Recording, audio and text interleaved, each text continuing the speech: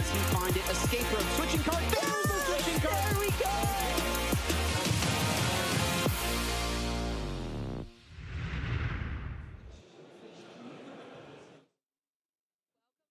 Trainers, it is the next stop on the European tour of the regional championships. It is the Lille Regional Championships. We are here in sunny France, which is incredibly exciting. I am Lou Akjosh-Kromi, kicking things off with an esteemed group of commentators. Would you guys like to introduce yourselves? Hello everyone, I'm Ben Kiriakou.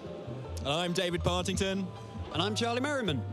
It's already an exciting start, and I cannot wait to see what the competitive Pokemon action is going to be like as the event continues. I mean, let's hear a little bit from our casters first of all. The atmosphere is already electric. The matches have already started. What are we most looking forward to? I think we all know it's me hoping there might be a Gastrodon or two, and I think setting the record for the fastest time I've mentioned that Pokemon. But Ben, what about you? Well, for me, we've had a few regionals in a row. We've had lots of Pokemon action in Regulation Set E. This is the time of the format where everything starts to stabilize. Trainers are really honing their teams, trying to, really refine what they're using. And we're going to be seeing the best of that in the Lille Regional Championships. For me, it's the trainers. Now, you say everything starts to stabilize, but last week in Sacramento, we saw Komodo, Tyranitar coming out on top. So I still feel like there's a lot of experimentation to be done here, and I can't wait to see how that develops in Lille. For me, it's how Pokemon trainers are going to be using the new Pokemon that we've seen in the Teal Mask DLC. So Ursaluna Blood Moon, Sinistcha, and of course Ogerpon, a really big one that trainers have been using, and all the different forms as well. So I think we're going to see a lot of that this weekend. Yeah, I wouldn't be surprised to see a lot of Ogerpon, and hopefully maybe we'll even see the Cornerstone Mask variant as well. That would be great to see. But let's take a closer look at the regional calendar as well for you viewers at home, so that you can see how things are working out on the European circuit. Ben, would you like to talk us through it? Well, we're obviously at Lille. We're at the early stage in the season here. We've got the International Championships, the first of the season in Sao Paulo this year in Brazil. That's really one to look out for. The international stage is always one where some of the best quality Pokemon happens. But of course, later in the season, we've got a few more championships up our sleeves as well. Yes, those internationals are always the top tier events. Everyone's very excited to see them and to get those amazing championship points. Of course, in order to get your World's invite, you need to be able to get a certain amount of championship points in order to qualify. And if we take a closer look at the breakdown, David, maybe would you like to talk us through this one? I sure can. So in Europe, as you can see there, the second down there, we need 400 championship points to be able to qualify for that World's invite. US and Canada is a little bit more, and for the seniors and juniors, a little bit less for the European region.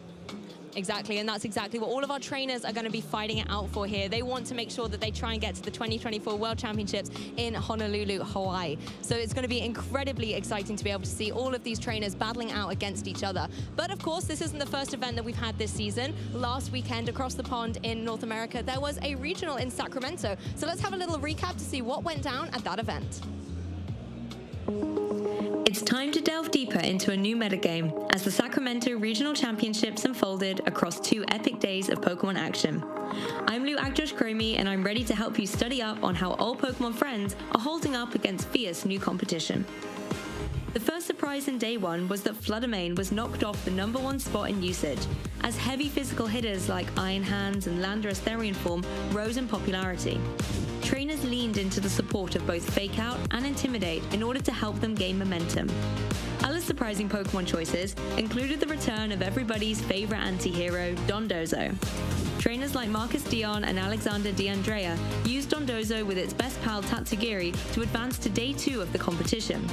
The synergy between these two fearsome fish was tested by the return and usage of Weezing and its neutralizing gas ability, which was determined to stop Tatsugiri from taking command of the match.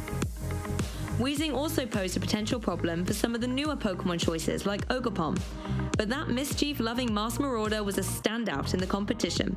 Zach Emerson and Giovanni Costa opted for Ogerpon Wellspring Mask form in order to bring a bulky water-type Pokemon to balance their more offensive team modes, whereas trainers like Riley Factura and Andrew Ding brought Ogerpon Hearthflame Mask form to fuel the fire behind their dominant performances. As we moved into day 2, Rillaboom and Indeedee were spotted fighting for control of the terrain in their top 8 match between trainers Raghav Malavia and Brian Collins. Indeedee strived to set Psychic Terrain to boost his partner Armarouge's expanding force, whereas Rillaboom wanted to keep the priority damage pressure on with Grassy Glide. Our first finalist, however, was Riley Factura, who won the first regional championship of the season in Pittsburgh and followed it up with a more recent top 8 finish at the Peoria Regional Championships. In Sacramento, though, he looked primed to take another title this season as he stormed his way into the grand finals. However, the final hurdle was steep, thanks to the interesting team of Michael Zhang, who had used the rock types Hisuian Arcanine and Tyranitar with the powerful Komodo to advance out of top 4.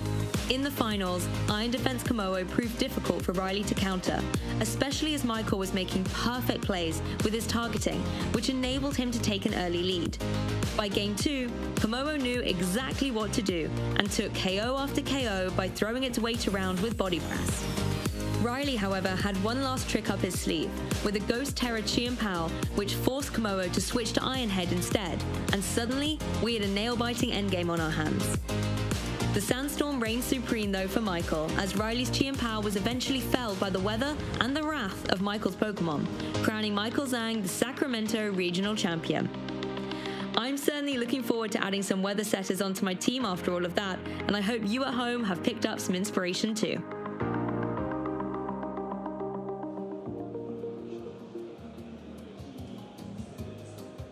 I honestly think I'm still recovering from that grand final match. It was incredibly epic. Charlie, what was your favorite thing from Sacramento?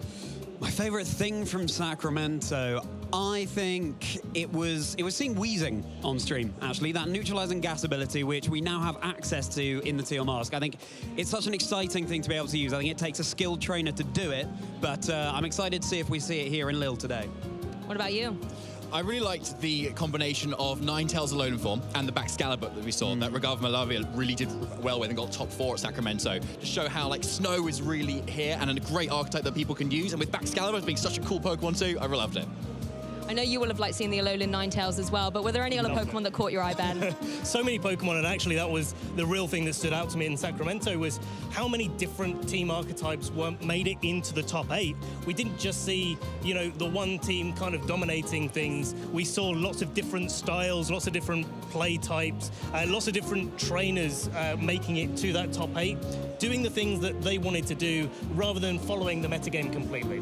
Yes, and I think seeing the variety of the new faces and the old faces of Pokemon players was really nice as well. And I have to shout out Alberto Lara as being my standout for bringing a Gastrodon all the way into top 8. But he didn't quite make it to the grand finals. But if we make all of our way to the 2 finalists, we can take a bit of a deeper dive into what their teams were like. We've mentioned already the Komodo, and that really was the standout champion there, being able to take Michael all the way to the end there. I mean, the Komodo was an absolute standout. That Iron Defense body press, was that something you were expecting to see? It definitely wasn't something I was expecting to see. I think we'd seen a lot of it in previous generations in Sword and Shield with Ferrothorn going for Iron Defense body press. It kind of felt like that was a thing in that era, but here we have it back again with that Komodo, which is so good with it too because of its abilities. Overcoat, protecting it from spores, or Bulletproof, which Michael Zhang used to protect it from Shadow Balls from Fluttermane. And so we might see a little bit more of that even today. People realizing actually this is a really cool technique that can deal with a lot of the physical attackers, which are so common at the moment. Yeah, we'll dive into Komodo a little bit later on as well for a little bit more insight. But Charlie, taking a look at Riley's team, obviously he's had such a strong run so far this season. Do you think that he could almost have taken it all the way?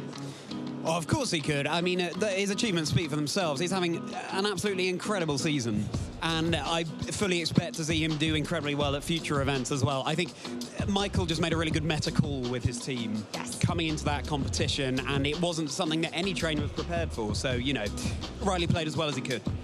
And our trainers at the Lille Regional Championships this weekend will, of course, have watched that, maybe get a few insights on the meta and make some calls of their own. But we've had a little look at how things were shaping up in North America, but we're going to bring things back down to Europe because this is our second regional of our season so far, and we've only crowned one champion thus far. At the end of this weekend, we will have a second champion there on Lille. Ben, you were actually there when Eduardo Cunha was crowned the Barcelona Regional Champion. Can you talk us through that a little bit?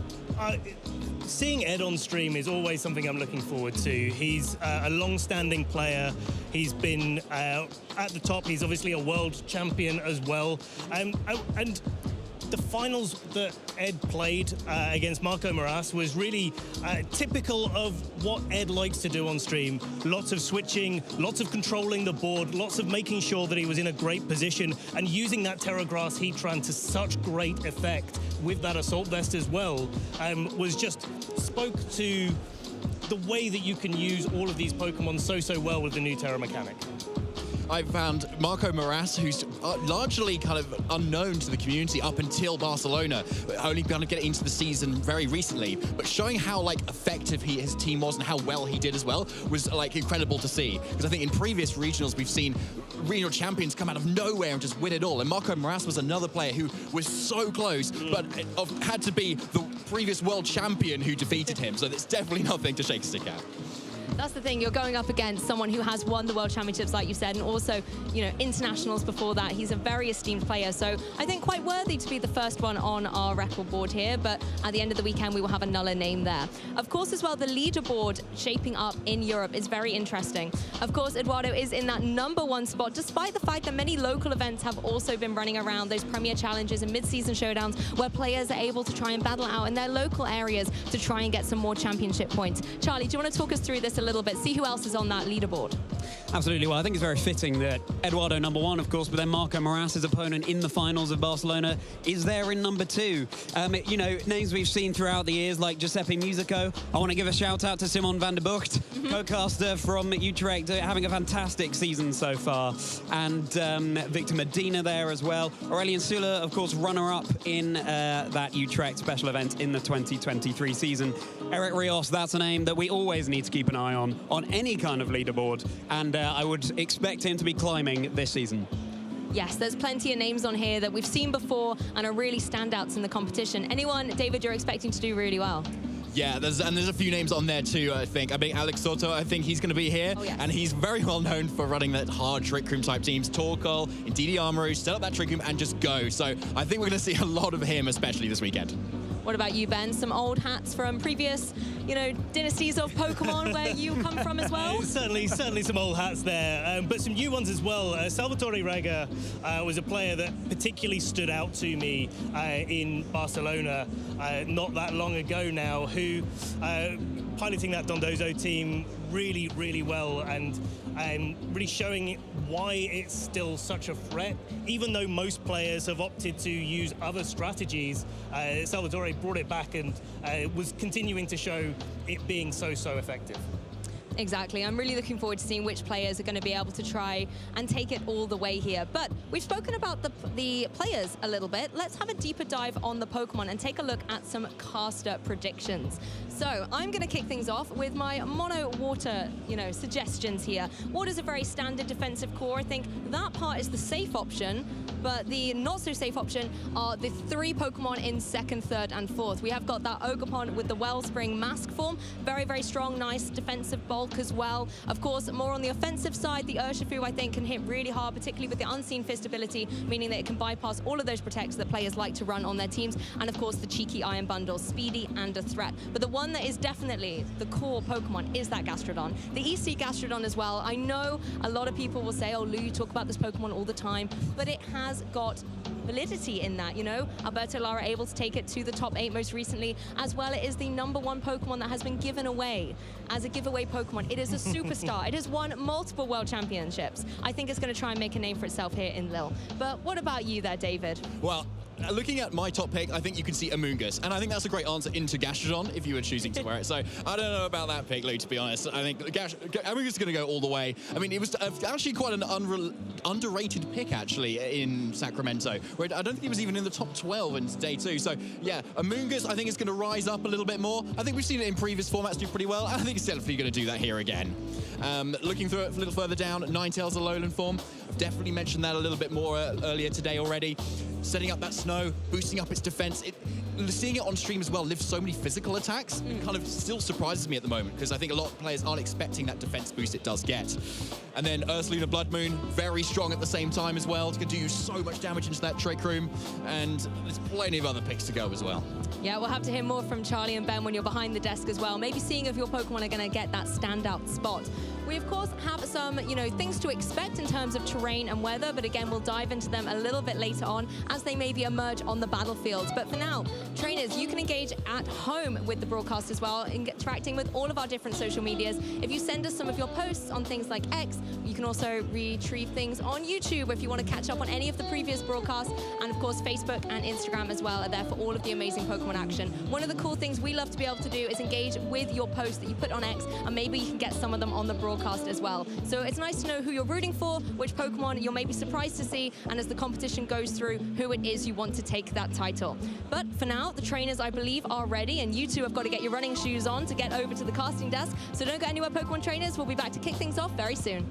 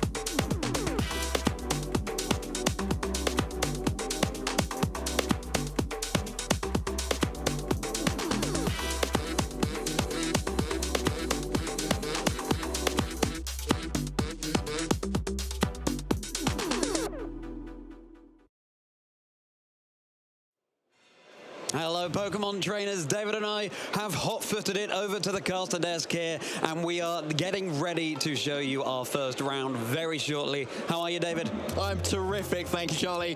I'm so excited to be here for the Lille Regional Championships. I was at Barcelona just last month, but it just seems to be, the action and the excitement just seems to be heating up and up every time we bring back here. Yeah, absolutely. Regulation Set E is well and truly underway, and players are still building such incredible and unique teams. I can't wait to see what we see coming out of Lille. Exactly. Lille is something that's going to be really interesting because it's the first regional championship with Regulation Set E here in Europe. So there's a lot of players here who've been probably looking to the North American regionals for a little bit of inspiration, to Peoria, to Sacramento, to see kind of what they want to bring. But Europeans always have their own flavor, I feel like. It's a little bit different to North Americans, so that's something I'm really excited to see. Yeah, absolutely. Would you say, in your experience, would you say there tends to be a European way of team building, or you just think it's a separate scene from NA and they do their own thing? I think they're definitely linked for sure, because at the end of the day, World Championships, everyone is there together. But in Europe, when you've got a lot of players who, from lots of different countries particularly, lots of different nationalities, so you've got a lot of people who've got lots of their own little individual groups who kind of all different build together, whereas maybe North Americans, they've got a much larger pool to maybe pull from. But to be honest, there's both great players in both regions, honestly, and whatever comes out on top just depends particularly on the individual as to what tends to be good. So we saw Eduardo Cunha at Barcelona. I know it was Regulation Set D, but he was just able to pilot that Heatran team really, really well, to support it excellently, where it just became a win con for him so excellently. And I think we're going to see that a lot today too. Yeah, no, absolutely. I can't wait to see some of the Pokemon from the Teal Mask that we haven't had a chance to see shine yet. So I'm looking forward to seeing how the action unfolds. We're going to have a look at a little video about the tournament structure. This 2024 Regional Regional Championships event will be showcasing exciting Pokemon DG matches all weekend. Trainers from around the globe are here to compete for over $125,000 in cash prizes, travel awards, and championship points to qualify for Worlds 2024 in Honolulu, Hawaii. This tournament is a 2-day event, starting our trainers off in Swiss rounds. All matches are best of 3 and will utilize an open team list format. This means that each Pokemon's Terra type, ability, held item, and moves are available to the opponent. The trainers earning 19 or more match points or placing in the top 32 will advance forward to Sunday, Day 2. Day 2, trainers will continue playing Swiss rounds until top cut is determined. The competition then shifts to a single elimination bracket where trainers battle until a single regional champion is crowned. Who is taking home the title of regional champion this weekend? Who will secure the points to qualify for Worlds 2024 in Honolulu? Stay tuned this weekend and watch all the action live. If you want to learn more about upcoming Play Pokemon events, visit Pokemon.com/play.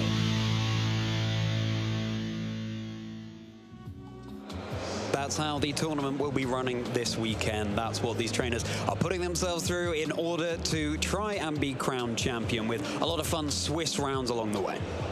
Yeah, it's going to be a long day for the trainers here today, but it's going to be worth it at the end, especially after you've basically practiced with your team for so long building up to this event. You've got to really show how effective it's going to be. And then once you hit that Day 2 on the Sunday as well, then you're suddenly against all of those other trainers who've already done so well that time as well. So even if you just even make it to the Sunday, that's still a huge achievement in itself, and you're probably going to get some championship points with it too. A huge achievement, especially given how many fantastic players we have here this weekend, and who frequently we see turning up to these events all over the world. It's the leaderboard for this event. I can't wait to see how it unfolds. I can't wait to see how European players have adapted to Regulation Set E, because of course this is our first Regulation Set E event in the European region.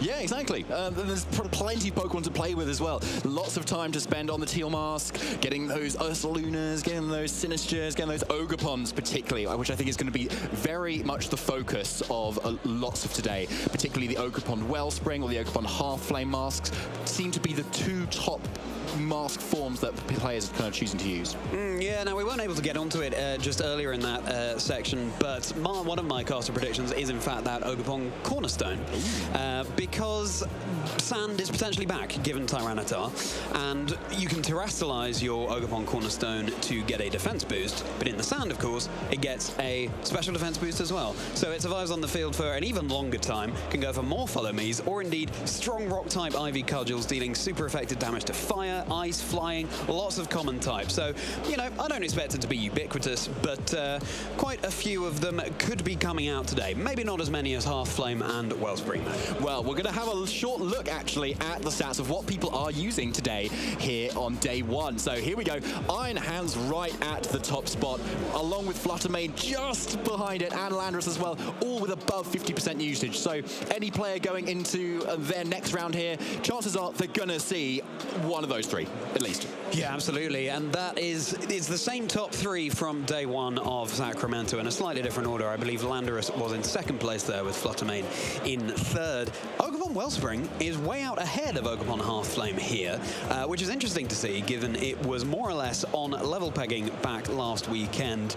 I'm thrilled thinking about my caster predictions, though, I have to say, David, because Tornadus and Hisuian Arcanine were numbers 1 and 2 for me. Of course, with Tornadus, you can go for Taunt to stop setup Pokemon, which are pretty ubiquitous in the format at the moment. You can change the weather instantly with a Prankster, Rain Dance or Sunny Day, Snowscape, etc. And then with Hisuian Arcanine, the top 8 in Sacramento, I counted, David, 29 of those 48 Pokemon in the top 8 were physical attackers. That's 60%. The format is dominated by physical attackers here, so to be able to have access to an Intimidate via something like Landorus and Hisuian Arcanine, that's going to go a long way. Yeah, I think that's a really good point, Charlie, actually, because it really does define the metagame at the moment, and probably is why Landorus is so common right at the top there. Two Intimidate uses some really physically bulky Pokemon too, like Urshifu's just naturally bulky in that sense. The sort of Ruin ability on Chen Pao, something that lowers the defense of all of that, so it boosts the physical attackers up even more so particularly useful as well. But I think what's quite interesting is there's 3 fire types there. Heatran, Chi-Yu, and the Hisuian Arcanine. 4. Not even to mention, the Half-Flame Ogerpon as well. So fire types are obviously have always been a very popular pick in the metagame in previous generations too, being good on some very useful, super effective typings, but also critically, I think, resisting Fluttermane's fairy type attacks. Right, of course. And Heatran, of course, doubly resisting it with that steel type as well. And speaking of Heatran, formerly we'd seen Heatran running Grass Terror type quite a lot. That was the ubiquitous type for it, of course. You have the Flash Fire abilities, so you still don't take super effective damage from fire type moves in that Terra Grass state. But more recently, we've been seeing far more Fairy Terror type Heatran, which is an interesting tech heading into Regulation Set E. Yeah, and obviously Fairy type is going to be resisting that fighting type type attacks, which come out from Iron Hands. You can see #1 usage, and the Urshifu as well. Probably the 2 most common uses of those fighting type moves. So it's something that's really useful into those where the steel type can be changed completely into a resist there. But I think a huge part of that is going away from the grass type, because it's quite dangerous to go into the grass type when Ogerpon Half Flame is there with its Mold Breaker ability. So its fire type Ivy Cudgel can still hit into Ichan through its Flash Fire. So if you're Terrastalizing to the grass type, you're going to take super effective damage. So it makes a lot of sense why Fairy type is starting to pick up a little bit more, because it generally is just a really nice type, as we can see in Fluttermane again. Fluttermane is here to stay. And now we can have a look at the players to look out for here in Lille. And we'll see if they'll be using Pokemon like this or something completely different. Let's cast our eye over the players that we're looking out for here in the Lille Regional Championships. So we've got Simone Sanvito there, Aurelian Sula, and Eric Rios. Of course, Eric Rios is one of the best trainers in the world. He's won multiple titles for himself. He's a trainer that we'll all have our eyes on, and he likes to go for... I remember one of his interviews at the World Championships in 2023. He said the key to a great team is reliably good Pokemon, but with a few surprises up your sleeve in terms of move choices and item choices. So I'm fascinated to see if that's a mantra he continues to live by here in Lille. Yeah, I really like that, actually. And Eric Rios is such a veteran player as well. He's done so well over the years, particularly... remember him using kind of the Rinyu Sun archetype back in Sword and Shield with a bulky Dynamax Charizard and Groudon and that sort of stuff going on, which he kind of really honed into and just kind of made his own in a way. So I think he's one of those players who's really a good one to look at if you're maybe slightly newer to the scene, where you can take a very arguably standard team, and as long as you keep practicing with it, you kind of get used to it. And then when you go to face somebody, for instance, like another new player, you get to know how your opponent gets to respond to those sort of plays that you make. And even though it's standard and people know what to expect, they don't know how to expect that you will play it. Exactly, yeah. Everyone brings their own unique style to the game, and Aurelian Sula, it's interesting to see them there paired with Eric Rios, because of course Eric Rios just pipped Aurelian Sula to the post at the Utrecht special event in 2023. They're both here today. Will there be another showdown between these two titans of the game? Yeah, I could definitely see that happening as well. Aurelian Sula there on home turf as well here in France, so that might give them a little home boost and especially with their home crowd as well cheering them on. Yeah, exactly. And Simone Sanvito, what are you looking out for from him, David? Simone Sanvito is a very strong player, and someone who, when they turn up to these European events, you definitely want to look out for. I think he flies under the radar a lot of the time, because I think he doesn't necessarily has won a lot of those tournaments, but he's so consistent that he keeps getting those top cards, consistently loads of championship points all the time, and with interesting teams as well that also kind of fly under the radar slightly. Whereas, say, if you take Michael Zangher, for instance, who obviously won Sacramento last week, that's a very unique team. Komodo there, you've got the Hisuian Arcanine, it really stands out, right? Whereas someone like Simone, I think, runs something a little bit more on the standard side, but then gives his own twist on it too. Say with a Dondozo or a unique terror here and there. So when players are like up against him and they face something that's a little bit on the more standard side, they're not thinking about how Simone necessarily plays this, because the way in the playstyle he plays with, it's just very unpredictable and no one knows really what he's going to be doing. So I feel like he's got a real advantage going to all these events that he goes to based on that playstyle. Yeah, fascinating. I can't wait to see how it all shakes up. And of course, those are just 3 of the many fantastic Pokemon trainers that we have here this weekend. Perhaps we'll see more new names rising to the fore as well. 2023 season, we saw Justin Tang do just that. And even in Sacramento as well, quite a few trainers who we had never heard of before getting really good placements in that top cut. And let's have a little reminder of our socials for following along on the action. You can use the hashtag #PlayPokemon to join in the conversation online, and follow us on X, on the YouTube channel as well, Pokemon Twitch channel. You can follow along the action. Get all the social medias involved. There's so much action going on this weekend. And why don't we have a look at some tweets that have been coming out about Lille this weekend out on X? What have players been saying? Well, we've got a lovely cuddly glyph score and a Gastrodon there from Salty VGC taking these little guys to Lille. Yes, okay. So from Lou's perspective, maybe got a divisive, potentially argumentative post there, going with the pink Gastrodon as opposed to the blue Gastrodon. So I hope she's not looking right now. But to be honest, I think I really do love this Gastrodon, to be fair. Please don't tell her I said that. I won't, David. Your secret's safe with me. Thank you so much. And then the Glide score as well, a really nice pick as well. I wonder if Salty VGC is here actually kind of playing with it right now. Hopefully so. And like being that ground and flying type as opposed to the Landorus Therian, but with the poison heal ability, it's going to do something very different and probably what players are not thinking about. Exactly. What's Jack at the Golden Cosmos thinking about? He started his journey to Lille, presumably before today. First Pokemon event of this season. This is it, isn't it? It's trainers making their way here just to be part of this community and traveling in style too with that very cool bandana. Yeah, I like it as well. It's something that the journey to Pokemon, I think, is like at least half of the battle, to be honest, because or at least half of the fun, to be honest, whilst you're here. It's the battles, yes, you're doing a lot of the time, but like over half the time you're maybe you're waiting for the next round, maybe you're chatting with some other people, and it's the people that you make at the events that really makes the memories for me. For sure. And then you get to see them at a future event. You might start to team up with them behind the scenes as well, and it's those friendships and stuff that you really develop and really keeps people coming back. Exactly, and I'm going to say Lille has a special place in my heart as my first location as a player for my first live event. And we've got Dr. Dave H, VGC, getting some Blissey raids in en route to Lille. Surprisingly solid Wi-Fi on the train. Well, thrilled to hear that you had good Wi-Fi on the train there, Dave. And what a fantastic way of farming those Terra Shards in order to build up that in-game usage in order to change the Terra type of your Pokemon. Take advantage of these Blissey raids while you can, perhaps on the side while watching the action here in Lille, because it's never been easier to get those Terra Shards to change the Terra type of your Pokemon.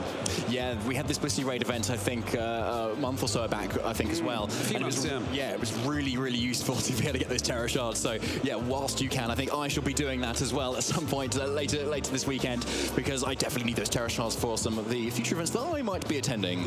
Oh, heard it here first, trainers. Keep your eye out for this trainer, David Partington. Well, the atmosphere here is electric. It's incredibly exciting.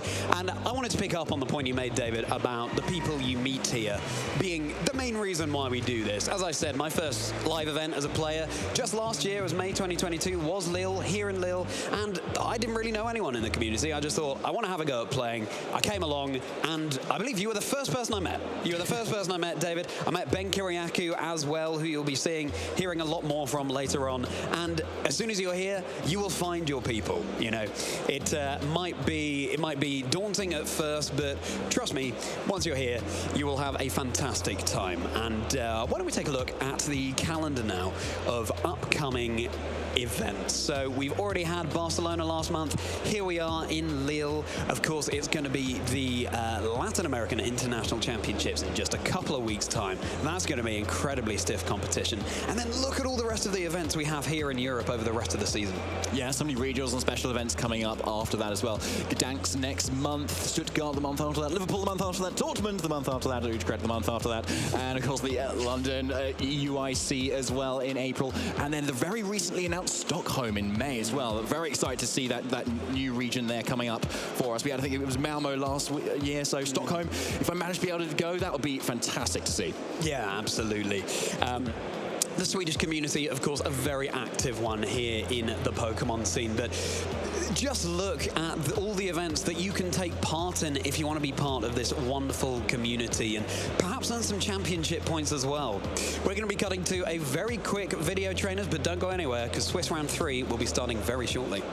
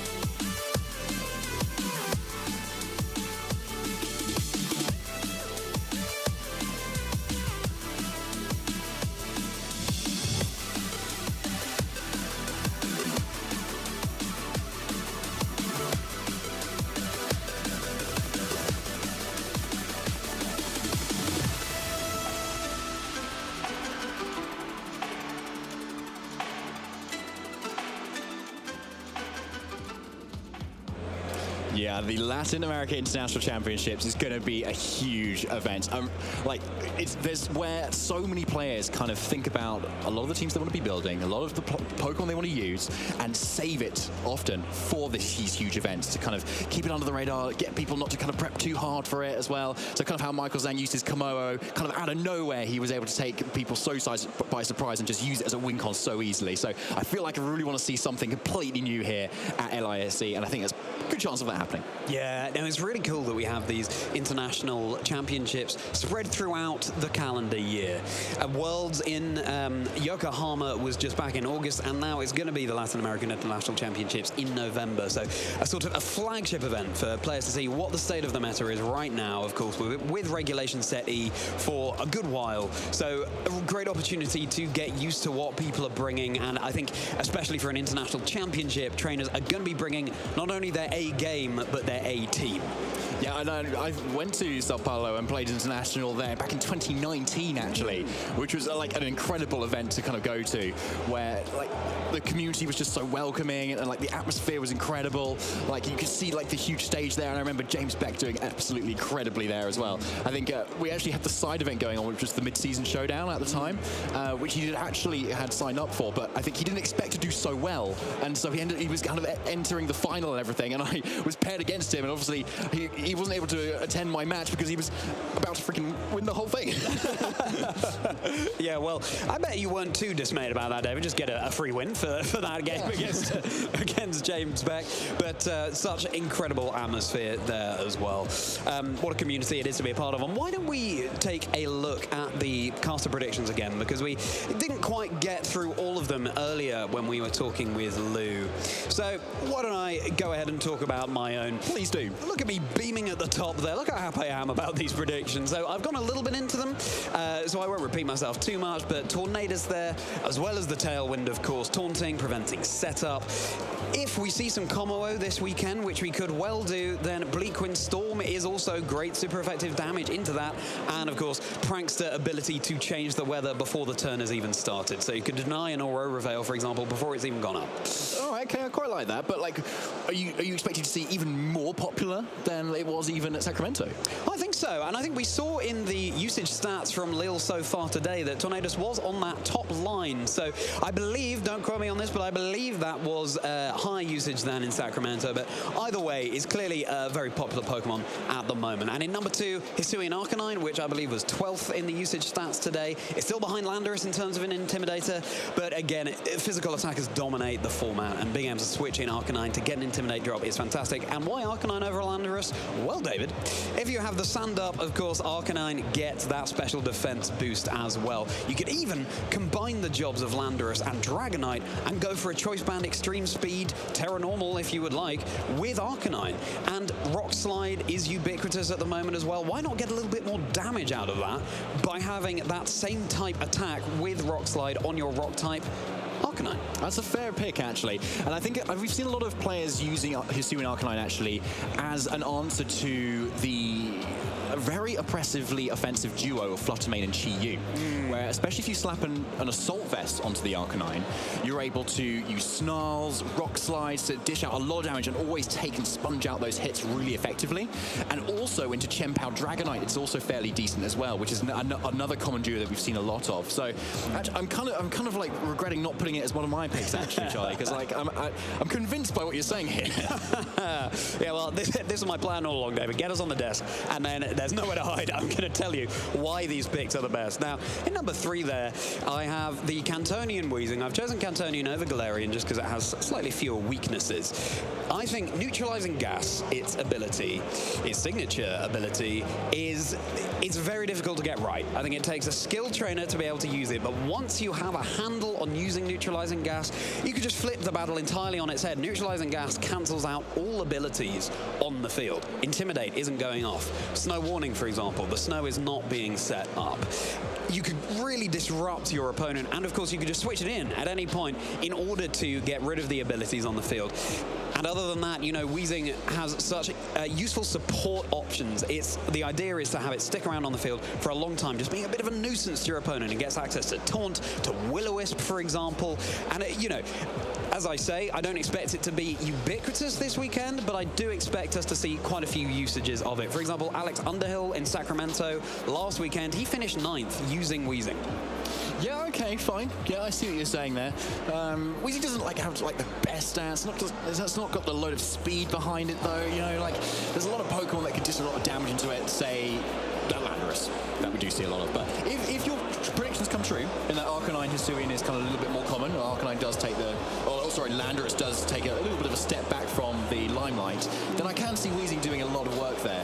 And I'm thinking about actually, I think there's a lot of teams out there that can even use Weezing to make use of the ability shield item. That's fairly new into the Scarlet and Violet era too, where if you place it on one of your Pokemon, then its ability cannot be affected anyway. You can't be stolen, can't be neutralized by neutralizing gas as well. So Pokemon like Landorus, for instance, you can use it on your own team alongside Weezing and still switch it in and out, intimidating stuff as well. And a really nice effect of that is to be able to intimidate things that can't normally be intimidated because your Weezing's there too. So Chien-Pao and Dragonite are a really common duo. So into Inner Focus Dragonite, you can still intimidate it. Or into King Gambit, you can intimidate it without activating the Defiant. Yeah. So lots of interesting ways that Weezing can be used here. So I wonder if our players have kind of like gone straight into that this round to be able to counter all of that stuff that we did see do so well in Sacramento. Yeah, well, I'm glad to have turned you around, David. Yes, I believe that Weezing could be a fantastic pick. And you're a convincing man. Yeah, well, thank you very much indeed. Now, in 4th place for my caster prediction, I had Ogerpon Cornerstone. Now, I know what you're thinking. You're mad. We're never going to see that this weekend. And yes, I believe that Half-Flame Ogerpon and the Wellspring Mask Ogerpon will be more common. But, now hear me out, Tyranitar on the field, I believe we're going to see a few more of those this weekend, it having done so well in Sacramento last weekend, setting up that stand. Ogerpon gets that physical defense boost when it terastallizes with the Embody Aspect ability, holding the Cornerstone Mask.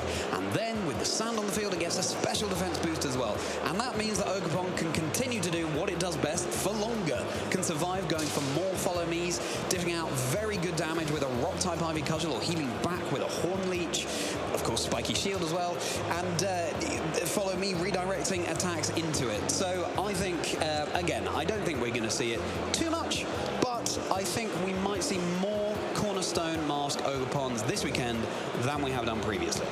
All right, okay, I see what you're saying there.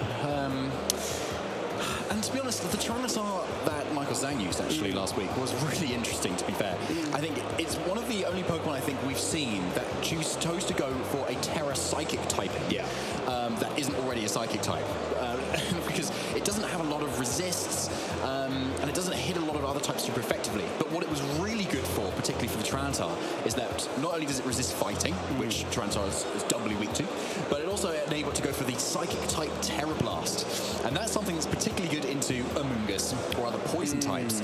And even though there aren't a lot of other poison types being used necessarily, a lot of Pokemon want to terrestrialize into poison types. Right. Because it resists Fairy, resists fighting, a lot of other great resists to Grass particularly too. So I think it was a really nice call that Michael Zhang was using there to kind of turn the meta on its head, not maybe use a Psychic type himself, but have that damage output for those. Yeah, I love to see trainers experiment with things like that, be it new Pokemon, new moves, or indeed a brand new, well, not a brand new, but a Terra type that we so rarely see in that Psychic. And it's the mark of a skilled trainer to be able to use that.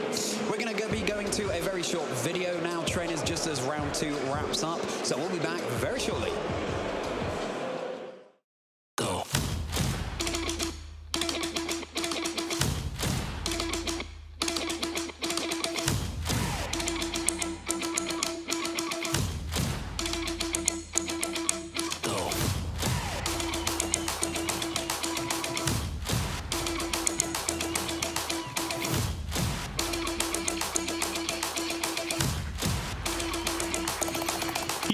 Done it. He has taken all 4 hemispheres of the globe, and he is the Latin American International Champion. That was the missing piece. It's something I could only dream about. I'm absolutely speechless. That is it! JW Naldo is your first Latin American International Champion here. It looks like that is a knockout. Yakovovich is your first ever Oceania International Champion. Wow! What does? He is able to secure victory and become the first player in Pokemon Go history to win a regional and an international championship. This win, I've always wanted to show that I'm one of the best, if not the best, player in North America. Like, honestly, no words to describe it. Like, this experience has just been absolutely amazing. Ainda estou sentindo a sensação de ter vencido. Então, estou muito feliz. Ainda não caiu a ficha. Piper Lapine closing out here, winning her 2nd regional of the 2023 season. Justin Tang winning his 2nd regional championship.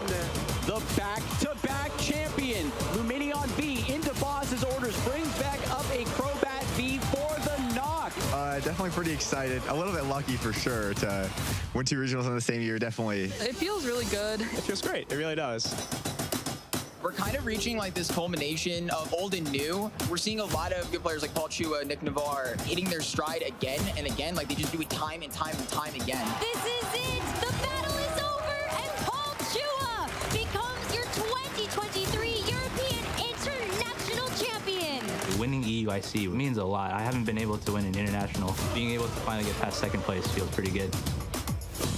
But we're getting a lot of new players as well, like Justin Tang, who just kind of pop up, and they're incredible. Justin Tang, your Knoxville Regional Champion. First regional competition that he has competed at, and he's taken down the entire thing.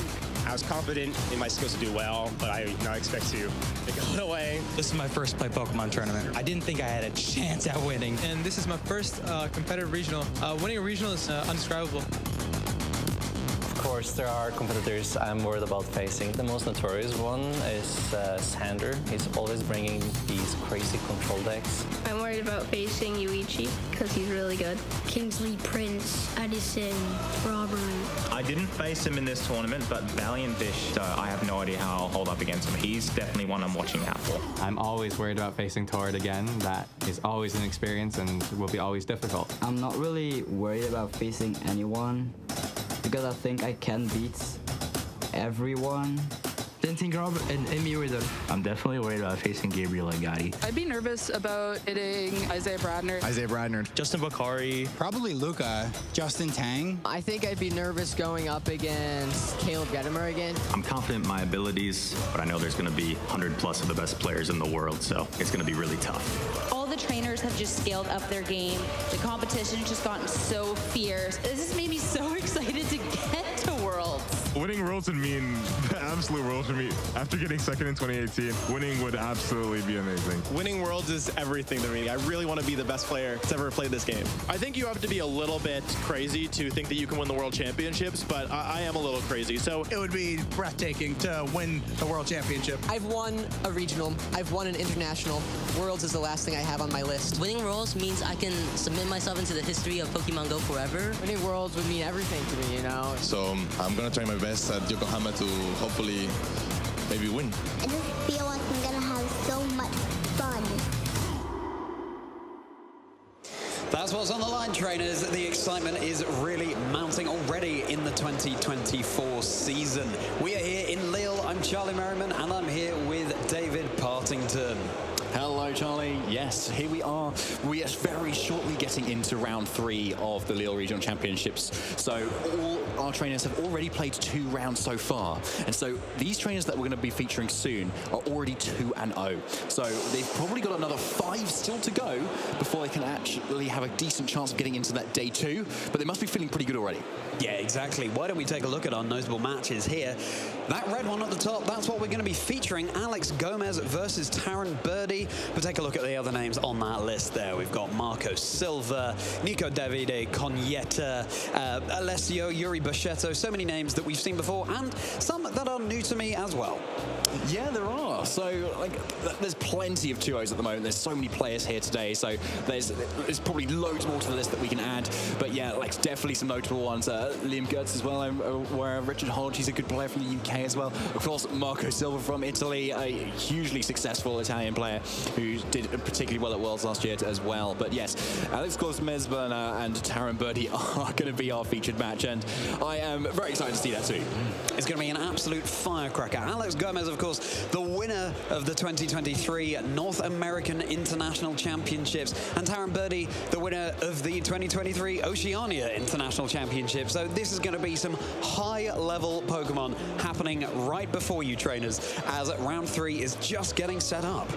Yeah, I think Taryn Birdie was the regional champion of Perth, I think, last year, which I think was his first regional championship win, which he did fantastically well at. And I think he just got done it off the back of going to OCIC as well. So he thought he might as well stay in the region, kind of go on to Perth to see what happens. And That's right, I was confusing the Australian events. That is absolutely fine, Charlie, because there are just so many events that happen here. It is very hard to keep track of them sometimes because there's a lot of different successes happening from so many different trainers. And these 2 trainers, I do wonder, though, whether they faced each other before or not, because they've been around a while and they've done quite a lot for the Pokemon community too, in supporting trainers with their team building, particularly Alex Gomez, but I think he has his own kind of presence on the online community too, and really supports the Spanish community very well. So these 2 trainers, I think, are even ambassadors of their own countries at the same time. Yeah, they really are, and that's what this game is all about, is getting the community involved, getting all players from whatever region they're from involved in the fun Pokemon action. Now, these trainers, I'm sure they're very good friends outside of Pokemon, but just for the next few minutes or so, they will be putting that to one side as they see who comes out on top. In the name of having that Pokemon rival that we all remember from the games, a rival who's essentially your best friend, just inspiring each other to be the very best, like no one ever was.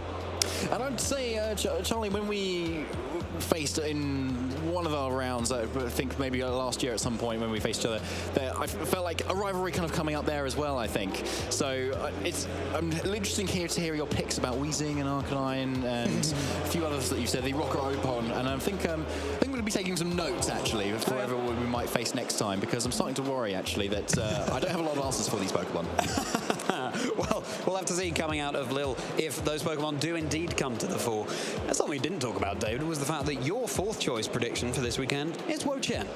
I'm glad you mentioned. Yeah, fine, okay. So, yeah, Wo-Chen, guys.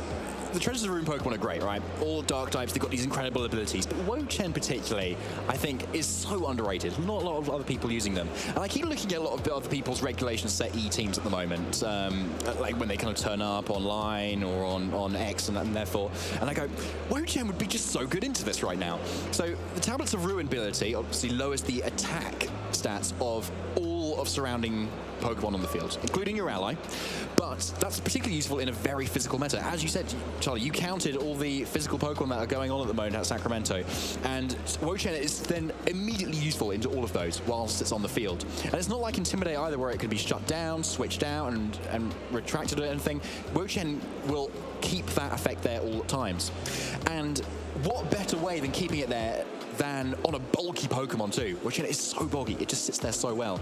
It can dish out Leech Seeds, heal up at the same time, Giga Drain, heal even more, and we know grass types are really good in this format at the moment, with Ogerpon, Sinistcha, Amoonguss being all great picks, partly because of their grass typing. And so bring it into, say, the water types that we see a lot of, like the Rapid Strike Urshifu, which was so big in Regulation Set D, and which is probably a reason why we don't see as much of it now in E, because of all those grass types. Wo-Chien is great into that. Okay, fair enough, David, yeah. I mean, after all, at the 2023 World Championships, we did see Joseph Ugarte rock a Wo-Chien on his team and do fantastically well, so perhaps there is a place for Wo-Chien. I do feel, whatever the case, that Wo-Chien hasn't maybe received quite as much love as the other Treasure of Ruin, and I think you're right. I think it's perfectly possible that we could see it being used slightly more often heading in, but will trainers want to run another grass type alongside their Ogerpon, potentially their Amoonguss, potentially their Sinistcha? You know, it's all about the team building as a whole. Yeah, exactly, that's true. And it does make sense where if you are trying to vie for that grass type slot, that you might not want to pick Wo-Chien. Maybe you understandably a little bit scared, you know, like, okay, not a lot of people are using it, but I do say, if you are really thinking about going for that Wo-Chien, then like, do not doubt yourself, go for it, because having that part dark typing as well means it's resistant to like Prankster Taunts and stuff from the status moves that it really wants to go to. And when we're in a metagame where a lot of players want to, like, say, raise their attack as well, Ogerpon Half Flame instantly raises its attack with its embody aspect. King Gambit often going for those sword stances as well. Going for a foul play into that suddenly is looking really good too. And so even if Wo-Chien wants to be really bulky, because of foul play's effect of doing damage based on the opponent's attack stat, it's a really offensive threat too into so many of the Pokemon right now. Yeah, okay, yeah, fair enough. Foul play is such a useful move on a Pokemon you don't want to invest into the attack of. So yeah, the fact that it gets access to that as well as such stalling moves, I'd love to see a Wo-Chien this weekend. I can't guarantee that we will, but we'll have to find out. If you're just joining us, trainers, we're about to be getting into Swiss Round 3 here in the Lille Regional Championships of the 2024 season, and we will be featuring Alex Gomez-Burner versus Taron Birdie very shortly. Yeah, we are. I'm really hyped for these trainers at the moment. And I think Alex Gomez-Burner is someone who he's a great, obviously great Spanish player, which we've already kind of talked about, but he took a little bit of a break actually over the last few years, not doing like too many events, but he was very active like 2019 and previously. So it's interesting to how he's kind of started to come back this season. And I think it was even more incredible, as you already mentioned, Charlie, how like as soon as he came back, he won the North American International Championship. like it just came out of nowhere, and then you did it. Like it was so convincingly as well. Like just going, oh, I'll just hop over the pond and see what I can do over there, and then like absolutely introduced himself by storm. Like so, absolutely needs no introduction, does Alex? Yeah, that's absolutely wonderful. And what sort of team was Alex running there, David? Can you remind me what sort of how did he succeed in that event? So he had a really interesting Dragapult set, which not a lot of people were using at that time, where I think a lot of players were opting for slightly slower Pokemon. So having a huge amount of speed stat for Dragapult was really key. And a lot of players, when they were training their Pokemon to be particularly fast, or say faster in Tailwind, would often train their Pokemon to outspeed some of the Pokemon like similar speeds to say such as like Jolteon, Chien-Pao, Crobat, Talonflame, and to name just a few Pokemon who are just generally very fast. And so you can try and train your Pokemon to outspeed them, say in Tailwind, but you don't usually go above that because you go, oh, that's probably enough. Yeah, like that'll do. And then Dragapult comes in suddenly, who's even faster than all of that, and is suddenly able to outspeed so much, even if your opponent's kind of gone for speed control. So it was a really nice pick in general for that, and I think nobody was expecting it. Yeah. Well, there you go, trainers. You can absolutely use these more niche Pokemon, or Pokemon we don't see so much in the meta, and achieve fantastic results like Alex Gomez. Perhaps not all of you will be able to go away away for a few years and then come back and win an international championship. I know I couldn't, but Alex Gomez certainly can. But who knows? And with more and more new names coming to the fore, doing fantastically well in these events across the world, it could be you. It could be you. Yeah, exactly. It depends what's going to happen. And to be honest, what I'm really psyched for is the fact that locals are back, Charlie. and so it's not even these big regionals that are the only opportunity that you can kind of go to either. Like, see how your local community, and have a look to see if you can find the Premier Challenges and the mid-season showdowns kind of going on at the moment, where it's a really nice opportunity to meet other players and in your local community, find people to team build with, go to events with, and that sort of thing. And also really good practice as well, where the... for a regional, obviously, there's the commitment to the weekend, generally pretty hard, and then when you're kind of in those more local scenes, you can kind of go for the day, just check out a few things out, tweak things for the next event, and if you happen to do well, then you even earn championship points as well. Yeah, what's not to love? I think another thing I really enjoy about local events is that it's more often than not you see players bringing teams that we're not so familiar with, things they're just trying out, things they're trying to get a handle on, and that can make the metagame of those particular events really diverse and really interesting, and also give you ideas of your own for team building. You've talked a lot, David, about how you can't really play this game in a vacuum. You're going to improve the most by playing with other trainers and sharing ideas, pooling team building, having practice battles, practicing matchups, and a local event is a really good way to not only do that, but also meet people who in the future might be able to help you do that further. Yeah, exactly. And I think that's something that when I started playing in 2016 was really important. I was living in Manchester at the time in the UK, and I just thought, I looked at the Pokemon website and go, there's some local events here. Like, I really enjoy playing Pokemon. So I thought I'd head down and to the little local venue there, did a Premier Challenge. I didn't do particularly well. It was my first event, but and there were about 15 players or so. But I got into the top 8, and that was enough for a little bit of points at the time. So, and that felt really good. I was like, okay, great. I actually know how to play this game, and there's players kind of turning up to here who I know have been to a lot of other huge events and I'm starting to I can have a shot here, you know. And I was bringing things that were a little bit more unusual too. So it really just kind of goes to show that you can really sort of play with your favorites in a way. So Karen from the Elite Four in Johto region has told us many times before. So it's definitely something that you can lean into and not necessarily go for what everybody else is using. Yeah, absolutely. And why would you necessarily go for what everyone else is using when there are so many Pokemon to choose from, and even more that have just recently been introduced in the Teal Mask? Who do you have your eye on, David? Which Teal Mask introduced Pokemon do you have your eye out for? So it's going to be the Lille Blood Moon, which is my third pick on the caster picks as well, by the way, which is going to be, I think, a huge at the moment, because you can look at it in comparison to its Hisuian counterpart in the normal Ursaluna type, which is obviously more on the physical spectrum in terms of its damage output, and often carries a Flame Orb, so it could boost up its Guts ability and kind of absolutely go to town in Trick Room. Ursaluna Blood Moon does a similar thing, and with arguably less special defensive bulk. But when you're attacking on the special attacking side, suddenly you're not affected by all the Intimidate cycling that often happens when players are trying to adapt to a Trick Room strategy. You know, switching in Landorus, switching in Arcanine, try and slow down the damage, the pace of the game, really. And then Ursaluna Blood Moon suddenly just turns that completely around, and particularly with its incredibly powerful signature move, Blood Moon, with 100% accuracy, 140 base power, and just so much damage. And let's switch in a Ghost type and take that, right? No. Mind's Eye means you can hit straight through it as well, so you can hit all that. And you know what, David? I'm using my Mind's Eye to determine that our match is ready. We are very shortly going to be getting into this match between Alex Gomez, Burner, and Taron Birdie as they get set up on stage for Swiss Round 3 here at the Lille Regional Championships of the 2024 season.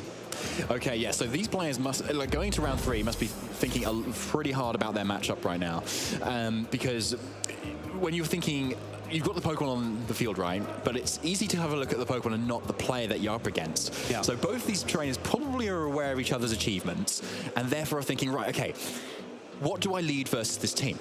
Does my opponent expect me to lead that? What would they lead into me if they're expecting me to lead that? Should I lead something different if they expect me to lead that? And it kind of keeps going on. So obviously we're behind the desk. We're not there being these successful Pokemon players, so it'd be interesting to know what is going on in their heads right now. No, exactly. We can all stand a lot to learn from these two fantastic trainers. And I think that logic, David, you were just talking about applies to every single turn in a game as well. They're probably expecting this, so should I do this? But they may be expecting that, so should I adapt to this? What are they going to do? There's so much going on. It's such a mental game, Pokemon, and I can't wait to see how these two trainers adapt to each other's play styles. Let's take a look at how fantastically successful they've been already with Tarrant Birdie there, Malmo Regional Top 8 in the 2023 season. As you mentioned, David, won the Perth Regional Championships in the 2023 season as well, with fantastic international championship finishes as well. Yeah, fantastic stuff there. And Alex Gomez, yeah, as we said, NIAC champion as well. World's Top 8, UK National Champion 2016, Lyon Regional Championship 2016. So yeah, there, that bottom one there. Alex has been to France and already is a regional champion, so maybe looking for his second one this time as well. But he's got to make sure he looks good doing it too. Checking out that hair as well. Man, I wish I had that hairline there. I'm sure you do, David. I think anyone would be mad not to be jealous of your flowing, luscious locks. Stop it, Charlie. Let's take a look at Tarrant's team. It's going to be the Ogerpon with Wellspring Mask, Fluttermane, Heatran, Iron Hands, Tornadus, and Urshifu. And Heatran there rocking the Fairy Terra type. As we were talking about, a more common Terra type on Heatran these days. It's going to be the Choice Specs Fluttermane, so whatever move it locks into, it won't be able to change that without switching out. And hey, there's my top one caster prediction pick. Tornadus there on the bottom left, able to reset the weather, as I was talking about, with Sunny Day, holding the mental herb so it can't be taunted. Yeah, okay. Yeah, fair enough. That is a good pick. None of my picks there, unfortunately, yet. Oh, come on, Tarrant. Where's the Ninetales or something? But, okay, I do want to focus in those a little bit on that Ogerpon set, though. The Power Whip is something that's really interesting. And I think we started to see it creep up a little bit more in usage as well over in Sacramento, where a lot of trainers have been previously kind of going for, say, Horn Leech as their go-to grass move. Whereas Power Whip is something it suddenly has so much more power than Horn Leech. So a really useful one to have. And speaking of Horn Leech, Alex is running it on his own Ogerpon Wellspring Mask there, alongside another Choice Specs Fluttermane, Heatran, Iron Hands, Chien-Pao, Landorus. So we've got some similarities between these two teams, but also some differences in, for example, that Chien-Pao, and in some of the move choices, for example, on the Fluttermane there. Yeah, the Fluttermane with the Misty Terrain is really interesting. So particularly if you've kind of you feel like you're a little bit weak to Amoonguss, you don't want to get spored all the time, you can kind of just click that button and suddenly for 5 turns, you're pretty much fine for everything that's on the ground. But it's also really useful into the hard Trick Room matchup, where if your opponent sets up a Psychic Terrain, you can kind of click that Misty Terrain button and suddenly use your Iron House, start faking out stuff as well, and really slow things down too. The Chien-Pao with the Haze is a really nice option too, we haven't seen too much of, and I think is a really nice tech to kind of lean into as soon as you face up Dondozo as well. So plenty of really nice options that Alex has here. Very kind of standard, kind of solid 6 Pokemon with the odd tech in there for the archetypes that he's probably going to go up against at some point. Yeah, exactly. It's I very nearly chose Chien-Pao in my caster predictions as well, actually, because of its access to Haze, what with the rise of setup moves like Como Iron Defenses, or indeed Clangorous Souls, or anything else like that. So really fascinating to see. Worth calling out that Tarrant Birdie has Trick Room on his Fluttermane. A really useful move to have in case you just need to reverse that matchup if you're running a faster paced team. And Landorus there as well for Alex as the go-to Intimidator. And it's a fairly classic set that it's running, but instead of Rock Slide, it's that Rock Tomb, dropping the speed of Pokemon on the opposing side of the field. So Alex isn't going to mess around with trying to go for flinches, even though it's very nice. Rock Tomb providing some ample utility there. Another form of speed control, dropping the speeds.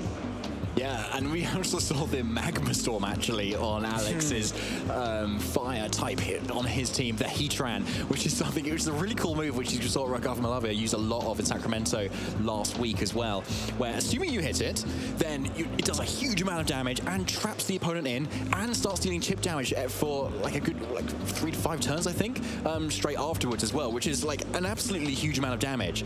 And then when you kind of combine in Protect, a little bit of stalling, switching out, you can use that to your advantage by like ensuring your opponent's Pokemon gets chipped down. You can switch in something next to Heatran that can then deal with that Pokemon, and you know it's going to stay there, so you can deal with it before it switches out again. Yeah, it's a really cool move to see. The question is it going to land? That's always the fear with something like a Magma Storm. How will these Heatrans match up into each other? Terrans is not running Magma Storm. It's going to be Heat Wave, Earth Power, and Flash Cannon. And of course, as soon as the Heatran on Alex's side commits the Fairy Terror type, or indeed on Terrans, they both could just go for a Flash Cannon, and suddenly that's doing super effective damage. But of course, terrestrializing something like the Heatran means that you will not be able to do that for your Ogerpon, which wouldn't be able to get access to its Embody Aspect ability, getting a stat boost in its special defense. So looking at kind of the two teams here in general, kind of compared to each other, we can see obviously, as you mentioned, Charlie, Tornadus is there, and it's a good Pokemon, as you'd also described. And Alex does not have a Tornadus of his own, so you could argue that Terran has slightly better speed control on his end. And Alex's team isn't particularly based around Trick Room. There is no Trick Room there either, so I think Terran's going to have a lot of the speed advantage in this game. So it's going to be down to Alex to kind of weather the storm a little bit based on the bulk that he might have and the switching around that he's going to be able to do. So I think we're going to see a very kind of offensive take from Terran here, possibly with alongside the Heatran, maybe the Flutter Mane as well, just to start dishing out big damage, especially with the Life Orb on that Heatran. And Alex is on the end with the more defensive pieces, like the Leftovers Heatran, the Magma Storm, switching in the Landorus to lower the attacks of stuff. So there's a lot that can definitely happen here. You're so right, David. Alex is going to have to weather this Bleakwind Storm that could be coming out from Terran's own Tornadus here. And it's worth calling out as well, Urshifu's single strike form on Terran's team rather than the Rapid Strike. As you were saying earlier, David, we've seen a drop-off in the usage of Rapid Strike Urshifu, given the weakness to grass types, which are now ubiquitous in the format, what with Ogerpon, for example. Urshifu single strike, dark and fighting type, doesn't need to worry about that as we see how these two teams are matching up into each other. 4 of the same Pokemon, and then 2 differences at the bottom. Yeah, the Urshifu is really nice, actually. It's so Wicked Blow, Sucker Punch, Sword Stance, Protect. And if you kind of look at that, it's very similar, actually, to what a lot of King Gambits have been running, where they run the double dark move, like Counter Cleave, Sucker Punch, Sword Stance, and Protect. And with the Terra Dark as well, which they often Terastallize into, which this Urshifu seems to do as well, to be able to bulk out and just use that dark type, the same type attack bonus, combined with everything else to do so much. But it's interesting here that Terran's chosen the Urshifu to do this instead. And a big advantage of Urshifu is that it's a lot faster. And so you can suddenly hit into all of those Pokemon that are a lot slower. But we don't see it right now, but we do see our leads into this round 3. Yes, it's going to be Iron Hands and Heatran versus Ogerpon, Wellspring, and one other Pokemon for Alex Gomez. So it's going to be Terran running that Iron Hands and Heatran, and Alex running the Ogerpon, Wellspring, and Heatran for his own team as well. So Terran is very much in the driver's seat initially here because he does have a fake out turn to be able to pick any target he kind of likes to be able to stop them moving this turn to allow this Heatran to do something. So the Ogerpon is obviously threatening this Heatran quite a lot with water moves at the moment, so that would be a fairly obvious target. So Dom Alex's end, he may want to be spiky shielding here, which we do see. Using a future sight there, David, Ogerpon does indeed go for the spiky shield. It won't be taking any damage this turn, and neither will Alex's Heatran, just scouting out for what Terran is going to be going in for this turn. It was going to be that Flash Cannon into Heatran, perhaps calling a switch or a Fairy Terror from Alex's Heatran, and Drain Punch coming out from Iron Hand, so no fake out. Presumably Alex was protecting there, not only to scout out, but to protect against fake out as well, but Terran wasn't even going for it. Yeah, a fairly safe play as well. There's no setup options for Terran here, so there's nothing to punish a double protect there from Alex's end, other than, say, a switch in from Terran's position here, which he hasn't done this time. So what we haven't seen is the speed interactions of these Heatrans yet, but we might not see it this round yet. Might not see it this round, but we might see one between the Iron Hands on both sides of the field as Alex's own joins the fray. Terran's Heatran keeping itself safe there with a protect. So quite a positional game so far, and a really good protect there as a super effective Ivy Cudgel would have been landing into that slot. Iron Hands is able to get a Drain Punch off this time. We have some damage dealt on the field, David, but it was going into Alex's own Iron Hands rather than what would have been a super effective hit into the Heatran. So we've got bulk facing bulk on both sides of the field here, David. Exactly, yeah, we do. Like, so much bulk, and with healing at the same time with the leftovers on Alex's Heatran, the Drain Punches over here. So a very bulky game indeed. And yeah, the Wellspring Ogerpon as well is also pretty bulky as well, or often trained to be too. But yeah, it's still a lot of a positioning game, and Taran still has a lot more information with held at the moment because he hasn't hasn't switched anything in yet. So we do see though he's able to switch in this Ogerpon here to take a potential Ivy Cudgel if Alex goes for it again. Yeah, it's going to be Ogerpon coming in for Taran. That would be resisting a water type Ivy Cudgel very well, as Iron Hands on Taran's side is going to be flinching this turn. In fact, the Ivy Cudgel is going into that Iron Hand, so doubling up on that slot with a critical hit to kick us off here in Lille. So Iron Hands much lower than Taran would like it to be at this point. Yeah, that's a big crit as well, because may have put it in range of another Ivy Cudgel or even safer kind of Horn Leech, for instance, as well. So that's definitely not what Taran wants to see right now. But with his Ogerpon of his own in the back, like on the field, it's going to do a lot of damage back. Yeah, and it does. Iron Hands goes down for Taran so early on in the game. You don't see that every day from such a bulky Pokemon. And Power Whip misses onto Alex's Iron Hand. So a really bad day at the office for Taran there, as a Drain Punch is able to heal back a little bit of HP for the Iron Hands on Alex's side, and Ogerpon takes a little bit of health away from its bar in return. So a positional game at first that's suddenly become more dynamic. Yeah, for anyone back in the Sword and Shield era who used Ferrothorn with Power Whip a lot, players may have often referred to it as Power Miss, unfortunately, because it does have that downside. But when it does hit, oh my goodness, it does a lot of damage at the moment. But with Floodstone coming in here, it's in a really nice position, outspeeding both of these Pokemon at the moment, and may even force a Terrestrialization on the Iron Hand, so it can actually take this hit fairly well. And that at least enables Taran to kind of pile on the offensive pressure a little bit more. However, Fluttermane has very low defense, so an Ivy Cudgel can do a lot of damage, even go for a one-hit KO into Fluttermane. But with the Follow Me on this Ogerpon on Taran's end, they can keep it a lot safer, and doesn't take super effective damage from this Iron Hands either. So it's probably a Follow Me and maybe just a Dazzling Gleam coming out from Taran here, because at some point he does need to get damage on the board here, especially with being one Pokemon down, and that's probably the best way to do it.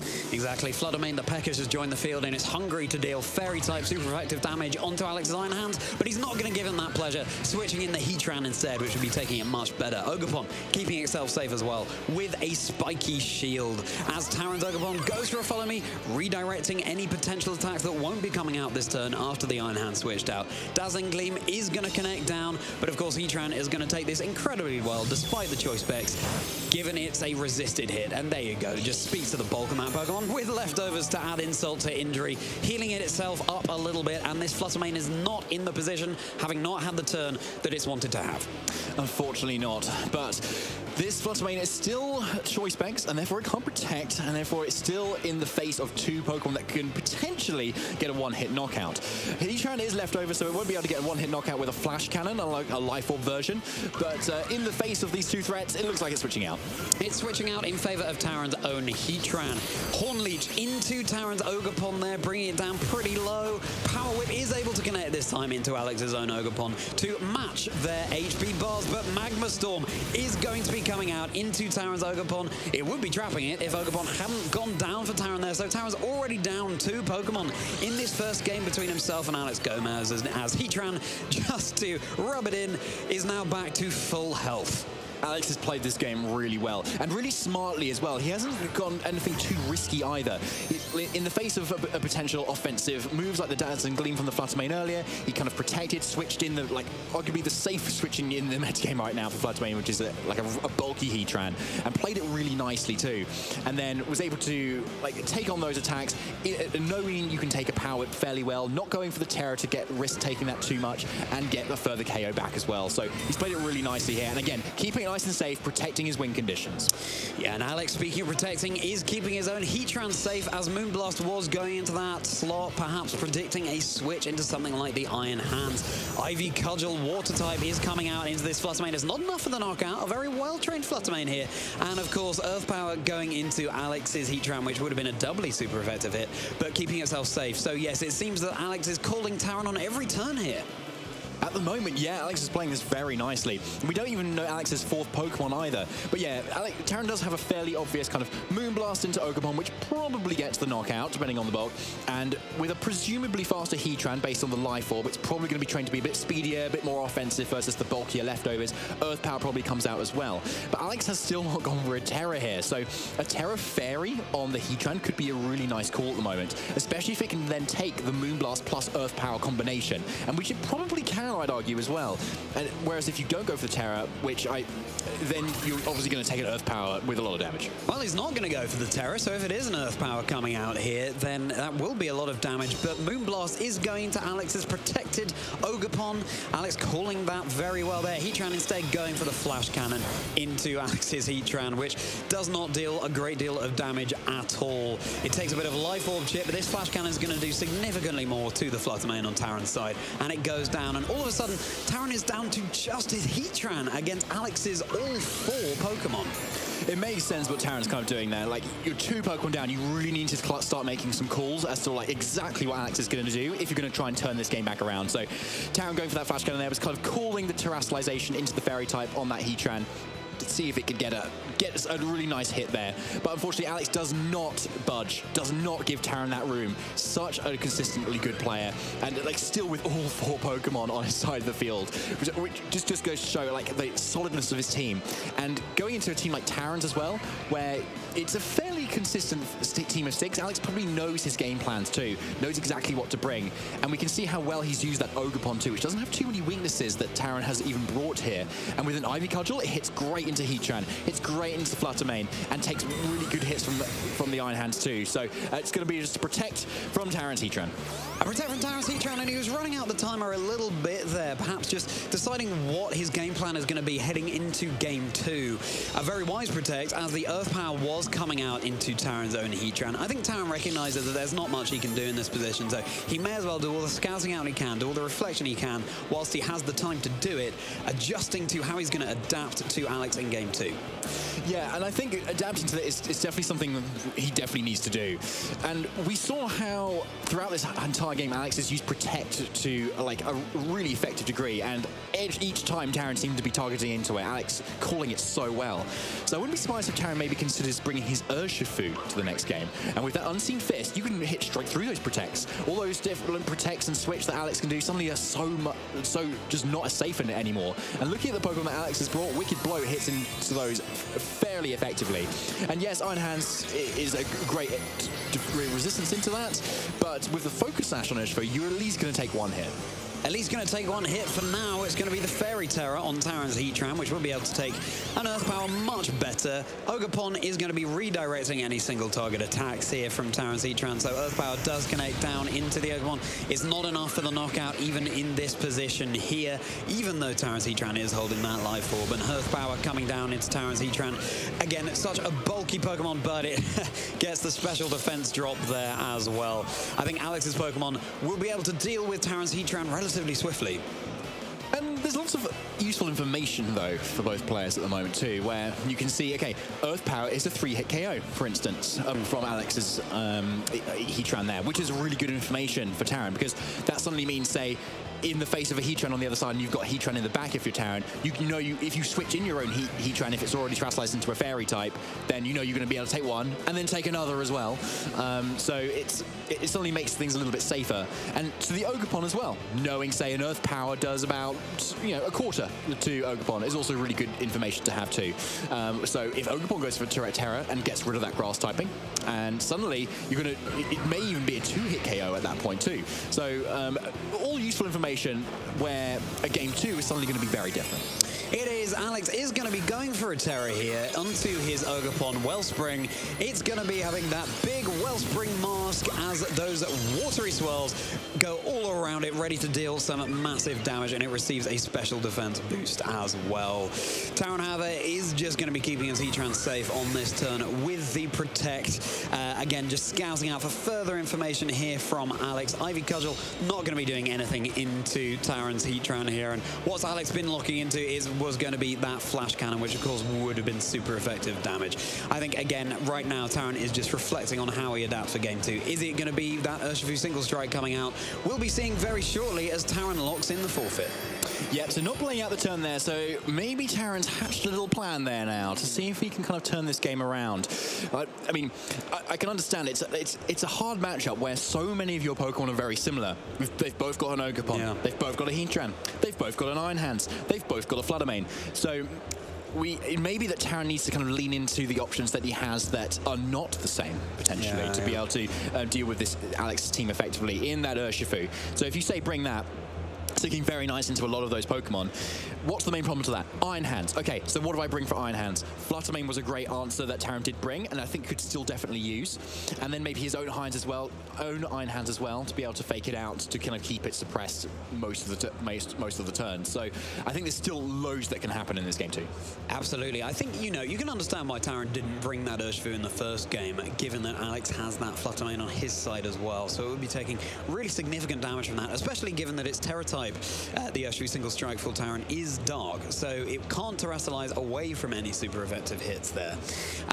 Perhaps, though, coming into this game, he is going to have to go for a shake-up that Alex won't be expecting, so it could be the Urshifu, but then, of course, the question is Alex going to be switching up the Pokemon he brought as well, trying to catch Taran off guard? He might be predicting the single strike Urshifu coming in, so we'll be able to adapt accordingly as these players get set up for Game 2 here. But I really respect how Taran was taking all the time he needed to make the decisions he wanted coming into this game, using the opportunity to come up with a game plan. Yeah, I think what's really tricky, though, is on Alex's end, he's really let into that Heatran to resist all of Flutter Mane's attacks. And if you look on Taran's team, there's the main ways to kind of deal with it is his own Ogerpon, which he brought, and his own Heatran with Earth Power, which he also brought. But as soon as that Heatran terrestrializes into a Fairy type, or ever has the potential to on Alex's end, suddenly your only option is your own Heatran with Flash Cannon. Yeah. And therefore, you're still weak to the Earth Power. So you also kind of need to Terra into the Fairy type. And then you're weak to their Flash Cannon. So you can definitely see how Alex has kind of used his Heatran as a really nice way to be able to deal with Taran's team really effectively, because there's not a lot of other options that he has. And especially when, as soon as you leave the Heatran alone for a turn, it heals a bit because of the leftovers. And when you have that Magmasaur as an option, which we've seen so much of in previous like events such as in Sacramento, you can suddenly lock in something and you can't switch out into the Pokemon that you want to bring into this Heatran to do a lot of damage. So I think Taran really needs to pile on the offense here, and Urshifu is definitely something that can do that. Maybe force the Terra and then bring in your Heatran in a nice speedy position to be able to Flash Cannon it out the way. Yeah, it's a fantastic illustration as well of why Fairy Terra has been so popular on Heatran of late. Used to be the grass type, I mean something like Spore, not taking super effective damage from fire type moves thanks to the Flash Fire ability. But yes, as you say, David, if you're terrestrializing your Heatran into the Fairy Terra type, very hard to predict when you should be terrestrializing. Is it going to be a Flash Cannon heading into that slot, which would deal super effective damage, or is it going to be an Earth Power, which you terrestrialize away from the weakness of? So, yeah, it's easy to see why in Regulation Set E that is the Terra type of choice. I'd also love to see, heading into this next game, Taran getting a little bit more out of his Ogerpon. Yeah, I think that's a really good call, actually. The Ogerpon is something that can really turn things around, especially if you consistently hit your power whips, sorry, Taran, to like actually do so much damage. Because we saw it's a 2-hit KO onto Alex's Ogerpon, which is absolutely massive, actually. Whereas something like a Horn Leech would not do that at all. Wood Hammer, you take a lot of damage yourself, so Power Whip is a really good option there. And Alex didn't bring his Landorus Therian form either, which he may not do again either too. So there's no way that, at least from game one, Alex had to reduce the power of those Power Whips coming out. Sure. So I think if he can Taran can keep his Ivy Cudgeling Water Ogerpon a lot safer this game, I think you're right, Charlie, actually, then that is actually a really nice option there. And because it's not Terra Grass on the Heatran, then Ivy Cudgel is just a really nice safe option to into it. Yeah, exactly. I think you've got to be careful of the Iron Hands on Alex's side. As soon as you terrestrialize, you take away any resistance to grass, to electric, sorry. So you are taking super effective damage into a terrestrialized Wellspring Mask Ogerpon. And of course, the Wellspring Mask boosts the special defense once you terrestrialize, so there's no boost to physical defense, and especially if Alex has something like a Chi and Pow on the field, weakening the defense of everything around it, then yes, that's something Taran has to be slightly careful of. I've got a niche call out for Taran here. Hear me out. What if, alongside his Power Whip Pokemon, he was to run another new Teal Mask Pokemon in Diplin, reducing the evasiveness and everything in the field, meaning those Power Whips would be more likely to hit? Okay, yes, that's true. Maybe you should have that conversation with him after Charlie. See what he says. Maybe catch him in a good mood if he's won this. Yeah, I will be holding out for catching Taran with a smile on his face, unlike the Ogerpon Wellspring Mask. But very shortly, we will be getting into Game 2. We had some console issues there, but we're about to be getting into how Taran is going to adapt to Alex Gomez's game plan, and indeed, if Alex is going to be switching up his game plan from Game 1, given that Taran may well be now conditioned to expecting it. Yeah, let us know who you think is going to. Do you think Taran's going to take it in this game too? I don't know. It's hard to call. So let us know on the hashtag #PlayPokemon on X, on Facebook, Instagram, and on YouTube. You can also follow us too. So let us know what is happening and share your thoughts. And are you here with us today? Are you not? Either way, this round 3 match versus these two veterans of players is definitely something you don't want to miss. And that's the thing. I think because they're two such fantastic trainers, Taran could well turn this around. And he's no stranger to being one set down after the first game, so this is by no means the writing on the wall. These are two players that you do not want to sniff at, and Alex, on the other side of the coin, doesn't want to get complacent as well just because he won round 1. No, exactly. Like if he goes for the safer option and goes for exactly what he did before, then Taran may have a little bit more of an advantage there because he may be able to respond slightly differently. He might have brought different Pokemon for just that. So Alex may have another kind of go-to kind of pocket lead that he might kind of go to, which a lot of players do have, where you've won Game 1 with one lead, then you kind of, in case your opponent adapts to it, you kind of want to go for another lead. But if you've got nothing particularly to prepare for, then it's good to have another 2 Pokemon just in the back that you just know work well. So obviously we saw the Ogerpon and the Heatran last time. Maybe just leading the Iron Hands this time is something that's really safe, as we saw Taran do. And with a Fake Out, for instance, another really safe option. Particularly if Taran decides to lead Fluttermane, then you can always switch in Heatran and take a Fairy move really nicely. Yeah, that's true. And that's the thing, isn't it? It's Taran may well want to be going with safe options, but also in Game 2, you do want to be on the front foot. You don't want to be moving passively. You don't want to be caught off guard by your opponent, because if Taran were to lose this next game, then that would be Swiss round 3 loss for him. So let's see how he adapts, as it's going to be Heatran and Ogerpon Wellspring joining the field for Alex Gomez, and there it is. It's that single strike Urshifu and the Ogerpon Wellspring for Taran. Here we go. Yeah, love this switch up for Taran now. Look at that Urshifu's damage potential into both these Pokemon, and Spiky Shield Protect, Urshifu does not care. It can do so much damage into either of these options, and with that Focus Sash that it's holding, it's going to be able to take those hits very nicely too. And IV Cudgeling Ogerpon on the water side as well on Taran's end is also going to be a really nice support for it too, because it can go for Follow Me's. So Follow Me away the Horn Leeches, the IV Cudgels this way, to keep this Urshifu really safe is going to be really key too.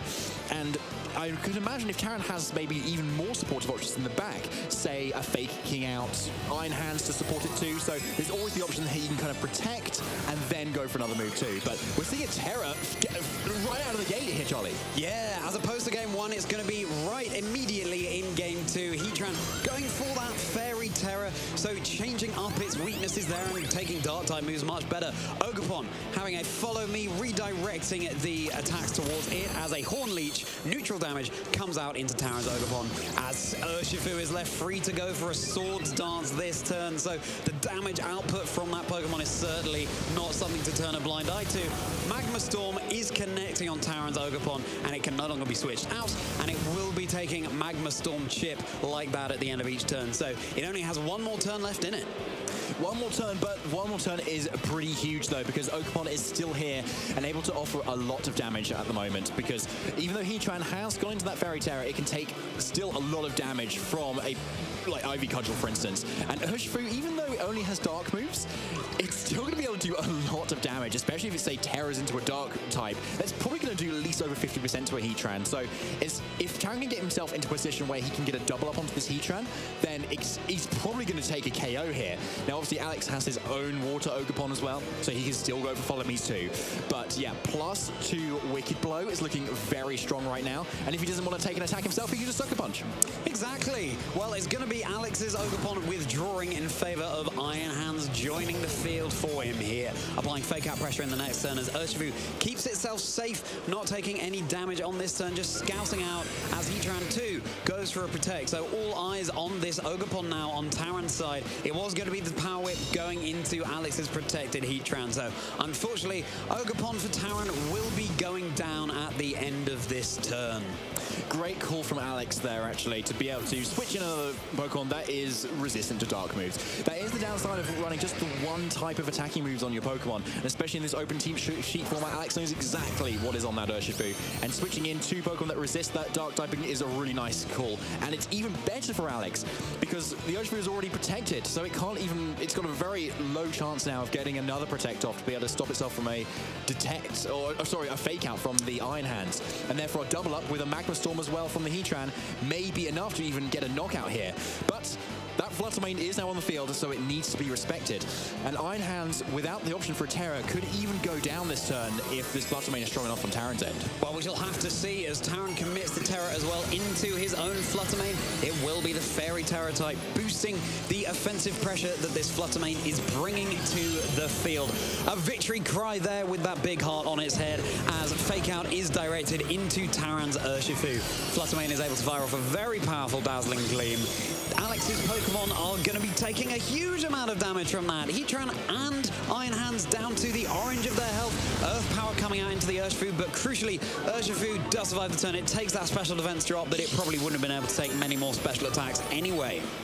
Yeah, so Alex kind of playing it safe there, going for the safe Fake Out option and and the Earth Power too. It looks like though from that damage though, Magma Storm actually would have been enough to get a KO there, but Alex kind of going for the safer option, knowing Earth Power is 100% accurate just to get that damage on the board, especially when he's another Pokemon up versus Taran. You don't want to necessarily take that unnecessary risks here. So at least now he knows that Urshifu is in range of something. But a great call though to see that damage output from Taran here, because at the moment there's really nothing stopping Taran from going for another Dazzling Gleam right now and just getting a double knockout. So Heatran is definitely on the back foot here. Probably might even want to protect, but no, it could just be a double KO here, Charlie. Protecting into the double KO, yes it is. So Taran is up a huge amount in this second game as opposed to how the first game went. Alex's Iron Hands and Heatran both go down, and he's lost his Terra option as well, whereas it remains available on Taran's side with that Fairy Terra Flutter Mane. So this is how quickly games of Pokemon can change. Taran was initially on the back foot having lost his Ogerpon, but now Alex is down 2 Pokemon, and we will have the reveal of what his 4th Pokemon he brought to this matchup was. Ogerpon rejoins the field, and it will be his own Flutter Mane. Yeah, absolutely what a turn of events that's happened at the moment now. Like, the 2 Pokemon that could really take on Urshifu's hits are completely gone now. And so this Urshifu is looking so strong. The Flutter Mane on Alex's end, we know, is Choice Specs as well, and has Misty Terrain as a final kind of status option. So other than going from Misty Terrain and locking yourself into that for the rest of the game, Sucker Punch is looking really safe into that for Alex. We're able to go straight for it. If it were not for the Follow Me on the Ogerpon. So that is something that could come out here, but then you're taking a Dazzling Gleam as well. So yeah, Sucker Punch comes out, 1-hit KO. 1-hit KO. It's very fortunate Alex didn't go for the Follow Me on his Ogerpon, because that would have rendered Sucker Punch absolutely useless. A massive Dazzling Gleam coming out from Taran into this Ogerpon, which is brought down very low to its health. Hornleech is going to be able to recover a sizable amount to the Ogerpon, but in the face of 3 Pokemon on Taran's side, I'm just not sure this little Ogerpon is going to be able to see this game through. Yeah, I don't think so. Yeah, it looks like Taran's completely turned this game 2 around compared to game 1, where Alex had all 4 of his Pokemon on his side of the field versus Taran's 1, and yeah, Taran's almost got all the entirety of his team left versus Alex there. So yeah, he really kind of turned up the offensive wheels there. And even though we didn't see Urshifu actually do too much, it was the fact that Urshifu seemed to just pile on a lot of offensive pressure, force the Terra out of the Heatran, and then position Flutter Mane in such a way that you could actually go for those really boosted fairy moves, and suddenly Heatran, your main answer into those fairy moves, is suddenly no longer that. Exactly, and Alex is not going to be able to go for the same tactics as Taran went for in that game 1, going for a protect to try and scout out, gather some more information, deciding how to approach game 3, because of course Urshifu can just hit through those protects. So Taran there looking pretty triumphant, having won that game, and it will be going to a game 3 between these two fantastic trainers. I'm so excited, David. Yeah, game 3 actually is going to be so hype now, because we've seen the game swing so hard one way and then so hard the other way in that game 2. So game 3, I think we're going to see maybe something completely different, maybe a little more back and forth, or we may just see Taran get himself into a sudden good position as well with something completely different again. So it may be on Alex here, who kind of brought the same Pokemon as he did before to maybe switch up something again this time. So Landorus is a nice option too here. Choice Scarf for Alex, being able to outspeed much of what Taran brought, including the Flutter Mane, including the Ogerpon, including the Urshifu, everything there, it outspeeds and deals super effective damage into the Iron Hands, which it obviously outspeeds too. So I think I'd really like to see that if Alex switches that up, particularly to then reduce the damage output of a lot of those Pokemon too. The question is, though, is Taran going to be tempted to bring his Tornadus in this game? And then the question is, would a Tailwind make the Flutter Mane outspeed the Choice Scarfed Landorus on Alex's side? Because, you know, clicking Tailwind does not mean that your Pokemon go faster. The Choice Scarf is going to be multiplying the speed of Landorus by 1.5 times. So it's a risk, but given that the MVP for Taran in that second game was indeed that Terra Fairy Flutter Mane, dealing out massive damage across the board, especially after Alex had terastallized his Heatran, it could be an option we see him going for. But I think heading into this game 3, Alex is going to think twice before terastallizing his Heatran away from that Steel type. Yeah, I think you're right there. Like, something that he could have done instead was, say, switch out that Heatran into the Iron Hands for that slot in there, that turn 1, rather than going for Terra turn 1 as well, to be able to take something a little bit better. Or just kind of go for a protect, potentially in the face of something else, or just kind of go for an attack, because initially on turn 1, you're not going to take super effective damage from a Wicked Blow. You're going to be able to take the hit. So you could argue that you don't want to commit that far immediately there.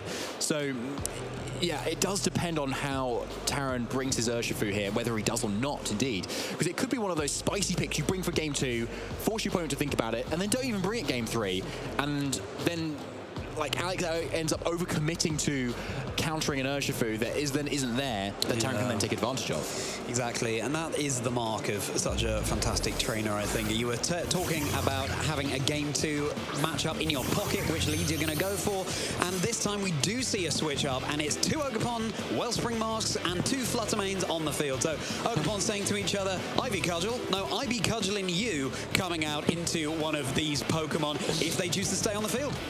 Very nice, Charlie. I think kudos to that. I think we just need a moment there to sink in. But yeah, interesting to see these 2 Pokemon at the moment now, where we didn't actually see any speed interactions of the Flutter Manes as to who is faster, because the Flutter Mane just kind of went down turn 1 last game for Alex with that Sucker Punch. So based on who is faster here could make a huge difference to be able to take a KO before they go down themselves. And having the Ogerpons on the field too is going to be really key to be able to sponge up those hits. We may even see a Terra of either of these Ogerpons to get a special defense boost within body aspect, to take the special hits of those Flutter Manes a little bit better. But no, a Flutter Mane, Charlie. No, it's all-out offense as it's Alex's Flutter Mane going for that Fairy Terra. It might have a heart on its head, but don't let that fool you. It can still deal significant damage as Ogerpon on Alex's side is going to be redirecting attacks as well. It's going to be a very strong Choice Specs, Fairy Terra, Dazzling Gleam into Taran's Pokemon, bringing them down to about half health. Really significant damage there, as the Dazzling Gleam from Taran's own Flutter Mane is able to deal a huge amount of damage as well, and the Power Whip connects this time. He didn't need a Diplin, David. Alex's Ogerpon goes down on turn 1 of this game 3. Yeah, thankfully Taran does not need to change his team mid-game to a Diplin to be able to connect those, which is pretty good for him. But yeah, interesting though to see Alex's Flutter Mane outspeed Taran's there, which is actually pretty big going into this next turn, seeing how much damage those Fairy Terra boosted Dazzling Gleams did. As you can see, they've got the health into the yellow area, so it's probably going to pick up a double KO if Taran allows it next go. And here's the Landorus switch up as well that Alex has brought too. Yet again, another Pokemon that is going to be able to outspeed both of Taran's Pokemon here because he hasn't bought the Tornadoes, which he might have done if he was listening to you, Charlie. He might have done. He might have it in the back, but I trust Taran's game plan here going into this game.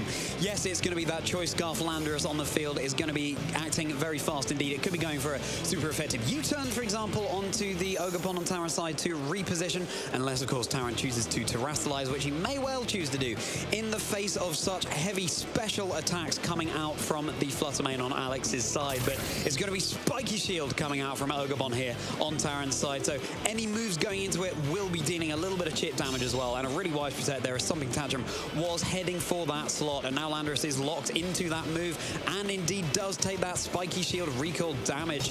It will be Alex's Fluttermane going for that Dazzling Gleam. How is Taran's own Fluttermane going to fare? I don't think it's looking too good, as yes, Taran's Fluttermane does go down, so it's not able to get another attack off. But crucially, whereas in game 2, Taran terrestrialized his Fluttermane, he still has not used that option on his team, so saving it in his back pocket for a later stage in the game may well pay dividends for him here. So Taran does end up bringing in his Heatran here. Now, obviously, he doesn't want to take a Stomping Tantrum right now, so we may be seeing a Terra on that Heatran immediately into the Fairy Terra that Taran does have there. To be able to take on that Dazzling Gleam, take a Stomping Tantrum most likely as well, and be able to dispatch off something on Alex's end. It's that Flash Cannon that can go into the Fluttermane there, or it could be a Heat Wave or a Flash Cannon into the Landorus too. But Alex's fourth Pokemon may be a really nice switch in at the moment if you want to kind of preserve the option of your Fluttermane for later on, because if that Heatran can dispatch with that Fluttermane right now, then the Iron Hands in the back is looking really nice for Taran. So Taran definitely wants this Fluttermane gone real soon. But if Alex can recognize that Taran has likely brought it and he saves it for a little bit later, that could be something that would be really particularly good for him.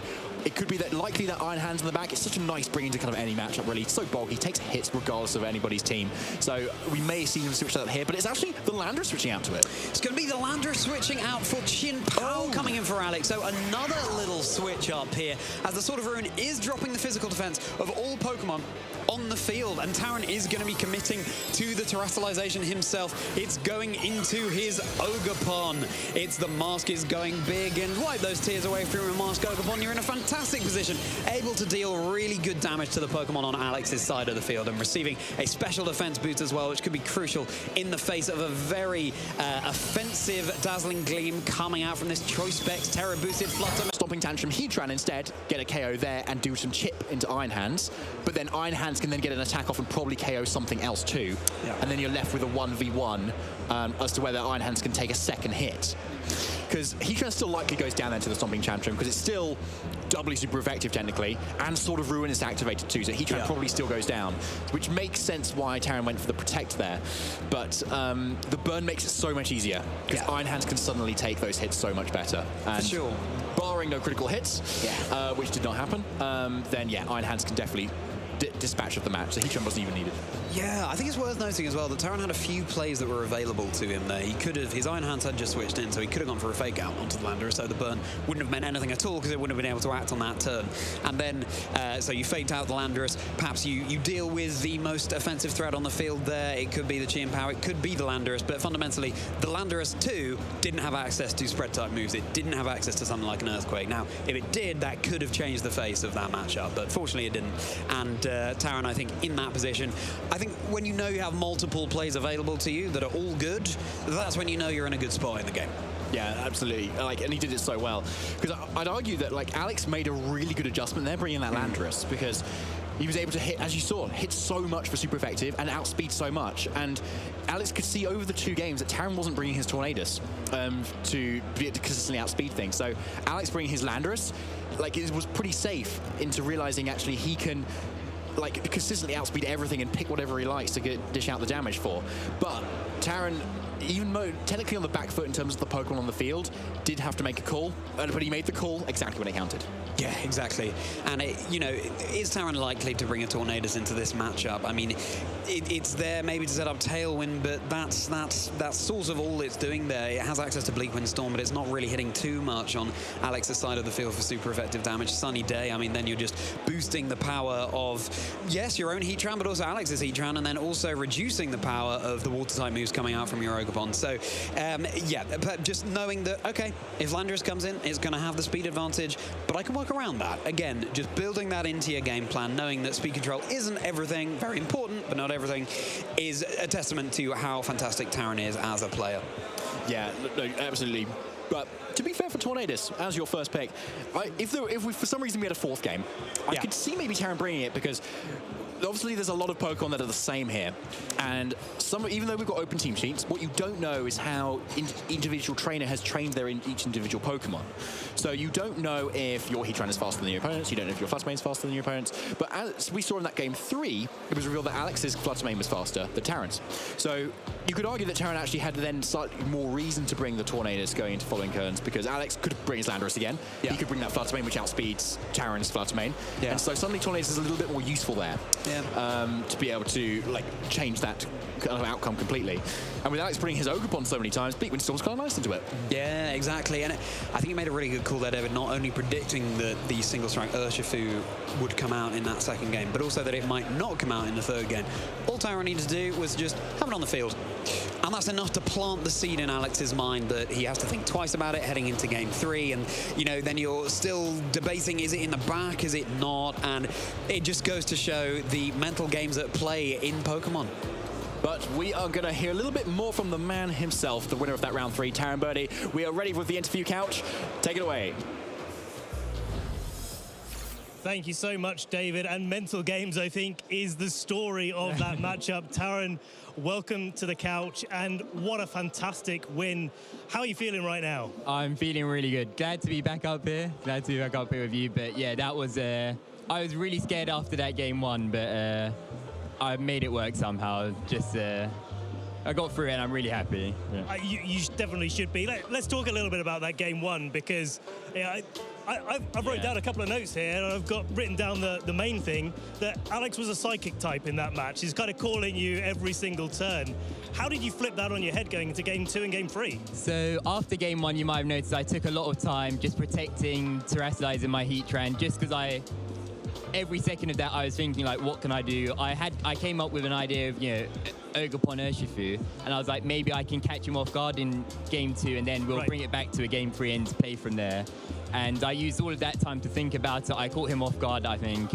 I could see he was making a couple of really nasty reads, like earth powering my Urshifu. I was like, oh my god, I had Heatran. And I considered switching it out, but once that happened, then we got to game 3. We both clearly had the same idea, and I just got the better end of it. I think so, and you know, especially when you're looking at that game 3 scenario where you've got the Fluttermane Ogerpons matching up against each other, and you're thinking like, sheesh, is my Fluttermane going to be faster? Yeah, I kind of knew my Fluttermane wouldn't be faster. That's why I didn't terrestrialize, because I figured I'm only getting 1 attack off. Tried to keep it for later in the game, and as it happens, the Ogerpon terrestrializing was huge. Yes, and it worked out quite nicely in the end. Especially making that call that the Landorus wasn't going to be attacking into it, and because any extra damage would have knocked it out at that stage. So a really, really nice call to make there. But yeah, with the second event of the season, Taran, Barcelona didn't go so well for you. No, it went miserably. It went miserably. You said it, not me. But we're here now. You're sitting undefeated so far.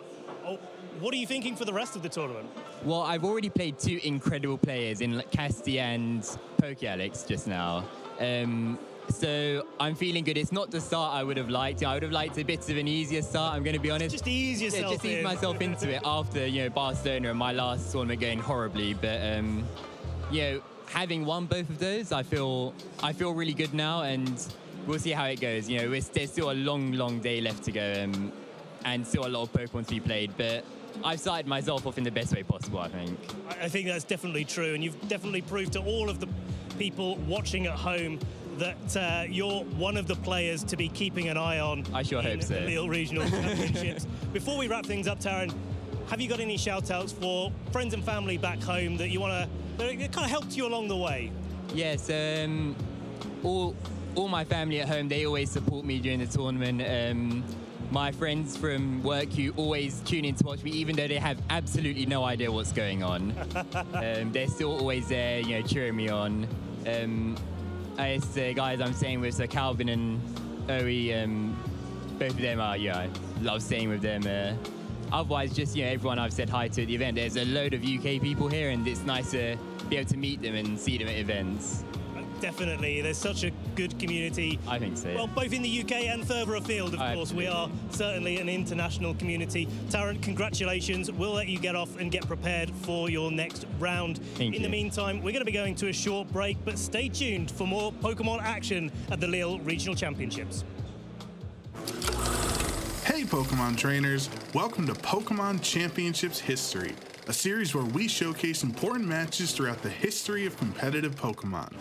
Let's flash back to the 2015 Pokemon World Championships in Boston, Massachusetts. This classic moment happened in the Seniors Division Championship match between Mark McQuillan from Great Britain and Koki Honda from Japan. VGC 2015 was a season most remembered for two things: Mega Kangaskhan and Japanese trainers dominating the metagame. Japan this year came in full force. I mean, it really did. Yeah, they just took the junior division championships. In the Masters division, they're pretty much guaranteed. I mean, 7 out of 8 top cut players in the Masters division were Japanese. So Japan's here to play, and I'm pretty sure Koki wants to be able to. So this will try to set up a clean sweep. This will be what decides the clean sweep. Oh my goodness. Mega Kangaskhan was the queen of VGC in this era, as nearly 67% of all top cut teams across all 3 age divisions had Mega Kangaskhan on their team. Mark was the last trainer who could stand in the way of Japan claiming all 3 VGC titles in Boston. Mark was also aging up into the Masters division for the 2016 season, so this would be his final match in seniors and his final chance at redemption. Mark had been on the world stage before. At the 2014 World Championships, he fought through the tournament only to lose in the seniors finals match. So with the weight of the world on his shoulders and the fear of finishing second 2 years in a row, Mark had to find a solution for Kangaskhan, and his answer was Machamp. But before Game 1 could start, the casters had one simple question. Mark M, does that M stand for Machamp? Question. Mark felt incredibly confident in this matchup. He even winked at the camera when he correctly predicted a Landorus switch-in. Cresselia disrupted much of Koki's game plan by setting up Trick Room and skill swapping away key abilities. When it was finally knocked out, it was time for the crowd favorite to join the fray. There's the Machamp, the crowd is going wild right now. Machamp's ability is No Guard, which disregards accuracy and ensures that all attacks hit without fail. Mark used Dynamic Punch as the main attack because without its dubious 50% accuracy, it is now 100% a problem for Kangaskhan. That's a No Guard Dynamic Punch, a move that normally has 50% accuracy, but thanks to that ability, never gonna miss. Mark finished up Game 1 in convincing fashion and was now 1 win away from fulfilling his dream of becoming world champion. The crowd was captivated by Cresselia and Machamp, realizing they were the ideal brains and brawn combination that was capable of defeating Kangaskhan in a format ultimately warped by its success. Did you ever think that you'd see a Parental Bond Cresselia and a Machamp in the Senior Division Final Championships here? I don't think that ever crossed my mind once. As Game 2 progressed, Mark built up momentum by making all the right plays. The will of the crowd had been determined, and Mark was eager to give them the Machamp sweep they so desperately wanted. We're gonna see Dynamic Punch into that same slot. Ladies and gentlemen, will it pick up the knockout? It picks up the knockout. It's a crit. That is a critical hit on an incoming Mega Kangaskhan. Lost its Parental Bond and now lost its will to fight. Dynamic Punch is just gonna punch this Heatran right in the dome. Is it gonna pick up the knockout? It picks up another knockout. Mark breathed new hope into VGC by showing that no Pokemon can exist without counters. The match was forfeited. Ladies and gentlemen, say hello and congratulate, applaud, give a huge hand to your new Seniors Division World Champion, Mark Machampion McQuillan. Mark and his Machamp played a flawless set in the finals and brought a title back home to Great Britain. He also redeemed himself from his 2014 loss and gave VGC trainers around the world one of the most dominant and memorable Pokemon matches of all time. Thank you for watching, and let us know some of your favorite moments in VGC history by using the hashtag PlayPokemon. I remember that final so well, being at the World Championships that year. Mark McQuillan doing it for Team UK. Welcome back, trainers, to the Lille Regional Championships. My name's Ben Kiriakou, joined here on the desk by the wonderful Lou Agjosh-Cromie. Lou, how are you doing? Oh, I'm doing great. It's good to be working alongside yourself as well. It's been a while, because I know I keep yo-yoing between Pokemon video game and Pokemon Go, but I'm back for the video game side of things, as things have got very exciting with the DLC, some new Pokemon faces to get to know here. Lots and lots of new Pokemon. Lots of Pokemon coming back as well, and we saw examples of that, you know, in Sacramento, in Peoria, now of course in Lille. 3 tournaments, 3 weekends in a row. There's so much to digest here. And I think as well, taking a look at some of the firm favorites that, since they've been introduced into competitive play, have been, you know, at the forefront of on these teams. Pokemon like Fluttermane, Iron Hands, they have been the key Pokemon that have really kind of stolen the show over the past couple of events. And even looking at today, Fluttermane has been, it's been #1 for a very long time. But in the past couple of events, as we've gone into the 2024 season, it's been knocked off that #1 perch a little bit. And even today, I believe Iron Hands is the #1 spot. It is indeed, and that's a real test of how these Pokemon kind of develop over regulation sets, where we get, you know, a few new Pokemon coming in. I remember Regulation Set B when the Paradox Pokemon came in, a big switch up to the metagame. Regulation C, only 4 Pokemon joined the fray, but they made such a difference to the way that players adjusted and built their teams to support that. Now we're all the way in Regulation Set E, and we're seeing those changes yet again. But you're right, Fluttermane was already very strong, and then it got a new best friend in the form of Chi-Yu, being able to use its Beads of Ruin ability to lower the special defense on the field, which allowed Fluttermane to hit an even heavier hit with things like the Moonblast and the Shadow Balls and things like that as well. But I think the reason why maybe it's slipping off that #1 spot is because with the introduction of newer Pokemon and just a change of the meta, it may not be the strongest special attacker out there anymore. And although it can hit very hard, it's not very good at taking physical attacks. And physical attackers like Landorus and Iron Hands are everywhere at the moment. So that might be putting Fluttermane in a bit of a vulnerable spot. It certainly is, and you know, when Pokemon like Ogerpon come into the fore, where you've got that Wellspring Mask that's able to take a lot more damage with its Embody Aspect, raising its special defense, Fluttermane doesn't really appreciate that too much. Speaking of what it doesn't appreciate, it's an Ivy Cudgel coming from Half Flame Ogerpon there. That's doing a lot of damage, and with it being a fire type as well, and Fluttermane being a fairy type, it's kind of struggling all which ways. Well, that's where terrestrialization, I think, is a very key point, because you say, well, it's a fairy type, it's going to struggle here. It could then be any type it wants to be with that terrestrialization. And we've seen actually Fluttermane, I think, go through a whole different course of different Terra types. You know, at one point it was going for those very defensive ones with like Terra Water, for example, maybe Terra Fire as well, and then actually switching onto the offensive a little bit. And Terra Fairy, I think, has been the most dominant one most recently, particularly when you see a lot of the Pokemon with the weather running around. Pokemon like Torkoal that can set that sun, get the photosynthesis boost up on the Fluttermane, so maybe it's going to be the special attack, and then let's throw on, you know, a Choice Specs or something like that. And while we're at it, let's make it Terra Fairy, and then those Moonblast and Dazzling Gleams are destroying Pokemon left, right, and center. Personally, I like what Taron was running in the last round, where we saw the Sunny Day with the Tornadus. Tornadus supporting Fluttermane in making sure it's the first thing to act with its Prankster Tailwind. But I tell you what, Lou, once you've hit that Sunny Day with the Choice Specs Fluttermane, you've got that Photosynthesis with the special attack boost, as well as those Choice Specs, as well as the Terra Fairy. You're not going back. It just keeps coming at that point, all the damage from Fluttermane. But of course, the nemesis for Fluttermane tends to be a lot of these Steel types or Pokemon that are able to hit on the poison side of things as well. And interestingly enough, the Pokemon that's in that #1 spot is neither of those. The Iron Hands, for example. Yes, it can run moves like Heavy Slam, and it's pretty big. It's going to be able to hit poor little delicate Fluttermane for some big damage with a Heavy Slam. However, it doesn't have anything necessarily to hit it more reliably, let's say. But the key thing with the Iron Hands is that fake out potential that it's got. Absolutely, and you know, it can even fake out into a Fluttermane that's going for its Terra. You know, you've got to make a little bit of a commitment to make those sort of plays, but those are the sort of things that our trainers, I think, are really starting to think about and appreciate, especially when a Fluttermane typically doesn't Terra into the Ghost type, its other same type or other type that it already has. Yes, exactly. Either Ghost or Fairy, and I think we did see a few Ghost Fluttermanes as well at the very beginning, but Fairy just seems to be that more reliable damage-dealing move because there are a bunch of normal types running around as well, and even Pokemon masquerading as normal types, like Dragonite, for example, going for that normal Terra to be able to hit extra hard with the extreme speed, paired up with something like the Choice Band. And while we were actually in that first match of the broadcast, I had a little walk around the juniors and seniors to maybe see what they're cooking up on the battlefield, and I saw a lot of that classic combination of Dragonite and Chi and Pow out there as well. Such a strong combination, and something that kind of forces Fluttermane to keep its Ghost typing because, you know, you have to make sure that you're not going to be weak to those extreme speeds. I was talking just a second ago, we were talking like, hey, when you boost up that Moonblast so much with all of the different factors there, well, Dragonite's doing exactly the same thing with its normal type and its Choice Band and the Chien-Pao, the Sword of Ruin.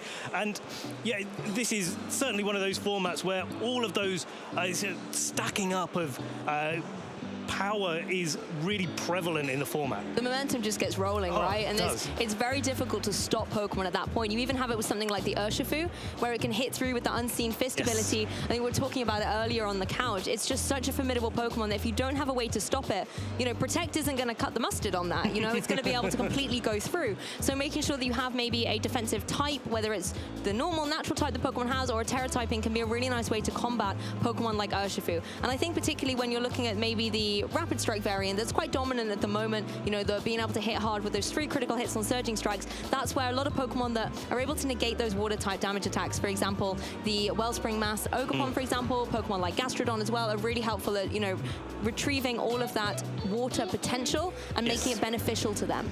Absolutely, but you know, on the flip side of that, it's not just the defensive options that all of our trainers have at their disposal. Rillaboom coming back with its Grassy Glide is something that we saw so much in Sacramento, where you set that grassy terrain. We now have access to Ogerpon. All of the forms learn all of the same moves. That includes Grassy Glide. I think you know, all of us breathe a sigh of relief that Grassy Glide has come back a little bit less powerful than it was before. But it's a great way to counter those water-type Pokemon like Single Strike Urshifu that likes to Terra into the water type to increase its damage potential, but it's also a priority attack, and that really pressures Fluttermane.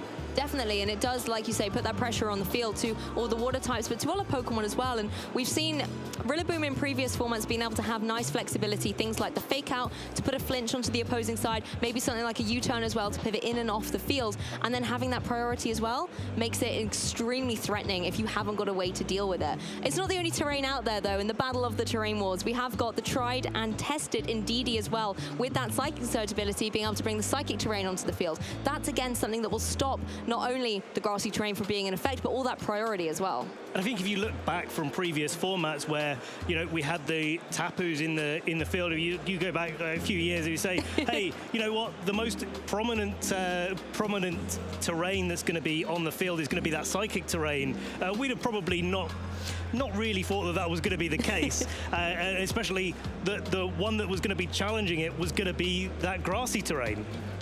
I mean, I remember 2017 with the Alolan Guardians running everywhere. I remember you in particular at the Oceania International Championships run a very bulky Tapu Lele that I found very difficult to take down in, I think it was round 5 or 6 at that event. Round 6. Yeah, it was, we were both at 5-0, and then it just, you know, the Tapu Lele stood in my way. But again, showing why it is such a good Pokemon to have that ability on the field. And that's something that Indeedee is trying to replicate. Being able to be in that Psychic terrain, stopping the priority, also having that redirection, I suppose, on Indeedee's side as well, and boosting up all those Psychic type moves. The Pokemon like Armor Rouge, that are often, it's kind of partner in crime a little bit there, particularly if you want to set up something like a Trick Room, has been so beneficial to see. So Psychic terrain is great. It absolutely is. Those expanding forces, again, another example of the way that all of these damaging moves stack themselves up, and especially we saw in Sacramento the Psychic Terror as well on the Armor Rouge in Brian Collins' team from top 8. And that's just so difficult to be able to deal with because it's hitting both targets, and without something like a Rillaboom to be able to switch that terrain away, Armor Rouge kind of gets to got to do what it wants, really. Yes, and also talking about terrain, we need to talk about the forgotten terrain of, previous formats. Is that electric terrain? Yes. Because when we take a look at the Paradox Pokemon, electric terrain, if it was more accessible, would be really beneficial, right? It would be. I mean, at the moment, Iron Hand's top of the usage charts. It doesn't have an ability. And, when you look at every other Pokemon pretty much in the format, with the exception sometimes of the Paradox Pokemon, it's their ability that really defines them as a Pokemon and really sets them apart, and something that trainers really do lean into and use to great effect. And Iron Hand's showing just how good it is because, hey, it doesn't have an ability, but here it is right at the top of the usage. That's the thing, the Quark Drive doesn't always get activated, does it? Because we don't have that electric terrain on the field, and it's not as easy to set up as, say, something like the Sun where you switch on a Torkoal. There just aren't. I think it's Pincherin is one of the only Pokemon that's able to naturally set that up, and unfortunately that's not high on our usage charts to be able to support those Paradox Pokemon that have that Quark Drive ability, the ones from the future. Absolutely, and there are ways around that. There's the Booster Energy item that can activate both Photosynthesis and Quark Drive. But typically, when trainers are approaching their teams, I think they're looking at maybe the Fluttermanes to be able to take advantage of that, or if they're going for something like a Roaring Moon and trying to get that Photosynthesis activation onto that before they launch out those Terraflying acrobatics. It's you definitely want it there rather than on the Iron Hands, which that can really work as well as it can without that boost. Yes, exactly. And another terrain that we don't have, we need to go through them all. We've only done 3. It would be unfair if we didn't do a quick comment on Misty terrain that I think actually, if it was something that would be accessible, would be quite dominant in the meta at the moment, because we have a lot of different status afflictions being set around on the field, and Misty terrain will prevent any grounder Pokemon from being affected by things like sleep and poison and things like that. And I think that's the key thing. We're seeing a lot of Pokemon going to sleep. We're seeing a lot of Pokemon particularly being burnt nowadays. Will-O-Wisp are running everywhere. Pokemon like the Arcanine are running them. You can also get the potential burn chance from Machigatra, from the Sinistra Pokemon. So there's always a Pokemon, every time there's an influx of new Pokemon, there's always Pokemon I cannot pronounce, and I have found my crux so far. But that particular Pokemon with its unique move, Machigatra, is able to potentially burn Pokemon, and that's, again, something that trainers have to counteract if they are running these physical attackers.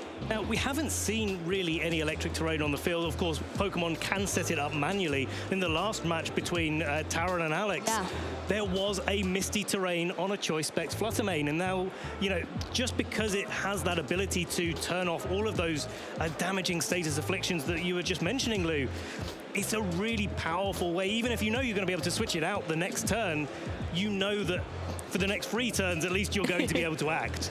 Exactly, and it's nice to see those little texts, these little changes being introduced. And speaking of changes, I want to talk a little bit about the Heatran that we saw earlier. I think it was Alex Gomez was running the Fairy Terra type on the Heatran, and it's been a change recently. We've seen a lot of, let's say, Grass Terra on the Heatran, because you have that Flash Fire ability, so you can't get hit by any Fire type moves, but then you can still have this nice defensive Terra type. Ben, can you explain a little bit why we're seeing a shift into the Fairy Terra type, as we were talking about earlier? I certainly can. We saw actually the Grass Terra Heatran on Eduardo's team, who won the Barcelona special event only a month ago in Regulation Set D. Now we're in Regulation Set E. We've got some brand new threats to be able to deal with, one of which is that Ogerpon Halflame, and its base ability being Mold Breaker, which kind of breaks through the Flash Fire when you're using that Ivy Cudgel as a Fire type move. And that's a really difficult place for Heatran to be. And so, with Ogerpon Halflame as probably the most common at the moment Ogerpon that we're really seeing in the format, you cannot be in a position where you Terrastallize and then get hit by that Fire type Ivy Cudgel for super effective damage. I remember us all sort of joking a little bit about how Heatran was the best grass type in the format, but it is no longer at the moment. If we take a look at the usage stats, the most popular Pokemon here on day 1, to no surprises, again, it's a toss-up between the Iron Hands, the Fluttermane, and the Landorus for those top 3 podium spots. But the best grass type appears to be that Rillaboom. Does indeed. I mean, if the Ogerpon wasn't there in the 4th position, but Rillaboom, a solid runner-up there as a grass-type Pokemon of choice, and Rillaboom stays grass-type. So that's why it's the original grass-type.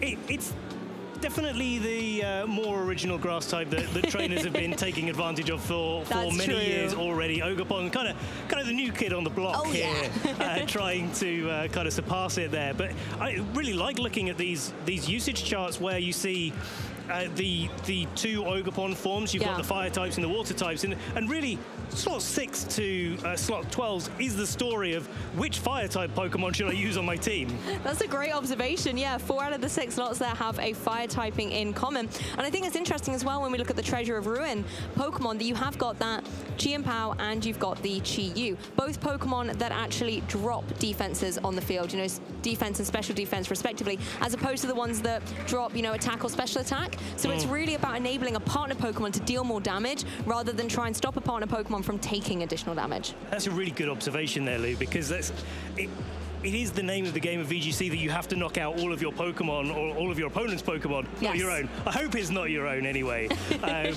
To be able to win the game. And so all of these strategies in order to be able to take those attacks better are really, really effective, because sometimes the best way to win is to not lose.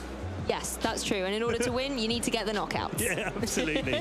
So being able to deal that additional damage is always very beneficial. But those are the Pokemon that are kind of the superstars at the moment. Our players, however, of course, the other superstars. And I believe, you know, round 3 is just finishing up. Round 4 will be getting ready. This sometimes takes a little bit of time between rounds just to get everything organized. But it also provides our players a little bit of a moment to maybe catch up with friends, find out how their rounds are going, and also grab a quick snack break. And I think that's one of the lovely things about these events. Yes, on the broadcast, we can tell you about the Pokemon and the players, but also we can kind of share a little bit what that event experience is like. Absolutely, and we've got a little bit of a recap video for you of the European International Championships last year. So stay tuned, take a look at this.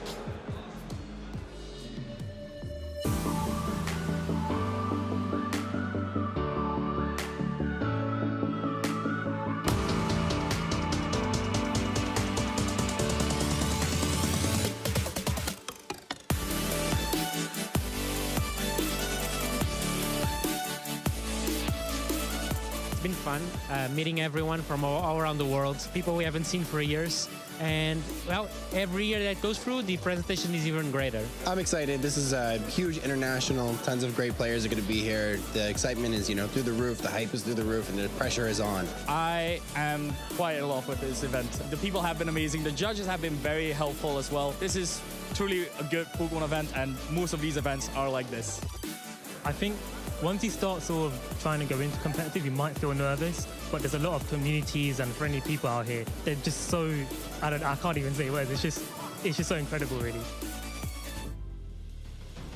What an incredible play so far. This Ice Punch connects, and now a swap out, a little combination play, a blast burn on a low health stun this for the 3-0 sweep. All hail Tonton Batsus and his Shadow Charizard. He is your European International Champion 2023. Tyranitar V. And that is wild here as we see the retreat into the Tyranitar, and that means we have ourselves a winner at the European International Championships. Remy taking things down here.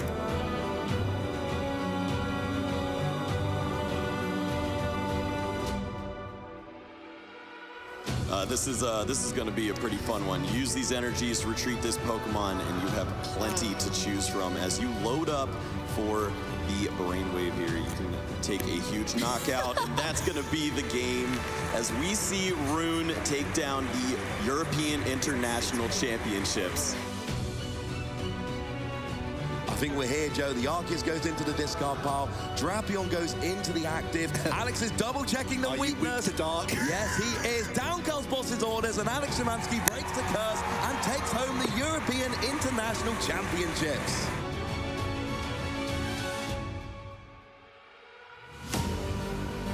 As it does get caught with the freeze dry, and it does wrap up this set. A brisk 2-0 from a very offensive team. A fantastic performance, move perfect across the set.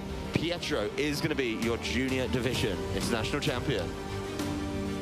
Now, Stomping Tantrum in response, doesn't need much, takes down the Fluttermane, and Kylan has just his Amoonguss against a multitude of Pokemon available for Mattia. And Mattia is our 2023 European International Champion.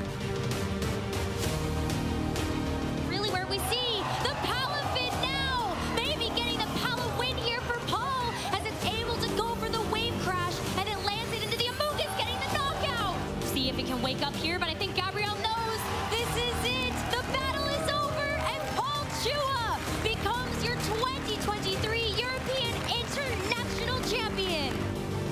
winning EUIC was pretty good. Definitely a lot more than what I expected, so I'm really happy about that. I'm really happy for winning this top one. It amazed me. It amazed me. It feels great just because I won OCIC. I feel like renewed to be a two-time champion. This win really means a lot to me. Winning a tournament feels really great. Having a title under your belt feels amazing. It feels amazing to win UIC. I didn't really expect it, and it's my first win at a major event that wasn't 25 people, so it's very exciting. Mi sento molto bene perché non ho mai vinto uno e l'ultima volta che ho giocato era in finale. Significa molto perché comunque non era un buon match-up, non era facile, quindi sono felice di aver vinto.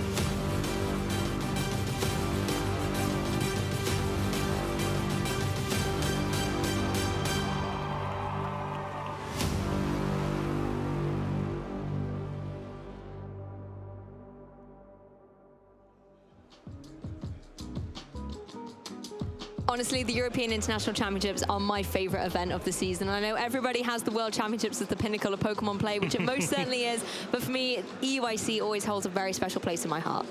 All of the international championships are an absolute spectacle. We get all of the trainers, pretty much a lot of them that are playing at the World Championships as well. It's kind of like a little bit of a mini world, so to speak, where trainers from across the globe get together in their communities, but sharing all of their community links as well in playing the game that they love, and that is Pokemon. That's the universal language you have at these incredible international events. Even at the regionals, we have players from all over the place coming together to be able to battle it out and be the very best Pokemon trainer they can be. And no matter what your language is, your background, or anything like that, we all are here because we love Pokemon, right? And whether it's Pokemon Go, Pokemon trading card game, everybody's got that one thread in common, and I absolutely love that about this event. Absolutely. The amount of times at the World Championships we're just, translating each other's words. It's like speaking through our phones almost, where we're just making sure that we can understand each other, but we're still collaborating between all of these players. I know that there was some players that went over to Japan playing some of their events as well before the World Championships, and just having fun in that completely different community as well.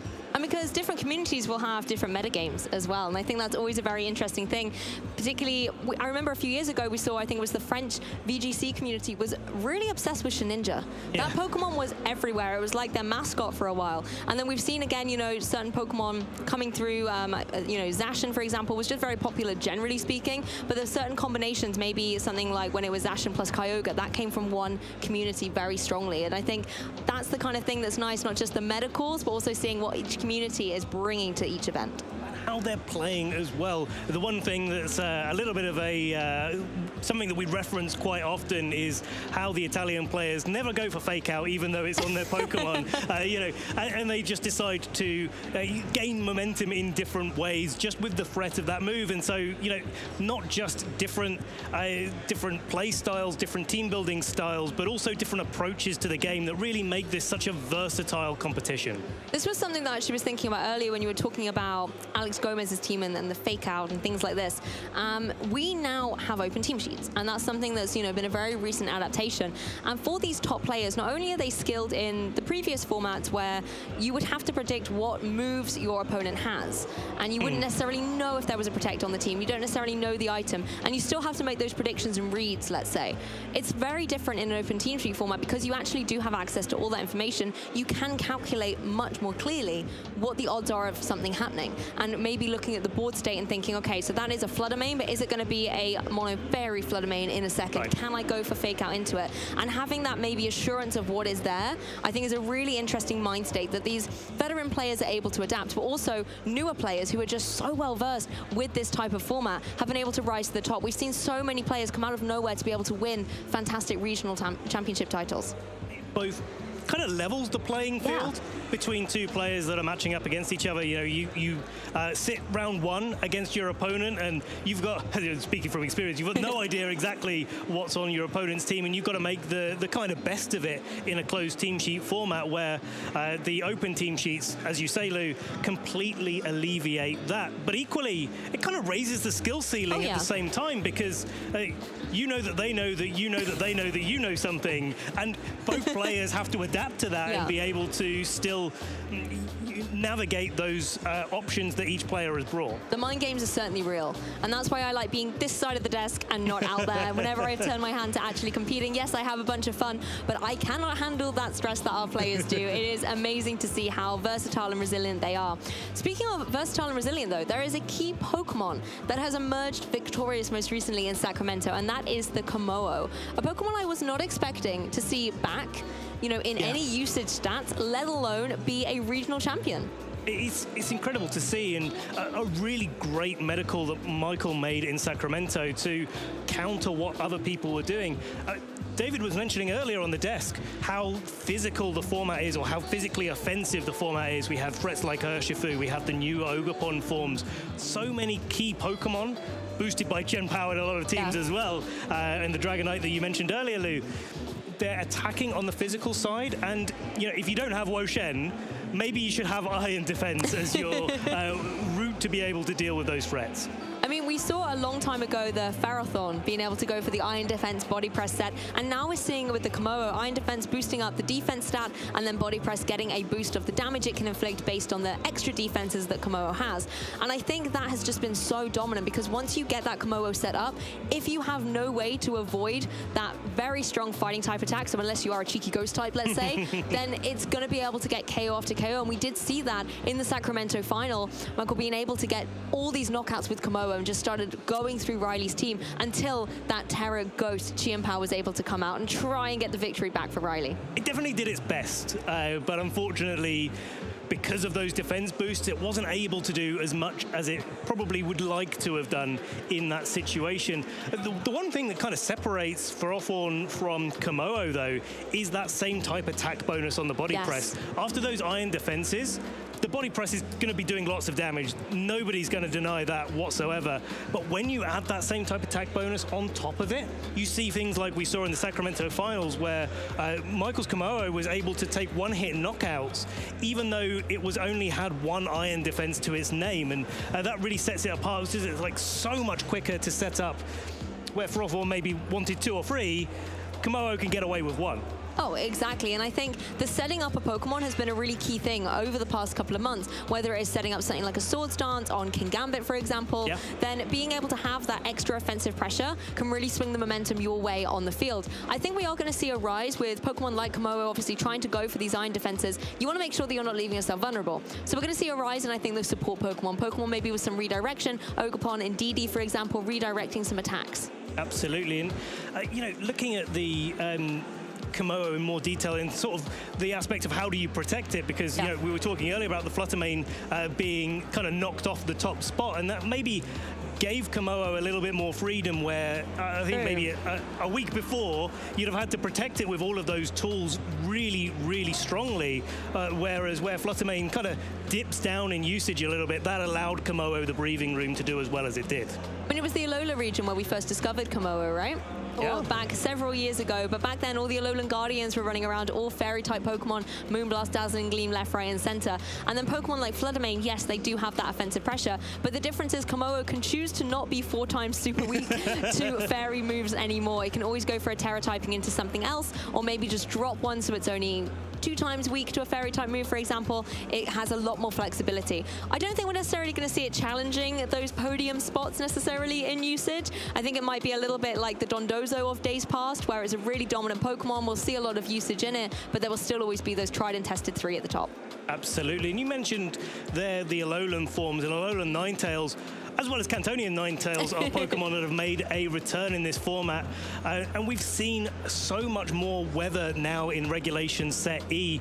The Alolan Ninetales Baxcalibur combination with Snow now boosting the defenses of both Ninetales and that Baxcalibur really make it such a different threat to be able to deal with. And it may be snowy, but there is a chance of sand with Tyranitar also making a strong appearance, being able to obviously have that chip damage on the field as well with the Sandstorm. But the key thing I think as well is the same way that that snow boosts the defense of the Ice-type Pokemon, the sand will boost the special defense of the Rock-type Pokemon. And looking at the Tyranitar that was also victorious in Sacramento, that's true.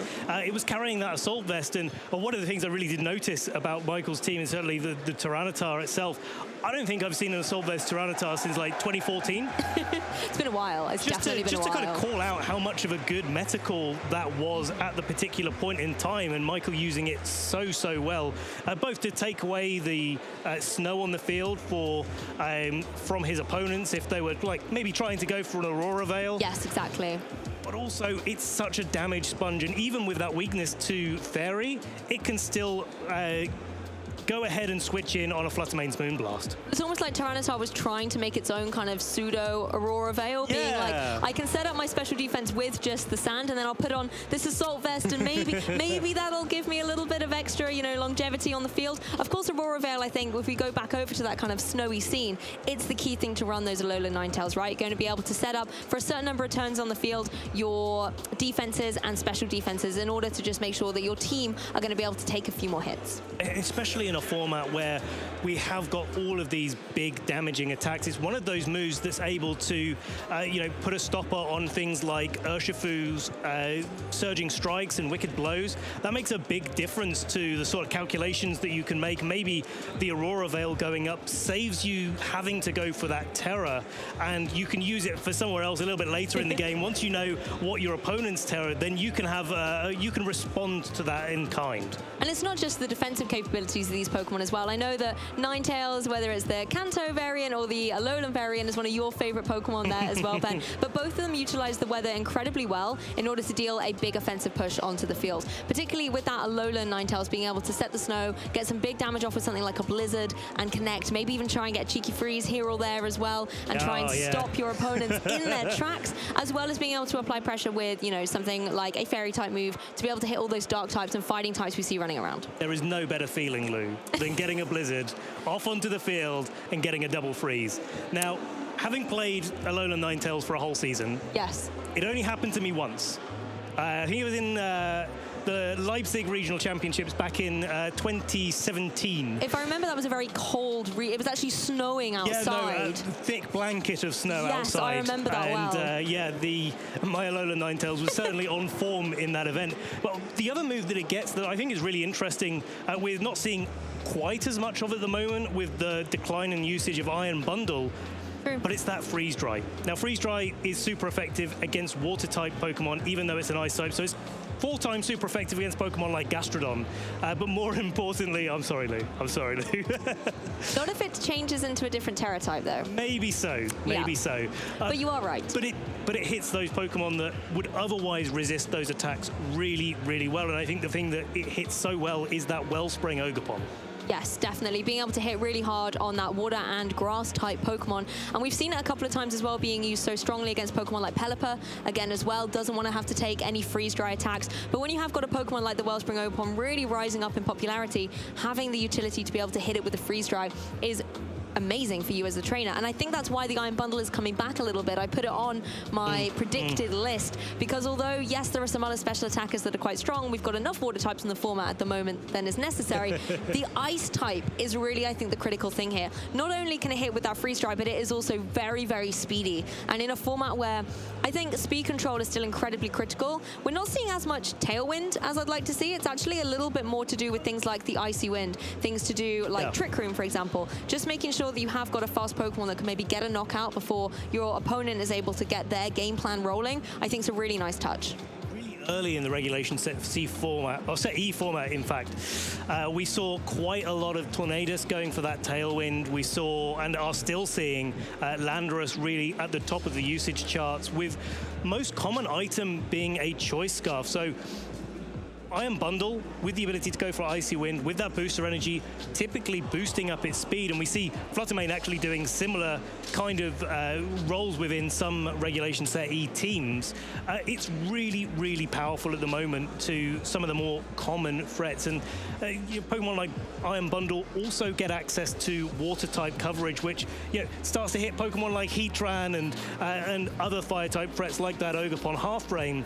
And it's a really good combination of type coverage to be able to use. Yes, and again, that Landorus, it doesn't want to take one of those freeze dries either. Again, 4 times super effective damage. It has felled many Landoruses before, whether it's an Ice Beam or a Blizzard or anything that even represents that cold glacier form is going to make the Landorus quake a little bit on its clouds. But as well, another water-type Pokemon I really want to talk about is Dondozo. Because it was a Pokemon that, before Regulation E, I had kind of written off a little bit myself. I'd seen it drop in the usage, I think because the strategy is so well known. Trainers are always able to counter it. We saw it with things like Clear Smog and Haze on, Chienpao, for example. And then even when we started to see the different variants of Dondozo, like the Surf variant being able to go onto the special side, we saw, again, Pokemon being able to counteract this, things like Wide Guard on Armarouge, etc., etc. But it's coming back again. And I think it might, if it goes back into that more physical variant, able to threaten with things like the Order Up as well into Pokemon like Komodo, being able to hit a lot of the grounded Pokemon with a powerful Earthquake, I think it has a lot of potential to catch people off guard. It certainly does, and now that we have so many other tools as well to be able to sort of pair with it, in previous regulations we saw it paired a lot with Glimmora, which I think is still a great Pokemon to combine it with. But Glimmora gets a little bit more support in, say, something like a Sinistra, where it's able to go for Rage Powders, redirect so many of its super effective attacks, or attacks that would hit Glimmora for super effective, away from it, but also set up that Trick Room environment, which Dondozo without the Tatsugiri also likes to be in. There's lots of different sort of combinations now that can really round out the Dondozo Tatsugiri combination.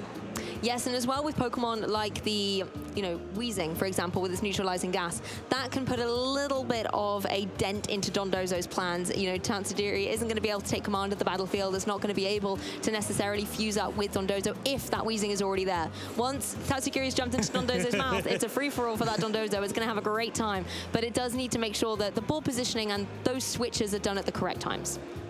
Really good one to bring up actually there, Lou, as a new Pokemon that we've got to contend with in this regulation. And actually, I do remember hearing a couple of weeks ago of some players that were running Dondozo Tatsugiri as a combination, using that ability shield on the Tatsugiri, just to make sure that the combination goes off no matter what the scenario is. And that's a really fun adaptation that these teams are running, because that neutralizing gas really does shut off so many important abilities. It kind of makes Iron Hands a little bit better at the same time as well. That's very true. I think I've even seen things like the ability shield on a Landorus coming in next to the Weezing, so the neutralizing gas is going to take effect. The Landorus can still go for its Intimidate into something like a Kingambit, but then Defiant won't activate, and suddenly everything is chaotic on the field. And it is that kind of, wait, what happened? You have to make sure you're really on the ball, paying attention to what is happening and what's not happening as well with those abilities. It's so telling, a good Weezing player apart from one that's not as experienced with Weezing, because when you really get down to it, how much impact those abilities make on the field, but also how to navigate when they remove themselves as well. When do you switch out Weezing to reactivate your Intimidate ability? We saw it a little bit in the 2019 season, where you could switch out and Zacian would get us Intrepid Sword boosts and things like that, where it's not just switching it in to turn off your opponent's abilities, it's switching it out to turn back on yours.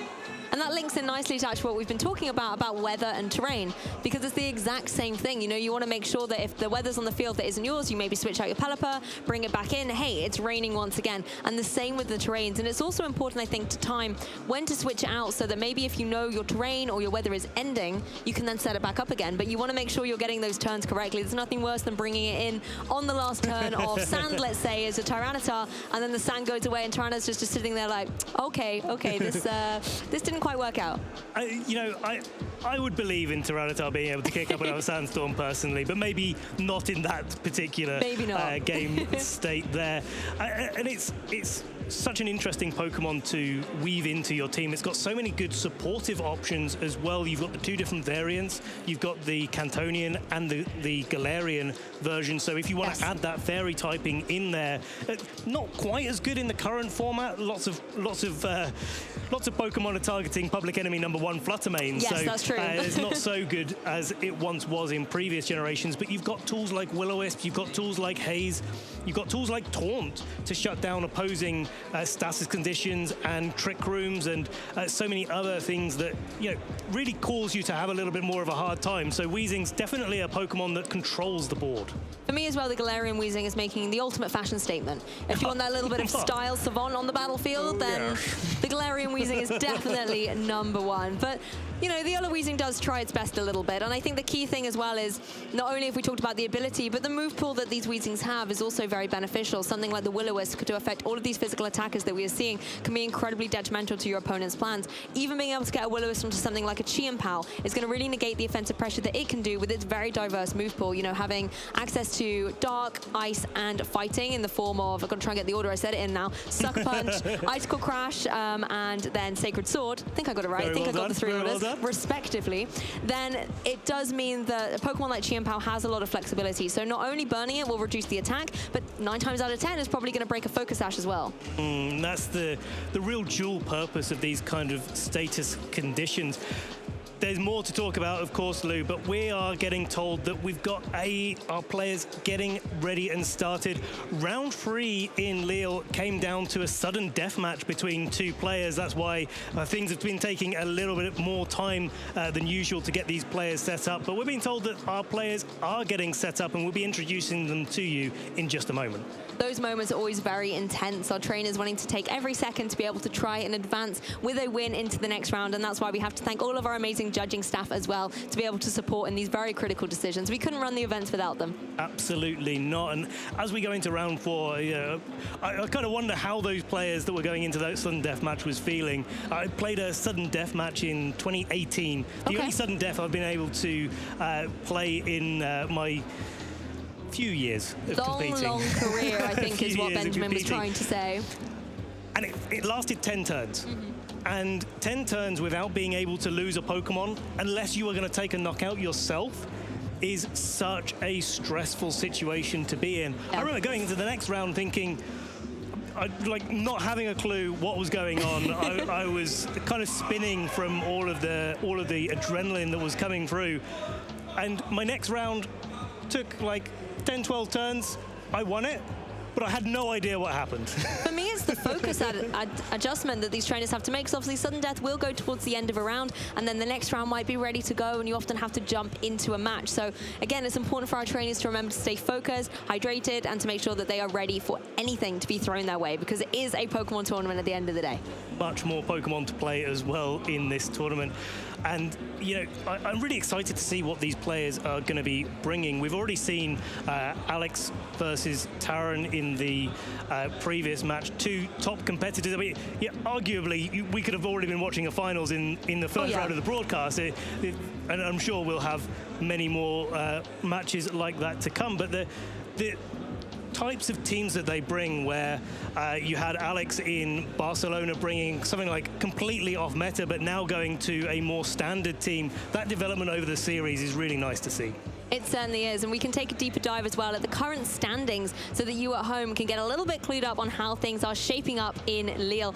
Round 4 Swiss rankings, let's take a look at some of these. So Marco Maras with a 3-0 record. Plenty of 3-0s on the screen, as you can see, and a few key names that we were talking about a little bit earlier as well. Dominic Schaffer for Germany here. Again, I spoke to him earlier, actually, while we were both watching juniors together, and he's saying that he's feeling very confident, really ready to try and get some points towards his world invite. He's someone who has got Honolulu at the end of his goal. Definitely a good chance with this tournament, how it's going for him so far. But as we say, many more rounds to play. Good to see Marco Maras, the runner-up from Barcelona, making another name for himself here in Lille. Other names that we see looking down the list, a couple of UK players that I want to call out in particular, Calvin Foster and Richard Hodge. Calvin played very well in the World Championships just gone by in Japan, had a great result there. Richard Hodge, a player that's been playing a long time, always using Pokemon that are slightly different to what others are using. I remember the Butterfree that Richard Hodge once brought to a regional. Yeah. It was brilliant, really nice to see. And it was victorious as well. There was no bye-bye Butterfree on that occasion. Taking a closer look as well, players like Marco Silva from Italy, a previous international champion, and someone we featured throughout many European broadcasts, really trying to take that title home to Italy. Absolutely, and you know, there's some new names as well that we haven't seen on the broadcast as yet. Alberto Boss from Spain. We've got players down on the bottom of that list, number 16, Carlos Cano. Apologies if I pronounced that completely wrong, Carlos, but great to see you there at 3-0. Well, let's take a look at the pairings, because these are just our standings, but we want to know who's going to battle against who in Swiss round 4. So notable matches, and at the top of the list, oh, we couldn't ask for a better one for this next round. It's going to be Marco Silva versus Aurelion Sula. So that is going to be phenomenal. Two amazing players. Both of them have got wins under their belt previously at this type of standard. So I'm so looking forward to this. Absolutely. Wins, finals positions, top 8s, yeah. top 4s. You name it, these players have been able to kind of achieve it in their VGC careers, and really nice to be able to feature Aurelion in their home country of France as well, getting that representation here in Lille. The French community have been so welcoming as well. Obviously, you know, playing host to this amazing regional championships, but the community out there are all rooting for one another, making sure that they're going to do their best to try and get those championship points. Some other notable matches, however, as well. Alessio Yuri Boschetto versus Javi Valbuena.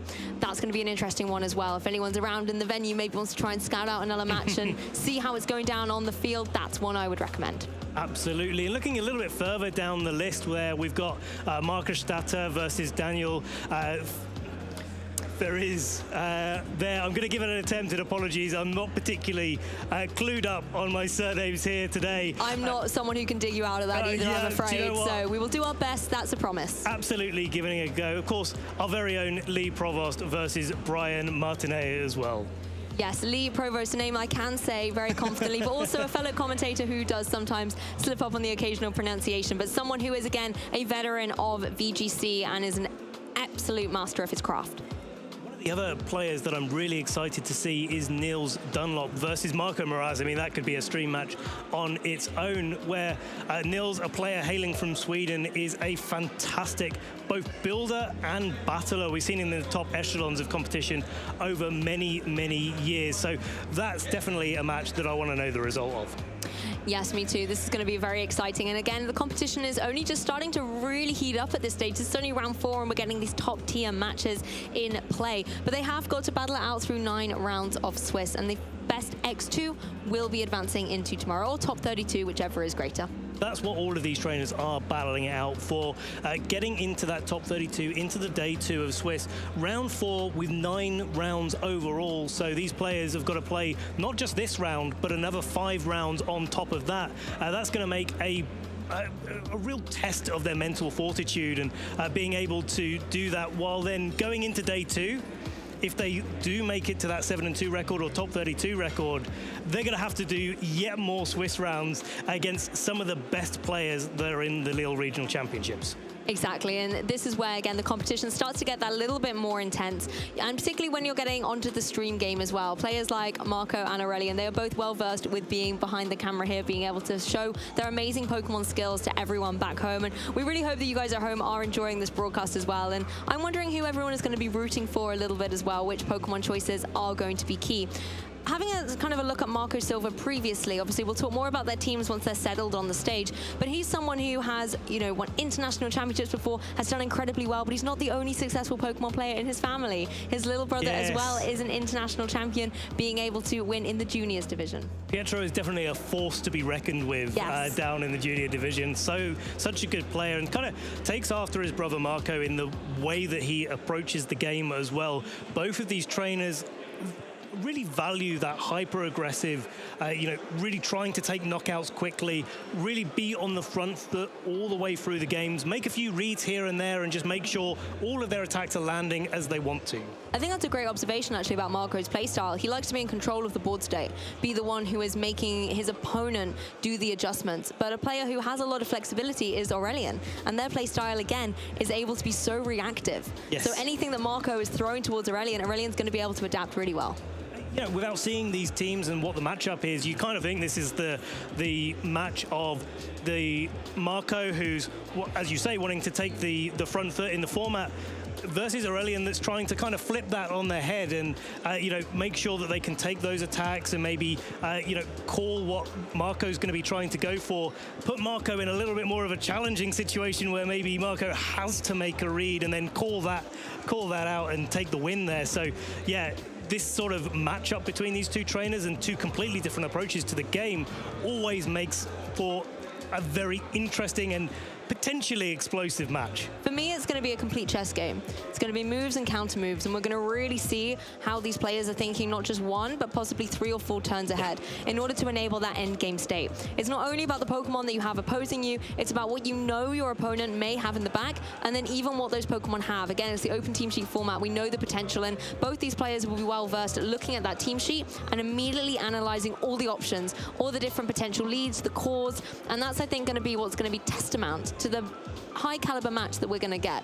It's going to be a quick observation about what your opponent has got and then how you can thus adapt to it. And I think the leads are going to be the most critical thing here, because are you going to be the one who's suddenly in the driver's seat who has the pressure, or are you going to be the one who's forced to make the adaptations and be on that back foot a little bit? I have no doubt that whichever trainer starts on the back foot is going to be able to adjust accordingly and possibly throw the momentum the other way, but it is going to come down to those leads, who is going to start in that first line.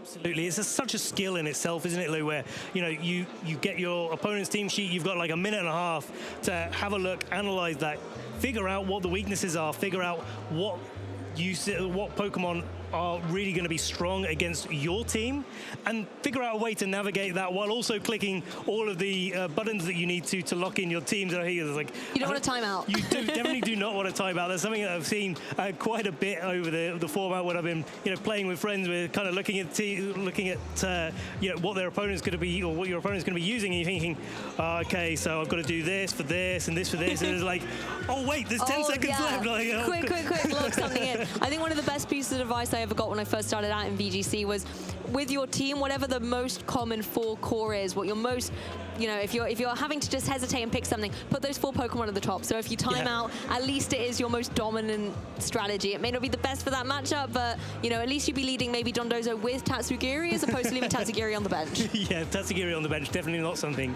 that many Dondozo players would want. Although, I'm going to sit here and say Tatsugiri is an underrated Pokemon on its own. Oh, it can hold its own for sure, as can Dondozo. It can certainly, throw its weight around, but when you're not planning to have them separated, then that can lead to a little bit of a sad situation. Definitely a sad situation there, and we'll have to see how these players kind of adapt to that, and we'll be able to see what their teams are and what that matchup is, because I think that's going to be the real thing that's going to make this matchup really change between, whether or not Marco is running that sort of more hyper-aggressive play style, whether Aurelian does have the defensive backbone to be able to deal with that, or maybe Aurelian's kind of switched things up in Regulation Set E from what we've seen previously. New Pokemon, new options, new play styles can also come to the fore, and so we could be seeing a completely different match to what we're expecting. That's very true, and only time will tell. But the players are getting ready, so very soon they will be in their spots ready to battle it out. Before we dive into that particular match, I want to take a step back and talk a little bit more about some of our caster predictions a little bit, because Ben, we didn't get the chance to really talk through your, do I want to say standout? What would be the word? Very, very unexciting choices. To me, they're exciting, Lou. Actually, I enjoy using the Pokemon that are on the top of the usage charts, and some may call me unimaginative, but for me, I think it's always a case that we've got to be realistic with how we choose those caster predictions as well. It's always really nice to see our favorites at the top of the standings, but at the end of the day, I'm rooting for Iron Hands.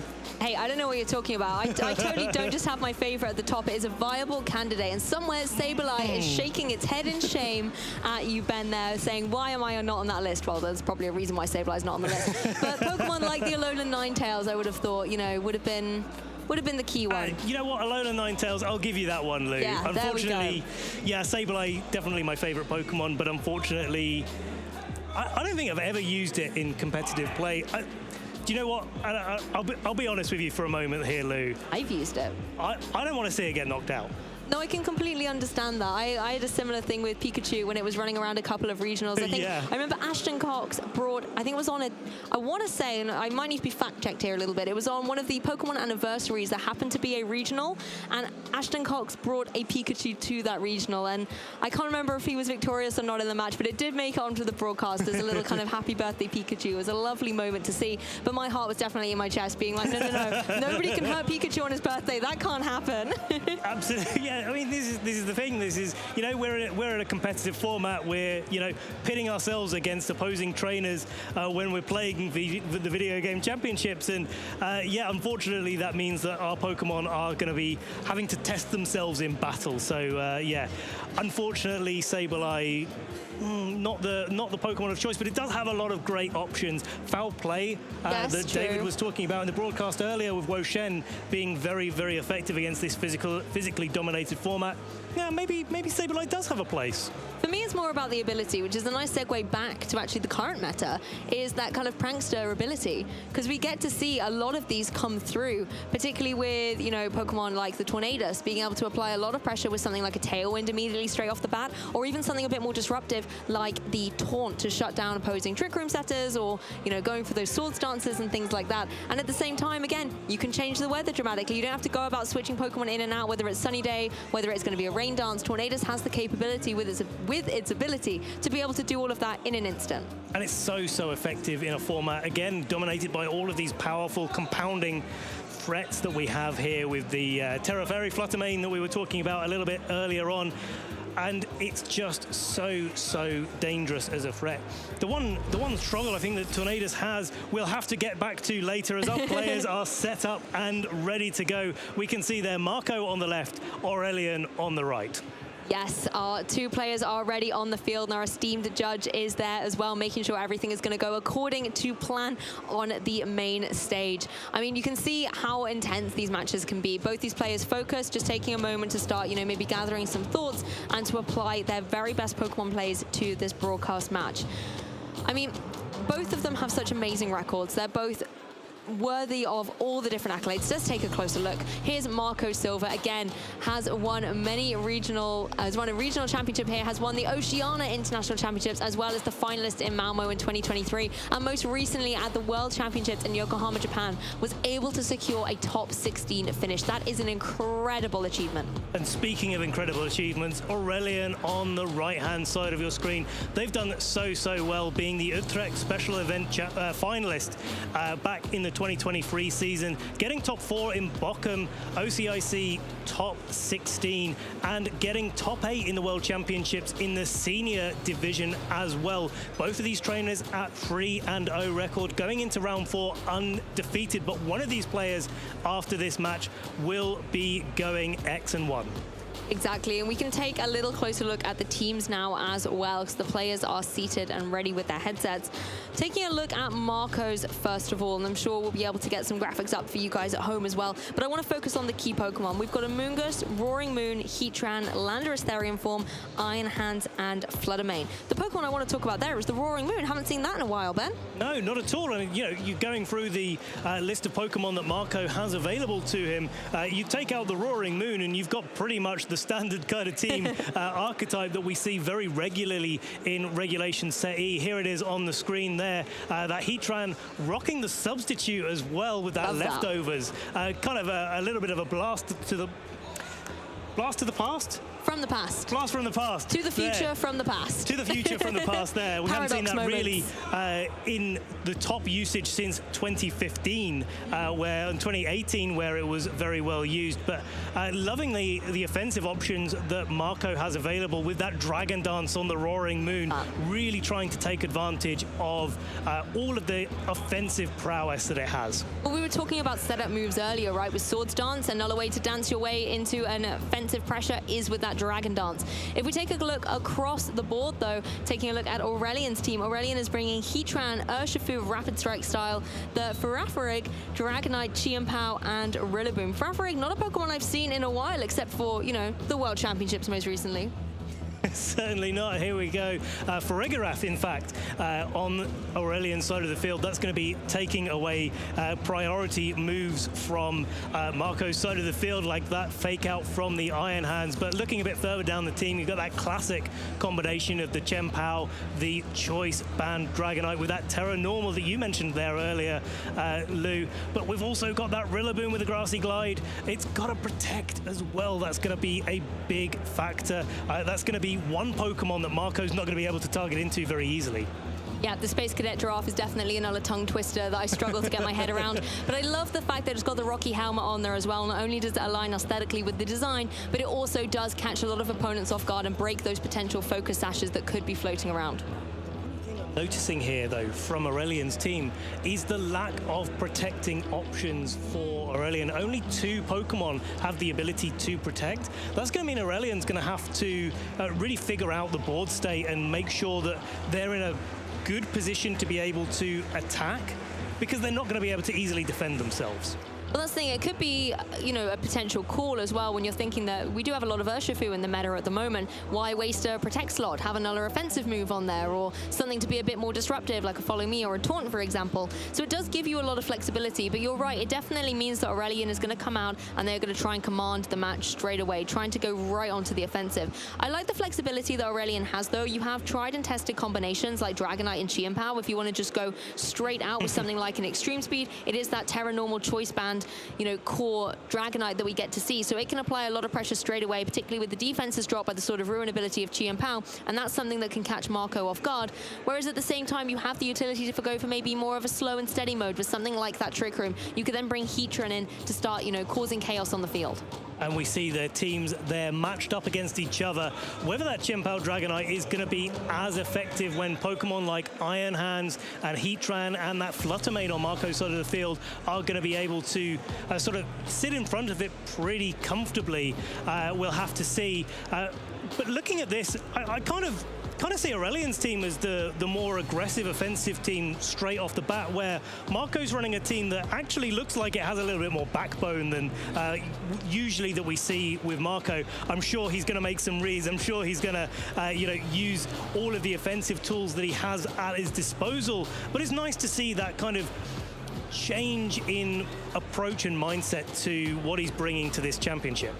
You're right, and on Marco's side, the top 3 Pokemon, you know, the Landorus, or I should say Iron Hands, Fluttermane, then Landorus for 1, 2, and 3, are all on that team. So maybe going a little bit aligned with your predictions here, Ben, you know, just going for the tried and tested I couldn't have seen it coming, as it were, as I know you like to say. But I think, again, it does just show that these are the core teams that people are bringing. So Marco is going to be well-versed with what is currently defining the meta. Aurelian then has the challenge to have built a team that is going to like heavily counter that and be able to find a way to poke holes in a very tried and tested strategy. But let's jump into the match. You've had to wait a while for it, so let's get excited for this round 4 Swiss game. On the right-hand side of the field, it's going to be that Rillaboom and Qian Pao against Marco Silva's Fluttermane and Iron Hands. And it's fake out a piece for both of these trainers with that Rillaboom and Iron Hands staring each other down. But the opposing Pokemon on Marco's side of the field is not going to be affected. It's going to be that Fluttermane by that fake out. So Marco taking the sort of offensive lead, but does have to kind of worry a little bit about a fake out into the Iron Hands, followed by an attack from that Qian Pao. There's a lot of damage potential there, and Fluttermane will be a core component to Marco's team. He's definitely going to want to be able to preserve that in some way. Yes, we're going to see a terrestrialization straight off the bat here. It's going to be extra power to the Rillaboom. It's going to go for the Grass Terra. So all of those Grass-type moves will not only be boosted up by the same type attack bonus by the grassy terrain, it's also going to be by the Terra. But the fake out goes into it. It's going to be felled in its tracks before it's able to get any big damage off on the field, as the Fluttermane is able to follow up with a Dazzling Gleam. Almost gets the knockout on the Qian Pao, but it has a Focus Sash in its back pocket to save the day. But that was so much damage onto the Rillaboom. Qian Pao able to go for the Icicle Crash. Not going to do too much to that opposing Iron Hands, but wow, all the momentum coming out from Marco. I love that read coming out from Aurelian that turn. Yeah, it didn't pay off. The fake out coming into the from the Iron Hands into that Rillaboom was kind of a safe play there from Marco, but Aurelian going for it right off the bat. Given the Icicle Crush went into the Iron Hands that turn, I wouldn't have been surprised to see a Woodhammer follow-up from that Rillaboom. That could have knocked out that Iron Hands in one. And then you've got the Grassy Glide combined with the Sucker Punch for being able to dispatch that Choice Specs Fluttermane. So even though you take a lot of damage, you can still deal with the turn. Yeah, you you get the priority, and there's the priority. Grassy Glide gets a one-hit knockout onto that opposing Fluttermane. It is out of there, and one of the big special attackers on Marco's side has been felled. Icicle Crash going to follow up again. We know it's not going to be able to get the KO onto that Iron Hand, but it does get the flinch. Wow. That is an incredible flinch there for Aurelian to have. The Grassy Glide coming out, knocking out that Fluttermane in one, combined with its Miracle Seed, the Terror, the grassy terrain on the field. So many things going in the Rillaboom's favor. Most Fluttermane are able to take a Grassy Glide, but with all of those multipliers, that's really, really proving why Aurelian's using those Pokemon. Landorus, though, coming in for Marco, is carrying that Choice Scarf, so we'll be able to outspeed the Chen Pao. But if the Chen Pao and the Rillaboom, even though they're intimidated, want to go for priority attacks to maybe get those attacks off first, they have the ability to. And looking at the health of that Iron Hands on Marco's side of the field, Marco's going to have to find a way to weave in some attacks here to get back into a good position. And that's the thing, the Iron Hands on Marco's side is running that Assault Vest. We know it can't protect here. We are going to see an adaptation, though. The Amoonguss joins the field. Yes, the Intimidate from the Landorus will try and slow down some of Aurelian's pressure, but the priority is not something you can stop in its tracks at this moment. Grassy Glide connecting down onto the Iron Hands, gets the knockout, and we've seen, obviously, the Protect on the Chien Pao, so nothing going to be coming that way, but Amoonguss does get in for free, but the knockout, that's great damage from Aurelian. What a great Grassy Glide there. I wasn't sure if that was going to get the knockout, Lou, but Rillaboom finding a way. And normally Rillaboom's one of the Pokemon, kind of like Iron Hands, where it switches in, does a little bit of fake out, maybe U-turns out and changes up the board state, both with that grassy terrain, but also with the ability to come back in a little bit later and sponge some attacks. Aurelian doing completely the opposite of that. It's like the Rillaboom's come onto the field, it's here to stay, and getting those big Grassy Glides onto the field. And as we were saying earlier, this is a completely different game to the one that we predicted. I really feel for the Amoonguss at this point in time as well, because there isn't really a lot of momentum that it has got here. Sure, you might be able to get a knockout against the Chien Pao, but that really was thanks to the Fluttermane previously. Amoonguss, yes, if it's able to get some damage down on there, you still have to contend with the offensive pressure that Aurelian has to play. We've seen the Urshifu join the field. We're going to see a terrestrialization. That Landorus is going to go for the Terra Flying, wanting to apply some big pressure with something like a Terra Blast. That would do some great damage into something like that Rillaboom, but it's no longer on the field. Chien Pao goes for the Sucker Punch, does a little bit of damage. The Intimidate, I think, paying off a little bit there, making sure that it's not going to deal too much as the Terra Blast goes down into Chien Pao to get the knockout. And it's going to be a final move here for the Amoonguss. Wouldn't be surprised to see that Spore coming up into that Urshifu on the switch-in, but Urshifu's not the Pokemon that I'm looking at right now. It's that Rillaboom that could potentially come back in. Marco's done a great thing here where you've got the Terra Flying on the Landorus. That's both doing a lot offensively with the fighting type of the Urshifu and the Rillaboom. Wait, I've got that completely the wrong way around. Fighting type of the Urshifu and the grass type of the Rillaboom in the back, that's going to be super effective. But this Dragonite coming in with its extreme speed is going to be able to bypass now that redirection from the Amoonguss, make sure extreme speeds are going into that Landorus, as a Rage Powder does indeed come out from that Amoonguss. That's one way to stop the opposing Dragonite, but we're not going to see any extreme speed here. Instead, it's going to be the Terra Blast coming down once again into the opposing Dragonite. It still does a significant chunk of damage, over 50%. It doesn't want to have to take another one of those. It is the inner focus, not the multi-scale version of this Dragonite, but the Aerial Ace still not enough to get a knockout, but that Choice Band really trying and get rid of this Amoonguss. A little bit of recovery for those grounded Pokemon here as well. Amoonguss is going to appreciate that, but it's still so slow, and this Urshifu could wake up. And both of Marco's Pokemon are kind of getting pretty low on health, and I really quite like the way that Aurelian is playing this endgame. Yes, you could go for the extreme speed, you might get into the Landorus, but at some point you've got to deal with that Amoonguss as well, and Urshifu and Rillaboom aren't the Pokemon to do that. Very true, and Rillaboom's going to join the field here. There's that grassy terrain coming back into activation, so there's going to be able to apply some priority pressure with those grassy glides going forward. Of course, it's going to be unaffected by the spores coming out from Amoonguss as well. It is, however, going to have to take the Terra Blast. That was a perfect target there from the Landorus, is able to get the knockout against that pesky Rillaboom, and suddenly Marco is trying to find a way back into this match. It's now the Urshifu that's still taking a bit of a nap, and that Dragonite, but critically Dragonite can come back in now and change up the move that it was locked into. Yeah, I think really the, Pollen Puff as well coming into that Landorus, bringing it back up to full. I think that damage on the Landorus was really the thing that Aurelian was counting on in this position, just making sure that they could, pick it off almost with an extreme speed from that Dragonite coming back in. As it stands, the Landorus is actually faster than the Urshifu, even though both Pokemon are carrying that Choice Scarf. That really changes up the game because now extreme speed is going to be able to take a lot of damage onto this Landorus. But we also see the Rage Powder coming out. That's going to take away the Surging Strikes from the Urshifu.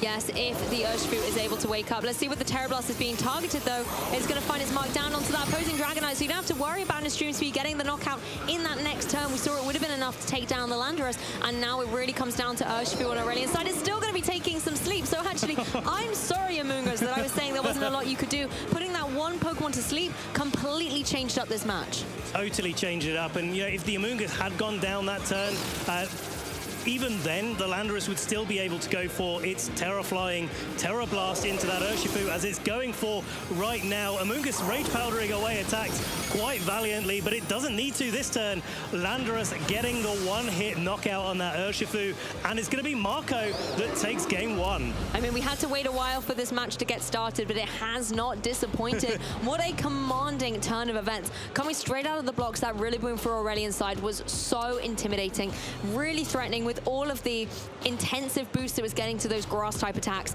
But then Marco, even though he was 2 Pokemon down at one point, was able to bring it back. I think the targeting as well of those Terra Blasts, making sure you saved your Terra for that Landorus as well, gave him that little bit of an edge, a bit more momentum, because as you said, Pokemon like the Urshifu, Pokemon like the Rillaboom do not want to take flying-type attacks. Yeah, it's a really great call out there, Lou, because it is all about the targeting. When you're down to your last Pokemon and you've got a Choice Scarf, you've got to make some great choices there for that match, and certainly where the Terra Blast went was the determining factor. And I think the key turn there was when Marco was able to knock out that Chien-Pao from a pretty low HP, rather than knocking out the Urshifu that came in that turn. The Chien-Pao was really the threat to Landorus, and in being able to remove that from the field, Marco set himself up to be able to have that Landorus stay on the field for long enough to be able to be effective. Exactly, and now it's all about the adaptations that the players make coming into this game too as well. That's why we play a best-of-3 set, so that players can make these adaptations. I think taking a look, I really like the way that Marco was able to come out in that game. The Fluttermane, again, being so offensively threatening straight out of the blocks, gave him a lot of pressure, and something like that Dazzling Gleam, being able to hit the spread damage against Pokemon like, if we take a look at, for example, Dragonite, the Chien-Pao, the Urshifu, they do not want to take Fairy-type attacks, and having that pressure straight away, even though the Fluttermane went down early, put so much damage on the board that Aurelian was forced to kind of work around it. Do you think, though, Ben, that Aurelian should change up their leads, or do you think that the Rillaboom should still stay front and center? Clearly, the leads were working for Aurelian in the early game. Yeah. And I think that should be something that Aurelian brings again to the match. Really unfortunate for that Urshifu being asleep. I think if it woke it up earlier, maybe a little bit of a different game. But speaking of different game, we're in game 2 here, Lou. Yeah, and it's the same story on the opposing side of the field. On Aurelian's side, it's the Rillaboom and Chien-Pao. But Landorus is coming straight out to throw that Intimidate down. I think that's a great adjustment by Marco. Maybe thinking, hey, these physical attackers are going to be coming out here. Let's kind of reduce their offensive pressure. Reducing their offensive pressure is definitely something that Marco wants to do, and I agree wholeheartedly, Lou. That's a very good adjustment for Marco to be able to make in this position, because now Aurelian isn't going to be able to get those key knockouts that he went for in the previous game. I wouldn't be surprised to see a maybe different choice of Terra for Aurelian, and maybe just opting for moves like Wood Hammer instead of Grassy Glide. Yes, that's true. Needing to hit a little harder on those grass-type moves to be able to get a knockout against something like the Fluttermane. But Fluttermane's not going to fall for that. It leaves the field. And we're going to see this double switch from Marco, completely changing up the ball position. And this time, Rillaboom gets revenge with the fake out into the Iron Hands on this occasion. The Ice Cold Crash is going to follow up, not dealing too much damage. And of course, both Pokemon make it in relatively safely on Marco's side. Well, I didn't feel safe in that turn, Lou. When Marco brought in that Amoonguss, I was thinking the Icicle Crash was surely going to be going into that slot, but Aurelian definitely prioritizing damage on the Iron Hands. I think that makes sense. You need to be able to remove that Iron Hands quickly for Pokemon like Chien-Pao to be able to really thrive. The problem now that Aurelian has, and that Marco is positioned so well in this early part of the game, is that because of those Intimidates, it's really going to be difficult for Aurelian to break through Pokemon like that Amoonguss. Yes, and Amoonguss can be really difficult to play around. Yes, you do have the Icicle Crash that can apply some good pressure, but as you mentioned, fake outs on the field, and we're not going to see the Ghost Terror type on something like the Chien Pao. Instead, it's going to be once again a Rillaboom bringing the flowers to bloom and able to apply a lot of pressure with something like the Grassy Glide. Chien Pao's going to go for a protect. I think this is quite wise. It seems to be a very key target for something like that fake out here, but no fake out actually. Rillaboom's just going to go straight for the Wood Hammer, straight into that opposing Iron Hands. It is enough to get the KO. Who needs a fake out when you can just get a knockout? You can see the effect of that Miracle Seed there on Aurelian's side. Wow. Really, with the Grass Terror as well as that grassy terrain, stacking up that damage, able to get KOs, and a wise protect, as you mentioned there. Chien Pao not going to sleep this turn. Now I would be worried if I was that little Amoonguss, because something like the Icicle Crash is going to hurt, but this is why you have a Landorus by your side. That's now the second Intimidator to put down against both these Pokemon, so they should hopefully not be dealing as much damage if you're Marco here. Of course, Aurelian, you want to be able to still get those knockouts. The Chien Pao's going to be able to help with something like the Sword of Ruin ability, lowering the defenses, but that's also going to help out the Landorus. It certainly is, and Rillaboom doesn't want to know anything about that Landorus. This turn going to be returning for that Dragonite, a really nice defensive switch there, and activating that powerful combination of these two threats in Chien Pao and the Dragonite on the field. Amoonguss, though, switching out for that Flutter Mane, getting it back into the fray, and a U-turn gets a critical hit onto that Chien Pao. Not sure it needed it to do as much damage as possible, but it is going to get on out of there, and Amoonguss is going to get back on into there. I like how you mentioned the threats, though, as well, Ben, of the Dragonite and the Chien Pao, because then if Flutter Mane joins the field, a Pokemon that can threaten both of them with something like a Dazzling Gleam, and this time Amoonguss wasn't able to come in safely. It does have to take that Icicle Crash from the Chien Pao. Chien Pao, however, in a very vulnerable position. The Flutter Mane, for example, if it's going to be able to get something like a Dazzling Gleam, particularly with that Choice Spec, it's going to hurt really hard. We know the Dragonite on the opposing side is that inner focus, not the multi-scale. And that's going to make that Dragonite really quite fearful of the position as well, especially since Amoonguss can redirect away any attacks that aren't named Extreme Speed from that Dragonite, whilst also being able to not be affected with that Flutter Mane by the Extreme Speed. Well, Chien Pao going for another protect here. Defensive plays all round as well, as Amoonguss realizing it needs to be able to stay in to provide some support a little bit later on, allowing Flutter Mane to take center stage. Moonblast gets the one-hit KO, not going for the less impactful Dazzling Gleam, wanting to make sure that it gets the knockout on that Dragonite before it's able to get up to any shenanigans. Even if it had gone for something like Extreme Speed, we know it would not have been targeting into that Flutter Mane as a Ghost type, so that was a prime moment for the Flutter Mane to shine. I feel like you've got to take advantage of the Flutter Mane being on the field if you're in Marco's position, because we saw that Rillaboom in the previous game. It's going for its Grassy Glide, and that's going to be able to take a one-hit knockout there. My question now is that in the previous game, it wasn't intimidated at the time, the Rillaboom that is, and so if Landorus comes back in, which is a really dangerous thing for Marco to be able to do, but if it does come in, is that Flutter Mane going to, last another turn? Is it going to be able to take a knockout onto that Rillaboom and maybe change the state of the game here to have a little bit of a different end game to work with? I would say surely you have to bring in that Landorus, because for the points you've just mentioned, but that could also be the obvious play, and then who do you want to try and roll the dice with? But we are going to see the Farigiraf join the field here for Aurelian. Nice adjustment. As we're seeing no adjustments, the Moonblast goes in. It isn't quite able to get the knockout, though. It's a very bulky Giraffe on the opposing side, but Rillaboom also not going for the priority, going for the Wood Hammer, maybe thinking, hey, if the Intimidate comes in, I'm going to need to be able to pack a bigger punch, and Wood Hammer is more than enough, even if it had been intimidated, I believe, to be able to have got that KO. Rillaboom definitely putting all of the damage on the field there. Spore, as in the previous game, going into the Farigiraf instead of the Urshifu like we saw in game 1. But that's a Pokemon next to Rillaboom that's asleep, and now we're going to be seeing the Choice Scarf on that Landorus come back in. The option to Terra is still there, Lou. That Landorus could be putting a lot of threat on the board here. With Chien Pao with its Focus Sash, a little bit more than broken in this position. The Farigiraf on low health, and that Rillaboom having Terra'd into the Grass type. Again, we're in this position where Marco's Terra Flying Terra Blast looks like a really prominent threat. It definitely does, and I like the way Marco has preserved the terrestrialization for later on in this match. We're going to see the adjustment for that Chi Power possibly coming in. It's a little bit of a self-sacrifice to allow the Rillaboom to shine a bit later on, but if it is able to get in for free, then it's going to apply good pressure with something like that Sucker Punch.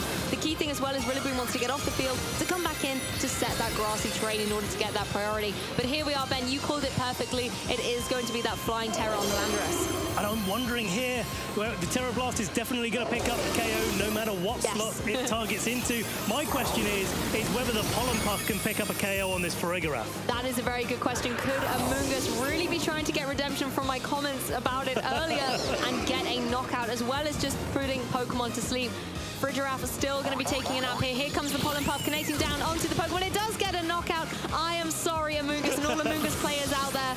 I have to stand corrected. It does more than just put Pokemon to sleep. It can get knockouts too.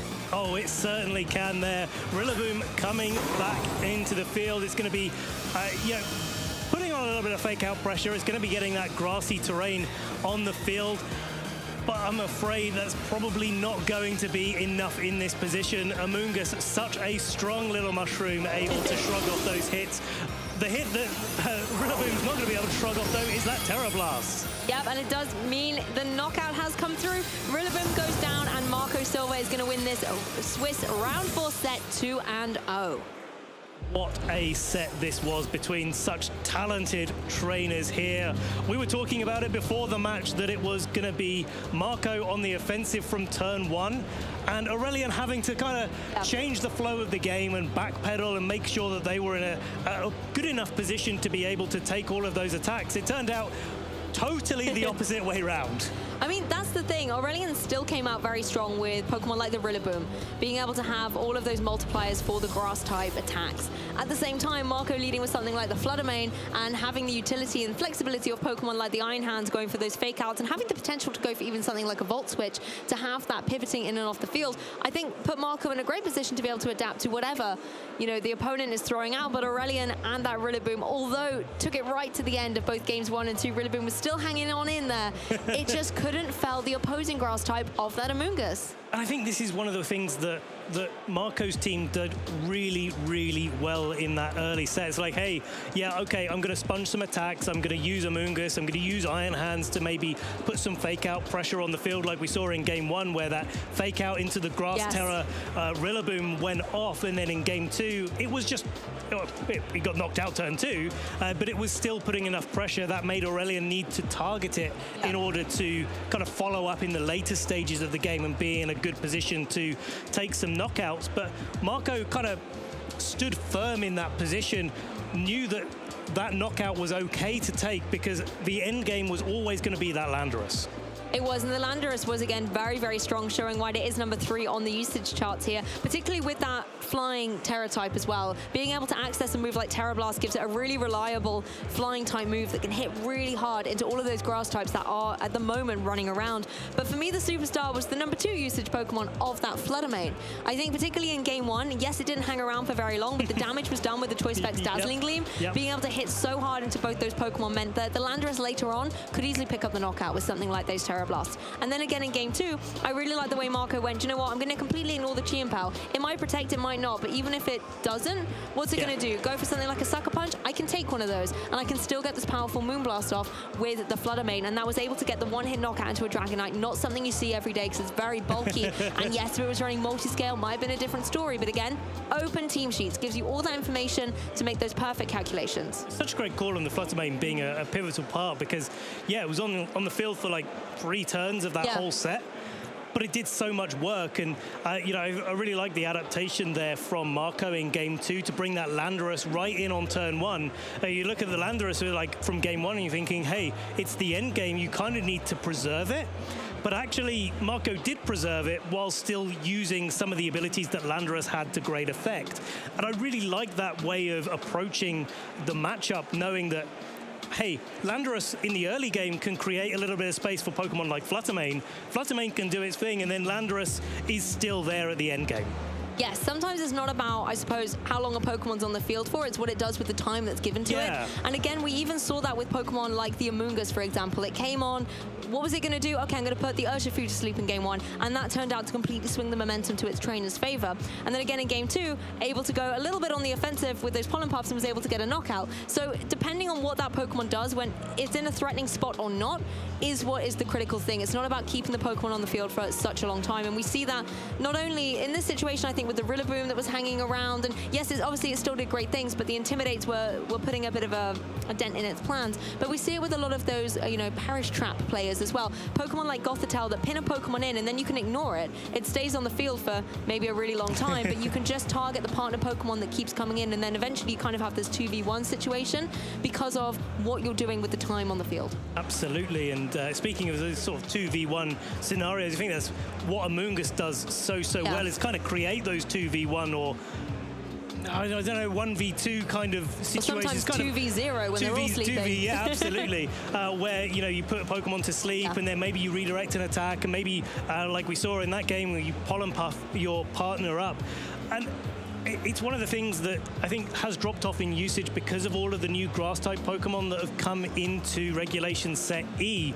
But this match just shows why it's been effective since its inception in 2011 VGC. It's been a menace that has had to be respected in every single format. And I think, in Regulation Set D, we would see Urshifu carrying things like safety goggles or a Terra Grass, which trainers have kind of opted away from, like Aurelian running a Choice Scarf on Urshifu Rapid Strike. Well, if it had a safety goggles when it came in, it would have been a completely different story. So I think I really want to highlight how, Amoonguss is here to stay, guys. The way you accessorize your Pokemon as well, whether it's with goggles, scarves, or bands or anything like that, it all kind of has a very big impact on the match. And I kind of want to talk a little bit more about that Rillaboom in particular, because we have seen previously Rillaboom being used, but often with the Assault Vest. And then it will be there with, some good attacking moves, but it's also there to pivot in and off the field with something like a U-turn, apply Fake Out a little bit later on. But I really like the way that Aurelian has taken this Pokemon and made it such an offensive threat, going for something like the Miracle Seed, which I haven't seen in such a long time on Pokemon like Rillaboom. We used to see it sometimes on the occasional Tapu Bulu back in the day, but seeing it on a Pokemon like Rillaboom that does have an amazing, offensive presence as well, and allowing that to be the thing that you're going for rather than defensive capabilities where you're switching it in and out, catch an attack that won't deal too much damage. But it ends up, I think in those situations, Rillaboom becomes a bit of a poor battering ram at that point. It keeps taking lots of damage on the way in, but in this moment, it allowed Rillaboom to shine in its own right. I think actually we have Ogerpon to thank for that in some way, where Ogerpon Half Lane has come in with its Embody aspect, giving it an attack boost, and boosted by the grassy terrain from Rillaboom as a pretty typical partner for it. I think trainers have realized that Grassy Glide, even though that it's not as strong as it used to be, is still a really offensive, powerful threat that needs to be respected. Aurelian saying, hey, I don't want to use Ogerpon Half Flame in my team, but maybe I can get as close as possible to it with that Miracle Seed and the Terra Grass, and then be able to have that offensive priority present, but have a different Pokemon in a different slot. Yes, exactly, and it's having those little changes can really be testament to how a trainer has prepared coming into this. It's a relatively new meta as well, having Pokemon like Ogerpon join us has shaken things up a little bit, and those typings, and particularly core typings like Water, Fire, and Grass, right? That is kind of the trio that we often see, and Ogerpon has the utility to kind of go through all of those in some way, shape, or form. So having that Pokemon on there does mean that sometimes your previous staple of a Fire, Water, or Grass Pokemon does get benched. Certainly does. And I certainly have a difficult time when I'm looking at building my own teams for Regulation Set E. When I'm looking at my team with an Ogerpon, I'm like, in this team, is it a grass type, or is it a fire type, or is it a water type, or is it a rock type, or is it a grass type? It cycles around in that sort of kind of trio of type effectiveness that, as an old school player, I'm really looking for in a team. Makes it really difficult to kind of evaluate in that way, but it just shows as a testament of how good that Pokemon is that has come into the format and how versatile it is. Well, normally I'd say, a Pokemon could be any type it wants to be, but Ogerpon is a little bit different with the rules of its masks, of course. It is indeed. We're going to be hearing a little bit more from Marco, though, as we have him on the couch, ready for an interview. So, take it away. Thank you so much, Ben. I'm Charlie Merriman, and I'm joined here by your winner of Swiss Round 4, Marco Silva. Marco, how are you feeling? I'm feeling really great because usually, like statistically, every time I play a regional, I go up to like 3-0. And then I just lose the 4th round, so yeah, I'm glad I was able to win on stream. You broke the 4th round curse. Yeah. Congratulations, and a fantastic new haircut. I'm enjoying this new haircut coming out from you, Marco. So, talking about that game, you're up against, of course, a Grass Terror, Miracle Seed, Rillaboom. Is that something you've been up against before? Yeah, so I think the original team that my opponent used was actually from a Japanese player called Rinya. Everybody know him for creating Rinya-san, basically. One of the best team in 2022. So I was kind of like, so I really thought about the matchup, like not specifically against Aurelien, but in general, like against the team, because I thought it was kind of cool and also like a really strong team in general. So for example, I decided to make my Landorus faster than Urshifu specifically for this matchup, because actually like Scarf Urshifu is not even that common. Recently, it won the regional in a Tailwind team. So yeah, other than that, like this was basically the only team which the Scarf one was used. So I just put like a faster Landorus just for that matchup. So I'm glad that worked out. Oh, specifically for that matchup? Yeah. Okay, so that was going to be my next question. So in both games, you got it to a position where it was a Landorus and a Mungus endgame for you. Was that your plan all along? Yeah, so I kind of realized that his team kind of struggled against my Amungus. So like with the spammer Intimidate, it was kind of good to keep him on the field. And then also, since it didn't be E-turn in the late game, I was just able to Terra Blast, and basically after chipping down Champo to the Focus Sash, it was basically just one KO into everything. Sure, okay. And in game 1, when it seemed like Aurelien was taking an early lead, how confident were you that you could turn it all around? How confident were you that your Landorus and Amungus could get the win that you needed? Okay, yeah, so at that point, since he flinched my Iron Hands, I was kind of skeptical about like my winning chance. But then when I saw that he didn't have an E-turn in the back, and I was locked into Terra Blast, I was like, okay, now I can just basically Terra Blast everything. There was kind of a mind game in front of basically, so I think he had Rillaboom in the back and Dragonite, and I went for Rage Powder because I was expecting Outrage.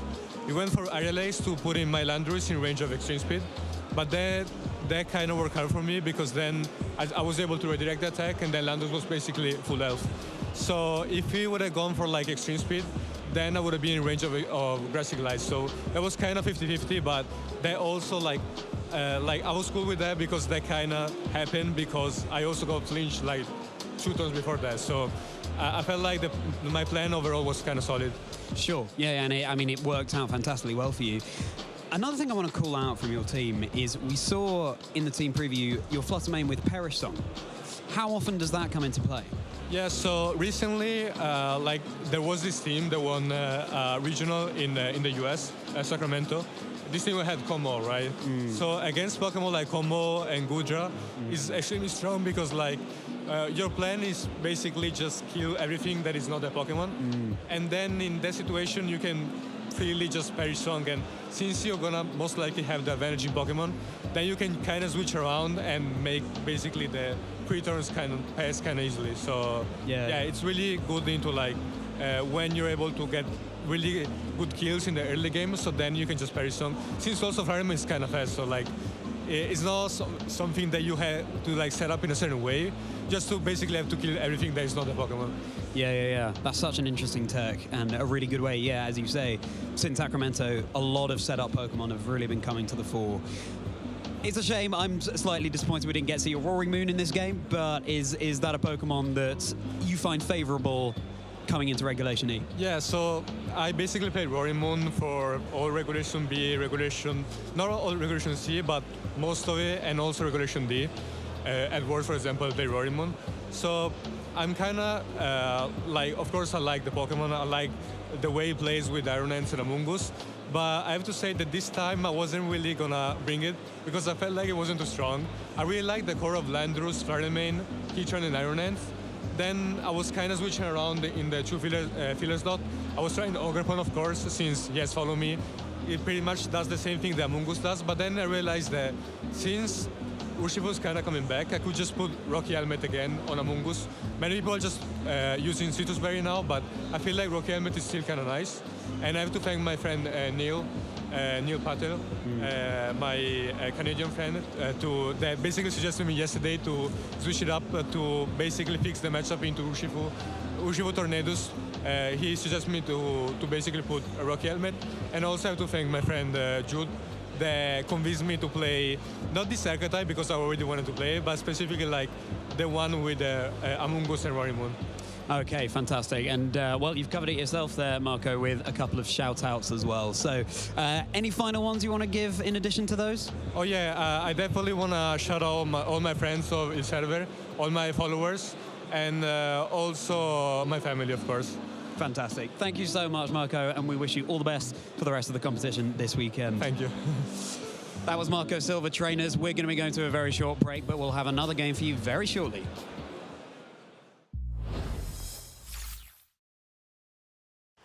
Hey Pokemon trainers, welcome to Pokemon Championships History, a series where we showcase important matches throughout the history of competitive Pokemon. It's time to flash back to the 2014 World Championships to relive arguably the most iconic moment in competitive Pokemon history, Sejun's Pachirisu. It may be true that the Electric Squirrel stole the show at Worlds, but first let's focus on this story's true protagonist, Sejun Park. From South Korea, Sejun was known as an innovative team builder who performed consistently at the world's largest stage. 2014 was Sejun's 4th consecutive top cut of the World Championships. Certainly one of the game's legendary players. I think that most people in the community around the video game would probably agree that Sejun is the best player who's never won a world championship. But if Sejun wanted to take home the title this time, he would need to utilize his creativity. Many people think Sejun's team was built around Pachirisu, but it was actually a team revolving around another uncommon Pokemon, Mega Gyarados. 2014 was a new era for VGC with Pokemon X and Y, and the first 3D installment of VGC introduced a very powerful game mechanic, Mega Evolution. Mega Kangaskhan dominated the 2014 metagame with its ability Parental Bond, and Mega Mawile was also picking up momentum before Worlds. Because of the prevalence of physical attackers in VGC, Sejun viewed Gyarados and its Intimidate ability as a great counter that other trainers wouldn't expect. Then once Gyarados Mega evolved, it became surprisingly bulky, and after a Dragon Dance or two, it would become unstoppable. Sejun's team of 6 Pokemon for Worlds is a quintessential example of how to properly team build in VGC. Whether it was Talonflame to hit first and hit hard thanks to its Gale Wings ability, or Gothitelle to endure almost any hit, or Garchomp and Gardevoir to provide valuable chip damage, each Pokemon had a clearly defined role on the team and a way to aid Mega Gyarados on its path to the peak. With those 5 Pokemon on the roster, how did Sejun decide on the final slot for his Worlds team? To answer that, we have to look back at Sejun's previous team at Worlds. At the 2013 World Championships, Sejun lost in top 8, but there were 2 major influences on his team, Marowak and Magmar. By no means were these 2 Pokemon staples in VGC, but they provided Sejun's team a specific type of support needed for success. Marowak had the Lightning Rod ability, which redirected electric attacks away from his Jellicent and Tornadus. And Magmar used the move Follow Me, which was another way to redirect attacks from key targets. How could Sejun combine both Electric Immunity and Follow Me with only 1 slot left on his team? The answer was Pachirisu. Many trainers were aware of the support Pachirisu could provide to a team, but Sejun was the trainer who fully realized its potential as the ultimate teammate. As a bulky electric type, it only had 1 weakness, and with its ability Volt Absorb, Pachirisu was immune to electric moves, so it was the best choice to redirect electric attacks away from Mega Gyarados. Nuzzle was a new electric move that dealt a little bit of damage, but would always inflict the target with paralysis. Sejun showing off what Pachirisu exactly can do. Nuzzle, I've never seen that move actually been used in competitive play, and now it comes out at the World Championships. And Super Fang would deal half of the target's remaining HP, which helped the rest of Sejun's team secure knockouts. Pachirisu just won't go away.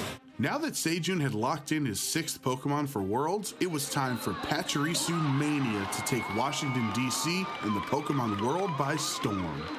In the finals, Seijun would face off against Jody Azzarelli.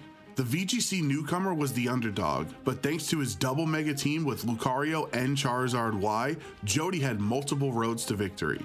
Jody wished to be the home country hero and give the US a 4th title in VGC's top division, but the crowd was rooting for the little Pachirisu that could to be the hero of this story.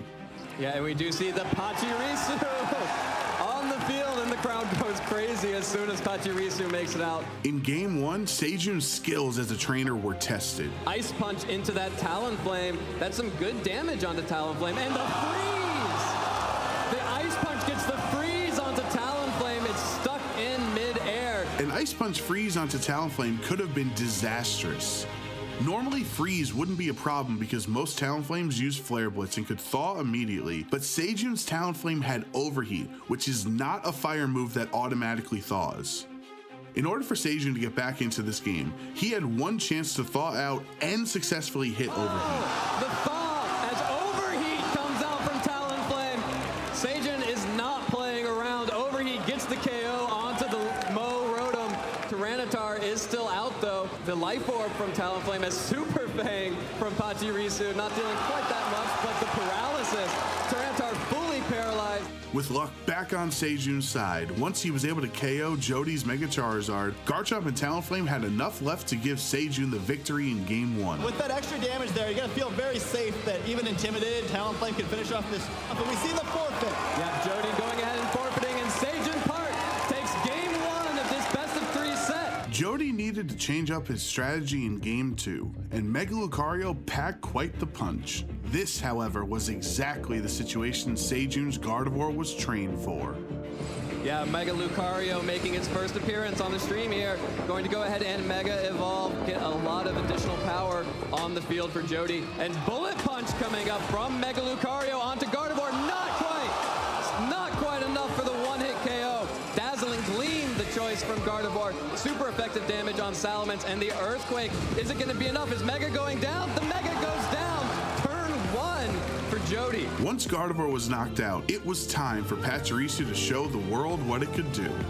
On a field with some of the most powerful Pokemon in VGC, Pachirisu would shine brighter than them all. The story unfolds in the lines are all drawn. The moment is now to claim your glory. Salamence dropping a Draco and Pachirisu shrugging it off will go down as one of the most iconic moments in VGC history. With just one Pokemon remaining, it was time for the Prince of VGC to finally reign as king. Pachirisu is not going to do any of that. It's going right on the offensive. Super Fang going to take away half of Mo Rotom's health. Dragon Claw right back after a critical hit. Seijun Park takes down Mo Rotom. And Seijun Park is your 2014 Pokemon World Video Game Champion in the Masters Division. The crowd is on their feet. Let's hear it for Seijun, everybody. Seijun Park and Pachirisu are forever tied together in the story of competitive Pokemon and have inspired countless trainers across the world to play VGC. It takes a well-rounded team of 6 Pokemon to become world champion, and Seijun proved that success is a team effort. Seijun's lasting impact is not that Pachirisu was the greatest Pokemon ever, but instead it was a great Pokemon for the role he was looking to fill. Thank you for watching, and let us know some of your favorite moments in VGC history by using the hashtag #PlayPokemon.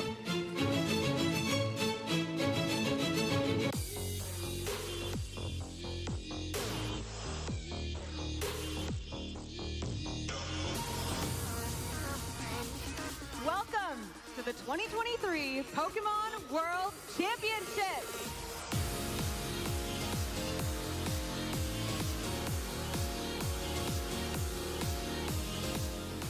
世界最高峰のバトルがこの日本で行われているのが、とても信じられないというか、こういった舞台をすごく今楽しんでて。It's been an incredible experience. They're going all out for this world.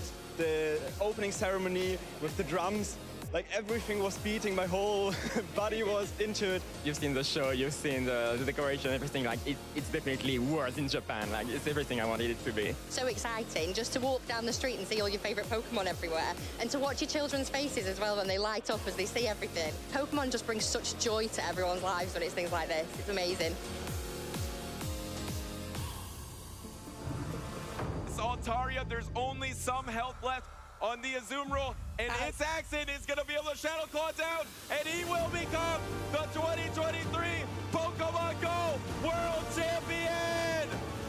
It's Accent, the most decorated Pokemon Go player in history. No. Are we there? Are we there? There's the second energy cycle we're waiting for. Now we can attack with the Kyogre. Aqua Storm is going to do so much damage. It's going to take out those bench Pokemon. And Xiao Zhong'an is your Junior Division World Champion. Pumpkin Pit! Pumpkin Pit can discard the stadium. There's a Lumineon V that can search out boss's orders. Bring up the Arceus V. Gabriel Fernandez is your Seniors Division World Champion here in Yokohama, Japan.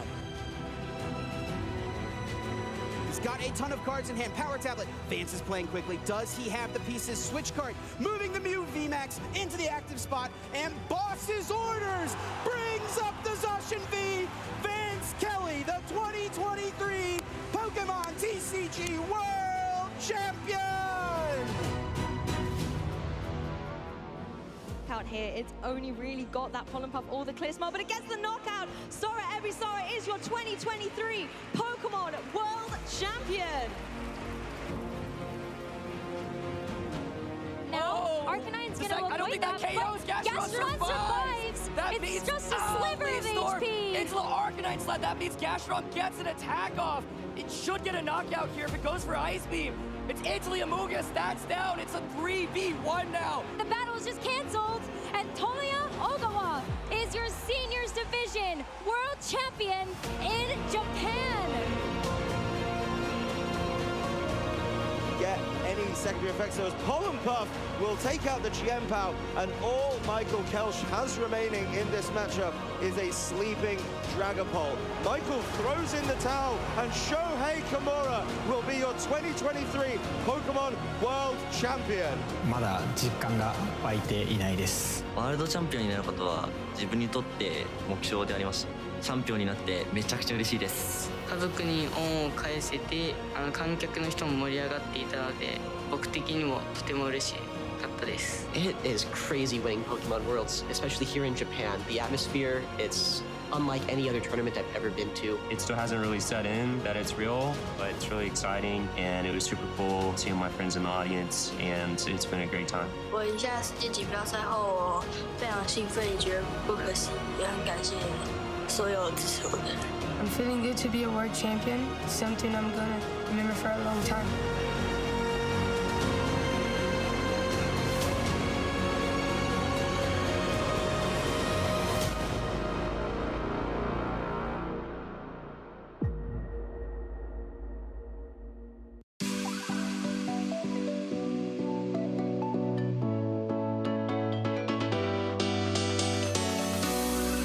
Welcome, Pokemon trainers, to the first ever Pokemon Sweep Run here at the Pokemon Center pop-up store at the North American International Championships in Columbus, Ohio.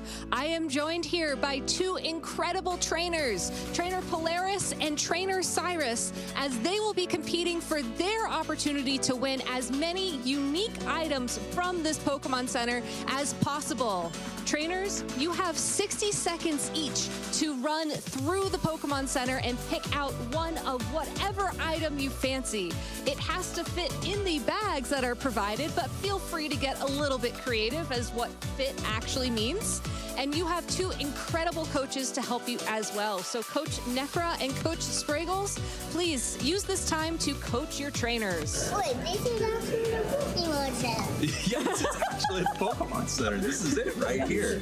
All right, so remember our plan. We're small, but we're mighty, okay? We need to get in there. We need to get aggressive handshake. Let's do this thing.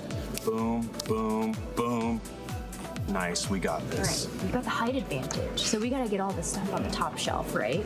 All right, so it's TCG cards over here, we got our plush over here, got the big squishmallows in the back. Oh yeah, I think that's a good plan. We've got the good plan. All right, we have 60 seconds on the clock. Cyrus, Polaris, are you ready? Yes. All right, I love the energy. Let's get started in 3, 2, 1, sweep. All right, let's go. Let's do this. All right, it looks like our trainers are hitting up the Pokeballs first. I see a Cherish Ball from Cyrus, very nice. Polaris going for the Funko Pops, very, very stylish. And now it looks like Cyrus has made a beeline for the plush. Polaris is not that far behind, picking up the Togepi Squishmallow. Oh no, Koraidon just fell on the floor, but Cyrus saved him and gave him a beautiful home. Trainers, the clock is ticking. There is 30 seconds left. We're skipping the keychains, it looks like, going straight for the Charmander, Squirtle, and Gengar hat. Oh, we got the Charmander hat and backpack from Cyrus. Now that is a very bold play. Oh, how about the exclusive version? 10 seconds left. 9, 8, 7, 6, 5, 4, 3, 2, 1. Trainers, that is time. Please take your items up to the front. Trainers, congratulations. Polaris, let's start with you. What'd you get? I got a bunch of play mats, deck boxes. Oh, dump them all out. Let's see them all. Yeah, there we go.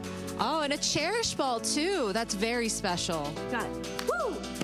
All right, Cyrus, let's see your haul. Incredible stuff. Look at that, 2 backpacks. Wow. We've been running this for about 3 months every other day, doing this run, so a lot of great stuff. We kind of knew what we wanted coming in. Oh, I see that. Really big. This was a big one for us.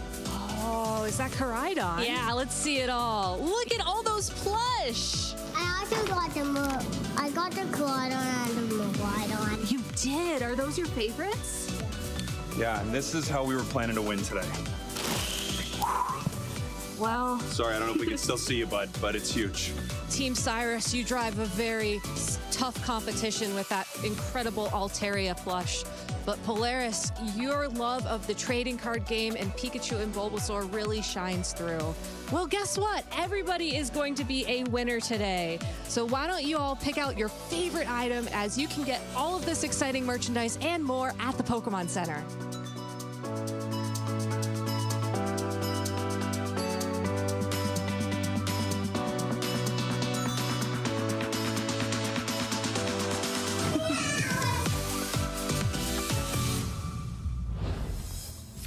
Hello Pokemon trainers, my name is Charlie Merriman and I'm joined here by Luak, Josh Cromie, and we might not have had a sweepstake of the Pokemon Center, but I still feel like all our Christmases have come early because we have a caster battle to cast for you coming up now. Exactly, we had that sudden death match earlier with 2 Dondozos who were definitely hungry for those little Tatsugiris, and our players are hungry too as well. They're currently on their lunch break, which means that Ben and David are going to be able to bring a spectacular showcase for you.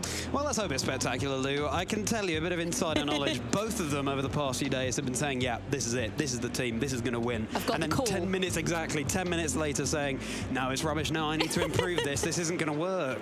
I think we've definitely hyped them up as well, kind of saying to both of them, you know, they're running this, or are you sure that this is the right way to get the victory, and putting that seed of doubt in their heads. And all I can say is it's definitely going to be half on meta, half off meta, I would say. Yeah, I'd like the bigger half to be off meta, but we'll just have to see how that one shakes out.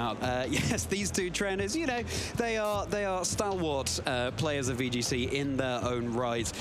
I'm looking forward to seeing how the caster relationship translates to the streaming stage and whether they'll be able to bring that energy into the games they cast later on. Well, I think Sierra Dawn definitely set the standard high across the pond, bringing a Weepin' Bell to her caster battle in Sacramento. However, we'll have to see how Ben and David get things going as soon as they are settled and ready on the stage. I mean, Ben, again, has a lot of experience being a Pokemon trainer. He is a 2-time national champion and has been playing since the dawn of time. Yeah, so exactly. he has has all of that amazing, wise experience to fall back on. Yeah. I sort of see him as sort of a Kabuto or something. He's been around for millions of years, and he will be bringing that knowledge he's gained over that time to the battle. Meanwhile, David, of course, he famously won a regional with a Murkrow. That was Bristol back in 2019, and a player who's been honing his skills ever since. One of the very first people I met in this wonderful community. So, you know, got a soft spot for David, but Ben, he's very cuddly as well. Exactly. Both of them are, you know, are seasoned co-casters. They like to be this side of the desk, but sometimes they like to test their mettle on the other side as well. And I've actually played against Ben Kiriakou a couple of times. In 2017, we faced at both 5-0 at the Oceania International Championships. Unfortunately, I couldn't get the knockout on his Tapu Lele, and that was it. He broke my unbeaten streak, but we still both made it to day 2, so it was all very good. And I got my revenge at the Treviso special event later on in the season. I seem to remember something about a double trick room game, and then there were so many trick rooms, nobody knew what way the time zones were. Yeah. But I managed to win that one, which was great. But Ben is fantastic as a player. He's just so well-versed with the way the Pokemon operate. He can see the synergy amongst Pokemon. He can analyze the player incredibly well as well, which is something that I really struggle to do. I always am terrible at thinking about what my opponent's going to do, and I'm just constantly fixing what am I going to do. Yeah, exactly. I actually, in Lille last year in May, my first round opponent was Ben Kiriakou. We don't need to know how that round went. It was absolutely fine. But yeah, these are trainers who, you know, I think as soon as you have personal knowledge of someone, as soon as you're friends, it adds a little bit of a twist to those mind games in-game of sort of, okay, well, they're expecting me to do this, so maybe I should do this, and maybe I should second-guess that and do that instead. I think that, you know, the desire to, you know, show your friendship on stream and also ultimately win. They're both very competitive people. And showcase whatever spicy picks they're bringing. That's going to be to the fore. So I can't wait to see how this one shakes out. It's the creativity for me, because again, both Ben and David have very analytical minds. Yeah. You know, they can really analyze the board state and how things are operating. But then if they've maybe picked a more controversial Pokemon, something that we haven't seen in a while, or, you know, if I see any pink Gastrodons, I'm going to have a problem. That's all I can say. I hopefully have not commentator curse spoken that into existence, but it could potentially be a thing. But they will be able to look at these different Pokemon and think what's their niche, and that's something that, you know, a lot of players like Ashton Cox and Jamie Boyd are actually able to do on a more serious level. When you look at the actual tournament itself, they're able to bring these niche Pokemon and make them shine in a certain board position. I wonder if David and Ben are going to be able to do the same kind of thing.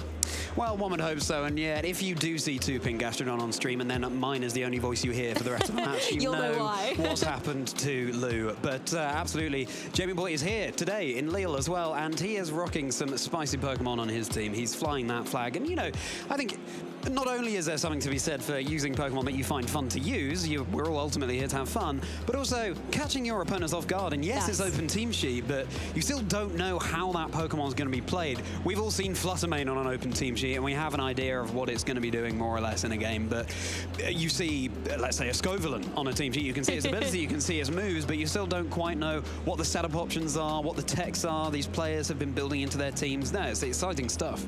Well, I played a Premier Challenge very recently, and it was just as Regulation E had come into the forefront. So it was the case of an opponent-led something. In this case, you look at the team sheet and you go, wait, what does that do? What is that Pokemon? It's an Ogerpon, okay. I forget that it has multiple masks. I haven't seen this mask yet, and that's pretty much how you start learning the game. Whenever new Pokemon are introduced, you've just got to go out and test your strength against them, how well your team does against them, but also get a good understanding of what they do. And obviously coming into this event is something that we as commentators have had to prepare for, but also the players out there as well. Hopefully there aren't any Pokemon catching them off guard. I do hope there is a rogue Cornerstone Ogerpon, though. I would love to see that. It's one of the best masks, in my opinion. I agree with you, Leo, and I'll tell you what, that's my number 4 caster prediction for this weekend. Yeah, I'd love to see it. I think, you know, you terrestrialize your Ogerpon Cornerstone and get a defense boost, but then in Sand, with Tyranitar potentially coming back to the fore as well, you get that special defense boost. So I'd love to see it.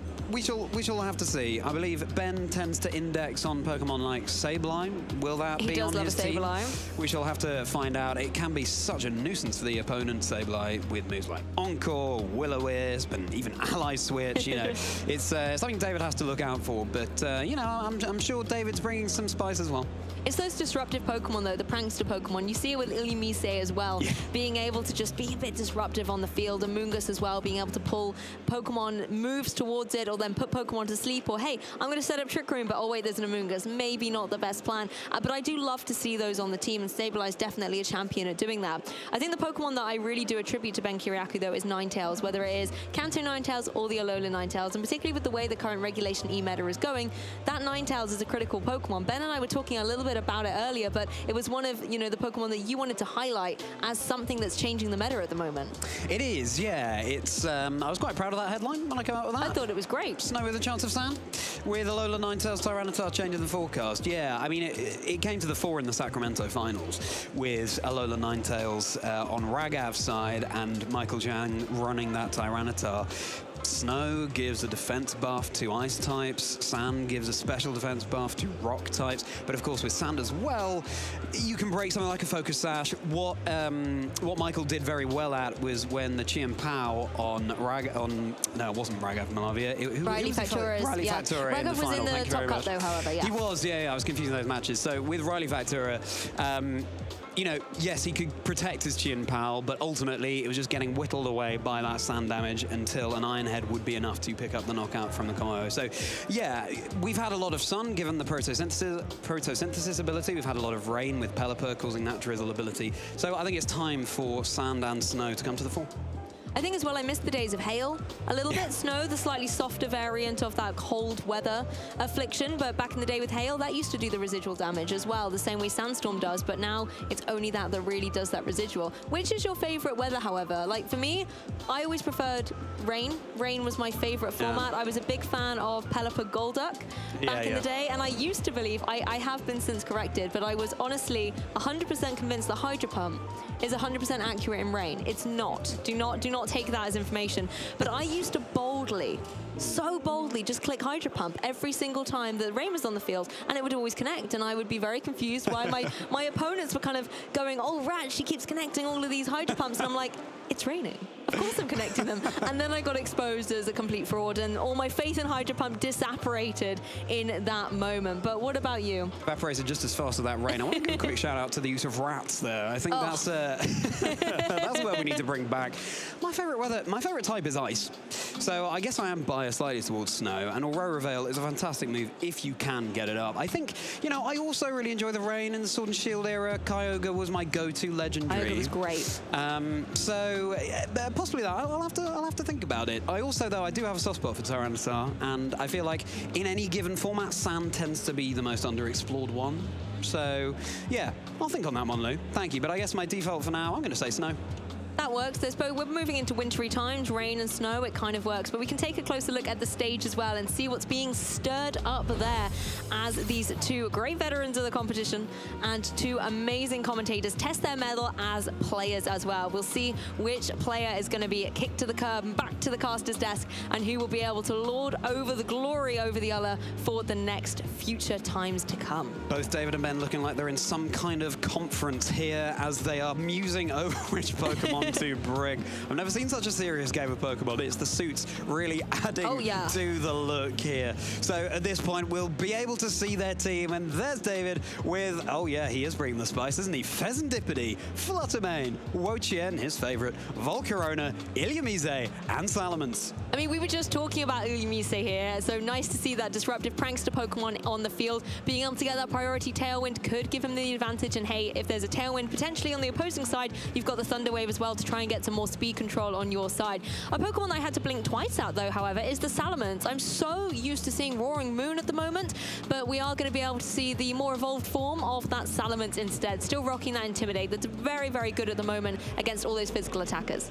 Choice Specs Salamence as well. I feel like normally that's a physical attacking Pokemon. It's such an interesting use of that item mana. The kind of thing that would be a surprise to Ben if it weren't open team sheet. But I'm very pleased to see the Pheasantipede on David's team sheet there. That is my loyal 3 member of choice as we can cast our eye over to Ben's team. And yes, there it is. It's that Sableye with Ogerpon, Half-Flame Mask, Empoleon, Roaring Moon, Oranguru, and Ursaluna.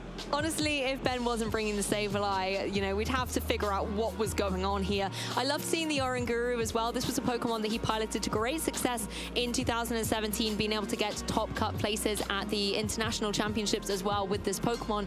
And one of the key Pokemon for me is going to also be that Ursaluna. The fact that it can go for something like a Headlong Rush, and with Oranguru setting up Trick Room to enable it to have that speedier approach on the field, out means you can then go for something like the Instruct, and you can see headlong rush after headlong rush. It might have been nice to see a Blood Moon Ursaluna here, though, because then you can always go for that Blood Moon with the Instruct. You don't have to wait and take a turn out to be able to use it. So you could have just been able to steamroll those through, but Ben's going to go for the more traditional Ursaluna, let's say. Yeah, exactly.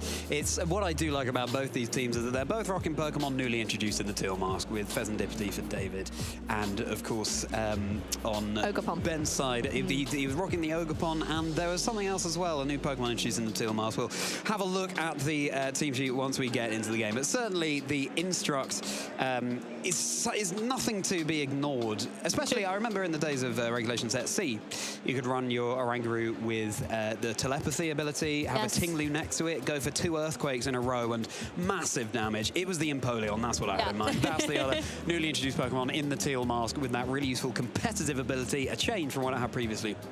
I mean, Empoleon's not a Pokemon that's on the tip of our tongues at this moment anyway. It's not really a standard meta choice, but it can apply a lot of pressure to many things that are currently going around. One of the key things that has to watch out for, though, is the potential from that Wo-Chien. Any kind of Giga Drains and Leech Seeds are going to be detrimental. And I think that's really where we see the slow and steady pace of this match. Ben trying to run maybe that Trick Room variant, wanting to reverse the speeds up, whereas you can see David has the potential to actually slow the board state down with something like those Leech Seeds, maybe even the Poison with something like Pheasantipity, and therefore can start stalling out Ben in this match. Exactly. Pheasantipity, in my experience, is there to disrupt mainly, as these two players, a solid fist bump there, cementing their friendship as they put that to one side for the time being as they get into this game. They'll both have their very unique techs on their team, their very unique ways of playing at teams that we have never seen before. So let's get into it. It will be that stally lead for David Liu with Wo-Chien and Pheasantipity, and it's going to be Empoleon and Ogerpon for Ben. Yeah, across the board, we've kind of got this Fire, Water, Grass core with some of the Pokemon, and lovely to see the Pheasantipity joining the fray as well. Of course, Wo-Chien in a position where it maybe wants to try and go for something like a Leech Seed into that opposing Empoleon, but it has to still contend with the opposing Ogerpon as well. Ogerpon having that Fire and Grass typing at the moment can apply some good pressure, and the potential to go for something like a Terastallization on that Ogerpon and really hit hard with something like the Ivy Cudgel is something Wo-Chien has to avoid. Yeah, I can't say I've done my Wo-Chien calcs for Ogerpon Half Flame on the field, because we see it so rarely. I mean, David's been singing its praises for months now, and I hope he can pilot it to success for his own sake.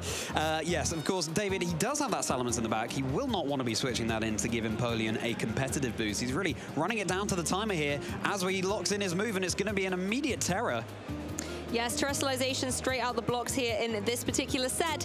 We're going to see it come through on the Wo-Chien. Going to be going for that Poison variant here. Of course, the Tablets of Ruin as well, lowering the attack on the field here as the Ogerpon is going for that Follow Me. So not jumping onto the offensive right now, just wanting to support the Empoleon, maybe trying to allow it to get some damage up on the board. Dazzling Gleam does minimal damage, but it is going to get the Toxic on the Ogerpon, this unique ability to the Pheasantipity and its two other Pokemon partners. We're going to see the Pheasantipity take so much damage, however, but it is hanging on. Life Orb revealed on that Empoleon. Life Orb as Wo-Chien goes for the foul play, and it's really good damage onto the Ogerpon, it being a Pokemon with a good physical attack stat. And that Poison chip will start to rack up over the succeeding turns. But one thing's for certain, that Ogerpon is now on a timer. It certainly is. That Poison is going to chip away at it a little bit more. The issue with the Ogerpon as well is you can always go for something like the Terastallization and get the Embody aspect up. That does give you an attack boost, as it is that Half Flame Mask. However, Wo-Chien with the Tablets of Ruins kind of negating that a little bit as well. So you're kind of at a stalemate. There's not so much of an offensive pressure that both of Ben's Pokemon can deal while that Wo-Chien is still on the field. So if I was Ben, I'd want to try and remove it as fast as possible from the field. Is that going to be the case, though, as a Terror comes out from Ben? It all comes down to this game. It's just going to be a best of one between David Parkinson and Ben Kiriakou, our co-casters here in Lille. Ben is going for the Terror on that low-health Ogerpon, getting an attack boost, and even though it's got that Toxic Poison racking up as well, so it's going to have to be here for a good time, not a long time, as it deals some damage coming out into David's team with an Ivy Cudgel. There's the Ivy Cudgel going to be finding its mark down onto that opposing Wo-Chien. It's not a grass type anymore, it's a poison type, but it still does so much damage. Getting that attack boost gives it a little bit more longevity on the field. The Hydro Pump following up, though. It's not raining, it still connects. It's going to be able to get the knockout onto that Wo-Chien. Wo-Chien is going to go down for David, and with it, his terrestrialization option. So that is down and out. His favorite out so early in the game, and that's something I'm never going to let him forget. As Ogerpon takes a little bit of poison chip damage, he's hovering over the Salamence. It would be a bold call in front of that Empoleon, and he has Volcarona in the back, so that's also a Pokemon you don't want to switch into Empoleon. I kind of like the idea of the Salamence, though, just purely for the Intimidate. Yeah. Being able to throw that down onto the field, but then Volcarona can provide a little bit of potential redirectional support. Oh, it can't actually. It's not running a Rage Powder. This one is a full-on offensive Volcarona. Heat Wave could be enough to be able to get the knockout against something like the Ogerpon, but we still don't know what Pokemon Ben has in the back as well, and that could be detrimental depending on what these Pokemon want to go for. For Serendipity, I wouldn't be surprised to just go for something like either the Dazzling Gleam to try and get the knockout, deal some more damage, or even something like the Icy Wind, just try and gain a little bit of speed momentum to help that Volcarona out. Problem with Icy Wind, though, is then you would also activate competitive on the Empoleon, so you've got to think twice, and Serendipity can't really do a great deal against Empoleon at all, given it can't poison it. But if Ogerpon is going to survive this turn, going for another massive Ivy Cudgel, which will be connecting down into David's Serendipity. So David is down to just his final two Pokemon at this early stage of the game, and Salamence will come in, and Empoleon will love it. Yes, Volcarona celebrating that, in fact, and going for a quiver dance here, actually going to be able to boost up its special attack, special defense, and speed. So it is going to be a lot more threatening going forward. But Empoleon hitting the mark with these Hydro Pumps, isn't able to get a one-hit KO against it, but certainly putting a mark into that Volcarona. It is going to have a berry, though, to be able to get a little bit of re-health, but one more of those Hydro Pumps is going to be enough to get the knockout. It absolutely is. I believe Ben Kiriakou would call this the Ben Kiriakou difference in terms of all these Hydro Pumps landing. He will contend it's the mark of a good player, but I'd say it's luck, as Ogerpon goes down for Ben, and so does his terrestrialization options. So Salamence will be coming out for David. I can't wait to see what Ben's got in the back. Is it going to be one of his go-tos in Sableye or the Oranguru? I'd be surprised to see it, given Trick Room is not up. It's going to be the Oranguru, though. It might be able to go for an Instruct, land some even more very accurate Hydro Pumps, or otherwise. You know, you're right, though, the Intimidate really detrimental here, that competitive ability, being able to pull it up. I thought it might have been nice against the opposing Ogerpon, but then Ogerpon's been dealt with. You don't have to worry about it anymore, and Oranguru isn't exactly the formidable threat on the field. It really has come down to the way that Ben has been able to pilot this Empoleon. It's going to be able to threaten the Volcarona, and depending what flexibility in the move pool it has, if it's running some type of ice move, then it's going to be able to pick up the KO against Salamence. Yeah, exactly. It's a tricky situation here for David, and of course Ben has an as of yet unrevealed Pokemon on the back. David is, you know, hovering, taking a good amount of time, deciding over which moves to go for here.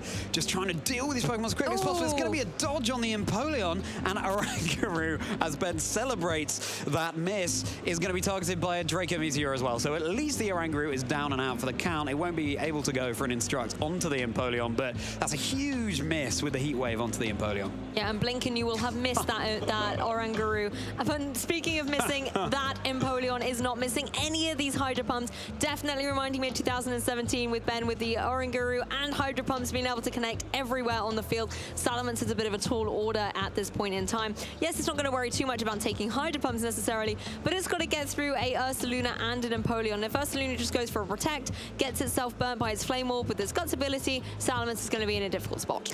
And the thing is, Salamence has already reduced its special attack through using Draco Meteor. So yeah, it's not in the safest position. Empoleon will be keeping itself safe. So will Ursaluna to see what David could possibly be going for in this position. Of course, another Draco Meteor is rocking that Choice Spec, so that's all it can do. And so the special attack drop will just keep racking up as Ursaluna, of course, now gets that burn. He'll be dealing massive damage with Guts and perhaps Facade. Who knew Empoleon was going to be the threat of this particular caster meta we've got going on at the moment? There just didn't seem to be anything that David had to be able to stop it in its tracks. The Draco Meteor is going to come through, but as it already had to take the debuff from the previous Draco Meteor, it's not going to deal too much. But Ice Beam, on the other hand, will get the one-hit KO. And absolute damage from this Empoleon. The superstar for Ben Kiriakou taking this best-of-1 set.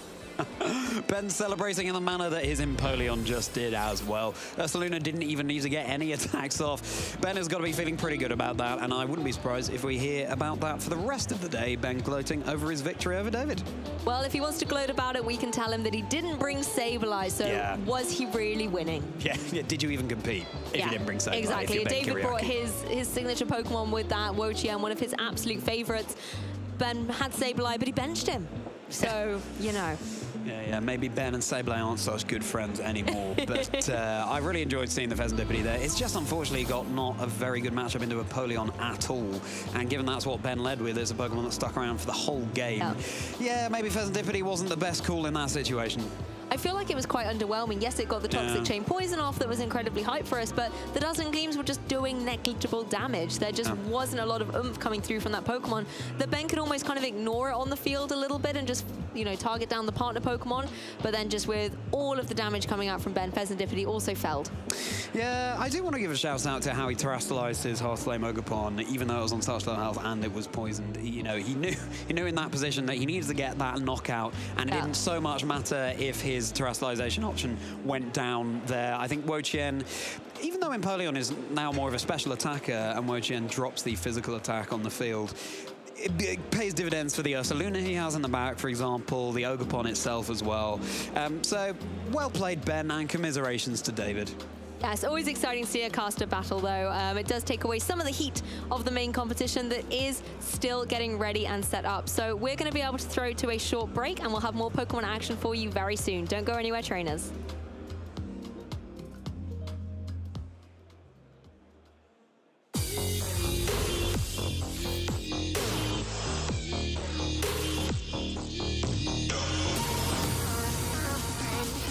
Welcome to the 2023 Pokemon World Championships.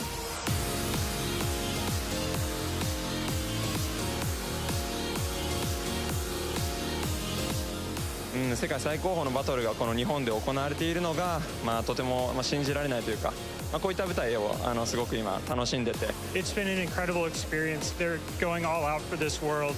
The opening ceremony with the drums, like everything was beating, my whole body was into it. You've seen the show, you've seen the decoration, everything. Like it's definitely worth in Japan. Like it's everything I wanted it to be. So exciting just to walk down the street and see all your favorite Pokemon everywhere, and to watch your children's faces as well when they light up as they see everything. Pokemon just brings such joy to everyone's lives when it's things like this. It's amazing. Altaria, there's only some health left on the Azumarill, and its accent is going to be able to Shadow Claw down, and he will become the 2023 Pokemon Go World Champion! It's Accent, the most decorated Pokemon Go player in history. No. Are we there? There's a second energy cycle we're waiting for. Now we can attack with the Kyogre. Aqua Storm is going to do so much damage. It's going to take out those bench Pokemon. And Xiaotongen is your Junior Division World Champion. Pumpkin Pit can discard the stadium. There's a Lumineon V that can search out boss's orders. Bring up the Arceus V. Gabriel Fernandez is your Seniors Division World Champion here in Yokohama, Japan. He's got a ton of cards in hand. Power Tablet. Vance is playing quickly. Does he have the pieces? Switch card. Moving the Mew VMAX into the active spot. And Boss's Orders brings up the Zacian V. Vance Kelly, the 2023 Pokemon TCG World Champion! Out here, it's only really got that Pollen Puff or the Clear Smile, but it gets the knockout. Sora Evisara is your 2023 Pokemon World Champion. Now, Arcanine's gonna avoid that, but Gastrodon survives. It's just a sliver of HP. It's a little Arcanine sled. That means Gastrodon gets an attack off. It should get a knockout here if it goes for Ice Beam. It's Angelia Amuga, stats down. It's a 3v1 now. The battle is just canceled, and Tolia Ogawa is your Seniors Division World Champion in Japan. Get any any secondary effects. So as Pollen Puff will take out the Chien-Pao, and all Michael Kelsch has remaining in this matchup is a sleeping Dragapult. Michael throws in the towel, and Shohei Kimura will be your 2023 Pokemon World Champion. まだ実感が湧いていないです。ワールドチャンピオンになることは自分にとって目標でありました。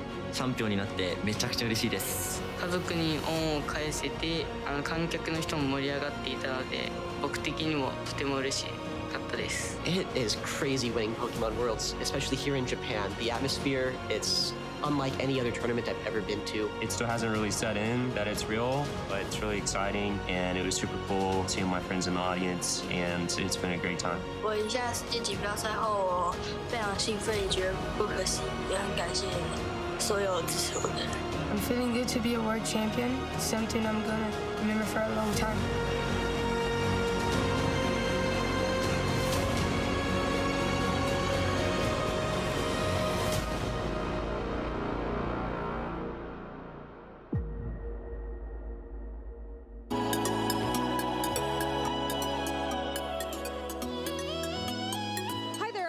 Anna Prosser here in Yokohama for Pokemon World Championships 2023, and we're here in the Play Lounge. We're here with Judge Kaza to talk about first steps. What's first step? ここはティーチングエリアです。カードゲームを最初にやる場所です。If a player is just learning about Pokemon for the first time, what would you tell them when they come here? まずは楽しんでください。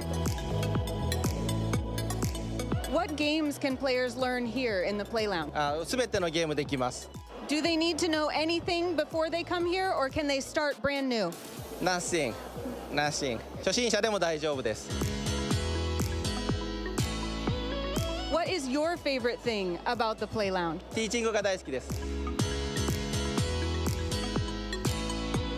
It looks like you're having a great time. We'll let you get back to it. めっちゃ楽しいです。ありがとうございます。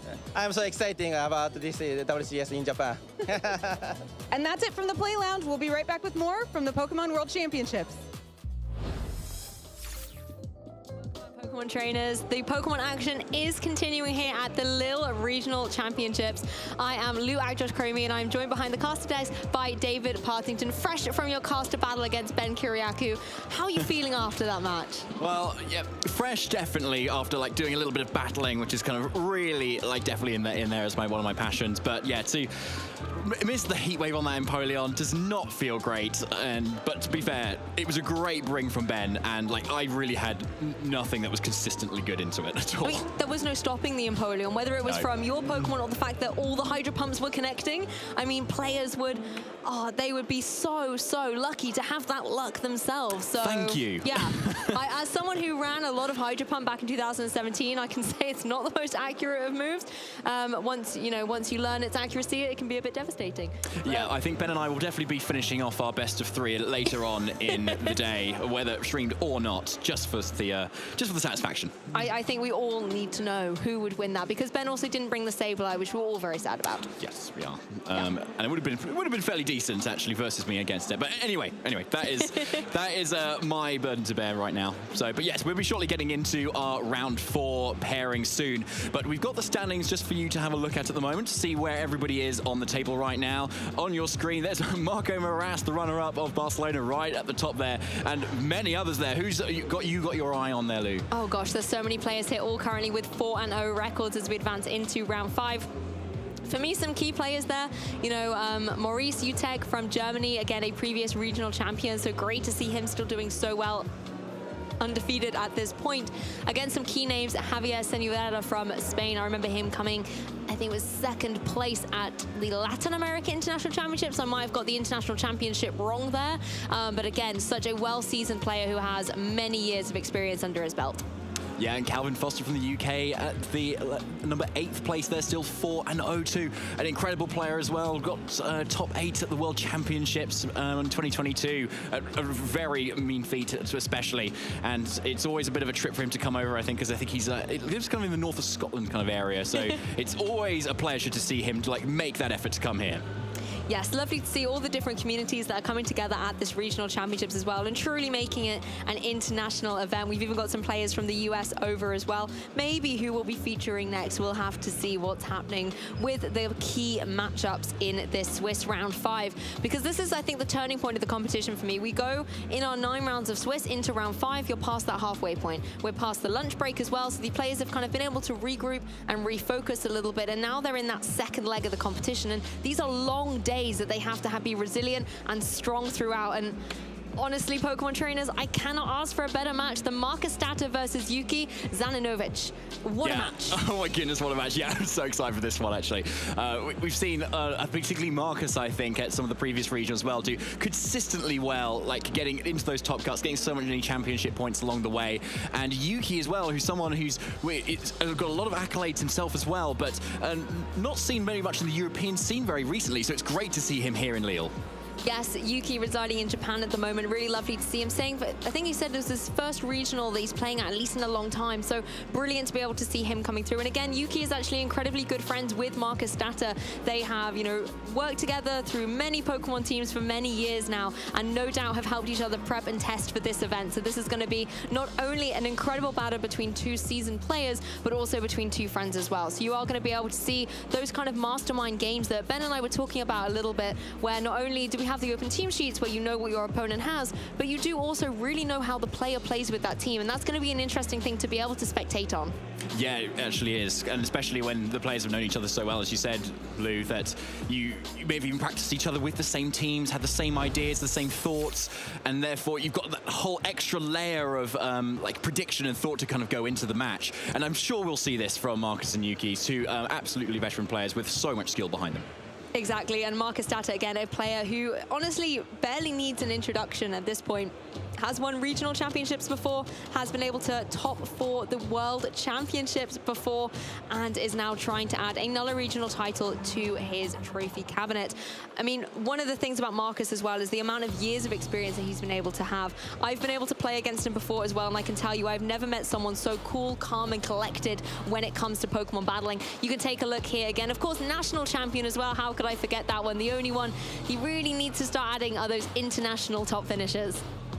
Yeah, plenty of accolades there for Marcus, and on Yuki's end as well, the Global Challenge 3, top 8, the OCIC top 32 in 2023, and then 3 years back there for OCIC once again, top 16, and Worlds Day 2 in 2019. So definitely a player who knows what it is to taste success. I think Yuki as well has just a fantastic fundamental understanding of the way that the meta works. If you were able to tune into the recent World Championship stream in Yokohama, Japan, Yuki was actually able to join the commentators for a bit of a conversation about the meta and share his thoughts and insights, and they're incredibly valuable. And both Yuki and Marcus have this amazing way of looking at board state and going, there's this option, this option, this option, this could happen, but if I do that, this could happen. And those moves and counter moves really come to the forefront with these players.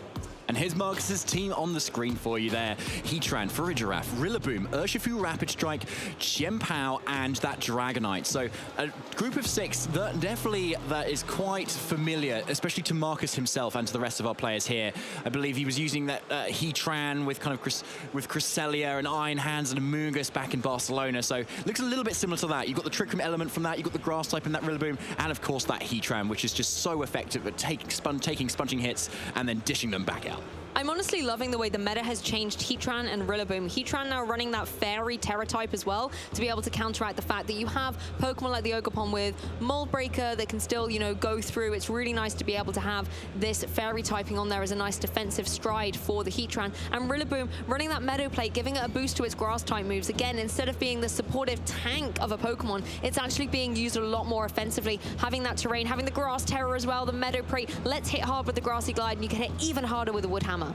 Yeah, that Farigiraf is really interesting too, because I think we saw the exact set on Aurelion Sula's team as well. The Dazzling Gleam, the Psychic, the Helping Hand, the Trick Room, the Fairy Terror, and the Rocky Helmet. So this definitely seems to be a little bit of a, maybe kind of a guess or a little bit of a tech or change going into the meta, because you can imagine blocking all those priority moves like those Grassy Glides, those Sucker Punches is so big, and then when you want to sit there and maybe not dish out as much damage, Helping Hand helps that out. Yes, and speaking of some helpful Pokemon as well, you have got the prankster Pokemon Grimmsnarl. That's a blast from the past. Haven't seen it in a while on Yuki's side, and this is an incredibly good Pokemon for setting up those defensive measures, having things like Reflect or Light Screen to boost your defenses or special defenses respectively, boosted up to 8 turns as well with that Light Clay, does give a lot of defensive support on the field. Additionally, you can go for that Thunder Wave to gain a little bit of speed control as well as the paralysis chance on your opposing Pokemon, and considering the fact that Dark types are kind of dropping off at the moment with the dominance of Fairy types like Fluttermane, it's nice to be able to know that you can go for those prankster moves. You're not going to be stopped by a Dark type Pokemon. Yeah, that's a really good point. It's something that a lot of Pokemon players have chosen to use, but at the moment, my eyes are so drawn to this Hisuian Goodra there. So obviously we saw Michael Zhang win the Sacramento Regional with a Komodo, which had Iron Defense and Body Press. And this is a very similar take on it, with the Hisuian Goodra being with a Shelter, which does exactly the same as Iron Defense, boosts defense by 2 stages, and that boosts the power of that Body Press too. But with Goodra, you have that added Steel typing on it, as well as the Dragon, instead of that Fighting type. So you're already taking Fluttermane's attacks so much better already without having to go for a Terror, and you can also effectively use Heavy Slam to basically get a one-hit knockout on it, even if you haven't set up. I honestly love the capability that Hisuian Goodra has. Yes, you can retreat and shelter into that shell, and then you can crush your opponents with a body press down with the weight of it. And additionally, that heavy slam, like you said, against these fairy types that we see running around, and particularly the fairy terror types. Yes, it's on Heatran. It's actually on that Goodra as well. So showing that it is currently rising in popularity. If you do come up against a rogue fairy terror on the opposing side, you want to be able to hit it for some really good damage. And heavy slam, particularly from a bulky Pokemon like Goodra, is able to do that well. Yeah, absolutely. And looking at the difference of the teams and in terms of their matchup as well, Goodra does look pretty decent into a lot of these physical attackers here. That Rillaboom, Dragonite, Shenpao would love to set up on all of those, I imagine. Urshifu does have to watch out for, though, with those surging strikes. Getting critical hits every single time means it is going to be breaking through those defensive boosts. So if Goodra does decide to go for a Terror, say into the Fairy type, it's no longer resistant to those water moves. So Marcus's Urshifu does look fairly decent here, especially with that Choice Scarf to be able to outspeed the Ogerpons and the other Urshifu on Yuki's end too.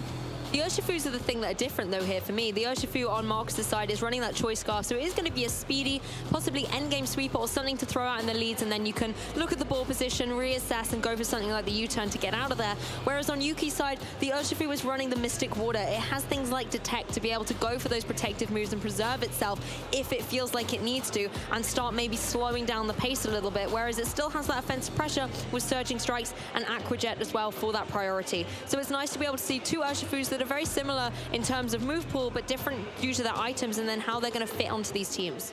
Something I did actually miss earlier, Lou, was the fact that this Goodra is shell armor. So actually, everything I was saying about the Urshifu and the Surging Strikes is completely moot, because thanks to shell armor, it was immune to critical hits. So you can definitely kind of rely on Goodra to sit there, take those hits very well, even with those shelters going up as well. Well, that's another reason why it might just be a fantastic medical here from Yuki coming into this tournament. And there it is! Out in the leads, paired up with that Grimmsnarl that can also help out with some of those defenses, but the critical hit master of the Urshifu, and I believe the Heatran it was there for Marcus. Yeah, so Heatran is a great option right in now because Goodra wants to definitely boost up its physical defense, but if you've got something on there that's on the special attacking end, then that's definitely something that's going to apply pressure even after all the boosts.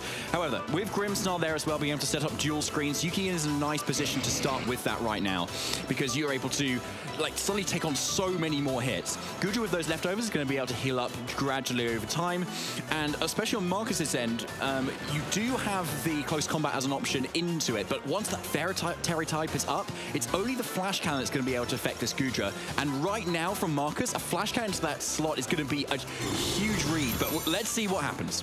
Well, the light screen's coming up, trying to stop the special attacks from dealing too much damage. That's not going to affect the critical hits coming out from the physical Surging Strikes. Nice and speedy on this Choice Scarf Urshifu for Marcus. Going to be able to get some good damage against the Grimmsnarl, but it is going to be able to hang on. It is just about. Flash Cannon is out, coming out as well into that Grimmsnarl, and does pick up that knockout. So no more support for this Grimmsnarl for the rest of this game. I really like this play, though, by Marcus, because the Hisuian Goodra, there's really not a lot you can do against it at the moment. You can't stop it going for these shelters and trying to get it self-set up to go for these body presses a little bit later on. So nice to just kind of target down the partner Pokemon. Yes, it got up the light screen, but as we've already identified, the physical attackers like the Urshifu aren't going to worry about that at all, and you have a way to try and navigate around it, and it stops the Grimmsnarl from setting up a potential reflect on the next turn. Yeah, I really like this position now for the Hisu and Gudra. Yes, Yuki is down one Pokemon, but with that extra defense boost, suddenly the options for Marcus are starting to run a little bit low, because now it can suddenly take those close combats so much better. So now, actually, the threat is more the Heatran right now, and these Urshifu can't do too much, so we do see it switch out. Yes, when you are Choice Scarfed, you are locked into the move that you have gone for, and the Surging Strikes is really not going to deal too much to either of these Pokemon at all. So the Farigiraf is going to be able to join the field now for Marcus, and we're going to see Terrestrialization come out of the blocks. It's going to be on that Heatran. It's going to turn itself from a Steel and Fire type into a Fairy type as well, which does give it a nice amount of defensive capabilities, particularly from something like a body-pressing Gudra. It's the fake out, but the Armor Tail switching in is huge for Marcus. So this Heatran is not going to be stopped right now as it goes straight for a Heat Wave. Super effective damage, but actually not a load of damage there, showing the bulk from Yuki's team as finally a Shelter goes up for the Gudra. Yeah, the Light Screen really helping out there as well, as the Gudra just does what it does best, going for another Shelter, wanting to make sure that these body presses are dealing as much damage as possible, as well as allowing that Gudra to have a few more defensive capabilities. Yes, there are two special attackers on the field right now, but there could be some physical threats to contend with. You're often in the position where, like, versus something like a boosting up Gudra at the moment, or a Komodo, where, okay, right, over time, I'm probably going to get a critical hit at some point, but yeah, Shell Armor is here. So, like, you've got a guaranteed, you know how much damage all of Marcus's attacks are going to do into you at the moment. So it's looking like this Gudra is looking so bulky, and even though it's boosting defense, it still does have a really good amount of special defense as well at the same time, which in the training of this Gudra, likely you do invest into, and then the defense starts to boost up as well. So Marcus has really got to think about how to deal a lot of damage quickly before a third Shelter comes up. I'm honestly kind of concerned for Marcus here. We see it's the Dragonite in the back as well. This is a big physical team, and Pokemon like the Farafrig and the Heatran, we've seen how little damage it does, so it might be very difficult to stop this Gudra in its tracks. So at this point, maybe you just got to try and whittle it down to maybe a potential 4v1. The Urshifu joins the field for Yuki, and there's the Dragonite proud out on the field for Marcus. There's another Heat Trade comes through, does a little bit of chip to that opposing Gudra. It's going to get that burn. I was just about to say, hopefully gets that burn for a bit of chip damage for Marcus. Obviously, Yuki not going to be happy to see that, but it knows that the Gudra has enough capability to boost up its defenses even further. And the Grassy Terrain set up by its partner Rillaboom is going to be very helpful as well in that recovery to counteract the burn damage. Yeah, so you've got Grassy Terrain, yeah, leftovers and the burn, kind of adding all together at the moment. But yeah, like, even though this Gudra is so bulky, it does not have reliable recovery. It just relies on lots of turns to recover. So if Marcus can keep applying the offensive pressure and keep doubling up into it, as well, assuming the partner Pokemon of Yuki can't do too much damage as well, then there may still be a shot here. So Heatran is looking like a very nice option, especially with that Fairy Tale. It's going to be able to take on any of those Surging Strikes from Yuki's own Urshifu fairly well. But I think if I'm in Marcus at the moment, you need to try and call the body presses right now, because Yuki is all fully set up, and +6 body press is going to do a lot of damage. It certainly is. Even a resisted hit could still dent that HP bar very, very strongly. We are going to see, however, the Farigiraf join the field, not going to allow anything like a little Aqua Jet to come into play as the Dragonite goes for the extreme speed. It's going into the detect, however, of that opposing Urshifu, so no damage coming out. All eyes then fall on this Gudra that goes for the body press, does a significant chunk to that opposing Farigiraf, and it is going to take a little bit of Rocky Helmet recall, but due to all the recovery that we see happening on the field, the leftovers, the Grassy Terrain, that's something Gudra doesn't have to worry about. Yeah, so you can really see the impact of the burn there, which does actually affect the body press damage there, even though body press is based on your own defense, as the burn actually halves the power of the attack that you're using. So body press is effectively like a 40 base power move at the moment coming out for this Gudra. And so, like, and into a bulky Pokemon like Farigiraf, that is really not doing too much. So that's actually a 3-hit KO. So suddenly, Marcus does have some room here to be able to pivot around. He doesn't need to be too worried about what this Gudra can throw out. Dragonite on top of that can resist the body presses as well very nicely, and Heavy Slam is off the attack stat of the Gudra, and so isn't going to do too much either. So actually, it's kind of evened out a little bit now, and Marcus, as we can see, still has all 4 Pokemon left. So I think it's going to be down to how Yuki really positions his Pokemon to support this Gudra, make sure it still is gaining health gradually, so maybe making sure the Rillaboom is coming in to reset Grassy Terrain at a timely manner so that it can keep chipping away, because at the moment, assuming it heals more than it does takes damage, it should win this. Yeah, the Terrestrialization is going to come through from the Urshifu, going to be up to boost its water-type attacks with a water Terra-type here as well. So Yuki really trying to apply a lot of offensive pressure to help out the Goodra that might need a bit of extra support. The Extreme Speed does a significant chunk to Urshifu, but not quite enough to put it down into the orange zone of its HP bar, and the Surging Strikes will be able to follow up into this Farigiraf. Is it going to be able to go down to the third one, however? Of course, the Rocky Helmet damage is going to come through as well, but it looks like one more is going to be able to knock out that Farigiraf, and Urshifu should be able to contend and hang on by the end of this turn. And then is the Rocky Helmet enough to kill this Urshifu? Doesn't look like it. I think, yes. Yeah, I think the Urshifu was just about hung on there, thanks to those the Rocky Helmet and the massive health it has. But yeah, body press, not doing a whole lot to this Dragonite here, Lou. This is the thing, though. I think slow and steady could very well win the race here for Goodra, because yes, the damage that it's dealing is understandably underwhelming to what we had previously anticipated, but it has the chance to go for this recovery. A Pokemon like Dragonite doesn't. It's not a grounded Pokemon, so it's not going to be able to benefit from the grassy terrain, and there just isn't anything that the Dragonite can deal in return to this Goodra. So even though Goodra is only kind of chipping away, it's going to be slow and steady, it's still going to be able to get the KO at the end of the day, and that's something I think that Marcus is going to find very difficult to deal with. Yeah, I think you're right. Like, it's especially like thinking about a game 2 scenario where you may even not get even a heat wave burn at the moment. Marcus has got to really kind of position, even if whether he wins or loses this game, work out how Yuki does support his Goodra in this game with the fake outs, with the screens, and think about how to kind of get around that. So it was great that he got rid of that Grimmsnarl really early on to stop it setting up multiple screens, but it seemed like that light screen was just kind of all it needed, really. And with that light clay, it's got 8 turns of it still, so it's still in the stage where this light clay is up. But so if Marcus can stall it out and get to the point where he's still got that Heatran around for that special attacking damage, then we might actually see some more denting of the health of this Goodra. That's very true, and I like the way Marcus has preserved that Heatran in the back a little bit, going, hey, I need you to bench yourself until these light screen turns have gone down, then you can come out and start hitting a little bit harder with something like the Heat Wave. Dragonite now in a position where it could go for that extreme speed, pick up the KO against the Urshifu. Pretty wise protect then on Yuki's side. I wonder if maybe that's something that Marcus has read into. Now you have to go for the opportunity, detect or no detect, apply that pressure to the Urshifu. You know that the Goodra isn't going to be able to pick up the KO against you. Earth Power is going to be the move of choice. A significant chunk of damage, super effective into that opposing Goodra, and that is more of the kind of damage you need into that Pokemon.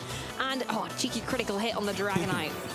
Yeah, that was very cheeky, especially as Goodра's like, well, I don't have to take critical hits, but I'm going to dish them out anyway still. So looking at the leftovers and the grass terrain, probably it's still fairly decent, but yeah, that burn is definitely there to stay.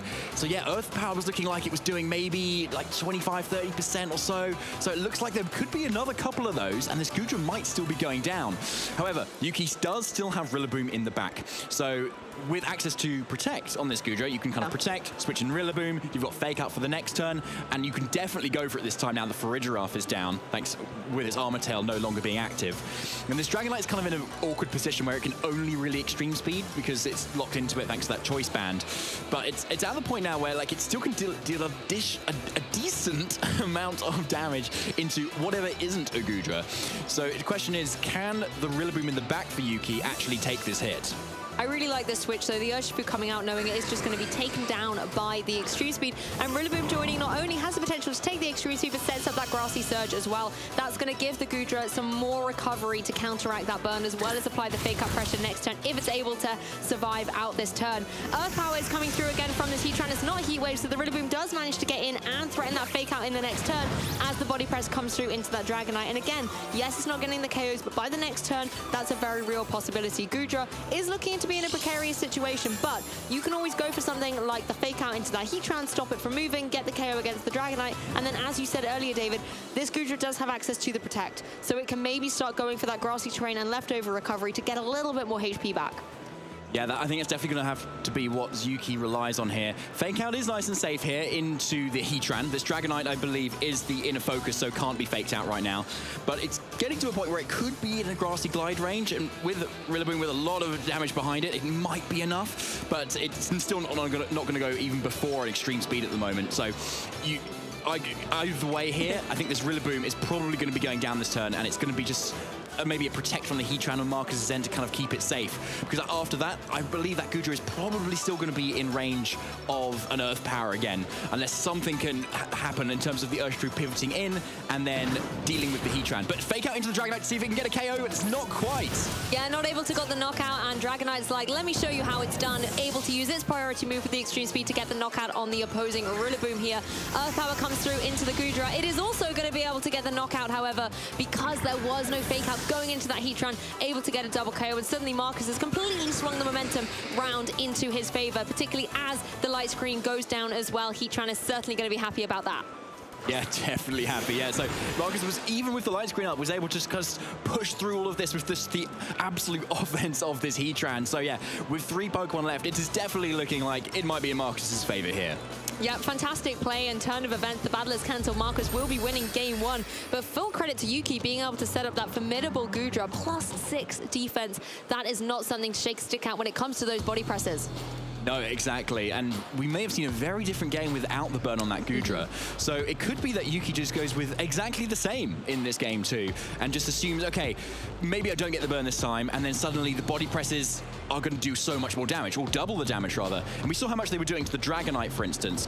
Like, there were definitely a few that were put into that slot there, and suddenly if you half those amount, the Dragonite is gone a lot earlier. The Heatran might be gone a lot earlier, as well as the Frigiraf as well, which again took under half, but it would take over the next time. So definitely a little bit different. The thing is though, if your Goodra is on the field for that long, chances are you are going to get burnt eventually. Yeah, that's the thing. Yuki did kind of put all his eggs in the Goodra basket here, making sure that it was well supported with Pokemon like the Grimmsnarl, setting up the relevant screens, having the Rillaboom to come in, set that terrain, apply Fake Out, and then Urshifu just being able to hit really hard. I think it's a really nice partner choice there, particularly with those surging strikes and cheeky critical hits. But the issue was that burn, and I think you make a great observation that if the burn hadn't come through, we could have seen a very different game. We could have seen the Goodra getting a little bit more momentum with those body presses, maybe picking up a KO a little bit earlier and stopping Marcus from having the time to be able to switch that board around, particularly as we saw the light screen turns fading away. They actually, I say that, but it didn't really matter in the long run, because I believe the Heatran was able to get the knockout on the Goodra before the light screen had actually gone. It was almost just like an added tip for victory there. Exactly, it was a bit of a flex, wasn't it, from Marcus? Like, yeah. Okay, like, even with your screens up and the only thing that Grimmsnarl did, it still didn't matter, still took that win. So yeah, it's on Marcus maybe to even adjust on his end still, to be honest, because he doesn't definitely want to rely on the burn either, really. It's definitely not like a solid kind of game plan.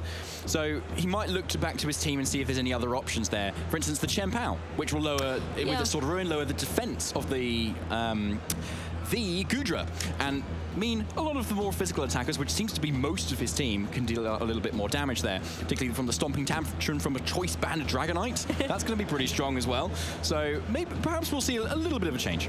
I think you run the risk though with Chien-Pao that you're actually going to give Yuki a little bit more strength on the field, particularly when you look at the choices of, you know, Goodra, the Rillaboom and the Urshifu in particular. They're going to be super happy to see Sword of Ruin activated on the field, particularly if they're able to get a little bit of a faster presence, something like a Priority Grassy Glide, something like an Aqua Jet. And that's why I really like the way that Marcus was able to bring the Frigiraf here, so that it was able to bring that Armor Tear ability and stop all of that priority on Yuki's side, particularly as Rillaboom is such a key Pokemon at the moment. And in the terrain, particularly when it's unchallenged in the terrain, it can go for those grassy glides when the grassy terrain is on the field. So making sure that Yuki isn't able to click those moves through freely, because it's not as if, you know, you just lose the priority, you just physically cannot go for the move, so you're then not going to be dealing any damage that turn. I think it's a really nice way to negate some of the pressure that Yuki has with all the priority that's on the field. Yeah, I think that's a really good point, because Yuki's team heavily relies on setting up this Goodra, where a lot of part of that, the way it works, is that you can protect Goodra, switch in something for like a Fake Out or for an Aqua Jet.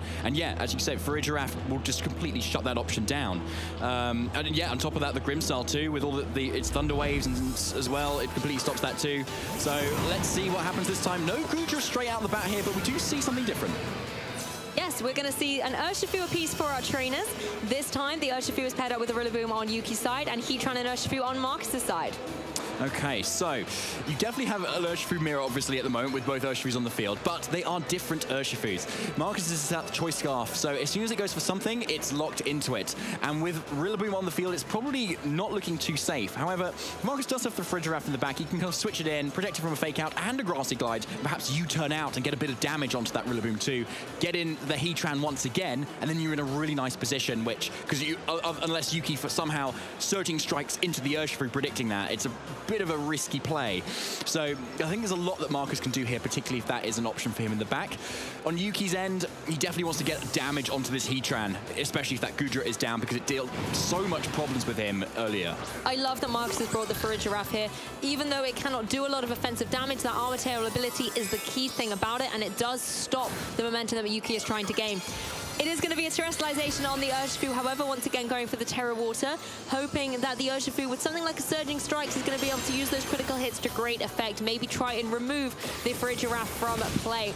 Of course, the Choice Scarf Urshifu is going to be first to move here. No priority coming out from the Rillaboom. Yuki did not fall into the trap of the potential Frigiraf switch in here, so Urshifu is going to leave the field for Marcus as Dragonite is going to take its place.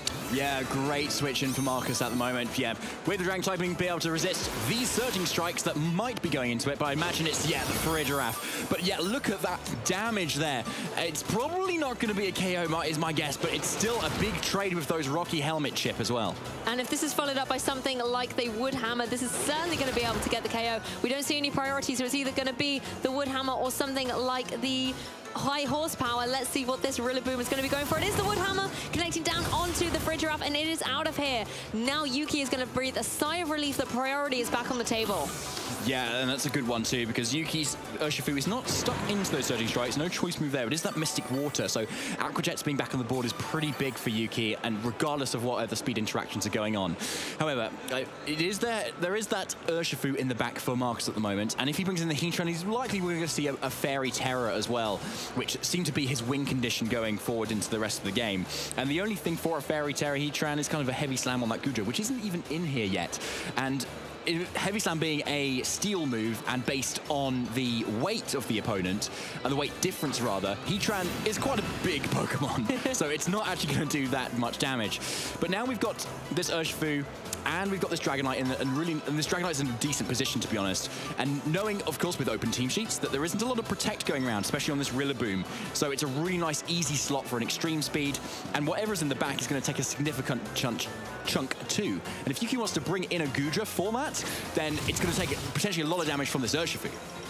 Rillaboom doesn't even get the chance to go for any priority though, because Dragonite is a little bit faster, able to get the extreme speed off, as Urshifu does go for the Aqua Jet though, so it is going to be priority a piece here.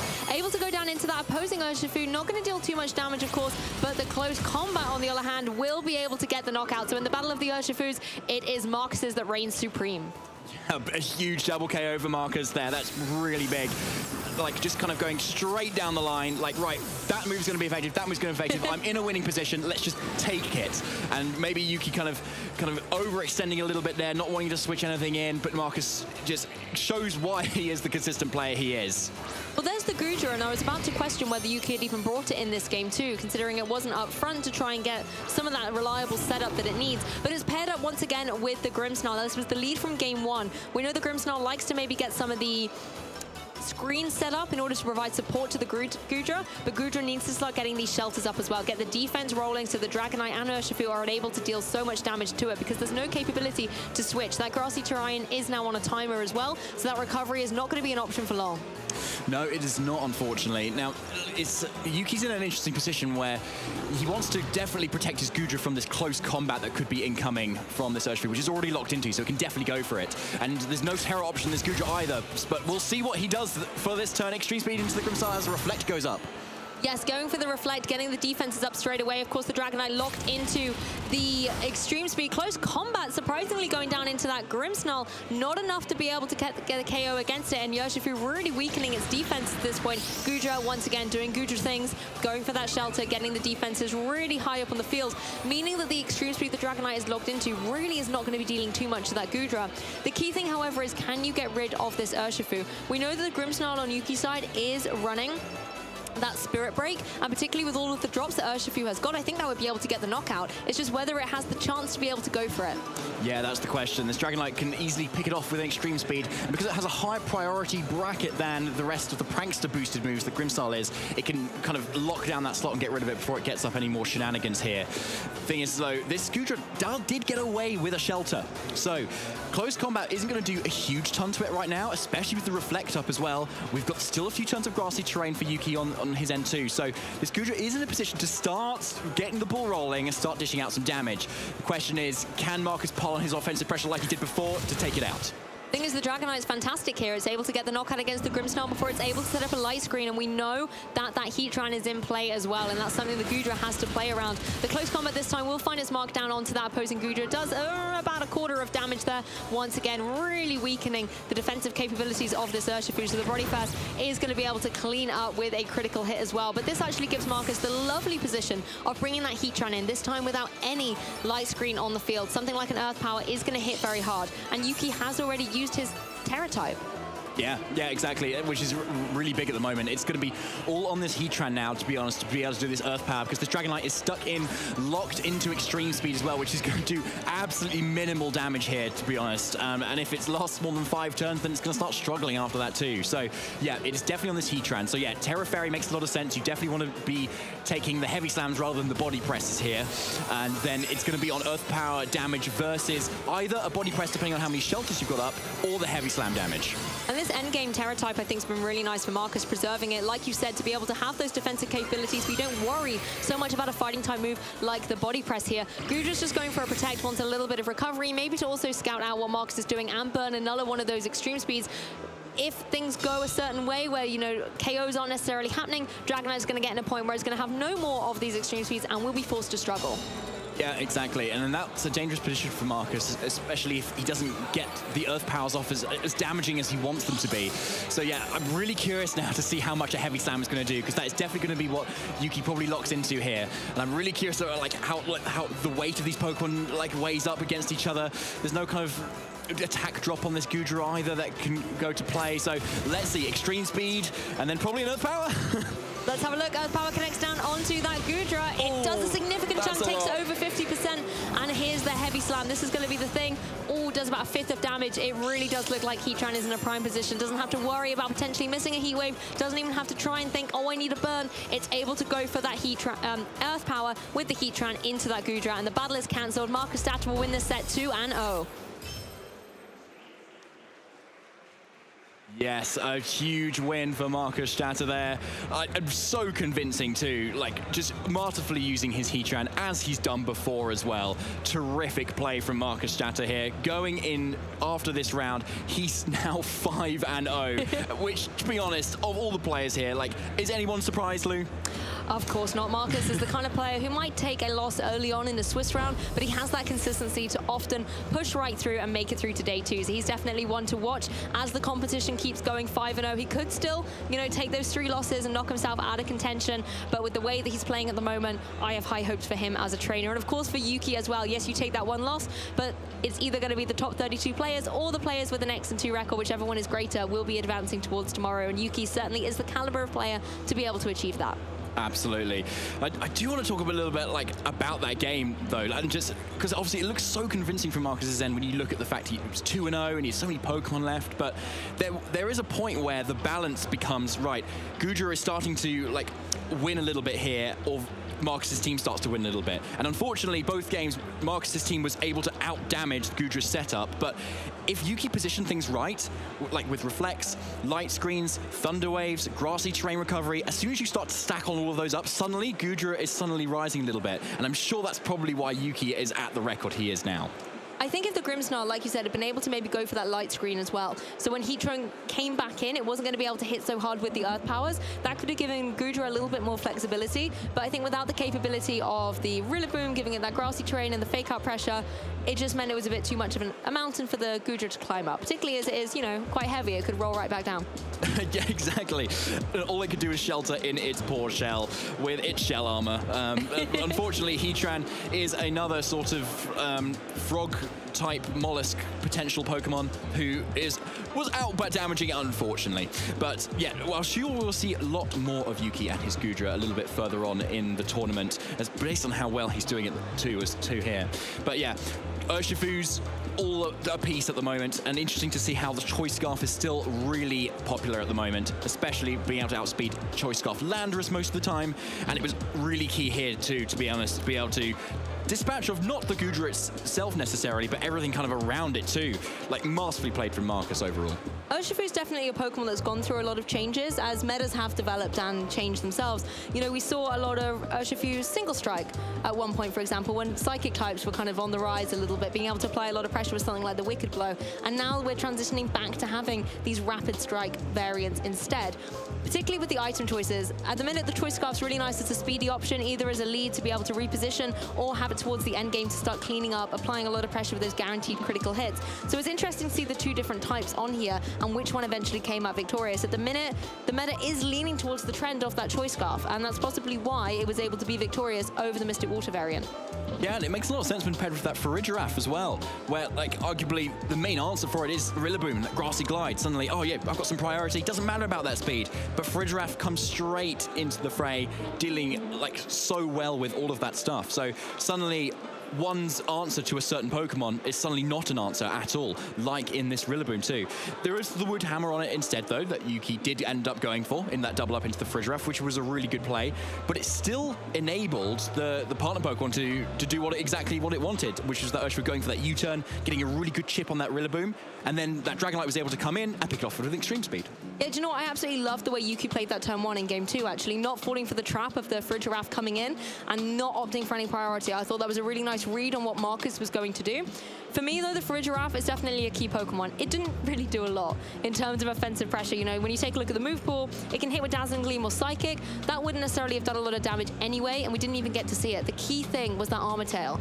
And we've spoken a lot over the course of this weekend so far about abilities and how critical they are in the current meta. Whether it's because you're setting up a terrain or setting up a weather, for example, those abilities are critical, and they're really what are making Pokemon shine. For the Farigiraf, yes, it's underwhelming in its offensive pressure, but thanks to that ability, it can help out all the other Pokemon on Marcus's team in order to get the victory, and Marcus showcased that perfectly. Yeah, absolutely perfectly, and I really love the Rocky Helmet. You saw it came in so useful at each of the games as well, because it always took a Surging Strikes, and so it dealt like so much damage back, even if it wasn't even using an attack. So the Rocky Helmet as an item as well is something that I think trainers have definitely been going to a little bit more in this regulation set E, where there's so many physical attackers out there at the moment. Rillaboom, Ogerpon, Urshifu, all the other Ogerpons, Dragonite, Chien-Pao. So, like, it's definitely a really useful item. So, even on a switch-in, you can deal, like, almost half damage to an Urshifu. Yes, and of course, key Pokemon like the Iron Hands and Landorus that are so physically offensive at the moment as well, and right at the top of those usage stats are Pokemon that need to be able to be countered. And things like having the utility to hit a Pokemon like the Landorus with a water type move as well has been really nice on Pokemon like Urshifu. But also for that Farigiraf, once again, I just keep talking about it. I think it's a great Pokemon at the moment. It can come in and threaten Pokemon like Iron Hands. Again, not allowing it to go for something like the Fake Out, being able to apply pressure with a Psychic or a Dazzling Gleam into the, the fighting type side of the Iron Hands, I think does give it a little bit of flexibility. So it's nice to see these Pokemon that have the potential to take down the big three, as it were.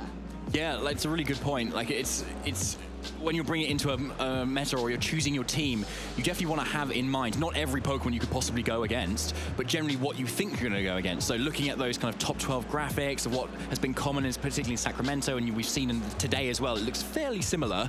Like, if you can say, right, Farigiraf is good into that, and like, okay, great. And then does my other Pokemon cover the other ones? Great, cool. I'll probably put it on my team. And we can see how Marcus has been really, like, effective at using it here. And particularly if you make it really bulky as well, then it can take a lot of hits. You could even set up a Trick Room or reverse a Trick Room if that's a particular type matchup you don't want to see. We actually saw that a while ago on, like, Fluttermane, for example. They would often run a Trick Room, not to set one up necessarily, but to reverse one to catch a, a Trick Room your opponent was going to do. Or sometimes we saw it even run things like Imprison, so that it could trap Trick Rooms, but also shut down opposing Fluttermanes with Shadow Balls and Dazzling Gleams and things. Yeah, so a really cool Pokemon, and like, I just love it. Like, I'm so glad Giraffere got an evolution as well, like with that huge long neck and stuff. So that was awesome. So, but I think we've got our interview ready now with the winner of our round 5, Marcus Statter. Take it away. Hello trainers, welcome back. We're here in a unique position where we have both of our contenders from the round just gone. The winner, Marcus Stadter, Yuki, unfortunately not able to take it home, but really happy to have you along for this interview as well. We're going to get started, guys, talking a little bit about the match and what was going on, because Yuki, you had that Gudra coming in and that looked so strong. What was your thoughts bringing it to the event, and like what was your approach to that matchup? Yeah, I just noticed that the format is very physically offensive. Both the like really aggressive Pokemon like Urshifu and Ogerpon, as well as the more support Pokemon that are like Iron Hands, are all physical. So if you can position correctly, you can be in like a 4v1 scenario, which I tried to do with Marcus. Didn't really work out, but it does really work out sometimes. And yeah, it's just like a very nice, you know, defensive pivot. As you saw, my Urshifu has U-turn. It's a nice Pokemon to U-turn into. So it just had a lot of aspects I like in a Pokemon, so I just tried to use it. And certainly something that we don't see that often. And Marcus, when you saw it on Team Preview, you guys are great friends already. You probably knew that this was coming when you saw the match pairing, but what's going through your head at that particular moment? Yeah, so I think Hisuian Gudra, with what Yuki just described, the meta game being very physically orientated at the moment, and also my team really only having the Heatran for special damage. I'm always worried when seeing a Pokemon like that, and then playing against an opponent like Yuki on top of that. I knew that it probably was going to be pretty hard. Though, yeah, as you were saying, we're friends, so we prepared also for this event, and I had a decent idea of what maybe Yuki's approach might be going into this matchup, and also what would be maybe a good way for me to try and use my team against the Gudra. Because as you saw, usually my team plays more straightforward with a Qian Pao, and you just try to like... Extreme speed! Extreme reads, exactly. But of course against the Gudra, well, you saw how little that extreme speed did. So yeah, that plan doesn't really work there, so I had to try and play a little bit more, a little different play style that I haven't really played with this team in this tournament so far. So yeah, I was very happy that in the end it worked out. It really did work out, especially like the way that both of you navigated that game was really impressive to see, because Yuki, you looked really strong in game one, getting that Gudra like set up really early. Has that been how your previous Swiss rounds have gone? Yeah, I mean, even though it looked pretty good in game one for me without the burn, obviously, I still don't think I'm like that happy about how I planned out the game one, because like with Gudra, like a lot of the ways you lose is to luck aspects, which, you know, over time as they add up, even though it's only like, you know, a very small chance that Heat Wave can burn you, if you take it 3 or 4 times, then it's like, well, you're probably going to get burned. Chances. So yeah. It was on me to not give him as many opportunities to burn me. So yeah, I think that's how that works. I thought about, you know, like, you know, because we practiced together a lot, I thought, okay, I think Marcus is going to just target down my partner and then just try to win a 4v1. So I thought about, you know, Terra Ghost on the Grimmsnarl game one, turn one, because I thought he would target it down and just, you know, start sheltering up and get Grimmsnarl more opportunities, but I just couldn't commit to it. And that's the trouble when you're playing against friends, isn't it? As you both said, you've been preparing together, you kind of know how each other's going to approach the match, and that's always really difficult. Let's zoom out from the match now, because it's all been and gone. We're going to be preparing for, obviously, round 6 coming up. We've been changing regulations quite often, and, you know, we've got new Pokemon constantly coming into the format. Marcus, you're a very experienced player, and we've been playing a long time. I wanted to speak to your experience of, like, how to deal with that and how to approach these tournaments. Yeah, so back when I was a little bit younger and had more time, whenever there would be a rule change, I would... Back when we were kids. Dive in. Exactly, yeah. We've been doing this for a while now, yeah. So I would, like, dive in on the ladder, try out all the new Pokemon, right? And, like, just see what feels good and so on, and then try to come up with a concept to perfection it over time. But now, I don't have that much time anymore, so instead I'm trying to really be very smart about how I invest my time. And instead of trying to figure out maybe like a niche strategy and to perfect it over time, because with niche Pokemon, I think they definitely can work, but you have to put in the time and effort to really get your team to a level where it can compete with those big hitters like Iron Hands, Fluttermane, and all of that. And also Ogerpon, obviously.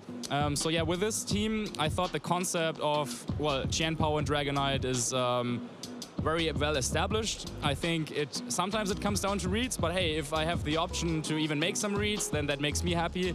So yeah, I took some inspiration from some other teams that I saw online to come up with this one. But generally speaking, I think, yeah, just play the game, talk to your friends about it. Yeah, hey, I thought about this Pokemon, what do you think about it? And then get a conversation going, and then, yeah, take that to the next level, play against your friends, try and see what works. That's kind of how I would like to, or how, yeah, I think it's a good way to approach regulation changing. And then, of course, also keeping an eye out on the metagame, what is happening in all those different regionals all around the globe, what are maybe some other trainers bringing to the battles, and yeah, then, of course, with that, new strategies emerge, and yeah, that's the beauty about the game. Certainly the community aspect is a big thing, and you mentioned about, you know, checking out what the metagame's doing. Yuki, you're a great person to talk to about this because you've been living in Japan for the last little while and been a real part of the Japanese community. Typically, they've been running some more spicy picks, you know, some different options and approaching the game in a completely different way. Tell us a little bit about that.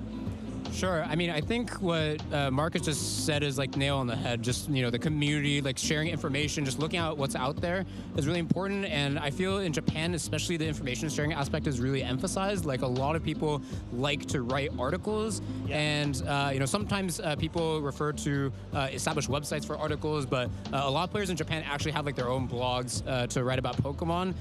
So I think just from like a cultural aspect, there's just a big tradition around sharing information. So that's maybe where you can get all of the spicy stuff that you talked about. I think I'm always very proud to see like Japanese players make it, especially in like the best of 3 like open team sheet format, because you know it's like, oh, like, you know, in the best of 1 format it's just all about memes or something like that. But you know, we had Golisapa cut the worlds last year by a Japanese player.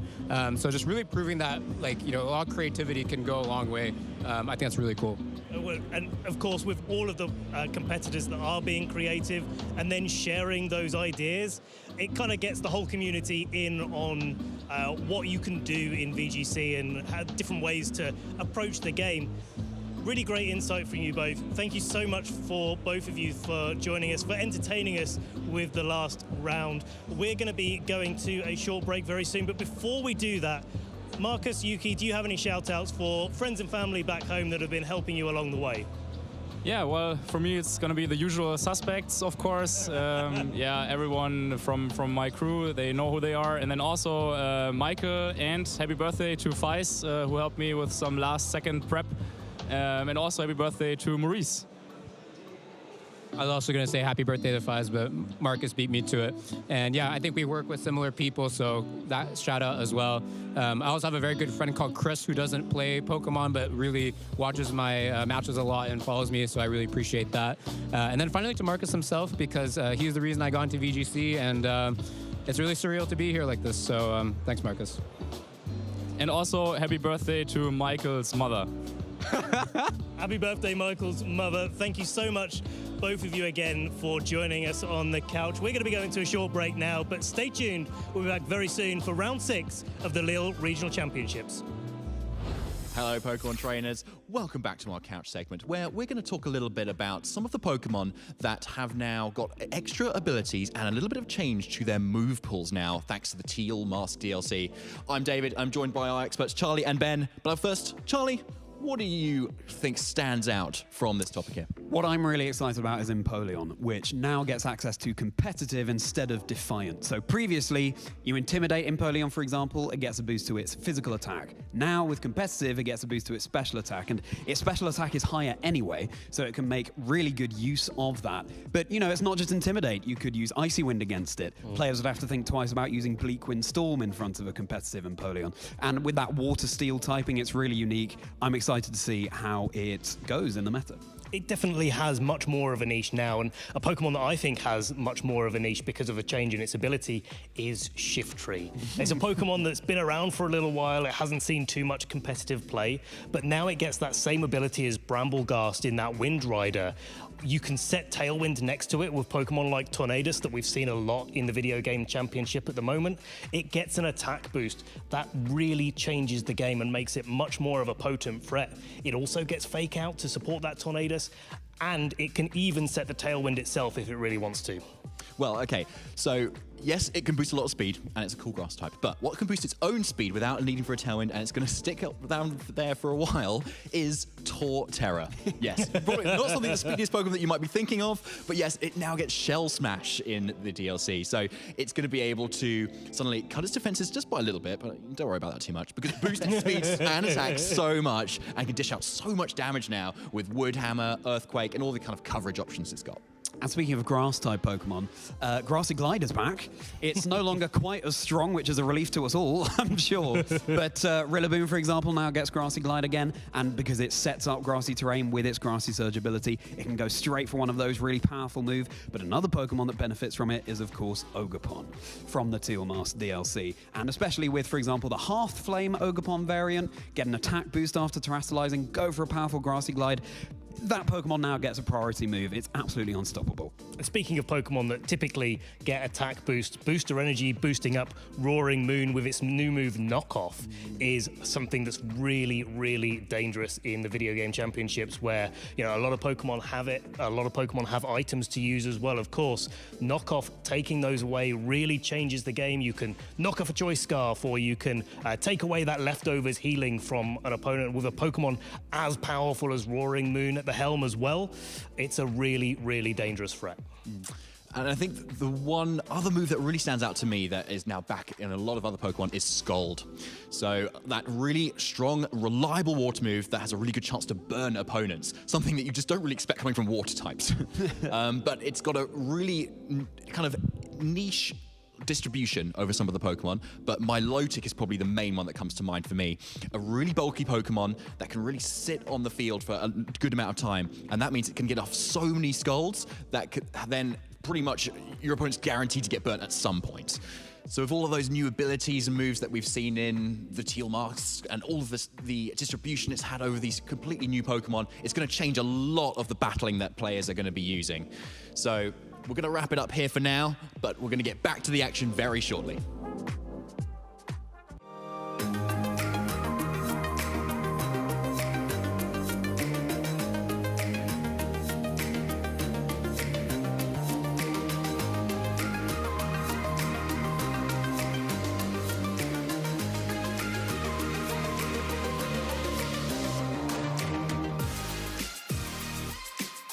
The biggest Pokemon tournament Australia's ever had in any game, so that's really exciting. I think it's really interesting to meet everyone from all over the world. Yeah, it was one of my favorite tournaments, so just playing the game, you know, I think this format is really fun and I'm really enjoying it. So it's good just to see everyone and do live events again. I've made so many friends from it, and it's just a one-of-a-kind game that I'm hooked on. It gets you together to meet people, to hang out, to socialise, to have fun, have a good time, be in each other's company, and it's just a really great thing. Be resisted, but it looks like that is a knockout. Yakovovich is your first ever Oceania International Champion. Yako with the clean sweep here at OCIC, making history on this stage, defeating his friend and local fish on a heater to win the championship here.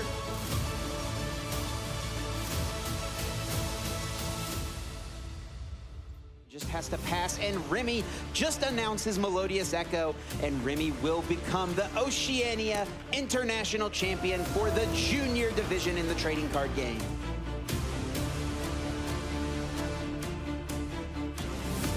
As well, Zigzagoon KOing Comfey, and the Super Zap Cannon gets rid of that Cramorant, and Polaris has won the Oceania International Championship.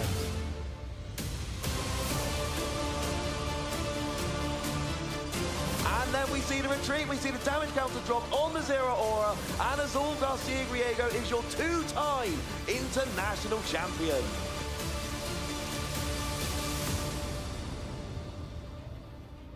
Little bit of hope here, as Kiara is actually just going to go ahead and finish up this game with the Icy Wind. There we go, Kiara is your 2023 Oceania International Champion of the Junior Division. Huge congratulations, well fought battle 2-0.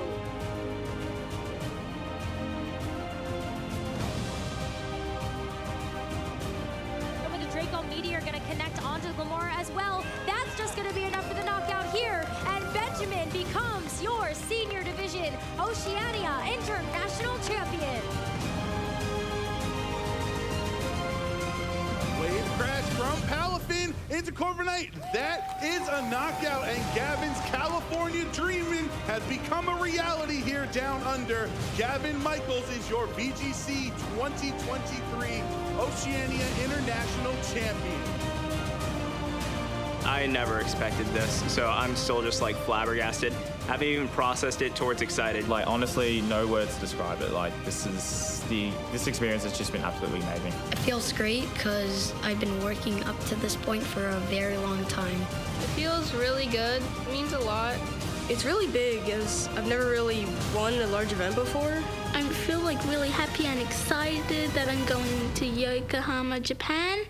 Winning OCRC has made me want to play this game more. Winning Worlds will just want me to go full on into this. Winning Worlds would be great.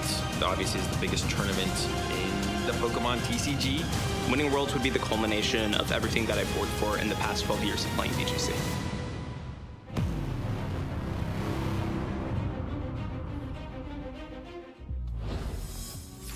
Welcome back, Pokemon trainers, to the Lille Regional Championships. My name is Charlie Merriman, and I'm joined on the desk by Ben Kiriakou. Ben, how are you? I'm doing fantastically, Charlie, and it's great to get behind the desk with you in the Lille Regional Championships. Really? This is such a fantastic tournament that we've had, and it's been such a pleasure to talk to all of these players that have been doing so well, especially just now, if you've just tuned in, being able to speak to both Marcus and Yuki after the match. A unique opportunity to speak to both the winner and the loser of the previous round and get their insight from a little bit of a different perspective. Yeah, absolutely. Getting both insights, absolutely fascinating to see what's going through their minds into that matchup, why maybe Yuki feels like he could have done better, and what Marcus's game plan was.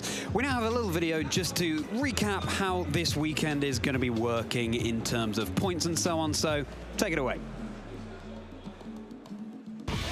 This 2024 Regional Championships event will be showcasing exciting Pokemon VG matches all weekend. Trainers from around the globe are here to compete for over $125,000 in cash prizes, travel awards, and championship points to qualify for Worlds 2024 in Honolulu, Hawaii. This tournament is a 2-day event, starting our trainers off in Swiss rounds. All matches are best of 3 and will utilize an open team list format. This means that each Pokemon's Terra type, ability, held item, and moves are available to the opponent. The trainers earning 19 or more match points or placing in the top 32 will advance forward to Sunday, Day 2. Day 2, trainers will continue playing Swiss rounds until top cut is determined. The competition then shifts to a single elimination bracket where trainers battle until a single regional champion is crowned. Who is taking home the title of regional champion this weekend? Who will secure the points to qualify for Worlds 2024 in Honolulu? Stay tuned this weekend and watch all the action live. If you want to learn more about upcoming Play Pokemon events, visit Pokemon.com/play. And playing is something all of our competitors will have plenty of opportunities to do with that Swiss tournament structure. A really rewarding thing where you can come to these events, you can play 9 rounds of Swiss regardless of your record. You get to play more Pokemon against different opponents, separating out as you go along players that are doing, you know, similarly well to you over the day. So I feel like you always get a good match. Yeah, exactly. It's a really good way of doing it. We can actually look at how our Swiss rankings are looking for this weekend right now. So number 1, Bart van Doorn on top there with 5 wins. All of these players here have 5 wins. Is drawn to Jamie Boyd from the UK there. I know he happens to be running some very spicy picks on his team. And what I really like about this leaderboard, yes, there are some names we're familiar with, like Marco Silva, Marcus Statter, but also some names that I don't recognize. Carlos Cano, again, pronunciation not necessarily accurate there. Sorry, Carlos, again. shouting Carlos out earlier, being at Frio, coming into round 4, still undefeated, going 5-0. A new player to this list, but doing very, very well. Some other names on the list that strike me immediately: Maurice Uteg from Germany, a previous regional champion in the 2019 or 2020 season. Yeah, I think he won a special event in 2022. Actually. 2022. Yes. Yeah. Do you know what, Charlie? All of the years, you know what I'm saying here. But yeah, a previous regional champion, and one definitely to look out for. And of course, from the UK, I do want to take a personal moment to shout out Calvin Foster, doing very, very well at 5-0 as well. Yeah, such fantastic talent on the field today. And I think, you know, at this point in the competition, as we enter Swiss round 6, it's a testament to their mental fortitude as well. It's a lot of Pokemon battles, one after the other. And if you can eke out that little bit more resilience than your opponent, then that could pay dividends and you could end up with a fantastic record like the ones we've just been seeing there. At the end of the day, and we are approaching the end of the day here, Charlie, very, very quickly, it does come down to those small differences, the calls that you have to make here, and notable matches that we're going to be seeing in round 6, including our stream match, Maurice Uteg versus Alessio Yuri Brachetto.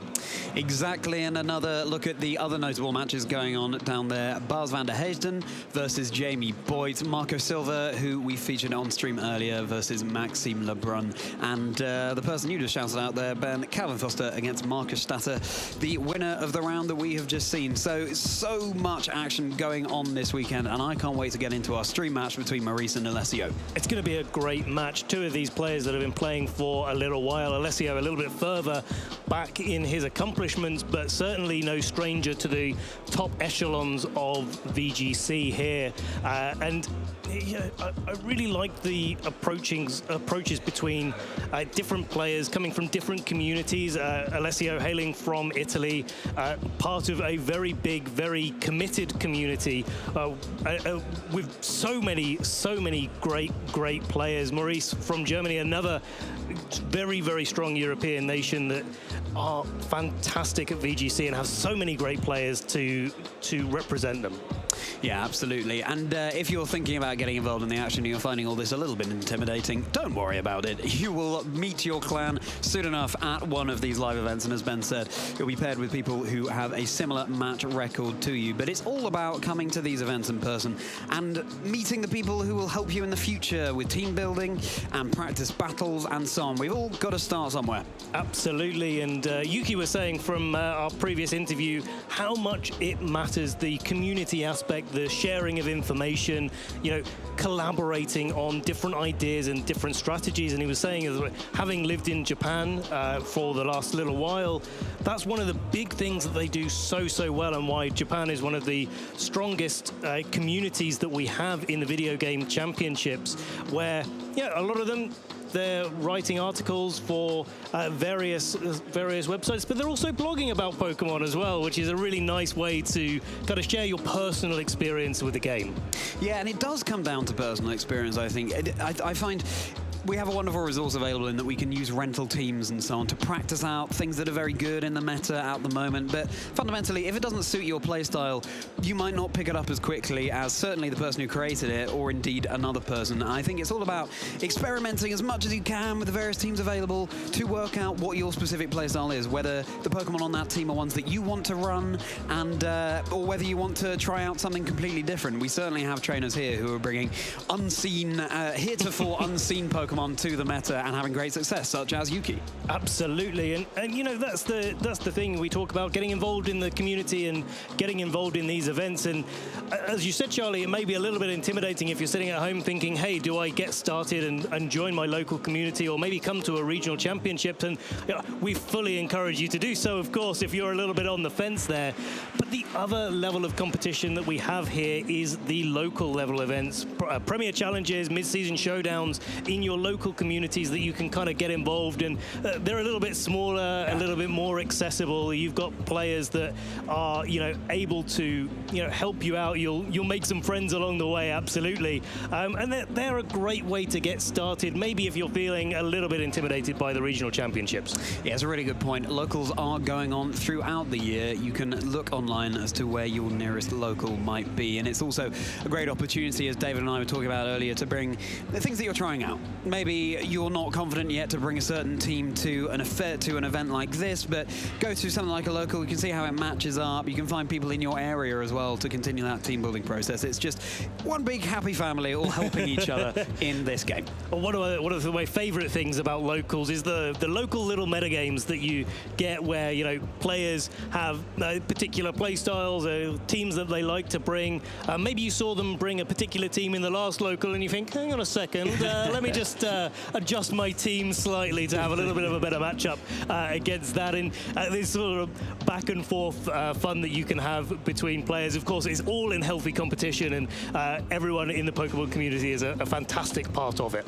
Exactly. I think also you might go to one of these events and see you go up against a team that maybe your team has a difficult matchup into, and you think, oh, that's a really good idea. Maybe I could try that myself. Yeah. And maybe there'll be something you just tweak a couple of things to suit it more to your play style, and then just by accident almost you stumbled upon a team that works fantastically well for you. So don't see it as pinching necessarily. It's just building on ideas that other people have brought to the fore. And of course, if you're in dialogue with the original builder of that team, then you can help build the team together, help yourselves along together, help it evolve. Yeah, some may say. There we go. Some may say. And yeah, we've a lot of us players that have been going for a little while. We've all had that moment where we've maybe gone on the online ladder, we've gone to a Premier Challenge or something like that, and we've been handed a loss, if we say it more diplomatically. Yeah. And you definitely do. It does get the cogs turning, so to speak, as to hey, I'd never thought of that particular way to approach the game. Maybe there's one element of the team that particularly you are struggling with, and you think, one of these Pokemon on my team's not working that well. Maybe I can just shoehorn that in and see if it works with what I'm doing as well. So lots of different ways that teams can evolve. Yeah, I mean, we all learn best from what we get wrong, fundamentally.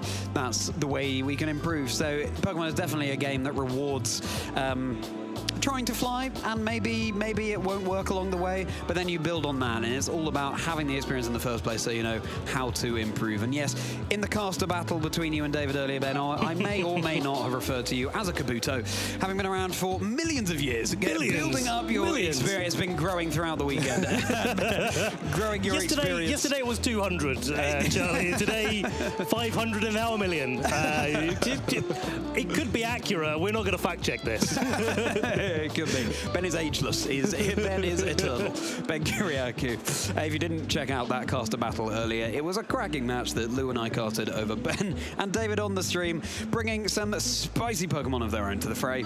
It was really nice being able to feature Pokemon that, they're coming new to the format, and we're not going to see all of the new Pokemon in every single match that we get to feature. There's so many players playing, like 500 or so players in this tournament right now. We can only feature one match per round, and so David and I were chatting before, and we didn't know what each other was running, but we did think, hey, let's bring some other Pokemon to see how they get on. Yeah, absolutely. And I got to say, the skill with which you landed all of those hydro pumps, I mean, you must have been training for months for that. Oh yeah. Absolutely, months, maybe a few days, but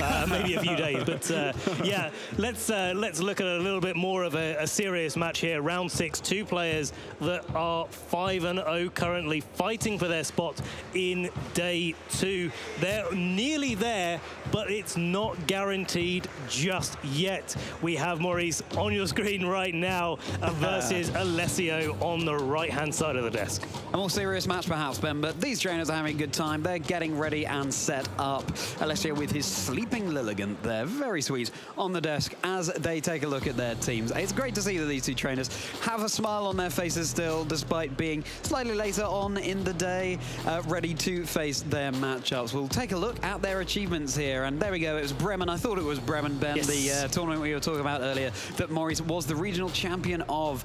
Utrecht special event in the top 16 in the 2023 season, and Worlds Day 2 this year as well. Absolutely fantastic achievements there for Maurice. Yeah, I remember interviewing Maurice after winning, and what a worthy winner of that particular tournament. Alessio, on the other hand, however, the Players' Cup kickoff champion there in the 2020 season, Oceania International champion in 2018. And as we said before, going back a little bit further than Maurice, 2 times top 16 at the World Championships and a regional and special event champion. Well, there you go. He's covered so many of the bases there, including that elusive Players' Cup, as these two trainers get settled, and they're no strangers to this position, being on stream and playing against a formidable opponent. And I can't wait to take a look at their teams and see how they match up into each other. There's a certain level of cool that you get when you've been on stream once or twice. I think once or twice is probably an understatement for these two trainers. You can see them having a little bit of a chat there. It's really nice to see. Again, just reinforcing that community aspect of the game. These two players hailing from different places, but they are connected by the love of the game, the love of competing, and of course having fun while they're doing it. Yeah, exactly. Of course, they take the game seriously, but also fundamentally, we're here having fun with our friends here at the Lille Regional Championships. And let's take a look at Maurice's team. It will be the Half-Flame Mask Ogerpon and Heatran, Rillaboom, Iron Hands, Iron Bundle, and Landorus. And Ben, my eyes are immediately drawn to that Shuckerberry on the Heatran. It's a really nice item, and one from previous formats that we saw very, very commonly.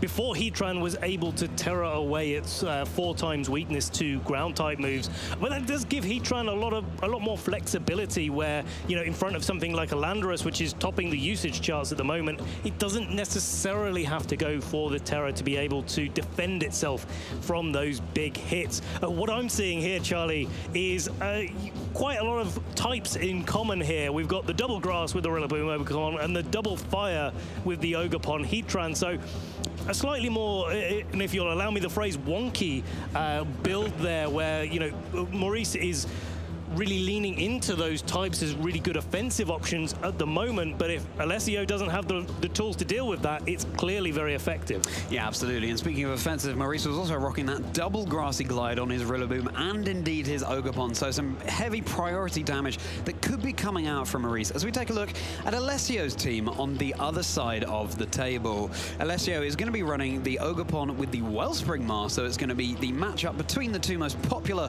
Ogerpon masks, a Heatran of his own, a Moongus, Iron Hands, Chin Pao, and Landorus. And really nice combinations of Pokemon there. The Wellspring Mask is potentially going to do quite well into the more fire-orientated team that Maurice is running. But before we compare the matchups, let's have a little look a bit closer. While we're waiting for the team to arrive on our screens here, the Chen Pao is something that's immediately sticking out to me, Charlie. Having 2 Dark-type options for its offensive capabilities, dropping that fighting coverage, as you can see here, for the Lash Out in favor of, dropping the Sacred Sword in favor of the Lash Out to sort of punish those Intimidate switch-ins from Landorus. Yeah, exactly. It's a move that's very difficult to use correctly, getting it in the right position, but it could pay dividends, and clearly Alessio has it on his team for a reason. Heatran, meanwhile, for Alessio is going to be a more classic held item there with the Life Orb, and Iron Hands, another Pokemon that we've seen ubiquitously. You know what, Ben? We don't have a Fluttermane in this matchup. Wow. Yeah. I mean, Lou and I were talking a little bit earlier on in the broadcast about how Fluttermane has dropped off in usage, and clearly both of these trainers agree that it's not necessarily the Pokemon that they want to be using at the moment, instead opting for some of the newer threats like Ogerpon that have been coming into the fray, and Heatran really picking up popularity as one of the strongest fire-type Pokemon that we have in the format, aside from that Ogerpon, of course. Aside from the Ogerpon. And I also want to call out the Dragon Terror type on the Amoonguss, a Terror type that we've seen becoming increasingly popular given the prevalence of Ogerpon forms. It can deal fire damage, grass damage, and water damage. So I'm sure that that is a crucial part of Alessio's team as well, as these players are nearly going to be getting into their match. We've got another matchup of the Iron Hands running nearly identical moves, except Maurice's has Heavy Slam, whereas Alessio is going for the more pivoting option with a Volt Switch. I really like that Volt Switch in a match where you're not really seeing Fluttermane on the other side of the field. Heavy Slam really is a response to Fluttermane's popularity in regulation sets, all of them, since it was introduced, where you need that real offensive capability to be able to knock out that Fluttermane in one, where Wild Charge, depending on the training of the Fluttermane, doesn't quite always cut it. Yeah, exactly. And that's the teams that we're dealing with here, trainers. We have the similarities in Heatran and Iron Hands. Yes, in the Ogerpon, even though they're different forms. And of course, Maurice has that Iron Bundle as well. And Landorus on Alessio's side needs to be careful of that. Iron Bundle having done so well, for example, in Sacramento last weekend as well. Oh, looking at down these teams, there's a lot of similarities, actually. You've got Ogerpon, Heatran, Grass type, Iron Hands, Ice type, Landorus. Yeah. And on the surface, when you kind of zoom out a little bit, there's some similarities there in the type of team composition, but there's a lot of differences in how these teams function. The Iron Bundle versus the Chien-Pao is one that I'm particularly interested in, because Iron Bundle is providing a lot of speed control, and neither of these trainers have too much speed control at their disposal. I'm wondering if that's going to put Maurice in a really strong position to be able to be on the front foot. Yeah, maybe. I mean, neither of these teams index too heavily on speed control. It will be Icy Wind on the Iron Bundle. I guess Chien-Pao has Sucker Punch on Alessio's side, but nothing classic like a Tailwind, and as mentioned before, double Grassy Glide on Maurice's team as the Pokemon hit the field. And it's going to be Landorus and Heatran. Landorus dropping the attack stats of, crucially, the Iron Hands on Alessio's side, and Alessio will be leading Heatran and Iron Hands. And this Sugar Berry on Maurice's side of the field is really where, it really pays dividends in this situation, where Alessio is probably going to be wanting to think about maybe launching out a fake out into the Landorus or the Heatran on Maurice's side of the field, where Maurice is a little bit more free to maybe go for an Earth Power or a Flash Cannon, maybe an Earth Power into the Iron Hands on Alessio's side of the field, start getting some damage down while not being so threatened by the Earth Power coming out from Alessio's Heatran. Yeah, it's a really nice pick, and again, a way to avoid using that Terror option too early in the game. We've got two Hot Frogs on the field, and Alessio's one is going to keep itself safe with a Protect. And so is Maurice's. So far, these Heatrans are mirroring each other perfectly, as the Landorus will be going for a U-turn into Alessio's Iron Hands, coming into the back for something switching in. But Maurice has to be mindful of whatever move might be coming out from this Iron Hands that would take the damage. Of course, if it had been something like a Wild Charge, Landorus would have been able to take that quite well. So Maurice going to have to think carefully. He has two Grass-type Pokemon in the back, so it would be a resisted hit on an Electric-type move if that is indeed what the Iron Hands is going for. It's Half-Flame Ogerpon joining the field, as it will get that Mold Breaker ability on the board, and it's just going to be a Drain Punch that was in fact going into Maurice's Heatran. So far, a positional turn. Very much positional turn, but I think Maurice has got the better end of that, where Iron Hands didn't get any fake out chip onto the Landorus. It didn't get to stop the Landorus U-turning out into a Pokemon that kind of looked good in this position. And really now it's down to Maurice as to whether or not to commit that Terror on the Ogerpon, I think, because if you do, you lose that Mold Breaker ability. That's going to stop the Heatran being or allow the Heatran, should I say, to be able to take those fire-type attacks with its Flash Fire ability there. But in return, you might be able to get a cheeky knockout onto the Iron Hands with all that damage from the Embody aspect. Yeah, you might be able to. This Ogerpon is very well positioned as Alessio's own Landorus hits the field and drops the physical attack stat, crucially, of Maurice's Ogerpon. And it's going to be Heatran switching out for Maurice as well in favor of, I wouldn't be surprised if it's the Landorus coming back out. And so we've got Intimidate all round here. The Landorus staring each other down. And of course, Iron Hands does not like being in front of one of those Landoruses. As an Ivy Cudgel connects down into Alessio's Landorus, you can see how well it takes it. it after the Intimidate drop. It was the Volt Switch coming out into Maurice's Landorus, which is an immune hit. So Iron Hands, it wanted to get on out of here, but it stays on the field. And that is one of the downsides for the Volt Switch as a particular move with all the ground-type Pokemon in the format, specifically Landorus, I suppose, being the main one. Yeah, you can't always click that button so reliably, especially when Landorus likes to come in. As it stands here with this position, Maurice in a good place where, again, the Landorus coming in came in after Landorus on Alessio's side of the field. So Alessio has the Intimidates on his Landorus and 2 on the Iron Hands. That's going to mean he's on a little bit of the back foot here, needs to reposition, readjust, and reset those stat drops. And that's exactly what's going to happen as Alessio's Amoonguss hits the field instead of the intimidated Iron Hands. It is a Stomping Tantrum connecting down into that slot. It brings Amoonguss down to about 2/3 of its health as a U-turn comes out into Maurice's Ogerpon. Still very much positional game. Alessio will be throwing in another Pokemon from the back. It will be the Iron Hands coming back in for Alessio here. So at some point, these trainers, after this Ivy Cudgel connects into the Amoonguss, it's not quite enough for the knockout, and Amoonguss is able to eat its berries. So that was close there for Alessio's Amoonguss, but it paid dividends for him in the end. That Intimidate onto the Ogerpon on Maurice's side of the field, really doing work there for Alessio. But it's going to be a tricky situation where the Amoonguss has got low health. It's going to want to use that Regenerator ability to get itself a little bit of health back. But if it stays on the field, that Rillaboom's going to be healing it up as well with its grassy terrain. Exactly that. Grassy Surge activating the grassy terrain on the field. Iron Hands is able to go for that fake out into Maurice's Ogerpon, so it won't be able to act this turn. Amoonguss is attempting to Spore, but of course we have 2 grass-type Pokemon on the field for Maurice here, so that's not going to be effective. So a really good switch in for Maurice there, as he's just trying to get into the position where he can finally get some good damage down onto Alessio's side. I think a lot of trainers, because Ogerpon has come into the fore, have maybe not got as many answers to Amoonguss on their team, and we're seeing how effective actually just having a couple of grass types is when you face up against an Amoonguss where it can't really do anything. The Iron Hands forced to switch out here under all the pressure from that Rillaboom and the Ogerpon, and now Heatran's got to maybe take a couple of attacks.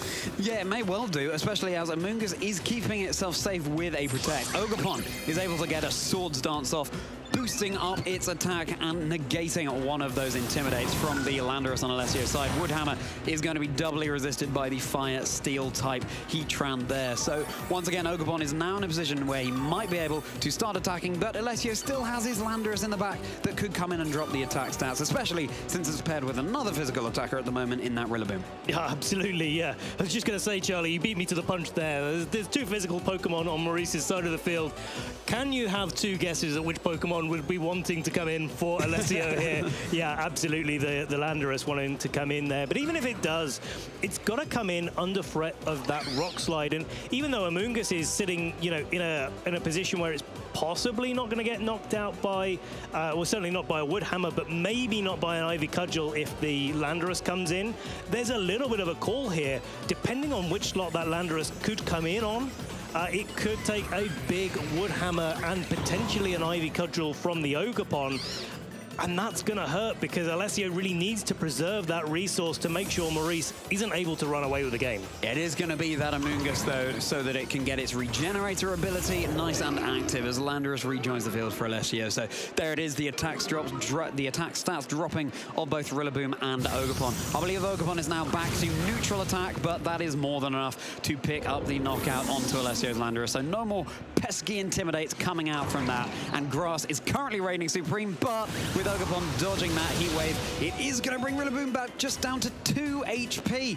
Not enough to secure the knockout there, and Rillaboom is able to recover its health slightly with a berry. So this positional game is now beginning to have the cogs turning as Rillaboom goes for a very resisted U-turn into Heatran. So there's still some positioning going on. Really unfortunate miss there for the Heatran on Alessio's side of the field.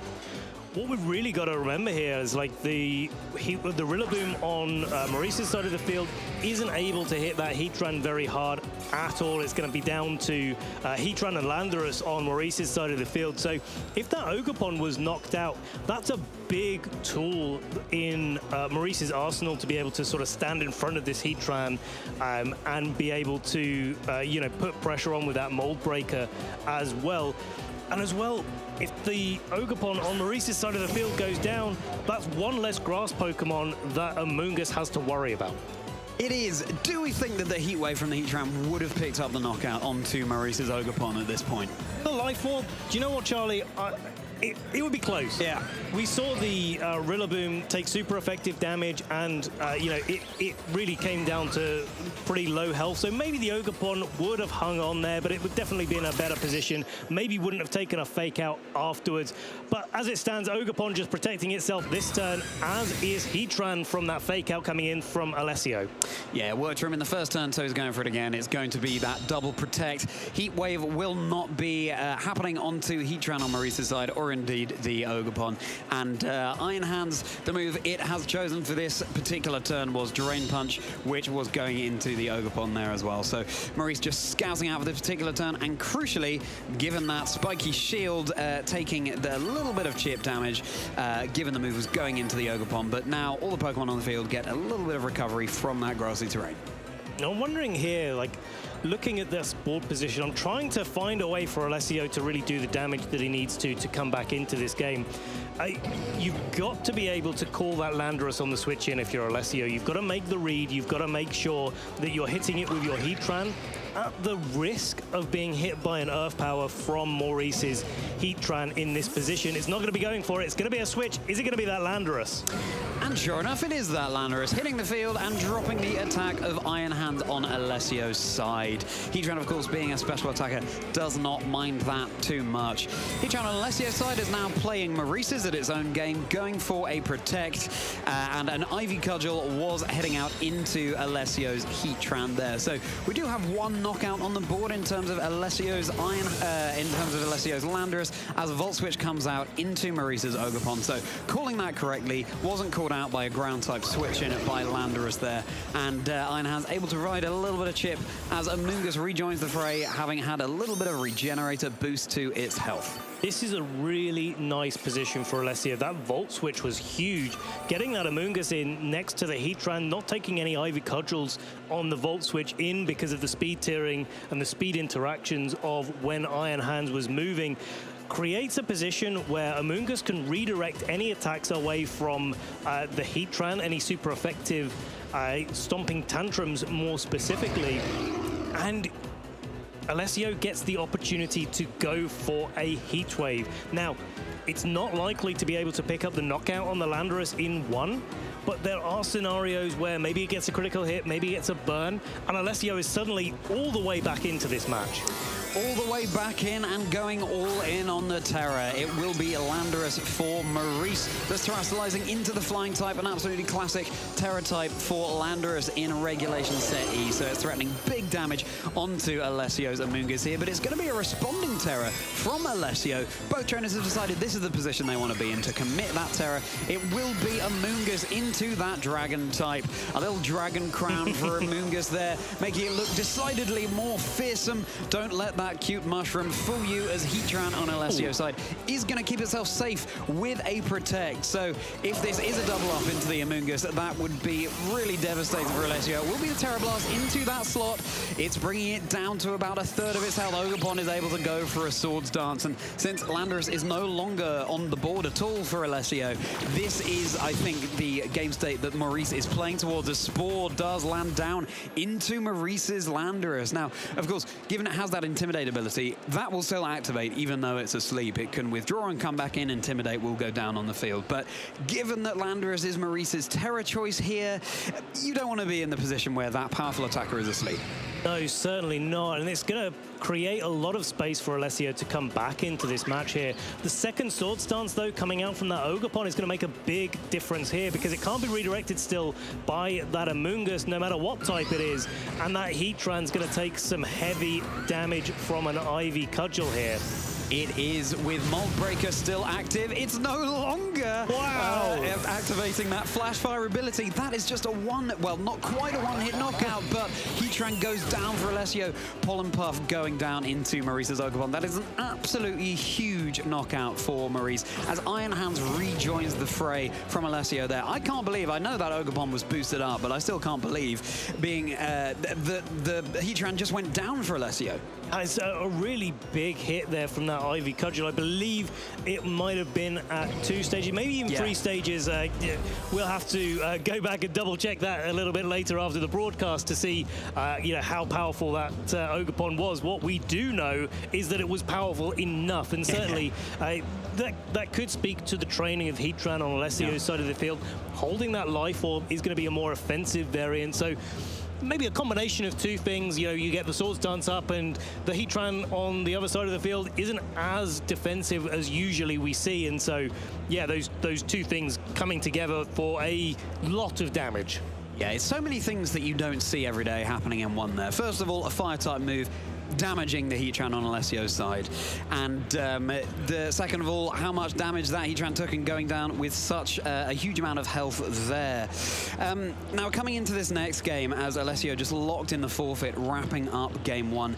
Heading into game 2, what can Alessio do to adapt? And I mean, my eyes are drawn to his Wellspring Ogerpon, given how threatening Maurice's own Hearthflame Ogerpon was in that game. It's a really difficult call to make, but Charlie, I think you're on the right lines there, because that Amoonguss, it was able to redirect any attacks away from the Landorus, but it wasn't able to do anything against the Rillaboom nor the Ogerpon. I think Maurice showed quite a lot of restraint. Very, very easy with that Half-Flame Ogerpon to think, hey, I can get an attack boost. I can do lots of damage here. Certainly something I fall foul of, Charlie. But showing a lot of restraint, understanding that the grass typing and the Mold Breaker was the most important parts of that matchup. And in that scenario, the Amoonguss really isn't as effective as it wants to be unless it can get an early sleep on something like the Heatran or the Landorus, but even those Pokemon it doesn't really want to sit in front of. So yeah, I like the call out of bringing that Ogerpon in. Also, Alessio's Ogerpon carrying the focus energy rather than the Swords Dance. And one thing that you can't interact with in VGC too often is critical hits. You don't need to Swords Dance. You can be intimidated as many times as you like, and critical hits can still happen. Absolutely. Ivy Cudgel also has that increased critical hit chance, so that could be incredibly threatening, as is going to be a mirror match so far in this game, with Heatran and Landorus joining the field, and no less in exactly the same position. So it was Maurice's Intimidate that went off first there. That could well be a speed tie, as both of these Landorus on the field are at -1 of their attack, and of course threatening huge damage onto the Heatran on both sides as well. Having the slower Landorus in this position may actually be a benefit if your opponent, say Maurice in this case, having the faster Landorus, is able to ping on out of there with that U-turn first, and Alessio decides to do the same. Then Alessio gets the opportunity to react to what Maurice is reacting to in the turn. There's a lot of reacting there going on, but hopefully that made sense to everyone at home, as we see a Terra committed first turn in game 2. It's going to be a much earlier Terra in this game. It will be the Fairy type onto the Heatran, onto the side of, I believe, Alessio there. Oh no, it's going to be Maurice, in fact, going for that Terra on his Heatran, as Alessio's own Heatran keeps itself safe with a Protect. It was the Stomping Tantrum, may as well go for it in the face of Alessio's own Heatran here, and it's going to be a U-turn coming out from Maurice's Landorus. So it will be going back into Alessio's party in favor of bringing something out. Now, I believe that I believe that we can now confirm that is a speed type, because it was Maurice's Landorus acting first there, whereas it was Alessio's own Intimidate going off first at the turn 0, shall we say, as Chien Pao joins the field. Chien Pao, a mix-up there for both of these trainers there, but with the leads from Maurice, but also with that Chien Pao, of course, coming into the fray from Alessio's side of the field. And with that Terra early on Maurice's Heatran, that gives Alessio a lot of options here to be able to target into it. And certainly an Icicle Crash is going to be doing a lot of, or an Ice Spinner, in fact, will be doing a lot of damage.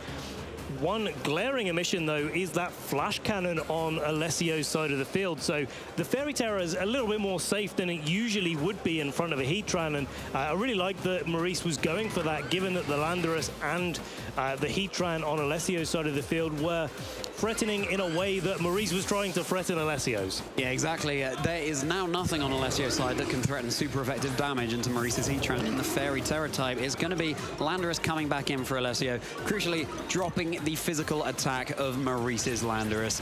Going for a Stomping Tantrum into Chien-Pao. With that, those Intimidate drops, it is still going to survive on the green of its health as Ice Spinner comes down into Maurice's Landorus, and that is more than enough for a one-hit knockout, being doubly weak to that move.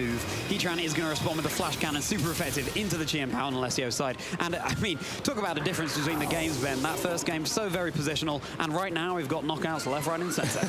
A totally different approach to the game, but having a sneak peek at what Maurice has brought to this match, I can kind of see where he's coming from here with that Iron Bundle in the back. Certainly Iron Bundle is something that we've talked about a little bit on the broadcast already as a popular Pokemon, or a popular, or previously popular Pokemon that's able to... Doing tongue twisters, Ben. Absolutely, yeah. I need to go home and practice that one behind, in front of the mirror. But yeah, Iron Bundle coming out onto the field, really threatening down the Landoruses that are Choice Scarfed. With its booster energy, going to be faster than that, and so Landorus has to be a little bit careful. Fortunately, its partner, Iron Hands, is going to be able to at least give it a little bit of a reprieve this turn, not being able to... the Iron Bundle probably not going to be able to move because of that fake-out pressure that Alessio is exerting onto the field. Yeah, exactly. It's Future Paradox Pokemon aplenty as Iron Hands and Iron Bundle are both on the field here as Maurice is locking in these moves. We're yet to see a Terra from Alessio, so it remains to be seen what Pokemon he's going to choose for that mechanic. Is it going to be Landorus withdrawing? I wouldn't be surprised if we see that switching in again very soon. And Heatran coming out for Alessio as it was on the field at the very start. Hydro Pump, though, going straight into that slot, and it connects. It's still not enough, though, for the knockout onto the Heatran, but a follow-up Earth Power is. And what a call again. Maurice calling an Earth Power into the slot that was previously that Flying-type Landorus, and Heatran is down. Sometimes a game can be more or less decided on a read like that. It's not over till it's over, but it's looking good for Maurice as Wild Charge is not enough to bring Heatran down to below half of its health. Real call there coming out from Alessio's side of the field, calling that the Iron Bundle was going to protect on the fake out, and deciding, Maurice deciding, actually, no, I'm going to actually just go for it. The Landorus on Alessio's side of the field probably wasn't going to be able to knock out that Iron Bundle in one, so you play this game, it's like, hey, yeah, you can fake me out, yeah, you can do a little bit more damage to me, but next turn I'm just going to try again, and Hydro Pump into the slot on the left where the Landorus is right now, is, regardless, it's Hydro Pump is going to be super effective on that slot, regardless of if it's a Landorus or a Heatran. Sure, exactly. It's going to be a responding Terra now from Alessio. It will be going into that Landorus, and of course, it can no longer switch out and get an Intimidate drop, even though it's just come in a very sorry state, dropping the physical attack of two special attackers on Maurice's side of the field. Iron Bundle is going to keep itself safe with a Protect, scouting out for what Alessio is going to be locking into this turn, especially in the face of a super effective Wild Charge, as Heatran also keeps itself safe. Landorus is going for the Terra Blast, and it's now locked into that move. Another really useful thing to get out of protecting here when you have a choice Pokemon on the field. That Pokemon is now locked into that move. It can no longer switch, so that gives Maurice some really vital information, and it was indeed that Wild Charge that was targeting down the Iron Bundle.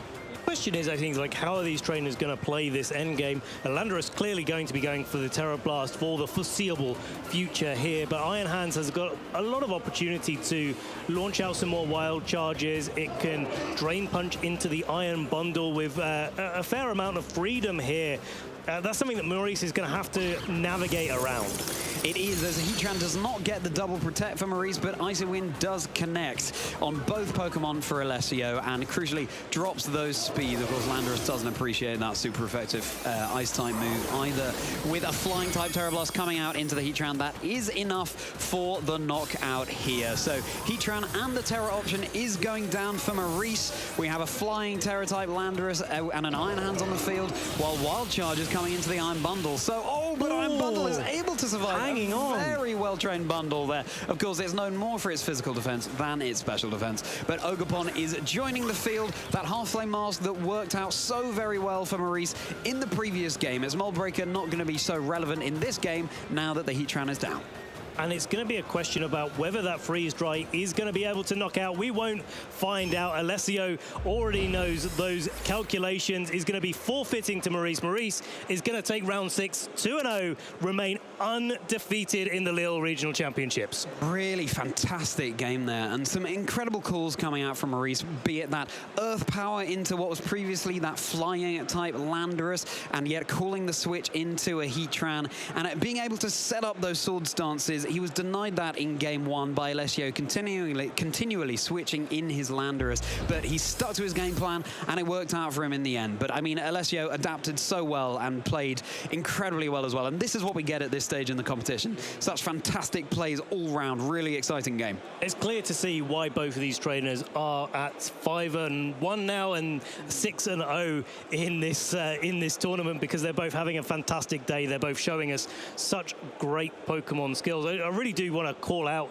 Alessio's use of Volt Switch in this format, but also in that match where, you know, we saw the Iron Hands being able to reposition, get that Amoonguss in game 1 into a position where, you know, it can go for that Spore and try to get Alessio back in the game. It's not, you know, it didn't quite work out for Alessio in that match, but you can see the ideas coming, and, you know, Alessio fighting for every opportunity to come back, where Maurice had a little bit of the advantage, I think, in the matchup. Yeah, a little bit of the advantage despite running a Fire-type Ogerpon in the face of Alessio's own Water-type, and we didn't see it come out in that game 2 there.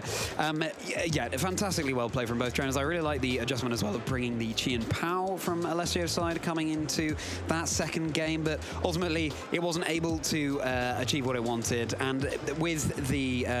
I also liked how Maurice was able to eliminate Pokemon around the Landorus on Alessio's side of the field in order to deny it switching in for that Intimidate. Because that meant that, you know, it actually didn't come down to it in the end, but if it had come down to his win condition being Ogerpon setting up sword stances, it could do that freely. Absolutely, yeah, and you know, we need to talk about that with the adjustment to Qian Pao in game 2. Targeting it down is one of those Pokemon that, you know, if it's in a good position, and it would have been in a good position if Maurice had brought the Rillaboom like he did in game 1, but Maurice making a great switch up there to Iron Bundle, exactly what he needed in that end game. But you could see the sort of planning for that end game right on early, where, as you mentioned there, Charlie, knocking out the Pokemon around the Landorus, Qian Pao being one of them. It's kind of an easy target, so to speak, when you have these Pokemon like Choice Scarf Landorus that can U-turn or Stomping Tantrum into it, break those focus sashes, and just put it under a lot of pressure, especially when it's not able to knock out the Heatran with something like an Ice Spinner. Yeah, exactly. And I think, you know, as you were calling out in that first game, it's so tempting, especially with the Half-Flame variant of Ogerpon, to go for that Terror and get the immediate attack boost and start dealing damage. But recognizing that, you know, retaining the Grass type in certain positions is beneficial to your Ogerpon is something that I think separates the really fantastic trainers from those who are perhaps still learning the game. You know, that Ogerpon was still safe from something like a Spore. The Ogerpon is taking neutral damage from something like an Earth Power instead of super effective damage. So a really good call on Maurice, from Maurice in game 1 to terrestrialize his Landorus instead. That end game, we've seen Landorus end games as well previously on the broadcast, where, you know, it gets to the end game. I think it was Marco Silva being able to get to an end game. Is like, hey, I've had 2 of my Pokemon knocked out, but now I've got a Terraflying Landorus, and that's kind of exactly what we saw Alessio trying to sort of do in that end game for certainly for game 2. But with the way that Maurice played it, with bringing that Iron Bundle and that switch up, being able to bring that speed control to the match, we were talking about that a little bit before the match started, where Alessio didn't have the opportunity to go for any sort of speed control and put himself on the front foot. And I think that's really telling about how this matchup played out. Sure, yeah, it is. There's nothing like an Icy Wind on Alessio's side. His speed control really comes down down to priority moves and something like Sucker Punch. I'm obviously sad as well that we didn't get to see Focus Energy coming out from Alessio's Wellspring Ogerpon. That's a move that we rarely see, but again, when paired with a move that has a heightened chance of dealing a critical hit, that can be incredibly threatening, and it's a really nice thing to have in your back pocket as a potential win condition in certain matchups. So speaking of a win condition, I want to speak about the Rillaboom that we saw on Maurice's side of the field. We've seen several Rillaboom in this tournament, and it's something that did really well in Sacramento as well. But it's interesting to see how players are adjusting to it in Regulation Set E, where I think we were all kind of expecting these more Assault Vest-driven Rillaboom that have 4 offensive options, including fake out and being able to U-turn and pivot and position. But on this one, we saw a Citrus Berry, and that came into the fore in game 1, where it survived on just a sliver, but would have been able to switch in if Maurice needed it to. But I also really like the Citrus Berry in combination with the Wood Hammer, where you're not feeling like you can't Wood Hammer because you're going to be at low health. And so we're seeing these Rillaboom kind of leverage more offensive options with the ability to just go for offensive moves with the Rillaboom, but also the Miracle Seeds and the Grassy Plates that we've seen powering up those grassy glides, especially with Grass Terror that we've seen as well from Aurelion Sula. It's really nice to see that sort of difference in play there. Yeah, it is. It's a Pokemon that you can really experiment with in your team building. It provides such useful utility as well, having access to not only Fake Out, but that Grassy Surge ability. It's a Pokemon that obviously was very threatening throughout the Sword and Shield era, and even though Grassy Glide is just that little bit weaker now, it's still incredibly threatening in the Regulation Set E metagame as well. Absolutely, and some of the things that we're seeing quite commonly, I was expecting to see maybe a few more Sinistra coming out as the Grass-type options here. Speaking, of so many Grass-type Pokemon across these two teams, Maurice with the Ogerpon and the Rillaboom, but also the Amoonguss and the Ogerpon on Alessio's side of the field, and it's clearly a really important and integral part of a lot of Regulation Set E teams. With different applications depending on how these trainers want to go about their particular matchups, but I was expecting a little bit from Sinistra coming out here on stream. So was I, Ben. I'm a big fan of Sinistra. I'm slightly surprised we haven't seen it more commonly in Regulation Set E so far, given its access to abilities like Hospitality, recovering a little bit of health of your ally when it switches in, moves like Magic Gotcha, spread-type grass damage, that's something that's quite difficult to come by. Also having a burn chance and restoring Sinistra's HP by half of the total amount of damage that it deals. I think obviously Alessio here was bringing in a Amoonguss over a support Pokemon like that, Sinistra. Sinistra also has access to something like a Rage Powder. You've got me going here now, Ben. I could talk about Sinistra all day, so I'm gonna try and limit myself. And of course, Sinistra can also go for that Trick Room if that's an option that you're looking into. But Amoonguss, it's been a Pokemon that's been so fantastic for so many years in VGC, and it's easy to see why, especially now it has access to something like that Pollen Puff. Yeah, it's tried and tested, and sometimes the old things win the day, Charlie. I'll give it that. But yeah, I mean, Amoonguss is doing so many things in this format. I think, as we were saying during the match, where Maurice has 2 Grass-type Pokemon to leverage against Pokemon like Amoonguss, I think that's a little bit of a bonus to using 2 of the strongest Grass-type Pokemon we have in that Ogerpon Half-Flame and the Rillaboom. But equally, when you come up against it, you can sort of breathe a sigh of relief that you have those tools, especially when you're not carrying something like a safety goggles that we saw really commonly in Regulation Set D, and is an item that's kind of fallen off the usage charts. Yeah, and we also saw that Rocky Helmet pretty ubiquitously in Regulation Set D, given how prevalent the Rapid Strike Urshifu was, going for Surging Strikes and taking a little bit of chip damage every time it went for it. And of course, Amoonguss going for a Rage Powder, redirecting something like a Surging Strikes into it. It's taking guaranteed Rocky Helmet chip, whilst Amoonguss is able to sponge up the Surging Strikes really quite well. I think at this point in the competition here in Lille, we're getting a really useful insight into team building, and what we're seeing is if you're running Ogerpon, there's normally another grass type alongside it. Either that Rillaboom, maybe Amoonguss, maybe Sinistcha, we can but dream. And that's why we're seeing Heatran so commonly as well, because what's good against grass? Fire. And Heatran, of course, doesn't take any damage from fire-type moves in return. So this is why I think we have these cores going on here. And of course, with Ogerpon, you can have the Half-Flame Mask or the Wellspring Mask. You cover 2 of that Fire, Water, Grass core in 1 in that, you know, Fire and Grass for the Half-Flame, Water and Grass for the Wellspring. You make a really good point there, and it's something that, you know, you've really got to think about when you're building teams for this regulation where, it's something I struggle with as well. I was speaking about that with Lou a little bit earlier, where, you know, I'm looking at the team, I'm putting an Ogerpon on it, and I'm thinking, in this team, is this a grass type or a water type or a fire type or a rock type, or is it a grass type again? It's like, I'm not 100% sure, but these trainers are showing that, probably is more likely to be a water type or a fire type in the case of Wellspring and Half-Flame masks there. And you need a little bit to support that, to allow it to go for its embody aspect, to get that either attack or special defense boost, put itself in a great position to be offensive and kind of complete that triangle of typing.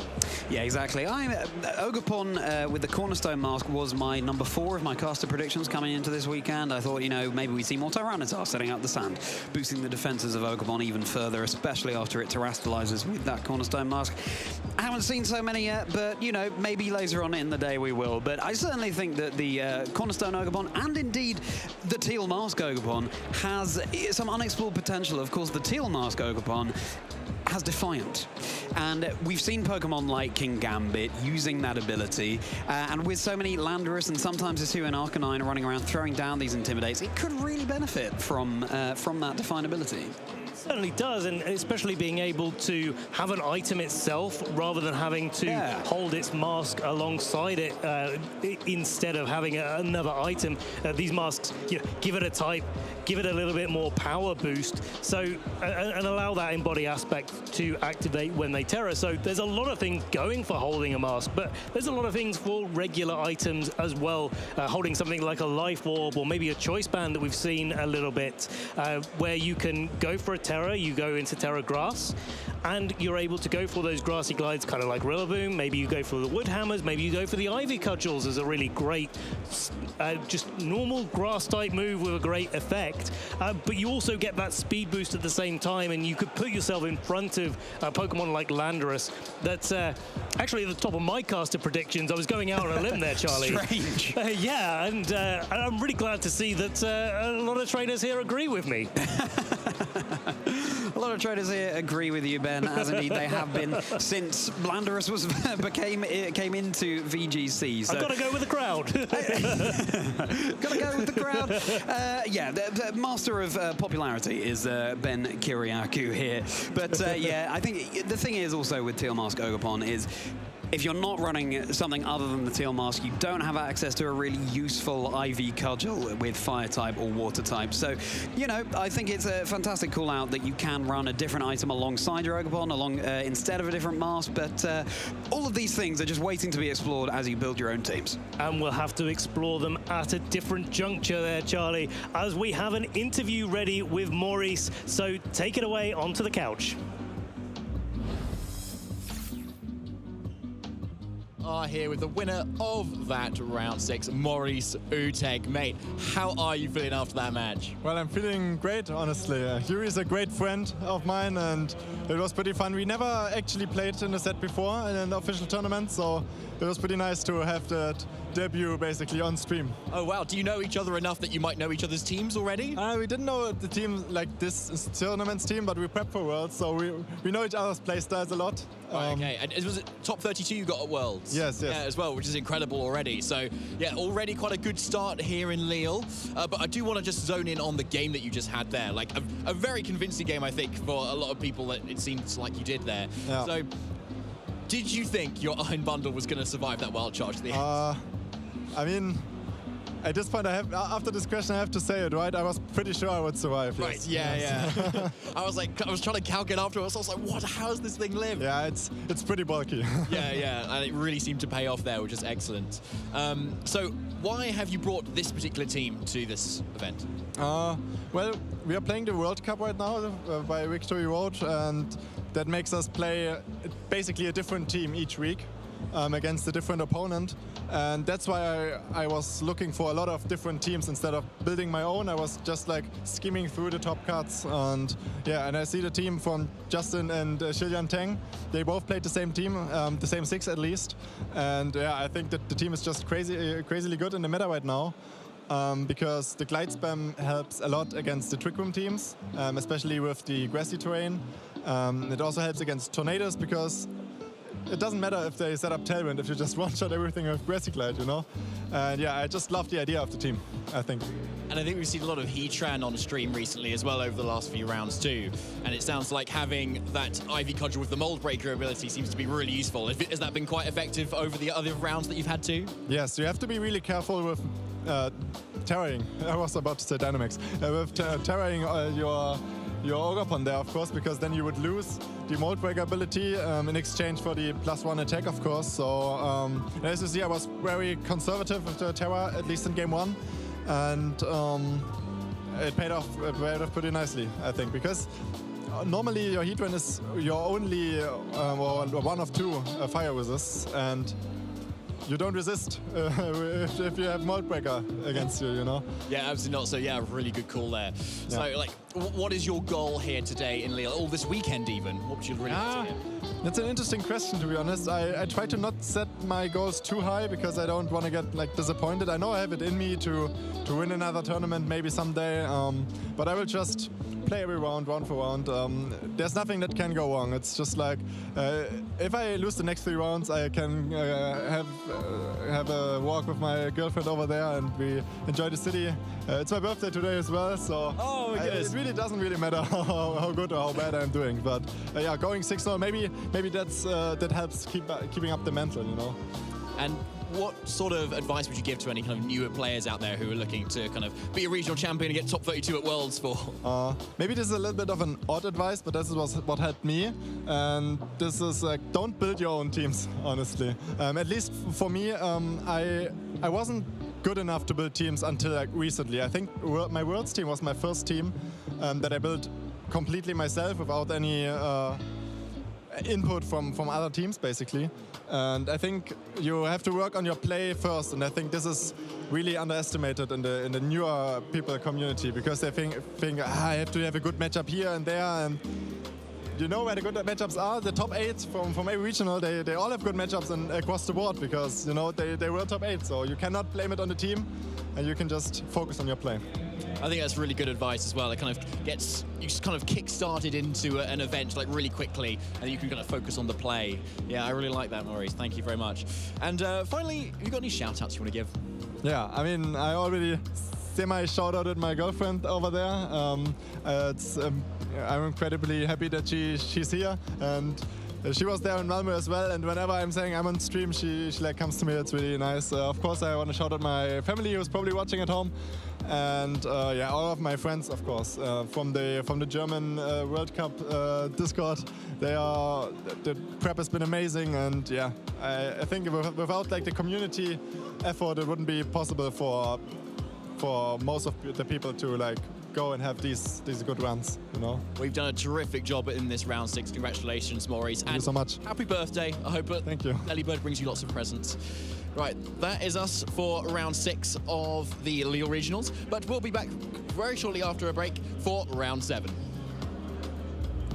Hello, Pokemon trainers, and welcome to Master of Choice, a game where I, Charlie Merriman, as the Master of Choice, ask Ben Kiriakou and David Partington here, our beautiful 2 contestants, to present to me 2 alternatives, and then I ultimately have to decide who sold it better. And our first topic will be which Ogerpon mask is better in the current meta, Hearthflame or Wellspring. So, who's going to kick us off? Who's going to represent what?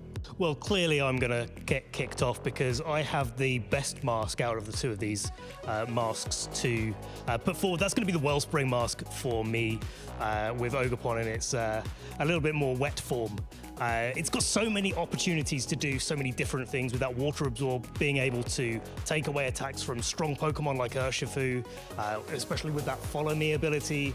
It's got the ability to boost up its special defense with that Embody aspect and go on the offensive with Swords Dance, so you can boost your defenses and offenses at the same time and make sure it's always got something great to do. Okay, but in comparison with the Half-Flame mask, okay, so yes. So Embody aspect boosts special defense, sure. But that's only useful against half your opponents you're going to be facing, because a lot of them are going to be on the physical side, and if anything, more than 50% of the moment are probably more physical attackers, including Ogerpon itself. Whereas Ogerpon Half-Flame mask boosts its attack with Embody aspect, which it's always going to be using every single time. And on top of that, Fire and Grass complement each other really, really well offensively too. And as a fire type, it's very useful to be threatening against other water types, which you're already doing with your grass typing that you already get. So something like Urshifu, Milotic, Ogerpon Water, for instance, does not want to be Terastallizing in front of its own Half-Flame mask, even when it's Terastallized to the fire type, because with a grass type move, it's still probably going to knock out. Well, that's all well and good, David, if you're in the ability to be able to attack first. And, you know, both of these Pokemon do get Grassy Glide. They can both go for priority moves if someone like Rillaboom sets up that grassy terrain.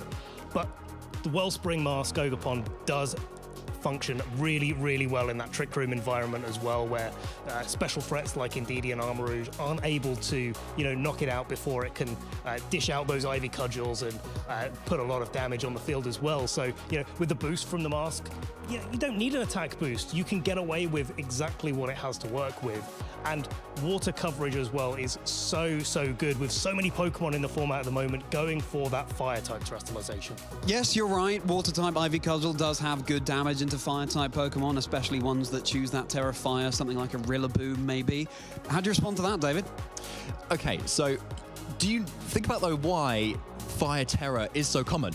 It's because of Half-Flame Ogerpon, well, because of how powerful it is. Fire and Grass, yes, they are resisted by fire, so it does make sense. But on top of that, there's a lot of Half-Flame Mask Ogerpons that are actually running Stomping Tantrum as one of their moves as well, to be able to hit opposing fire types that have terrored into that too, which makes it very, very effective in just dealing damage to the entire format.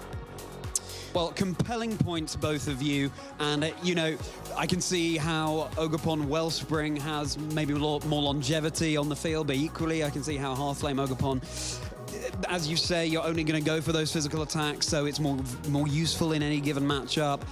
I think, on balance, I'm going to give the victory to... I'm going to give it to David. I've got to say, you know what? I came in with a preconceived notion of maybe Wellspring being better, but I think you argued that very well indeed, David. So congratulations. What do you have to say for yourself? Ogerpon Half-Flame Mask is terrific, and I'll be using it a lot in the future. But Ben, commiserations, of course, but another win for me, unfortunately. And Ben goes home crying just like that Wellspring Ogerpon mask seems to be doing. Thank you very much for joining us for Master of Choice Trainers. Now let's get back to the action.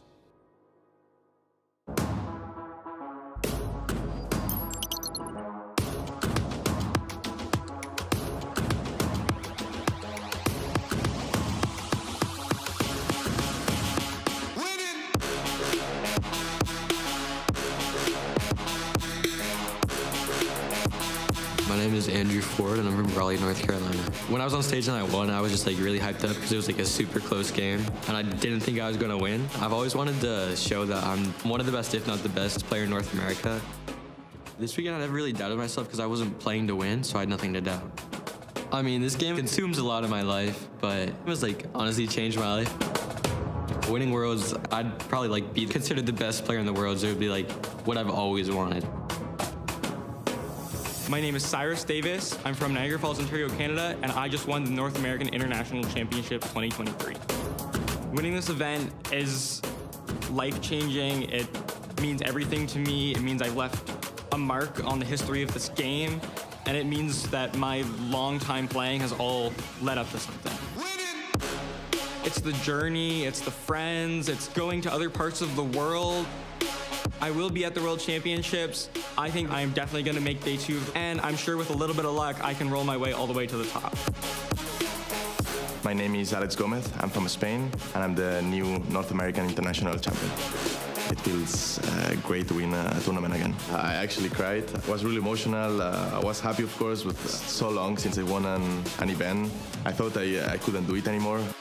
My advice to other trainers is keep trying, never give up.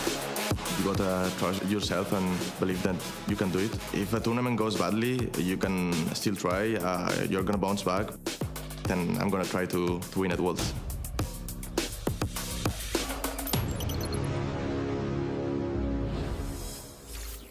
Bonjour, Pokemon trainers. Welcome back to the Lille Regional Championships of the 2024 season. If you're just joining us, we're about to head into Swiss Round 7, and I'm Charlie Merriman, and on the desk with me is David Partington. David, how are we? Bonjour, très bien, merci. And that's much to the extent of it. But I'm definitely working on it here in Lille because this is a fabulous place to be. Thank you very much for having me on, Charlie. That was a cracker of a game earlier, by the way. Maurice Uteg versus Alessio Yuri Busquetto. Like, if you haven't watched it, do go back and watch it again because, like, it really showed how, like, Oakapon half flame, which I think is pretty good to be fair, did so well. Tell me about it. It was such a cracker of a match. And you've just been speaking to Maurice, getting a little bit of his insight into that. What was your main takeaway from that interview? That's, like, Maurice is relatively a newer expert player, in a way, because he won a regional, I think, last year as well. 2022, yeah, indeed, in Bremen. And he got top 32 at Worlds this year as well, which is incredible. And he was saying how, like, he really only till relatively recently has started building his own teams, which is really interesting. Because so before he's kind of like taking teams from that other people have used and kind of getting used to them himself. So kind of focusing on how to play the game really well, and then using the team building as kind of a separate skill to then kind of work on that a bit, which I thought was really insightful. And it shows like how that he's kind of really climbed to the top really quickly, and now he feels able to kind of break the meta a bit. Yeah, exactly. And I think, you know, it's also a sign of a fantastic player to use other people's teams and do very well. I think it's so much of the team building process, it comes down to your own play style, your own preferences. The fact that he's able to take them, analyze them, and then use them to great success himself, I think, is another thing that stands him apart. But this is the thing. This is a game that can be played in multiple ways that you enjoy, because whether it's taking other people's teams and learning how it works, or building your own, whatever gives you that biggest kick, this game has something to offer. Yeah, it really does. And speaking of something to offer, we've got even more higher caliber players and matches to showcase to you as we are further into the tournament, into round 7. So here are the Swiss rankings so far. All of our 6 and 0s up there. Some definitely interesting names. Still some names that we haven't even seen yet that are still 6 and 0 there. Who stands out for you there, Charlie?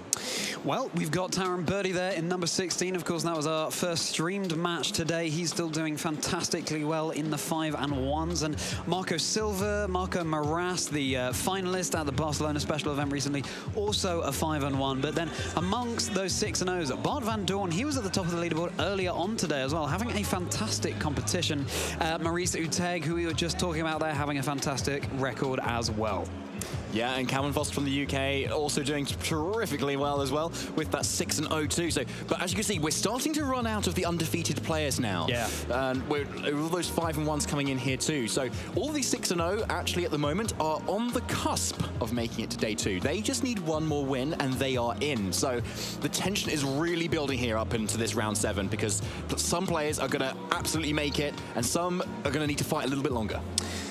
Couldn't have put the etymology of win and in better myself. As we take a look at our notable matches, and that one on top there is the one we're going to be streaming. Jorge Salinas versus Maxime Lebrun. 2 players who aren't so well known, but it will be a win and in match, having a fantastic tournament here in Lille. And it's so exciting to see newer players coming to the fore at such high-level competitions like this, and casting our eyes down the list of other notable matches. Maurice, who we featured in that previous match, is going to be up against Bas van der Hegden. Yeah, some really hype matches actually going on at the moment. So, and Marco Moras at the bottom now. I'm interested to see how far he gets as well versus Miguel Mate. Apologies again for the pronunciation if I got that wrong, which is likely. Yes, apologies from all of us in case there are any mispronunciations coming out here. But I can't wait to see these two newer players, Jorge and Maxime, and how they go up against each other. For both of them, they won't be so familiar with being on stream, and I think that's a different beast to just playing in the event hall proper. You know, on that stage with some more eyes on you, knowing that people on this channel will be watching you as well. It's a real testament to, it's a real test of keeping your nerve and staying focused in the zone, sticking to your game plan. I completely agree, actually. Like, I haven't been on stream many times before, but just facing Ben earlier today for the caster battle, like, with nothing on the line, I was, like, very nervous. So, like, I completely understand that any players kind of feeling a little bit nervous going into there because, yeah, but they should kind of feel, though, like, this is their moment, you know? This is their time to, like, show how all of the effort they've been putting into their teams and their strategy to really showcase it to the world, basically. Yeah, exactly. If you haven't checked out that caster battle yet between David and Ben, do so. Blue and I were casting. It was a cracker. Don't want to spoil anything if you are going to go back and watch it, but there were some spicy picks from both of the trainers, and that was the one note that we gave them going in. Just choose some spicy Pokemon, and we'll be happy to cast over that game. So do go back and watch that if you so desire, but very shortly, we're going to be watching this win and in between two fairly unknown players. Really exciting. Charlie, who are you, or rather, what Pokemon are you kind of hoping to see come into the rest of this round 7 that you maybe haven't seen quite enough of just yet? Well, I mean, I'm thinking back to my caster predictions. I'd love to see a Weezing. I'd love to see some neutralizing gas on the field. That always shakes up a matchup. It provides a really interesting new flavor. I'd love to see a Sinistcha. Ben and I were talking about this as well. A really fantastic new Pokemon introduced in the Teal Mask, and I'm slightly surprised we haven't seen it used more ubiquitously. Those are my top two picks for now, and of course both Pokemon that are newly available in the Teal Mask. How about you, David? Well, yeah, I've got to go to I was going to say, I've got to go to my Wo-Chien. I was like, I'm going to go to my caster picks. And then, it's already, but I'm right. Like, that's kind of what I wanted to say, really. I wanted to see Wo-Chien, but like, I know I'm going to be realistic here, and my other caster picks are kind of the Alolan Ninetales, which I'm really hoping to see as well. Something that can really set the snow and just provide so much bulk to a team thanks to its Aurora Veil. And what's kind of an interesting change from the previous generations where it used to be Hail is that now, like, Ninetales itself really benefits from the defense boost from it too, where it doesn't have to rely on like a Focus Sash, for instance, to be able to survive hits all the time, because that Snow Warning instantly gives it 50% defense boost, so it can survive multiple hits anyway. And then, because of its really natural, nice speed, can use that to set up an Aurora Veil. And often players are using Light Clay at the moment to make sure those 5 turns are 8 turns. And for most games, to be honest, that's kind of the entire game. Yeah. And like having like a significant amount of bulk for the rest of the team. Yeah, exactly. And who knows, David? There may well be more Alolan Ninetales, Weezing, Sinistcha out there than we realized. Just last weekend in Sacramento, we saw some very niche Pokemon in Komo and Tyranitar rising to the very top, winning that tournament. So we'll have to see, heading into the later stages of the competition, if there will be such unique picks on trainers' teams as well. Yeah, something else I think we haven't seen too much of, actually, is the Trick Room, I think. A lot of teams have seemed to be kind of really balanced teams. Like, we've seen the odd ton of Tornadus, I think, when we were casting earlier. Yeah. But it kind of, on Taran's team, but I don't think he even brought it. No. There's been a lot of just general, Firewater, Grass Cores, Landorus, and like Fluttermane maybe occasionally, just kind of going around it. It was lots of pivoting. Oh, Iron Hands, obviously, to also mention too. Lots of pivoting, lots of trying to get into position that you really need to be able to dish out the damage without your opponent being able to respond to it as well. We've seen just kind of tons of that right now, and not a lot of, say, hard Trick Room where you've maybe got Indeedee and Armarouge. You set up Trick Room and maybe going with an Ursaluna or something, or a Torkoal and do a lot of damage. Not too much of that right now, so maybe it's telling as to what the meta might be developing into. Maybe, and I think the prime special attacker that we've seen on stream so far today is Heatran. And I think there's a really unexplored place in the meta for special attackers right now, given how physically based it is currently. So something like that Blood Moon Ursaluna would be one of those special attackers under Trick Room that could provide that utility. It's a really nice pick, and I'm really glad you mentioned it because it is on my caster picks. But first of all, we have our trainers here for round 7. Maxime Lebrun and George Salinas. Jorge? I'm going to say Jorge, maybe. Okay. Jorge Salinas. Sure. let's go with those. So, apologies if it's not correct, but hopefully we'll get those ironed out after the game as well. And you can see the spicy picks of themselves as well. A few mentions, actually. I think we've already mentioned too. So we got, again, the Wellspring Ogerpon on both ends there. But yeah, hail on both sides as well. Snow, indeed. Sorry, snow, indeed. Yes, that's right. Thank you. And a little bit of a Trick Room aspect to Jorge's team as well.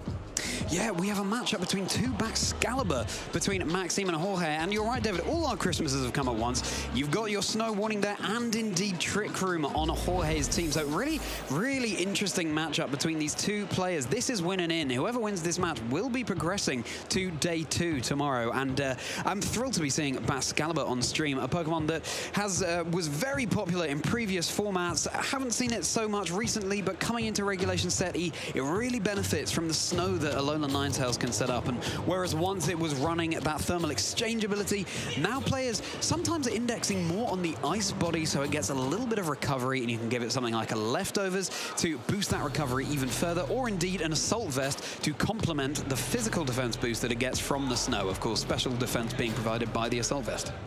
Yeah, that's a really nice touch there, actually. It's going to be such a bulky, kind of pivoting game, to be honest. And like with that Ursaluna, that might even break it. But as you can see, some achievements on the board here. Maxime, maybe a newer player to the fray at the moment. No particular achievements that they've wanted to note down there, which is okay. But Jorge, on the other hand, EUIC Day 2 2023, Worlds Day 2 in 2017, which is pretty incredible. And some top cuts as well in the Madrid and Liverpool too. And right back in the day, it seems, Charlie. Yeah, Jorge bringing that legacy experience to the game, but still proving that he can hold his own in more recent formats as well, given that EUIC Day 2. And for Maxime Lebrun, I take my hat off to him for doing so fantastically well at an early stage in his Pokemon career. That is no mean feat to come this far with such an interesting team here in this competition, with not much experience behind you on stream as of yet. So it's going to be the Wellspring Mask Ogerpon, Baxcalibur, Rillaboom, King Gambit, Ninetales, and Landorus. And David, I'm looking at the Swords Dance on that King Gambit, as well as the Black Glasses, as well as the Dark Terror. Oh my. Yeah, exactly. And there's a Sword Stance on the Baxcalibur too, on top of that King Gambit as well. So there's a lot of setup here, which makes sense, right, if you've got the support for it. Like, you've got support in Follow Me, you've got support in Fake Out, you've got support in the Grassy Terrain Rillaboom sets up for healing, you've got support in Ninetales setting the Aurora Veil, you've got support in Landorus going out with Intimidate. So you've got so much of that there. So for this team, it really makes sense why it seems to be doing very well, where there's going to be a lot of room and a lot of time to actually set up those Sword Stances on both of those Pokemon. And I can imagine that Maxime is probably wanting to just go into each game, think about which one shall I bring here, which one shall I kind of set up with, and like what's going to deal the most damage to my opponent. Yeah, exactly. Ben Kiriakou is going to be devastated that he's not here on the desk to cast this particular match between two examples of one of his favorite Pokemon, the Alolan Ninetales. And I wanted to call out the Water Terror type on Maxime's Ninetales as well. Not that ghost that we see commonly in order to get around something like a Fake Out. As very shortly we get Jorge Salinas' team on screen as well. It's going to be another Wellspring Ogerpon, Baxcalibur, Cresselia, Heatran, Ninetales again, with the more common Ghost Terror type, and Ursaluna.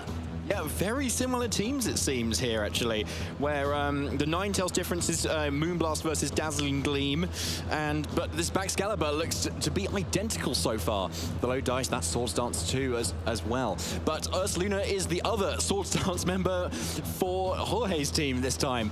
So instead of that King Gambit, it's that Ursaluna. And I do like that as an option, especially with the Cresselia, to be able to set up Trick Room and then suddenly absolutely go to town with a lot of damage behind those flame or boosted facades. Yeah, David, we've got a veritable Round Table in Camelot on our hands with all the swords dancing going on around, and both of the Baxcalibur on both sides carrying that loaded dice with multi-strike moves in the Icicle Spear and the Scale Shot. Scale Shot, such a nice tech on a Baxcalibur, dealing multi-strike damage, Dragon-type damage no less, and at the end of that, reducing the Baxcalibur's defense but boosting its speed, which can put it in a really favorable position. But Jorge is going to want to be careful about using Scale Shot under the conditions of Trick Room that he could be angling to set up, because of course as soon as you boost your speed, you're moving later on under Trick Room. Yeah, I think that's a really good point there, because on Maxime's end, you don't really have a lot of speed control other than boosting yourself with a scale shot, or just being naturally fast with a Choice Scarf Landorus, or being naturally fast with the Ninetales, whereas Jorge does have the Trick Room, but also the Icy Wind on the Ninetales, to be fair, on both ends, which is kind of evened out in a way. So yeah, it's definitely going to be on Jorge as to whether he wants to bring the Cresselia or not. And honestly, it looks rather good. Imagine that Ursaluna faster than everything right now. Like, ground move into the King Gambit, normal move into everything else. Yeah. Like, it looks really strong, right? So, and there's no obvious way for Maxime to kind of stop the Trick Room on Cresselia's end, bar like a fake out, which arguably is only temporary. Yeah, there's maybe not much to stop that Trick Room going up, but on the other hand, of course, he has his Rillaboom, which has access to Grassy Glide, which Ursaluna would be taking super effective damage from. So that is one form of speed control, just going for a priority move there. It'll be interesting to see how his team fares up in Trick Room. It's good that he has some answers there in not only the Rillaboom, but also the King Gambit. And King Gambit is a Pokemon that we've seen rising to the fore in the regulation Set E format, piloted to great success by players, perhaps most notably Luka Tredgut a couple of weeks ago in the Peoria Regional Championships. And I think that's a good mention, really, the King Gambit, because if you're running the Ursaluna on Jorge's end, then you're going to want to set up Trick Room, maybe Terrasilize, but let's focus on what the game at hand right now. We have our leads, Charlie. We have our leads. It's going to be the Alolan Ninetales next to its best buddy Bascalibur for Jorge, and it will be Rillaboom and Bascalibur for Maxime as well. So there's going to be a lot of defense on the ice types on the field here, and there's grassy terrain. So these bulky, recovery-focused Bascalibur will be getting even more of that down from the grassy terrain on the field provided by Rillaboom. So you mentioned earlier, Charlie, that the Ninetales on Jorge's end doesn't have the Ghost Terror. So Fake Out is actually a really safe option into it because it's only water at this point. So it's a really good lead for the Rillaboom at the moment to kind of shut that side down. However, if Rillaboom does go for that, it does open itself up to an Ice move from the Bascalibur, which could be pretty devastating, especially with 5 hits being pretty likely flanks of that loaded dice on the Bascalibur. So we'll see what plays out here. It is that Fake Out. It's going to be Fake Out into the Ninetales on Jorge's end as a Swords Dance is being set up from Jorge's Bascalibur. That is certainly a Pokemon that you don't want to leave unchecked for too long. And it's going to be a responding Swords Dance from Maxime's own Bascalibur. I have a reveal on the speed tiers there, potentially, unless it was a speed tie, with Jorge's Bascalibur going first and Maxime's going second. But both of these Bascalibur really boosting up here. Okay, yeah, it's getting like the risk potential of doing anything right now is really starting to increase just off turn 1. Scale Shot and Ice Spear looking really strong right now into either Pokemon's teams. Like, assuming Jorge's Bascalibur is consistently faster here, it really threatens a Scale Shot into Maxime's own Bascalibur, which kind of puts the pressure on to Maxime to be able to potentially Terra or have to Terra this turn. Or indeed the Rillaboom switching out, going safely into the back in favor of his own Ninetales. The Rillaboom not liking the look of those freezing conditions on the field as Jorge's Bascalibur keeps itself safe, as indeed does Maxime. So these Bascalibur so far are matching each other turn for turn as an Aurora Veil can be set up by Jorge, and I wouldn't be surprised if Maxime got his own Ninetales in there in order to provide some of that Aurora Tail support, because now Bascalibur is set up with those Swords Dances, you get the Aurora Veil up, give it more longevity on the field, and then the Bascalibur is in a better position to deal as much damage as possible, especially with something like a Scale Shot that would reduce its defenses. Yeah, completely. Now, what we do have to notice, though, is that the Terra types are also different on the Bascaliburs here. On Jorge's end, it is the Poison type, and on Maxime's end, it is the Fire type. So, on Maxime, if they do go for this Fire Terror, which it does seem to be, that's actually going to be a resist on the Icicle Spear, which is something that Jorge's Bascalibur cannot do here. Now, with the Snow Boost, we'll have to see if anything survives this turn. It is, first of all, that Icy Wind. That is an Icy Wind onto both Bascalibur and Ninetale onto Jorge's side, getting that speed drop. And as you say, David, that Fire Terror type on Maxime's Bascalibur could prove crucial. Scale Shot coming out into Jorge's Bascalibur through the Aurora Veil is dealing a really good amount of damage. It's going to be at least 4 hits, so this should be enough for the knockout onto Bascalibur. And Jorge's set up Bascalibur goes down as Maxime's own Bascalibur will be reducing its defense as a result of that move and boosting up its own speed. And given the Icy Wind drop on the Alola Ninetales on Jorge's side as well, this Bascalibur is all of a sudden becoming one of the fastest things on the field, as a responding Icy Wind will be neutralizing some of that speed boost onto the Baxcalibur here. So the Baxcalibur of Maxime in a fantastic position. Yeah, super fantastic, and there's the further recovery right at the end thanks to the icy body and the grassy terrain. Now, something that probably happened there was potentially a speed tie between these two Ninetales, because as we saw, both went for the Icy Wind there, maybe both hoping to be faster, to do basically exactly the same play on each other. So, but it looks like Maxime's was faster, or at least won a speed tie here. We are yet to know in terms of whether that did matter or not, or whether that was the case, but at the moment that maybe seemed like it, and for Maxime that was obviously a huge turn. Now with Heatran coming in, that's obviously a really nice Pokemon to be bringing in versus both of what Maxime has got right now, because it's only Dragon and Ice moves that is on this Baxcalibur, and is only Ice moves and Fairy moves on the Ninetales, all of which are very nicely resisted by this Heatran. And with leftovers, it's going to be healing up really nicely too. So although Baxcalibur's gone down for Jorge, it's definitely not out for the count. It's not out for the count, as Alolan Ninetales for Maxime switches in for Ogerpon coming in instead. Especially with that speed drop, perhaps an Aurora Veil might not have been guaranteed in the phase of that Heatran, as Ninetales withdraws for Jorge as well. Cresselia coming in, really cool Pokemon to see coming to the front here, maybe angling to set up a Trick Room, as Baxcalibur for Maxime keeps itself safe with a Protect, and there was a move heading into, it was Earth Power I believe, heading into Baxcalibur on Maxime's side, so that would now be a super effective hit after that Fire Terror type. But of course Maxime reluctant to give up the Swords Dance boost that has been so useful for him so far in this game. Yeah, it does make a lot of sense. Like, you've set up this far, you've got the snow up as well, thanks to Jorge's already set up too, and so you've got a nice defense boost here. But Jorge has saved the Terror on their side at the moment, so this Heatran, it might be in a precarious position from an Ivy Cudgel, but it does have the ability to go for that at the moment, to be able to turn the game on its head potentially. But it's just a Protect for now. Just a Protect for now. It's going to be a Power Whip coming out into Jorge's Cresselia with a critical hit. Absolutely incredible. And that Icicle Spear is enough to pick up the knockout onto Cresselia. You don't see that every day, David. A Cresselia going down on one turn with the grassy terrain set up as well, boosting the power of the Power Whip. Maxime is going to be complementing the accuracy, the bespectacled Ogerpon perhaps, in order to be able to land that sometimes not entirely accurate Power Whip just as the grassy terrain expires as well. Yeah, that's honestly absolutely incredible. And like, what we don't know actually is how strong this Baxcalibur is. Like, maybe an Icicle Spear would have just been enough anyway into the Cresselia. We don't actually know. Cresselia, to be fair, is pretty bulky, but we'll have to see at a future game potentially whether that happens. But Ivy Cudgel straight out again.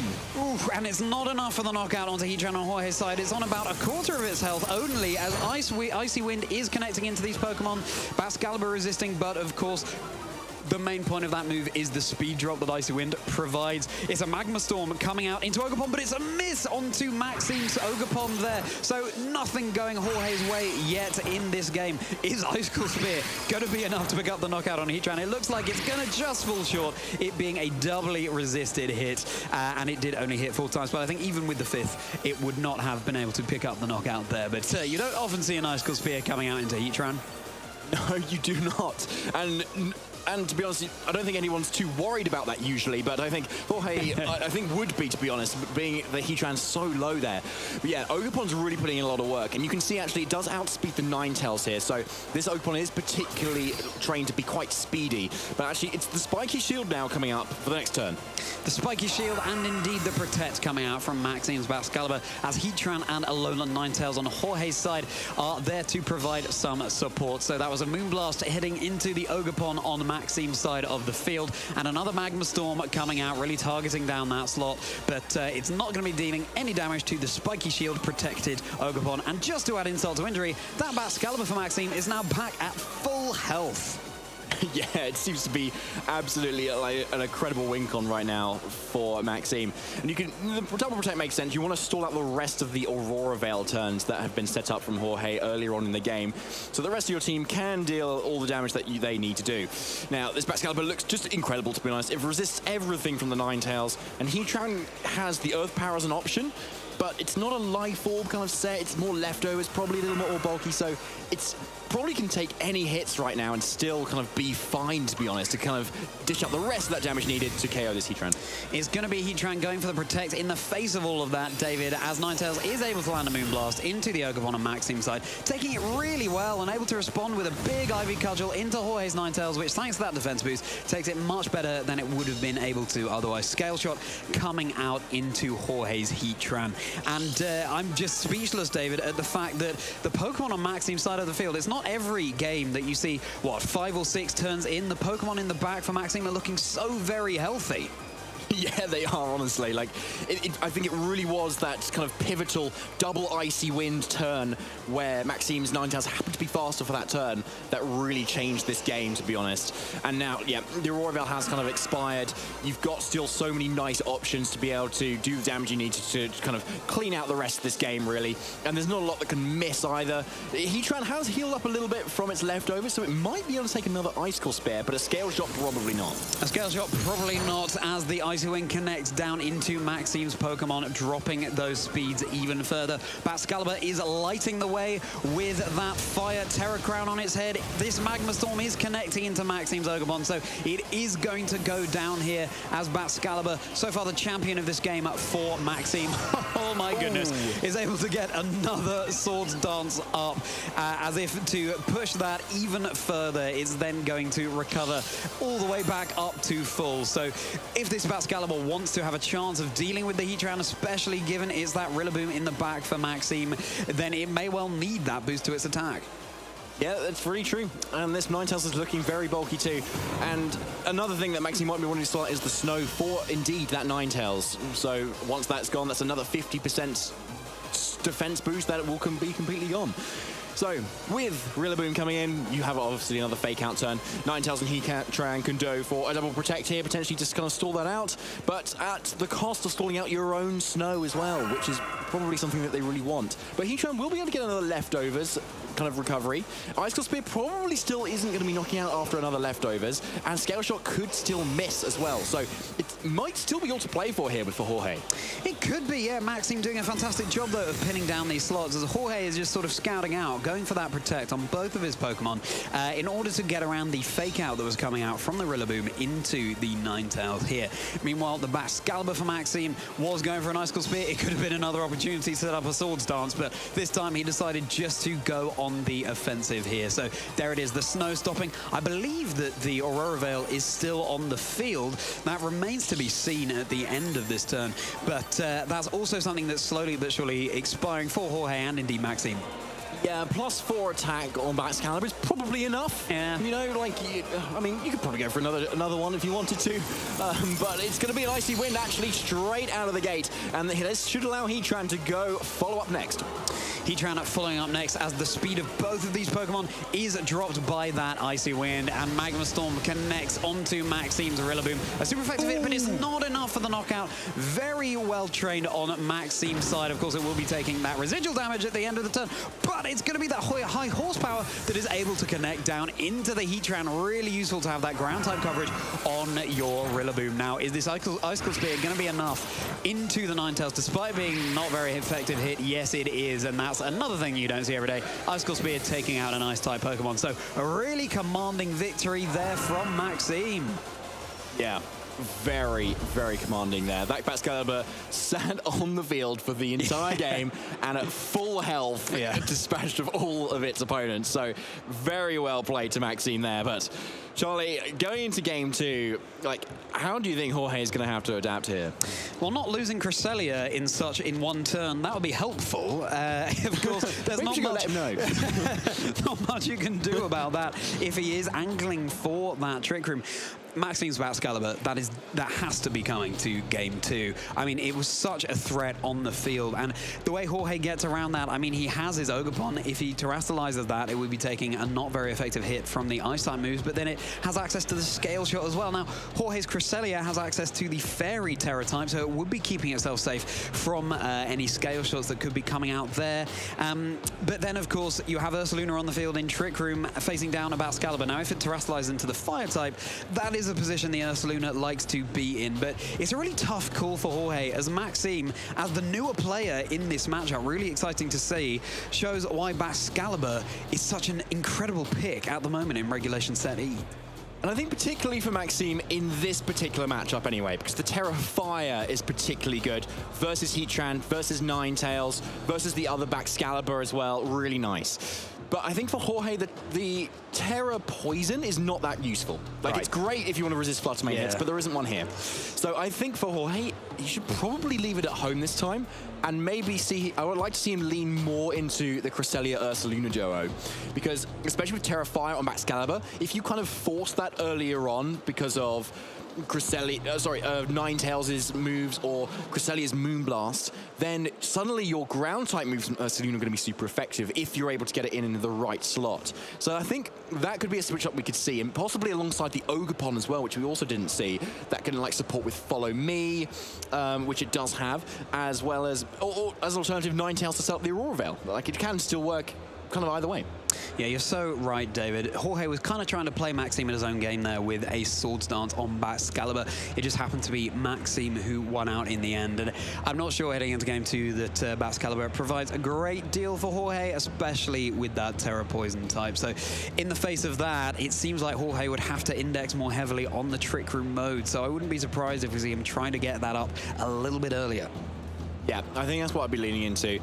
On Maxime's end, though, however, like, obviously, things seem to work out quite well, but we do have to talk about that turn where Jorge did do probably the exact same thing Maxime did in terms of the double Icy Wind turn into speed drop, into KO of the opposing Baxcalibur. Right. Like, we would have seen an entirely different game if Ninetales on Jorge's end, happened to outspeed, which we don't know whether it would have, or given the dice rolls, whether it would have had again, but let's see if that same technique comes out again. Well, it's not going to be Trick Room angling to be set up this time in this game 2. As we were saying, it's going to be Heatran and Alola Ninetales joining the field again, and there's Maxime's star pupil, the Baxcalibur, as well as Rillaboom on the field for him. Snow is set up, giving the Ice-type Pokemon a defense boost, and Grassy Terrain is set up, providing a little bit of passive recovery. And right now, Jorge has to deal with a potential fake out coming out from Rillaboom. Yeah, I think so, yeah. That's, at least turn 1, that's obviously something you've got to respect here. But the Ninetales isn't probably too scared of it, because if the fake out goes into there, what's Baxcalibur going to do to it, right? It's only got Dragon and Ice moves, they're not going to do too much. So it's kind of, same with Heatran, really. Baxcalibur's in a position where it can't really do a whole lot. So, like, yes, you could fake out here, but, like, you're only probably going to switch out if you're Baxcalibur.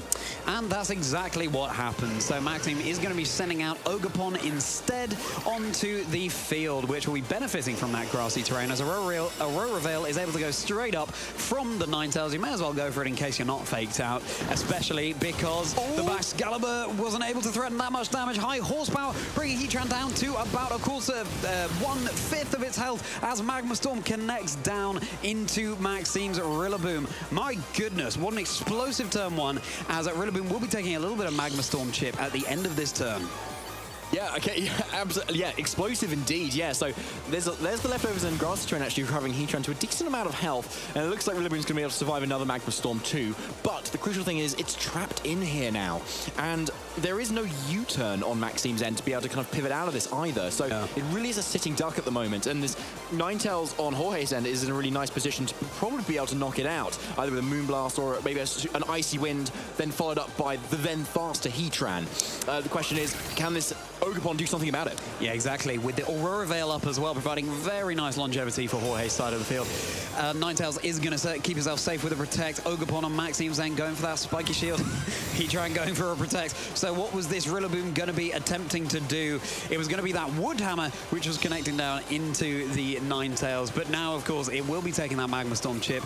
As you said, David, especially with this Grassy Terrain recovery, it's probably going to be able to stick around for one more turn, but that's probably it. Yeah, so even more recovery for Heatran, so the Protect does make sense here. Starting to get to the point where it might even live another high horsepower at some point. But yeah, another Magma Storm, but it looks like it's going to still live another one because the Grassy Terrain recovery happens first, and then the chip from Magma Storm. So still one more turn, but Jorge needs to be in a position where he can maybe Icy Wind plus go for an attack. Now, because this Heatran doesn't have Heat Wave, no kind of spread option, follow me is always an option for this Ogerpon to be able to redirect any of those Heatran's attacks. So in a way, Rillaboom might stay safe enough if it can live a Ninetales hit. Right, that's a really nice call out. The lack of Heat Wave on that. Heatran is going to be the Water-type Ivy Cudgel coming into the Excalibur, and with the defense boost, as well as being a not very effective hit, it takes it so well. Rillaboom is able to survive on 1 HP here. So it will be going down at the end of this turn to the Magma Storm. Chip damage, a big Wood Hammer coming out into Jorge's Ninetales, but thanks to the Aurora Veil, it takes it like an absolute champion. And there's Rillaboom going down as a result of the recoil damage from the Wood Hammer.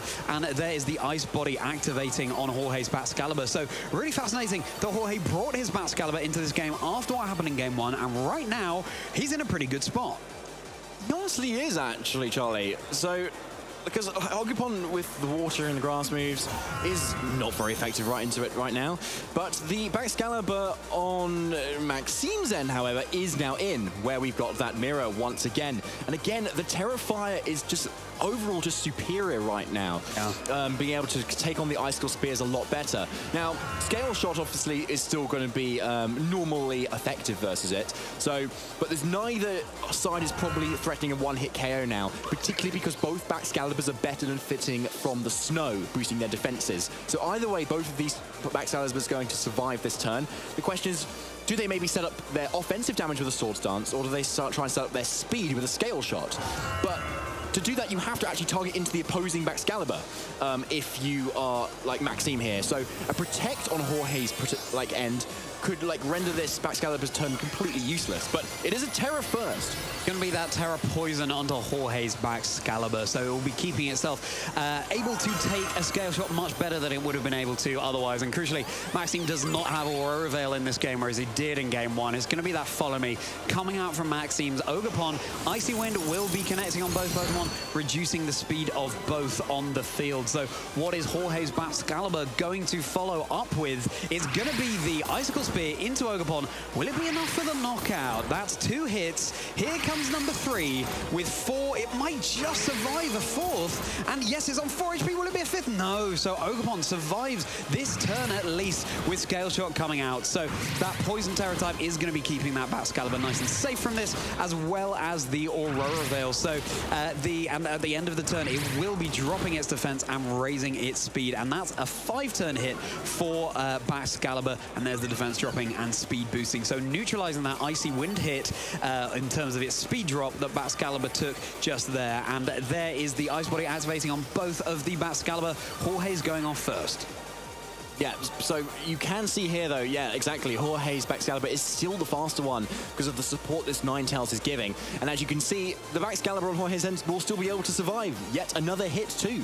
So it's in a really nice position here to be able to potentially go for a Swords Dance. This Ogerpon isn't really threatening a lot of damage and might be in range of an Icy Wind as well. So it's pretty safe to kind of start setting that up now. And with Rillaboom gone on Maxime's end, there's no kind of fake-out support you can kind of provide either. But I think we're about to see Maxime's 4th. Maxime's 4th is going to come out. Is going to be that Alolan Ninetales, so it may well be able to set up an Aurora Veil really nicely staggered, as opposed to Jorge's, which has had a few turns expired already. His own Ninetales will be keeping himself safe with the Protect, as will Excalibur for Jorge. Very much a scouting out game here. It was actually going to be a double Protect coming out from Excalibur on Maxime's end, and that is the snow going away. So both of these Ninetales are going to be not having that defense boost, very unfortunately, and it's a shame that Maxime brought out his Ninetales in that position. If it had just been a turn later, he would have been able to reset the snow, but coming out when it did, it was the turn when the snow was expiring, so it will not be able to go for an Aurora Veil. Yeah, not this turn, but who really would benefit from that more here, to be honest? Possibly Jorge due to the slightly lower health on the Excalibur there, but currently you've now got a Excalibur on Maxime's end, who is still the Ice type, now not benefiting from the defense boost. So it's probably quite good for Jorge to be able to not really maintain it right now. But the Icy Wind again, faster on Maxime's end, is going to put this Excalibur on Maxime's end probably faster now. And exactly that, as Scale Shot will be landing into Jorge's Excalibur. This is fascinating, and looks like it's going to be just short of a knockout. Only time will tell, and yes, it's that 4-turn hit. So there there's the defense dropping once again, and the speed going up. This Baxcalibur has to be quite careful of all those defense drops it's taking very shortly, as Icy Wind will be connecting onto both of Maxime's Pokemon, dropping that speed once more. So Ninetales really able to provide some ample support for Jorge, and this really is the battle of the Baxcalibur and Ninetales. And there you see the effect of having that defense weakened with the Scale Shot easily enough for the knockout onto Maxime's Baxcalibur. So now Maxime is down to his final 2 Pokemon, whereas Jorge has all 4 of his remaining. It's looking quite reminiscent of game 1, but with the game state completely shifted to and completely flipped even.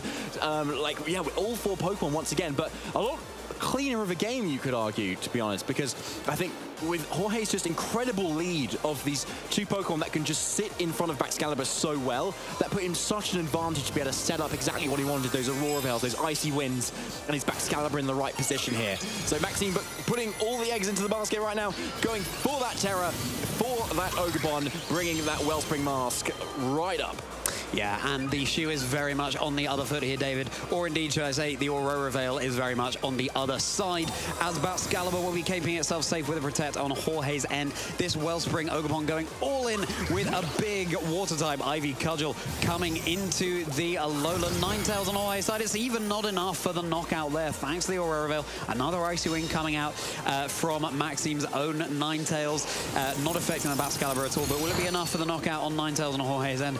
No, it is not, but nice speed control there nonetheless, although Jorge responded right back with another Icy Wind. It's not enough for the knockout onto the Ogerpon. It's now a resisted hit thanks to the Terastallization, and the speed is dropping on both of Maxime's Pokemon here. What I do like is how Maxime has conserved his Terra for the late game, but perhaps it was a little too late.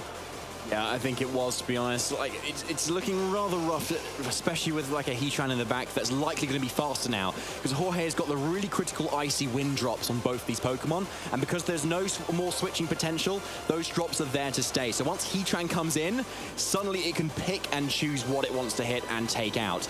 That's particularly because Flash Cannon is 100% accurate into the Ninetales, and you can go for kind of any sort of hit into the really weakened Ogerpon too. So it's just a matter of time now. Jorge doesn't need to be particularly risky. He doesn't want to switch in his Heatran too hard and particularly risk losing the game. But anyway, this Ogerpon is down anyway. Ogerpon is down after just 1 Scale Shot. Just the 1 Scale fired off there by Jorge's Baxcalibur, as the rest of the Pokemon on the field after Baxcalibur takes its defense drop and its speed boost will be acting. It's the battle of these Alola Ninetales here, but it's going to be Baxcalibur dodging an Icy Wind here. Finally, Jorge having a little bit of luck on his side as Ninetales on Jorge's end gets that speed drop. It's going to be that Moonblast coming out from Jorge's Ninetales, with the special attack drop coming out with the Moonblast that landed into Maxime's zone. So right now it is Alola Ninetales against all 4 of Jorge's Pokemon, and Maxime seems to be noticing that the writing is on the wall. I think so, yeah. So, yeah, Maxime kind of conceding there, going, okay, right, fair enough. You did the same to me there. But as you can see, yeah, Jorge's obviously very happy there. And, it wasn't necessarily, as one-sided as it looks, kind of in both games still, where it was just about the positioning just about right to be able to do the damage you needed to. And I think you called it, Charlie, where that Scale Shot came into the Baxcalibur on Maxime's end. Thanks to that defense drop already afterwards, was able to get a clean KO. Yeah, clean KO, and that leading light for Maxime in game 1 just went down and out in that game. Wasn't able to go for the same tactics here. So we will be going to a game 3 in this win and in battle between these 2 trainers in Swiss round 7 of the Lille Regional Championships of the 2024 season. Now, the question coming into this game 3 is Baxcalibur going to be as prevalent? It's a really good question, Charlie, because as you can see, both players have really lent into their Baxcaliburs super hard here. And what's also interesting is that both players have also brought their Ninetales too to both games too, which makes a lot of sense if that is your go-to speed control option. And we saw how pivotal it was in so many different situations. It set up Jorge to have a really safe end game here. It was really critical to win, for Maxime to win the game in game 1. And so both players are definitely going to want to bring their Ninetales for that. But I can see if Jorge does want to maybe switch things up and go for a Trick Room option, Ninetales is not as relevant. And particularly if then Maxime brings their own Ninetales, then if Jorge happens to bring back Baxcalibur, they'll still benefit from the snowy little boost, which will be kind of nice. So I think the trainers have chosen the right Pokemon here, but I think if one of these trainers is brave enough, they might completely deviate to something different, and the other player may not expect it. The other player may not expect it. Yeah, and there is certainly ample options on both sides of the field. It'd be great to see that King Gambit being set up for Maxime, but it would have to worry about ground-type damage coming out from potentially an Ursaluna on Jorge's side of the field. What an intense game between these two relative newcomers in the game, as it's going to be Ninetales, Alolan form, and Baxcalibur coming out for Jorge, and there it is. There's the King Gambit and the Rillaboom for Maxime. So Maxime going all in against this player, Jorge Salinas, who has reached the day 2 of EUIC in the 2023 season. Yeah, I really like the switch up for Maxime right now because King Gambit is a steel type. And as we've seen, Heatran is also a steel type and is very useful into a lot of what Maxime is bringing. So Maxime's kind of doing the same here, right? Right, I'm going to bring my steel type into your Baxcalibur and Ninetales lead that you did last time, which is exactly what we've seen here. So this King Gambit's looking really strong right now. Nothing is going to hit it for very much damage. And what is really key is that suddenly Jorge's Ninetales and its speed control Icy Wind option is very dangerous to be using in front of King Gambit's Defiant. So a really, really nice option to go for here.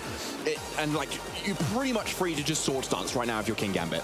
Pretty much free indeed, as Maxime brings it down to the wire, locking in his moves. You know, it all comes down to this, who wins this round. And it's going to be Jorge's Baxcalibur switching out in favor of the Heatran coming in. So a nice defensive switch here, potentially, as Fake Out does come out into the Ninetales. It won't be able to set up any kind of Aurora Veil or anything this turn, as a Swords Dance will be coming out from Maxime's King Gambit. It worked so well for him in game 1, using Swords Dance on his Baxcalibur, and now he's going to be attempting to do a very similar thing with his King Gambit. Yep, and there it is, so +2 right there. But Heatran is probably the right Pokemon to bring in if you are Jorge now, because Magma Storm and Earthbound are both looking very threatening. And there's no Aurora Veil set up from Maxime's end either. So there's going to have to be some sort of defensive positioning right now for Maxime, whether that's a Protect and say a switch into something that threatens Heatran like the Ogerpon, because then you can threaten Ivy Cubjules, you can go for Follow Me's, and that would be kind of nice. Or you can kind of go on the offense, as we may be seeing here, and go for that Terra Dark as a nice defensive option actually to kind of remove the steel typing and be able to take on whatever Heatran's attacks are. And if there's a counter cleave coming out after that, that Heatran is going to probably go down. Oh yes, this King Gambit has to be, you have to be incredibly mindful of it as Ogerpon joins the field with that grassy terrain set up for it. And here we go, it's a Terra into Maxime's King Gambit. It will be going into that Dark type. Oh, and that will be coming out after the Terra on Jorge's own Heatran, which will be the Fairy type. A really nice Terra here because Maxime's King Gambit does not have access to any Steel type moves. So it will be resisting Dark type moves coming out for the King Gambit, but of course, the more boost it gets, the less relevant that defensive Terror from the Heatran becomes. There's that cheeky grin atop King Gambit's head. It belies the serious impression on King Gambit's face for Maxime, as the Terror is committed on both sides. Aurora Veil being set up by Jorge's Ninetales, providing more longevity for both of the Pokemon on his side of the field. That Magma Storm is connecting into the King Gambit. It's no longer a super effective hit, but it does bring it down to about half of its health, and now King Gambit cannot switch out. It goes for another Swords Dance here, which is absolutely huge if it's able to get the damage out, but Maxime really is going all in on this King Gambit. Yeah, it is, and unfortunately, because of the grassy terrain recovery, it was going to make that Magma Storm a 2-hit KO, but because of the chip that happens afterwards being so huge here, it ends up being in range of another one right now. But yeah, +4 attack is pretty big, but yeah, in front of 2 Fairy types, it's not ideal, so Jorge has done a great job to reposition this at the moment. However, Ogerpon is on the field, and with a Follow Me, can redirect away some of those attacks. Now, the Terra Dark here, you definitely want to be able to dishing out some damage at some point, but it looks like Protect is for now. Thing is, the more Protect you go for, the more Magma Storm chip you get, as Power Whip does connect onto the Heatran. Very nice damage thanks to the grassy terrain. Moonblast coming out into the Ogerpon. Another Magma Storm coming out from Jorge into the Ogerpon. So no switching. Ogerpon is able to survive, but of course, with the Magma Storm chip damage, it is most likely going down at the end of this turn, barring the grassy terrain recovery. A little bit of recovery all around on the field, and it's a shame that Maxime's King Gambit is in this position, because it's not a position it loves to be in front of 2 Fairy types. No, but like, what a call from Jorge there to just kind of absolutely call that protect and double into this Ogerpon, which was absolutely huge because it just absolutely goes just straight down now. And like that was kind of the main option to protect this King Gambit, right? Like it could follow me, it could actually probably do the damage it needed to into these fairy types, but with it completely gone now, King Gambit's a real sitting duck. It can definitely go for a sucker punch at the moment into either of these targets, but it's, with the Aurora Veil up, both fairy types, it's probably not doing enough. So Maxime's definitely going to look to these two Pokemon that we can definitely see, being the Baxcalibur and that Rillaboom, to be able to try and turn this game around. Maybe it's a fake out, maybe some hard-hitting grass-type moves that can kind of break through, but like, and if you bring in the Baxcalibur, nothing's kind of super effective right now. So, to be honest, Maxime's going to probably try and change the focus of this game away from the King Gambit and onto the Baxcalibur right now. Yeah, exactly. It's going to be a really interesting turn going forward. I'd love to know that damage calculation of a +4 King Gambit into an Aurora Veil Fairy-type Pokemon, and that's exactly what we're going to be seeing. With a Sucker Punch coming out, this is all it can do for its... all it can do for its Speed Control with a critical hit, Sucker Punch into the Heatran, and it goes down despite being a resisted hit. That is absolutely fascinating. So, that critical hit, absolutely huge there for King Gambit's survivability, but of course, with the Moonblast coming out, King Gambit will go down. It was able to pick up the knockout onto the Heatran, but now Maxime is down to his last two Pokemon. But with Heatran down, perhaps there's a way for Maxime to get back into this as Icicle Spear comes down onto Jorge's Ninetales. A resisted hit, of course, and through the defense boost, through the Aurora Veil, really not doing too much damage at all, but at least it's a little bit of chip heading into the future turns. That was a big, big, big KO. Heatran was looking so solid right there, like nothing was kind of threatening right there. But yes, Sucker Punch, critical hit, not only boosting the attack by 50%, but also ignoring the Aurora Veil once that happens too. So showing like actually how much damage and why people go for that Terra Dark kind of black glasses King Gambit spread that so many people are going for. But now, into this following turn, Maxime is unfortunately down to their last two Pokemon. With a fake out turn this time to maybe set up a Sword Stance, maybe start to go on the offensive, but with that Ninetales still there on Jorge's end, Icy Winds are suddenly looking really nice right now. All you need is one of those, and suddenly the rest of your team is going to be outspeeding very nicely. So Maxime's got to hope that there's a Pokemon in the back that can effectively be dealt with the Rillaboom and the Baxcalibur, especially as the Terra has already been committed as well. So this Baxcalibur is going to be really not wanting to face the scale shots from Jorge's Baxcalibur. Yeah, exactly. And that grassy terrain is ticking down, so the access to something like Grassy Glide is disappearing with that, and Maxime down to his final two. Cannot reset that. Icy Wind is coming out there, David. There it is. So both speeds on Maxime's side of the field will be dropped, and that's pretty safe now. There's no switching out Maxime can do to get around that. Another Icicle Spear coming out into Jorge's Ninetales, just providing that little bit of chip damage. Now, as long as this grassy terrain is in the field, at least Rillaboom can get an attack off before it goes down. But in the face of these two Ice-type Pokemon, it's not looking good for it. A Root Hammer will be connecting into the Ninetales. It's not enough for the knockout. Brings it down quite low in its health, but that is the snow going away, so no more defense boost for the Ice-type Pokemon on the field. But Jorge has the luxurious position of being able to switch out his Ninetales in order to reset that snow should he want to. Yeah, he does, exactly. And that's going to be really useful too, because Baxcalibur does definitely benefit from the defense boost. And if you can kind of bring that in again, then you're suddenly much better both for the Rillaboom and the other Baxcalibur on Maxime's end as well. But no protects for now, just another protect on the Baxcalibur. Yeah, Maxime's Baxcalibur is keeping itself safe. Maxime seeing how he can work this one to his advantage as Moonblast coming out into Maxime's Baxcalibur. Icicle Spear doing super effective damage into the Rillaboom, and this looks like it's going to be enough for the knockout. Down to 1 HP, but then this fourth Icicle Spear will be enough to take it down. So now is Maxime's Baxcalibur against the world. It was so useful for him in that first game, but in the face of such threats on Jorge's side of the field, will it be enough? It seems like Maxime decides no, it won't be enough. And that is our winner, Jorge Salinas.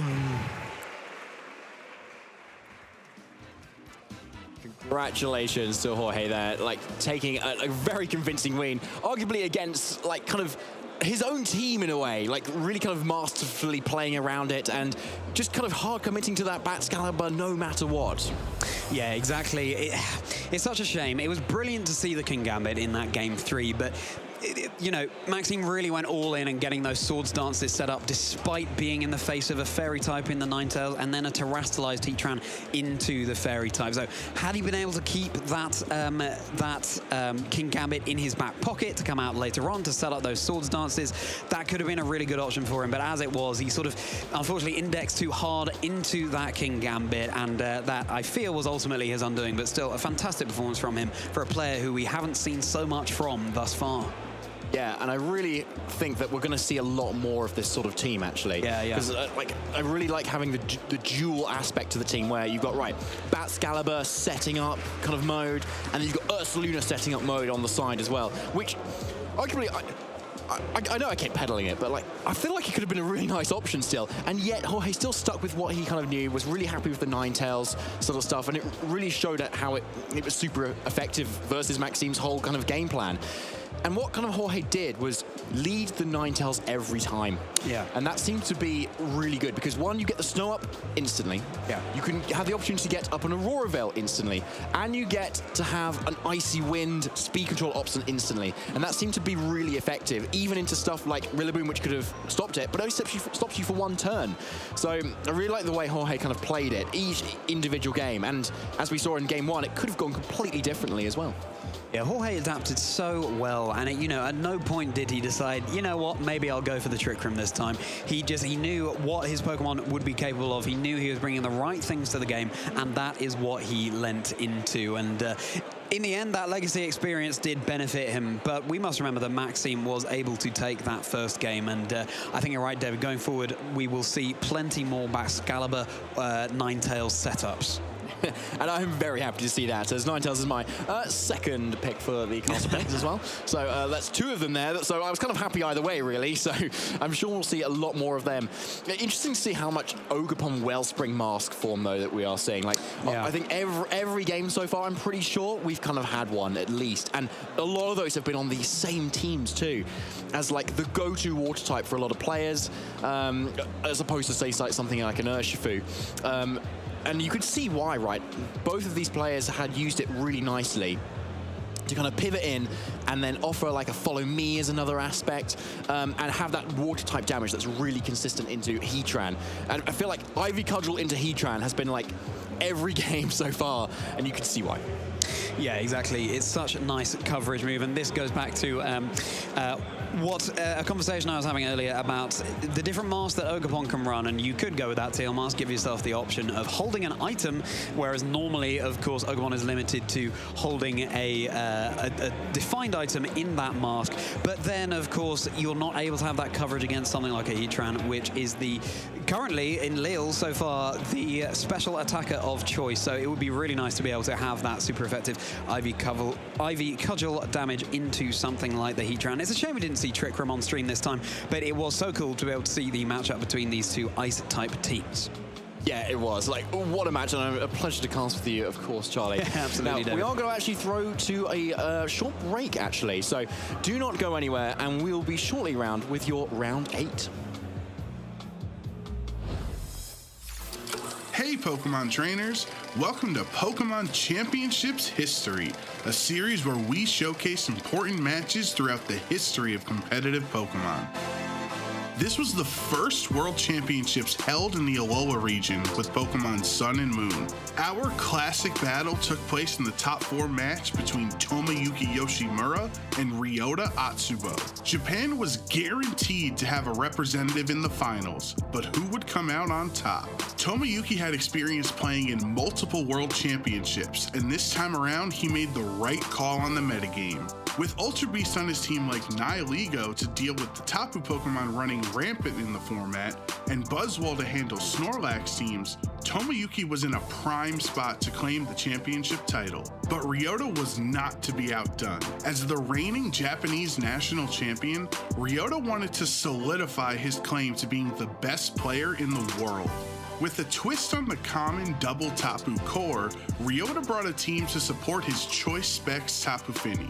But the real star of his team was Celesteela, the launch Pokemon. Many trainers feared Celesteela's ability to single-handedly bring back games from the depths of defeat, and Ryota would need a heroic effort out of Celesteela to win this set. In a game that lasted over 30 minutes, Celesteela showed just how unstoppable it can be thanks to Leech Seed recovery.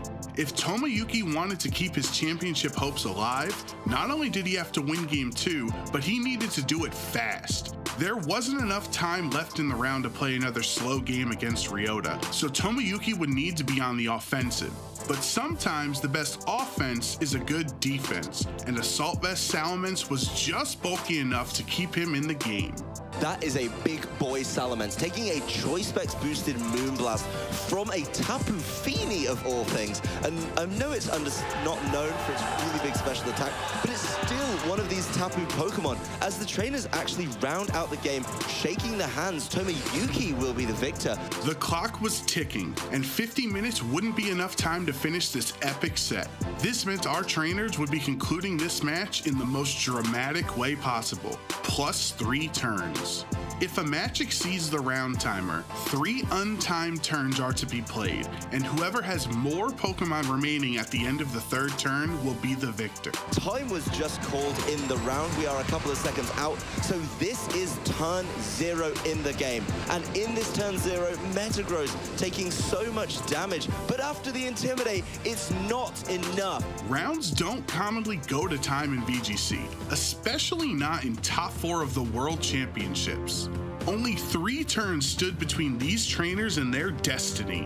What would ensue could be considered the most intense plus 3 turns in VGC history. A climactic 50-minute set came down to these final turns, and only one of these worthy trainers would be victorious. Celesteela wasn't the only Ultra Beast to show up big in this match. While the Fighting-type Buzzwole faced off against a Fairy-type and a Flying-type, Tomoyuki made an incredible read with his Z move to try to make Buzzwole the hero of this story. All out pummeling from your boy Buzzwole. It's not your boy Guzma like it is in the trading card game. In this case, it's a Buzzwole. It's going to be dealing some pretty sizable damage. It would like to get that on Celesteela, I think. A Pokemon that sometimes people try and bust through the defensive of with all of these fists. But instead, the Crocodile is going to get knocked out by this all-out pummeling, leaving Ryota down with just 2 Pokemon on his side of the field as we go into the final turn of this game. With a 3-2 Pokemon advantage for Tomoyuki going into turn 3, Ryota could see his hopes of victory slipping away. This was Celesteela's last chance to launch Ryota into the annals of VGC history. It's been so close coming down to the wire, but Buzzwole doing what it does best with the Z move. No, it protects from Tomoyuki. Instead, Sludge Bomb into that Tapu Fini. Not going to knock it out. Instead, Moonblast into the Buzzwole for the knockout. Ryota's clawing his way back. He still has a chance. The Heavy Slam from the Celesteela into the Nihilego. Will it knock out without the Intimidate? A critical hit! Critical hit! It does it in the last second! Ryota gets into the finals thanks to a critical hit from his Celesteela in the final turn of this game. Tapu Fini hung on with 1 HP, and then crit from his trusty Celesteela, Ryota won an unbelievable set against Tomoyuki and would go on to leave Anaheim as the VGC 2017 Masters Division World Champion. Thank you for watching, and let us know some of your favorite moments in VGC history by using the hashtag #PlayPokemon.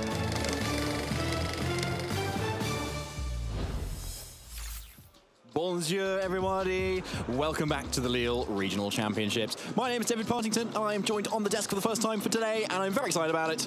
Ben Kiriakou, how are you doing, man? I'm very excited as well, David. It's really good to be behind the desk with you. We've already been on a desk of sorts earlier in the day. Yeah, I thought I'd remind you of that, David. If you didn't catch it earlier, go back and watch the broadcast a little bit earlier on after round 3, I believe it was, where we had a little bit of a battle between casters. I won't spoil who came out on top, but David's not looking particularly happy right now. I was going to say, we'll finish off the best of 3 set later today. Yeah, we'll have to report back on how that goes, but I'm quietly confident. All right, well, fair enough. Well, someone who's doing a lot better than me anyway is a lot of these players here at the Lille Regional Championships. And we're just going to give you a little bit of a reminder about like, how the Swiss round kind of structure works here at the Lille Regionals and the ones further later in the year too. So take a look at this. This 2024 Regional Championships event will be showcasing exciting Pokémon VG matches all weekend. Trainers from around the globe are here to compete for over $125,000 in cash prizes, travel awards, and championship points to qualify for Worlds 2024 in Honolulu, Hawaii. This tournament is a 2-day event, starting our trainers off in Swiss rounds. All matches are best of 3 and will utilize an open team list format. This means that each Pokemon's Terra type, ability, held item, and moves are available to the opponent. The trainers earning 19 or more match points or placing in the top 32 will advance forward to Sunday, Day 2. Day 2, trainers will continue playing Swiss rounds until top cut is determined. The competition then shifts to a single elimination bracket where trainers battle until a single regional champion is crowned. Who is taking home the title of regional champion this weekend? Who will secure the points to qualify for Worlds 2024 in Honolulu? Stay tuned this weekend and watch all the action live. If you want to learn more about upcoming Play Pokémon events, visit Pokemon.com/play.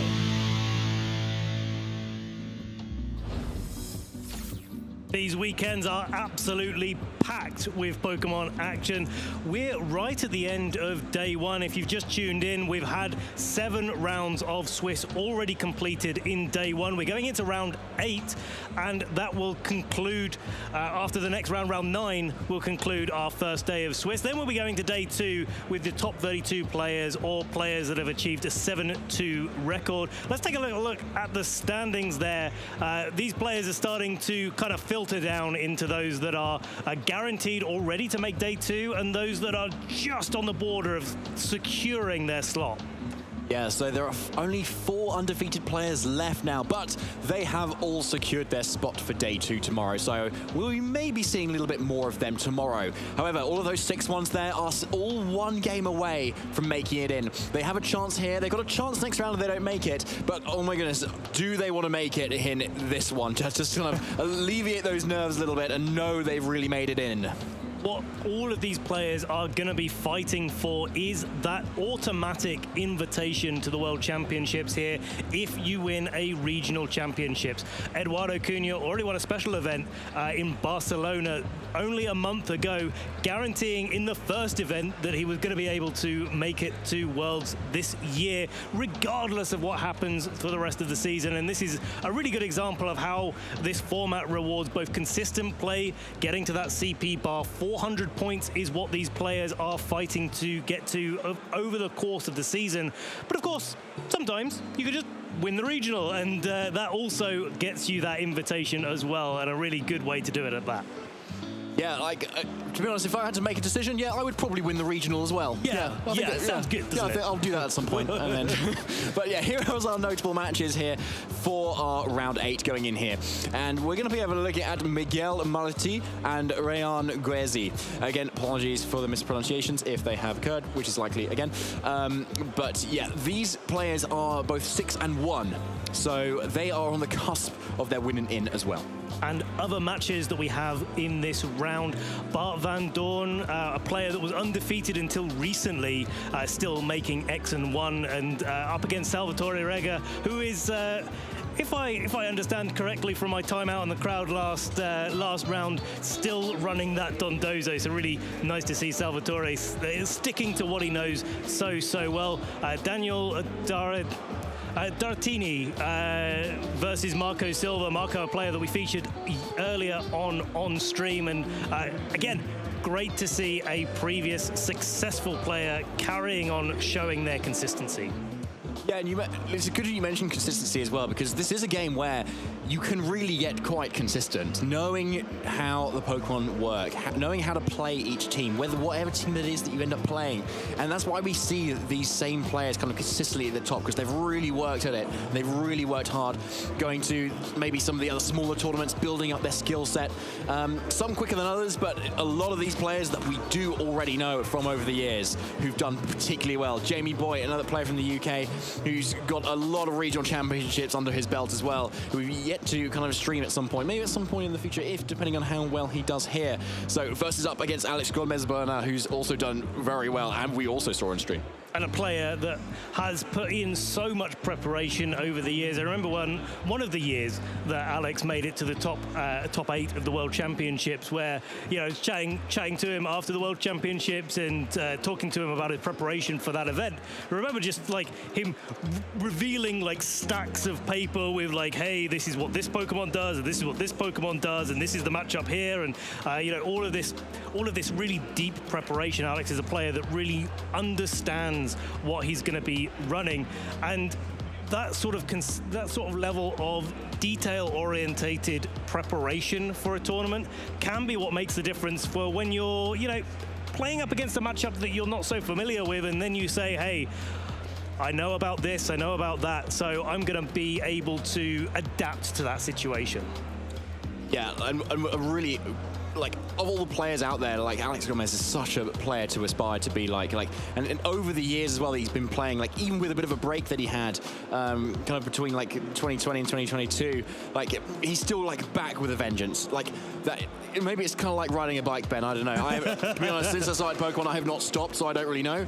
But, like, it seems like Alex kind of gave that a go, and is right back on that seat. Absolutely is. And speaking of the Spanish players here, Miguel, the player that we're going to be featuring from Spain, is a player. I remember playing Miguel in my first World Championships way back in the day in 2011, also in Hawaii. Sorry, apologies, 2012. I'm getting my years mixed up. But playing Miguel in my first World Championships, he absolutely ran away with the game, let's say. I don't remember the details, it's a little bit too long ago now, but he's a player that's been playing a very long time and has had those breaks where he's not been playing so much. Then he comes out and wins an international, the first international that we ever had in London back in the 2017 season. Then he goes away again a little bit, and here he is, back again. Yeah, okay, so that's a good build-up, Ben, to be fair. Like, I'm sure we'll see a lot from him, to be honest, then. And, like, looking at the player he's up against as well, may well be a tough matchup for him as well. Rayan himself has also obviously gotten 6-1 here as well at Lille Regionals, and there's a lot of good players here. There's going to be a lot of players he would have faced on throughout the rest of the rounds that would have been particularly tough. Maybe lots of games to get to the 3 games instead of like a 2-game set. So it'd be interesting to kind of hear more from him maybe at some point as to like how his journey has been here. Absolutely, because, you know, we get to see players that, you know, some of us have known for a long time. We've been able to feature a lot on the broadcast, but then there's players that are new to the broadcast or new to playing at these sort of high-stakes matches. And personally speaking, I always love to see how the kids on the block are, you know, being able to adapt to that sort of high-pressure situation, because it's not easy going up there on stage. You know, you've got all the lights, you've got the cameras, you've got the crowd watching you, and you've got to keep your composure and be able to play. Miguel is a player that's experienced doing that, and, you know, whether or not Rayan is particularly experienced on that may sort of make the matchup a little bit more difficult for him, but I would love to see him still pull through. And what would you like to see them using here, Ben? Does it match up with what we're seeing right now? I mean, I love that Tornadus. Yeah, Tornadus is definitely a very strong pick for so many trains right now. And it looks like Rayan is definitely giving that a go here too. And yeah, a lot of other very interesting Pokemon that I'm sure we're going to hear a little bit more about once we've seen their team lists. Because like that Gothitelle particularly, not something we've seen a lot of this weekend so far. Obviously having that Shadow Tag ability, very, very game defining once it's brought, to be able to prevent both your opponents from switching out completely. Suddenly shutting down so many options that most people take for granted in every turn. But I think that's one of these things that is really a way of approaching any particular format. It's sometimes you want to be able to play the best Pokemon that you can play. Sometimes you want to stop your opponent playing the best Pokemon that they can play, and certainly switching is one of the most important mechanics in the video game championships, being the one that allows you to, get on out of there if you're needing to cover something defensively, maybe bringing something in to put a threat on the field, or of course, as we've seen in so many formats, getting a little bit of fake out in there. As we see the achievements up on the screen, Rayan on your left, Miguel on your right. Rayan with the top 16 Liverpool Regional earlier this year. That was one of the Regulation Set A events, actually, which was a very tough event. So many people in there who are so good at this game who were there. So that's an excellent achievement for him. And on Miguel's end, 2017 EUIC champion, World's Top 8 2014, UK Nationals finalist 2014, and the Italy National finalist in 2012. That's quite impressive, Ben. It's a long streak there for Miguel, but I really want to hone in on Rayan's side of the field, where you've got the Liverpool Regional Top 16. You called it out there, David. It was a really tough regional, and not least because there was so many players there, but also because we were so new to that Regulation Set A format. Everybody was trying to figure out exactly what all of the new Pokemon in this sort of restricted format, where not every single Pokemon that's ever been has been allowed. And making top 16 in that environment is no small accomplishment. No, not at all. Like, honestly, it was so incredible. And to be able to just continue that over the years is like a marathon in itself as well. But if you're playing Pokemon, it's also fun at the same time. So who can blame him? But we do have Rayan's team here on your screen right now. Choice Scarf, Chi-Yu, Fluttermane, and the Amoonguss, Kingambit, Landorus Therianform, and Tornadus. So a little bit of something different, I think, versus what we've kind of seen a little bit earlier today. I think a lot of the composition looks fairly common, what you would expect to see, but the Chi-Yu and the Landorus have kind of got opposing items to what you'd expect, where you'd normally see the Landorus carrying that Choice Scarf and the Chi-Yu maybe carrying a Life Orb or some other offensive item in this format. But I really like what that Chi-Yu and Tornadus combination in particular is bringing to Rayan's team. Clearly very effective as well, but with that Ghost Terror as well as that Covert Cloak on the Tornadus and that Sunny Day, I'm looking forward to a lot of damage coming out from that Chi-Yu. Yes, I don't know about Miguel as to whether he's looking forward to it, but let's see what he can kind of return with on his end. With the Ogerpon, Gothitelle, Rillaboom, Urshifu, Rapid Strike, Genpow, and Dragonite. So actually a very similar team, and with like similar aspects to some of the other players that we've seen, like Mauricio Teg running the double Grassy Glide option with the Rillaboom and the Ogerpon there, but also the Genpow Dragonite that we saw on a few other people's teams as well coming out. But not the Choice Band, the Assault Vest this time. That did get a little bit more popular with the players in Sacramento. Right, Riley Factura playing that Assault Vest on the Dragonite. One thing, actually, I was talking to Miguel earlier today, and we were talking about the Urshifu and Gothitelle combination that he has on his side of the field with carrying the Choice Scarf. You mentioned the Shadow Tag earlier, and with Gothitelle and Urshifu kind of paired up, it's kind of like Miguel saying, like, hey, I want to play Pokemon, but I don't want you to play Pokemon, because you've got the Fake Out, you've got the Shadow Tag, there's no switching, you've got the Unseen Fist stopping any sort of protecting going on, and there's a really nice way to approach the format, and something very, very dangerous that his opponents are going to have to watch out for, Rayan now in particular. Yeah, that's a really nice point, especially with the options being able to pivot in so well as well with this Gothitelle, because you've got Fake Out for like a turn one kind of suppression of the threat, and then you can protect as well after that to get in something that you really want. And then Rayan you kind of have no options there, right? Like, as long as Miguel has brought the Pokemon that he wants to bring in, Rayan can't really do anything about it once it's in. So it's a really nice way to be able to like dispatch of a certain threat before it ends up switching out again, which we saw so much of in our previous rounds. We Did indeed. These players shaking hands there.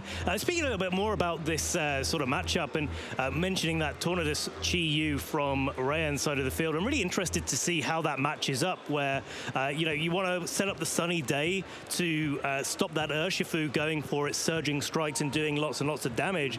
But at the same time, if Miguel just brings in the Ogerpon half flame, that's going to be powering that up, and there's no way to kind of stop that momentum once it's set onto the field. So there's a lot of real decisions that these trainers are going to be having to make when they're matching up against each other that I'm really fascinated to see how they approach. Something I really like to look at when teams kind of face up against each other is how much speed control is there on either side, because that's definitely what a lot of players are going to be thinking about when they go into a matchup. And obviously, there's a Tornadus on Rayan's end, and there is not on Miguel's end. So priority tailwind is going to be really key. So chances are Rayan's going to have the upper hand in a lot of, like, in terms of the speed. And Miguel, yes, he has a Gothitelle, but there's no Trick Room on it, for instance. So he doesn't really have that as a speed control option. But I was talking to Maurice Uteg earlier, who has the double Grassy Glide option, who won the match earlier today, and he was saying how, like, he doesn't really care about the Tornadus teams because, like, if you've got double Grassy Glide and you're boosting up with a Swords Dance, which is exactly what Miguel's got on his Ogerpon, you don't really care about it. So, like, it's something that's really threatening, even when your opponent may be trying to, like, set up speed control options of their own. That's a really nice call out, David. Don't need speed control when you go in first anyway. Yeah. And there's a really interesting application of that where Miguel, as you rightly called out, doesn't have too much speed control, but does have the ability to go for those Grassy Glides, but also the opportunity to go for those extreme speeds as well. It's like, hey, I've got one priority, but hey, I've got another level of priority on top of that. So yeah, lots of options there for Miguel, and lots of really good defensive capability there, with both the Gothitelle being typically quite bulky, and there it is on the field, paired with that Urshifu. And the Fluttermane and Amoonguss at the back as well. A classic duo from the regulation set C2. So this is turning up to be quite an interesting turn one already, because Urshifu is that choice scarf. It has to lock into something right now, but it's definitely a lot safer when paired next to this Gothitelle that can fake out or can go, just basically lock everything in right now. And so Urshifu is looking great into that Fluttermane, because right now Gothitelle can just fake out Amoonguss, and Urshifu can hit into that Fluttermane and basically take a KO potentially. I think you're calling out absolutely perfectly, David. The Rocky Helmet damage, though, does go onto that Gothitelle, doing a little bit of damage. Surging strikes, though. First critical hit, second critical hit coming out. The third will be enough to take the knockout there. Rayan are really struggling in this lead there, with Amoonguss not being able to act on turn one. A quick KO from Miguel. No protects, no switches, no ability to sort of alter the play, although Fluttermane, with its ghost typing, would have been able to switch out if he needed to. Yeah, but I guess Rayan, like, looking so quickly there, maybe just considered, like, right, I have nothing really to switch in here at the moment. And you can see with a Chi Yu there, like, that would have also gone down at the moment. So, yeah, a good one to bring in right now, especially now Amoonguss can threaten a Rage Powder. Now, it's a really obvious call for Miguel to kind of read right now, and switching out Urshifu into something that can still resist fire a little bit. Maybe an Ogerpon, maybe a Dragonite is still a fairly safe option for him right now. So maybe not throw away his Urshifu so early if Rayan does choose to go for that Rage Powder.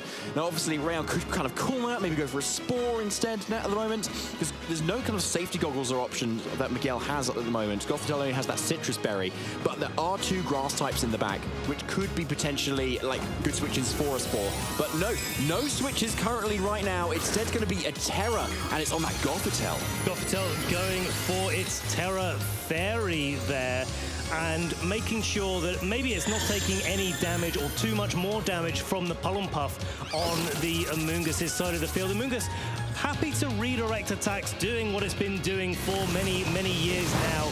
And the Gothitelle and the Urshifu taking a little bit more damage from Heat Wave. And actually, I was talking about the Pollen Puff. Should have been talking about the Dark Pulse and all the Snarl that was a potential coming out from that Chi Yu. So a great call there for Miguel, as that Rocky Helmet damage is going to be racking up on that Urshifu after 3 hits of its Surging Strikes. Yeah, the Rocky Helmet's got absolutely huge here, because now that thanks to that item, it now puts this Urshifu in range of another Heat Wave. So but we're going to see what this Gothitelle now goes for here. It is going to be that Psychic into the Amoonguss to see how much damage it can do. It's going to be enough, actually. Amoonguss is pretty bulky, to be fair, but Gothitelle, fair play. Well, I mean, that's a really big knockout to take, and not something that I expect to see from a Gothitelle, certainly not in this sort of board state. Landorus, though, coming in favor of that Amoonguss that was just knocked out. And David, I'm going to ask you a question here because I didn't quite catch it. Was that Chi-Yu faster than the Urshifu? That's right, because this Chi-Yu is Choice Scarf. And this Chi-Yu is naturally faster than Urshifu, but a lot of trainers may not train them to be necessarily like the speediest that they can be. So it's still interesting to see how this Chi-Yu does actually outspeed this Urshifu, which is really good information for both players to have. And it means Rayan is suddenly in a really nice position versus this Urshifu too, because as long as Urshifu's low enough, this Chi-Yu can actually come in on it and actually dispatch of it fairly effectively, especially now it's so low and right in that Heat Wave range. Gothitelle, though, going for the Protect, making sure that it's not knocked out by a combination of the Heat Wave coming out and the Stomping Tantrum that the Landorus is likely to be going for here. Heat Wave does connect on the Urshifu, is enough to pick up the knockout now, and it's going to be a Stomping Tantrum into that Protect. So Gothitelle keeping itself a little bit safe, wanting to maybe make sure that it was able to launch out a little bit of a Psychic later on, but its Shadow Tag ability with only 2 Pokemon left on Rayan's side of the field feels a little bit moot in this position. It does at the moment, yes. But what Gothitelle does have is that Helping Hand, which I think is a really nice option for Gothitelle. It makes like a lot of status or kind of support-based Pokemon suddenly very useful and actually be able to deal out a lot of damage, especially when paired with a Pokemon like Chien-Pao here, which can do a huge amount of damage. Now, with that Focus Sash, it's going to be able to live any sort of hit, and particularly, obviously, that Heat Wave, which is probably going to come out, as it has to, from a Choice Scarf Chi-Yu, and it's also probably going to go before this Chien-Pao as well. So it's going to take a lot of damage right now. But the thing is, this Landorus is Assault Vest, so it can't also protect. So going for the Terra Flying here makes sense to hopefully for Rayan to maybe live an Ice Spinner. It will depend on what that last Pokemon is for Miguel, as Gothitelle just tries to go for the Protect again. Heat Wave coming out into Chien-Pao and the Gothitelle. Gothitelle going down this turn, so maybe a Helping Hand that you called out there, David, would have been a little bit more effective in this turn. Yeah, as Gothitelle returns to Miguel. It'll all be down to what the targeting here is with that Chien-Pao. And it's the Icicle Crush going into that Landorus. Is it enough? It is to pick up that one-hit knockout into the Landorus. Landorus going to be returning to Rayan. It's going to be Chi-Yu versus Chien-Pao and the last Pokemon on Miguel's team. Question is, what has Miguel brought in? And it's a Dragonite. Okay, Miguel is probably feeling pretty chill right now, knowing that Dragonite is in the back, because this Chi-Yu can only Heat Wave right now, and this Dragonite, excuse me, is Assault Vest, so it can take them even better, even if it didn't resist them, and it can kind of respond back with a Stomping Tantrum, so it should be pretty divisive in kind of like cleaning up this game, Ben. I think so, yeah, looking like Miguel piloting himself to a good position there. There was a question if that Dragonite was maybe a Grass-type Pokemon that he could have landed some attacks into the Chi-Yu instead of the Landorus there, but Miguel choosing his targets correctly, going for that extreme speed into the Chi-Yu, taking it down to less than half of its health. To add insult to injury, the Heat Wave missing on that Dragonite. Yeah, but like it looked like Miguel definitely had that locked up, and was, I think, honestly, like a really good example of how effective Gothitelle is here. We kind of saw how Pokemon just got traded each turn throughout this game, where we had the Flutter Mane go down, and then traded that off for an Urshifu a little bit later, and then that traded for the Amoonguss that went down, and that traded for the Gothitelle. But Miguel was always one step ahead, at least throughout this game, thanks to the locked and like awesome lead that he kind of had from that very start. And I think that's the really important thing that Rayan can take away from this game is like, yeah, if the Gothitelle didn't carry Fake Out, then that lead would have been absolutely perfect. You redirect the Surging Strikes or any other attack that the Urshifu wants to go for. The Flutter Mane has a great time launching out Dazzling Gleams, and that's pretty effective against Miguel's team. I mean, the Urshifu, the Chien-Pao, and the Dragonite all get hit super effective by that attack. And it was a great Pokemon for Miguel to be able to knock out in that early stage of the game. Rayan needs to really go back to the drawing board and figure out whether or not they can lead that again. And if not, what is going to be the partner for Amoonguss or Fluttermane or neither in this set? Yeah, it's a great question. You've got to really have a look at what you need to bring here. And to be honest, a Surging Strikes resist would be great to kind of be able to switch in. So like an Amoonguss in the back, for instance, for Rayan could be really useful to have, but still lead that Fluttermane, because it still does give you that option to switch in and out of around the Shadow Tag as well, thanks to that Ghost typing. Now, other options can include that Tornadus, as you mentioned earlier, and you mentioned a lot of Sunny Day, Ben, as well, which could definitely help, as you also mentioned, versus the Surging Strikes particularly. Now, you do have to also be careful, because it can kind of boost up the fire types that Miguel might have been bringing too, but he didn't actually bring it this time.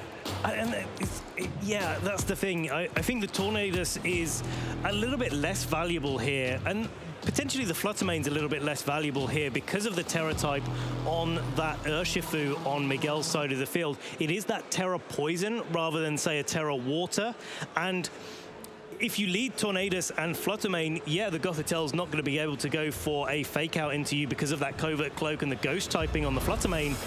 But equally, that Urshifu could just change up the game. But we're looking at changes up for both of these trainers. So there is that Tornadus and the Fluttermane as the lead on Rayan's end, as well as the Chempower and Dragonite for Miguel. So a bit of a throwback right now to kind of Regulation Set C in a way. Like it's kind of, yeah, it doesn't make me feel as old. Probably the same for you, Ben. Mostly fairly familiar there. The Tornadus adding itself to the competition there. But this is a better position for the Tornadus to be in here, where the Tailwind would actually be pretty effective. I think what's really effective for Miguel's side of the field, and what I quite like about this Assault Vest on the Dragonite, is that unlike Choice Band, one, it can change its moves, but two, it can take attacks from Fluttermane without having to commit its Terrestrialization. Yeah, exactly. And I think Fluttermane is a really nice lead into something like this, especially when there's no Aqua Jet on the Dragonite, because there is not. But it's going to be a switch out straight into the King Gambit right now, and Steel typing is looking very nice into kind of whatever Miguel's goes for at the moment, unless you're some reason Sacred Swording into a Tornadus turn one. So it instead is that normal type Terrestrialization on Dragonite that it's so used to doing, and so effectively too, thanks to those extreme speeds. But Dazzling Gleam comes out. Dragonite taking that very nicely, actually, thanks to the Terror that it's just gone for, and Chimpow down to its Focus Sash. Icicle Crash does hit into what was the Tornadus, and King Gambit taking that not great, honestly, thanks to the critical hit. But Aerial Ace is actually coming straight out, and Fluttermane actually lit to survive, Ben. Really love that Aerial Ace coming out into the Fluttermane, knowing that the Fluttermane is a real target for Miguel, and maybe a hint to what Miguel has brought in the back. We'll have to see a little bit later on. But that King Gambit taking a little bit of damage, definitely feeling under pressure now. Chempow can suck a punch at the Fluttermane. That could easily go down this turn, but of course the Dragonite does have access to that Stomping Tantrum, and a combination of Sucker Punch and Stomping Tantrum may even be enough to be able to knock out this King Gambit. I think that would be a big threat off the board for Miguel. Fluttermane's actually going to switch out here now, not only go down to a potential Sucker Punch or any sort of move from the Chempower right now as Chi-Yu comes in. Although it's a little bit risky in front of it, an Aerial Acing Dragonite with not the biggest physical defense. King Gambit going for the Protect. Let's see where Miguel is targeting this turn. It is the Icicle Crash into that slot. Chi-Yu is probably going to take this okay-ish, but over half is quite a lot, but it is the Stomping Tantrum actually into the King Gambit now, so it's not going to do too much damage this turn, so Chi-Yu kind of gets away with it. It's a nice position for the Chi-Yu to be in here. Faster than the Chempow and not really weak to the Pokemon on the other side of the field. David, I've had a little bit of a mind block, so I was just going to pass over to you, David. You can take this one away. To be honest, there's so much going on here, Ben. Like we're such at a high level of play right now that there's so much going on. And with no Gothitelle on the field, all these Pokemon can still switch too. And this Dragonite, because we're used to being it so like Choice Band as well, is now Assault Vest too. So it can actually really switch up its moves that we've seen here. Question is it in range of extreme speed, this Chi-Yu, which it probably is. Though there was the option at least for it to go for a Terra Ghost to be able to take that. But Ryan decides not to go for that. It actually goes into the Tornadus this turn. Tornadus, yeah, coming in to take that attack. Chi-Yu definitely very in range of an extreme speed here with that sort of ruin ability on the field, and the Terra normal. It's going to do a lot of damage to that Tornadus, nearly picking up the knockout here. Ironhead, though, going into the protect on the Chen Pao. Chen Pao wisely protecting itself, and I really like that from Rayan, being able to go for those non-priority moves, knowing that if you Sucker Punch the Chen Pao, it can probably fail to a Sucker Punch from Chen Pao this turn. But Miguel's really playing this so well. So many ways that Rayan's really under pressure there with that extreme speed and the Sucker Punch from that Chen Pao. Yeah, it's been like a perfect pick to switch up into this game too. And Chen Pao's actually just going to switch out now into the Rapid Strike Urshifu, which has caused Rayan so many issues earlier in the game. And just as Tornadus with that side potential goes out, Fluttermane coming in as well, definitely does not want to be taking it. Yeah, did he call it? Great question. Extreme Speed does go into the Fluttermane, so an excellent switch there. But Urshifu is sitting very nicely here as Sucker Punch fails from the King Gambit. With all of the offensive pressure on the field, it's not often that you see in these scenarios no damage coming out onto the field and moves failing left, right, and center here. So great play from both players, weaving in their attacks most effectively there. Really like the Urshifu coming out in this scenario, because there's a weak slot where the Fluttermane is, because there is no speed control on the field. The Tailwind never went up from that Tornadus, and so Surging Strikes with no Amoonguss on Rayan's side of the field feels like a really tentative situation to be able to deal with. Yeah, it's really tricky now. Rayan's got all 4 Pokemon still, like, all fairly healthy, but like... They're technically there. They're there, but like, right now, in this universe, Surging Strikes just KOs everything right now. So I think Rayan really needs to kind of position his Chi-Yu, which does naturally outspeed the Urshifu, thanks to the Choice Scarf that it has as well, and needs to kind of avoid a Surging Strikes and then get an attack off in some respect here, and then maybe go for the Terra Ghost at another point to be able to take the extreme speed, but no. The eggs are going into the King Gambit basket this time. It's not going to be that Terra Ghost whatsoever. The King Gambit needing to power up, I think, that Sucker Punch to be able to try to, or that Kowtow Cleave, in fact, as we're seeing the Surging Strikes coming into the Chi-Yu to try to knock out this Dragonite this turn, because with that extreme speed is putting on so much offensive pressure, but also a defensive terror as well. That Stomping Tantrum not doing enough damage to pick up the KO on this King Gambit. The Kowtow Cleave is enough. Yeah, that is a big KO there. Dragonite, what was such a pesky Pokemon for Rayan, is now finally felled. But that Urshifu is still just sitting there very nicely, going for those Surging Strikes. But I can see where Rayan is going for now. Tornadus has been preserved. Tailwind can now go up here to be able to use his Fluttermane potentially in the end game to be able to pick it off at some point. However, with a Tailwind, the King Gambit is likely still not going to be faster than this Urshifu, but it could maybe be faster than an Ogerpon, potentially. And if that is the case and can get a KO with a Kowtow Cleave, that could be pretty big. But right now, Miguel is probably still looking very, like, safe right now. Ogerpon can just go for a Spiky Shield, Urshifu can still attack, and which could probably survive a Bleak Wind Storm, can probably survive anything that King Gambit goes for. So I think Rayan needs to kind of call the Spiky Shield right now and kind of target the Urshifu as much as he can. Yeah, I think a Surging Strikes would be really... a Bleak Wind Storm would be really nice in this position if you're able to get it out onto the field, but it's a really difficult place to be able to do that. That Urshifu carrying the Choice Scarf can take his pick of knockouts here at any point, and if you're going to set up the speed control in order to be able to outspeed that Urshifu, then you've got to worry about that Fluttermane in the back being able to do any damage to the Ogerpon on Miguel's side of the field. But a really clever Sunny Day here coming out, maybe avoiding the knockout on that King Gambit with the Surging Strikes. It is enough. King Gambit is going down this turn. A valiant effort for Rayan, but unfortunately didn't go in his favor. Yeah, and no protect on this Ogerpon either, as the sun has been set up. Do we see an Ivy Cudgel? Yes, we do. Like, a little bit of damage overkill here, but yes, yeah, like, Tornadus going down is definitely going to happen with that much damage output now. You can see exactly what Rayan's going for in that particular turn. You remove the extreme speed from the Dragonite, brilliant.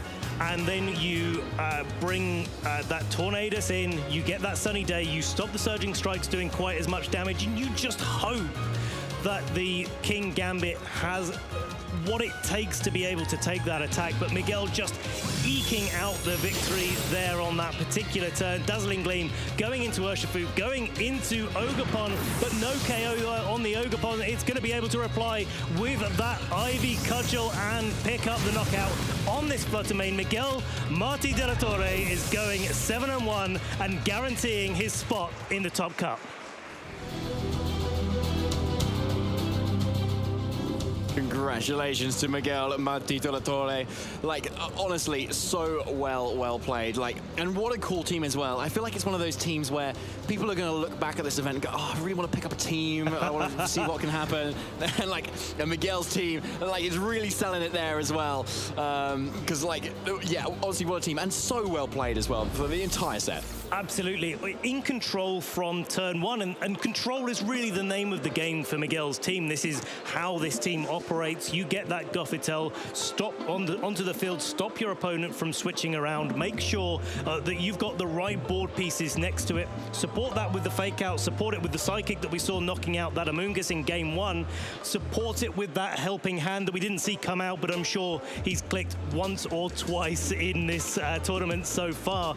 And then, you know, your opponent is always on the back foot. Yeah, like absolutely on the back foot, and we really saw that throughout the entirety of that set for Rayan. I think like Rayan needed to kind of, and I think he almost had it in that game too, where he did decide to bring the Tornadoes, where like if he just got off a tailwind at some point, then suddenly Urshifu's a lot slower, and Fluttermane is looking amazing into it, and a lot of that team too. And as long as you bring something that kind of deals with maybe the Ogerpon or the Dragonite particularly as well, then like those are like suddenly everything seems to get sorted out. And because that seems to be the focus of Rayan's team, is like, right, tailwind and go, because you've got Fluttermane, you've got Chi-Yu. There's so much of that, and like he didn't really kind of utilize it as best as the team should have been, I think.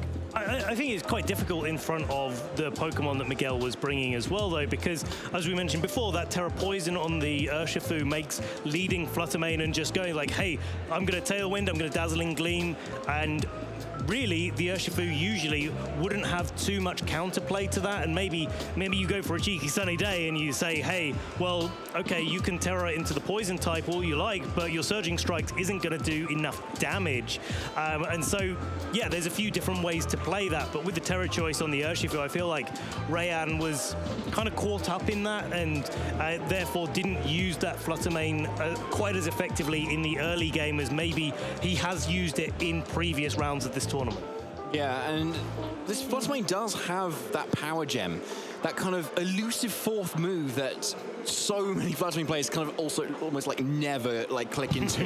It's usually the double fairy and the ghost move, and then that last move doesn't really have much effect, but you could see why it's power gem based on what Miguel was using here in that Ogerpon half flame. You could suddenly hit it for like really good damage, especially when you boost it with the Sunny Day, get the Protosynthesis activated going. Like you could see like in the right position that this team can work as excellently well. I think Miguel just called it really nicely on the leads both times, just gave him a really early lead, got the chip damage and everything he needed to thanks to his kind of really bulky Dragonite in a nice position, and as we saw, he could then, we didn't even need to read too hard kind of in the end game. It was more on Rayan to try and make those calls, and unfortunately he didn't make them. You called it in after game one, where you know, it was trade after trade after trade. Fluttermane, I'm going to try and remember this. Fluttermane for the Urshifu, for the Amoonguss, for the Gothitelle, for the Chi-Yu. Yes, yeah. I'm going to go for that. I'm going to go for that. Yeah, there's a lot of Pokemon there that got knocked out, obviously, for Miguel to take the game, but it was where Miguel traded first and took a Pokemon for nothing, and then traded kind of evenly for the rest of the game. And I think Miguel's team is really set up so well with that Gothitelle to be able to do that, because you limit switching, you limit the ability for your opponent to get really offensive pressure on the field, and then you take the most advantage of that by, as we saw, getting that early KO, and then stopping your opponent being able to KO too much at the same time. Like, it was just really nice to see just the raw Psychic. Like, it's Gothitelle's a Psychic type. And it just got like a really key KO in Amoonguss. Wait, an underrated pick at the moment, not in the top 12 actually at the moment. So like, it's a very like a niche pick is Amoonguss, it seems, at the moment. And well, Gothitelle, even more of a niche pick, takes the KO in it. So no wonder Rayan didn't kind of play with it next time. But unfortunately, dropping the Amoonguss meant, well, at the same time that Miguel dropped his Gothitelle, kind of really limited his options in terms of his actual switch-ins. Never did I think I would hear that Amoonguss is a niche pick. But here we are, traders, in round 8 of the Lille Regional Championships. You heard it here first. Amoonguss, a niche pick in the video game championships. Technically, that is true. But it's such an effective Pokemon, and I think Miguel's an experienced enough player to know what it can do and know to respect it as a prominent threat in VGC. We saw earlier in the broadcast where this double grass composition with the Rillaboom and the Ogerpon half-flame, I think it's Marisu Teg's team, where it was like, yeah, okay, there's an Amoonguss on the opposing side of the field. I'm going to hold my nerve. I'm not going to Terra the Ogerpon. I'm not going to go for that attack boost. Instead, just make sure that the Amoonguss is not really a very good bring into my team and use that Mold Breaker ability instead. Yeah, and it was absolutely perfect just for that job, wasn't it? Like Amoonguss is amazing if you can start sporing everything, but if it's just sitting there not doing a whole lot because it doesn't do a lot of damage on its own, then it's not really doing a whole lot. Whereas another supportive option like that Gothitelle, if you give it a helping hand, or rather if it gives other Pokemon a helping hand with its helping hand, then it's pretty effective. Lots of clapping all over the place, and we're going to have to clap for Miguel winning that match as we go to the couch to hear a little bit more from your winner from round 8, Miguel Martí de la Torre. Thank you, casters, and wow, what an amazing match. I am joined by the winner of that previous set, Miguel. Congratulations, you're in day 2. How do you feel? Thank you very much. So it feels amazing. I've been trying to reach the day 2 the last 2 years, trying to compete, but also have the work and every stuff I have. So it's pretty weird and pretty hard, but it feels so good to be again in day 2 and competing with the best players. Well, that hard work paid off, I'm sure. Yeah. Back in the day when you won the European International Championships as well, so it's great to see you back on form. Let's dive a little deeper into that set. I mean, game 1, your lead was fantastic. There was really nothing your opponent could do. Can you talk us through a little bit how, when you look at the team, you chose those specific Pokemon for the lead? Yeah, the thing is, a lot of popular players picked Dragonite, Chimpao, Rillaboom, Ogerpon, Riley Factura, and a lot of Japanese players too. But everyone tried to play it with Farugiraf. And a few days ago, I was testing with Corbido and Chuso. Huge thanks for both, and also Sergio. And Corbido said maybe Gothitelle is good because it has Fake Out, it has Helping Hand, and also Psychic, which helps against Amoonguss, a Pokemon that has become really popular in this tournament and in America too. So I was like, okay, let's try it, and it works perfect against a lot of matchups, a lot of popular matchups, because you have the pressure of Fake Out, and then you can just go with Surgeon Strikes with Urshifu. So we saw you do that. I mean, Gothitelle was such a superstar, and then there was really nothing your opponent could do with the Urshifu, particularly with the Choice Scarf. Yeah. Just having that speed advantage was amazing. At any point in game 1, were you worried, or were you very confident the whole way through? When I saw the lead, I was like, okay, he has not changed for Fluttermane because he has Amoonguss. So in turn 1, I can take 1 KO. Maybe if Fluttermane is so bulky, without the Mystic Water, it can survive. But was not the case. So when I saw it, I was like, okay, I feel comfortable with this matchup. I think Urshifu did too, and particularly when there was Chiyu and Landorus in the back, it was just a perfect lead for you. Yeah. Coming into game 2, you changed things up a little bit, and we saw this classic combination of Dragonite and Chimpao that's been really popular since Chimpao got brought in Regulation C. Talk us through that core. Do you think it's still so popular today? Why did you pick it? I think it's going to be always a good good combination. Yeah, a good combination, a good combo, because it's so offensive, and nowadays the metagame is with Qianpao and with a lot of strong physical attackers, you don't need a special attacker. It's like you can just go with Ogre Porn, with a Terra Mask, and it's like so crazy. So I think Qianpao is going to be always good. The thing is, Dragonite has been played a lot with Choice Band. But I think Assault Vest, I changed this. This change was like yesterday, a few minutes ago. Oh, wow, okay. I mean, this was something I wanted to ask you, is why that Dragonite? Because like you say, we see it with normal Terra and Choice Band a lot, but you went with this Inner Focus and Assault Vest. Yeah. Talk us through why. I know you said it was a last-minute change, but let us hear why. Because you can manage better like GU and Flutter main and special attackers. It's not as much offensive as the Choice Band is. But anyway, you don't need the damage because you have Aqua Jet on the back or Urshifu Scarf, the Helping Hand too, the Sucker Punch with Qianpao, and you also have double Grassy Glide with Rillaboom and Ogre Porn. So it's like you have priority everywhere. Basically. Yeah. What do you do against Armor Tail or Psychic Surge, for example, with all that priority? Yeah, it's pretty weird. You have to play like with U-turn Urshifu, then go with Rillaboom, take the grassy terrain. And Dragonite is so good because with Assault Vest, he can survive the Vasto Impacto. I don't know. No, Basta Fuerza. I don't know how to say in English. Expanding Force. Okay, perfect. Well, I learned a new Spanish word there, so that'll improve my commentary.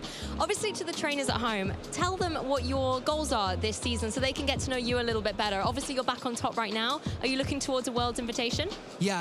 I will try to because I'm pretty busy with the work.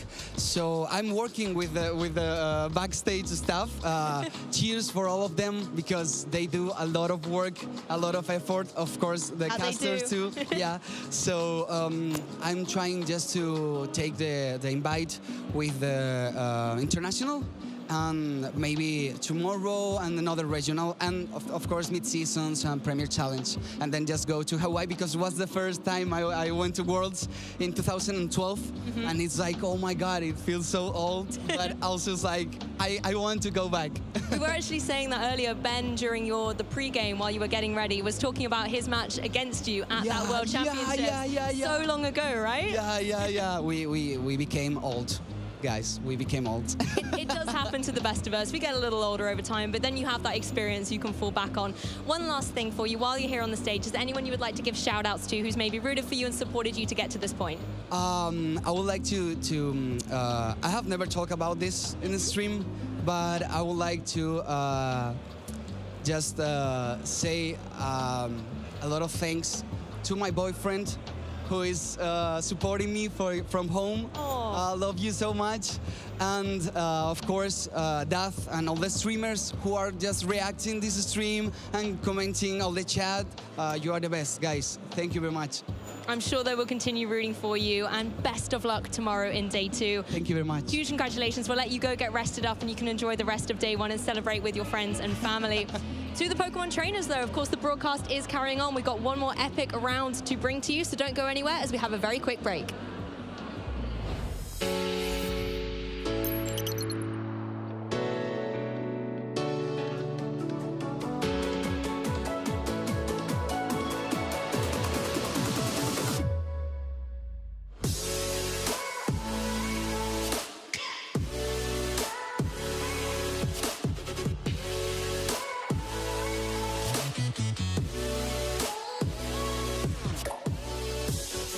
My name is Peyton Bingham, and I'm from Logan, Utah in the US. It is crazy winning Pokemon Worlds, especially here in Japan. The atmosphere, it's unlike any other tournament I've ever been to. I'm just so overwhelmed and so just happy to be here right now. My family pushed me to keep on going, to keep competing, and I eventually was able to push and get the World Championship. I'm definitely going to be at Worlds next year. My name is Vance Kelly. I'm from Kansas City, Missouri. It still hasn't really set in that it's real. It's really exciting, and it was super cool seeing my friends in the audience, and it's been a great time. I played against people from maybe 3 or 4 different continents this weekend. It's a lot of fun to play against people from different countries, and it's really cool to kind of have something in common with people from all over the world that you can talk about and bond over. Winning Worlds still feels just absolutely unreal. It's something that I aspire to, but it's really a dream.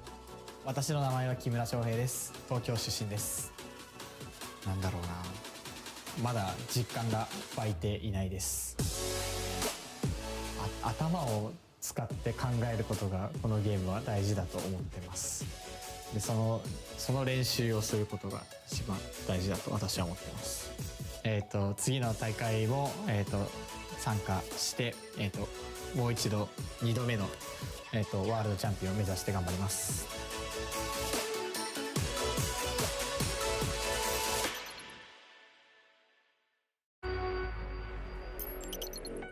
私の名前は木村翔平です。東京出身です。Pollen Puff will take out the Chien-Pao, and all Michael Kelsch has remaining in this matchup is a sleeping Dragapult. Now Dragapult is in a very nasty situation as Shohei still has 3 Pokemon remaining.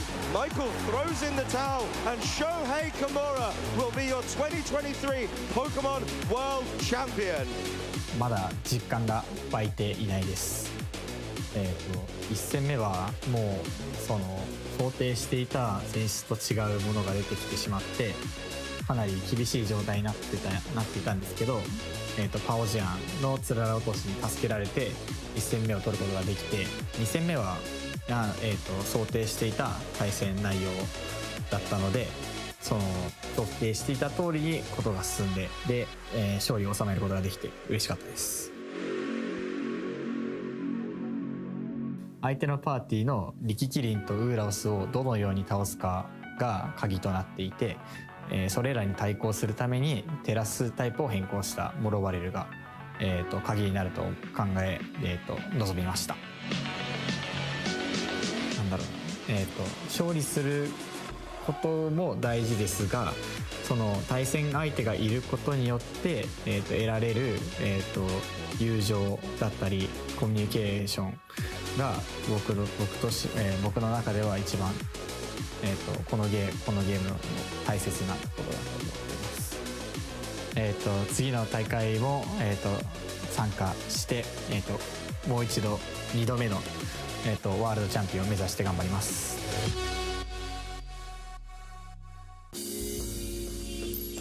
名前は海老沢空で、来たところは福岡県から来ました。Can it get through this one turn against the Amoonguss? This is the question. Does Amoonguss have the oomph in order to get the knockout here? It's only really got that Pollen Puff or the Clear Spell, but it gets the knockout. Sora Ebisawa is your 2023 Pokemon World Champion. 家族に恩を返せて、観客の人も盛り上がっていたので、僕的にもとても嬉しかったです。主な選出を決めて、このポケモンはこのポケモンに有利だなっていうポケモンを、なるべく選んで使ってました。場所によるけど、行けたら頑張ってまたチャンピオンになりたいかと思います。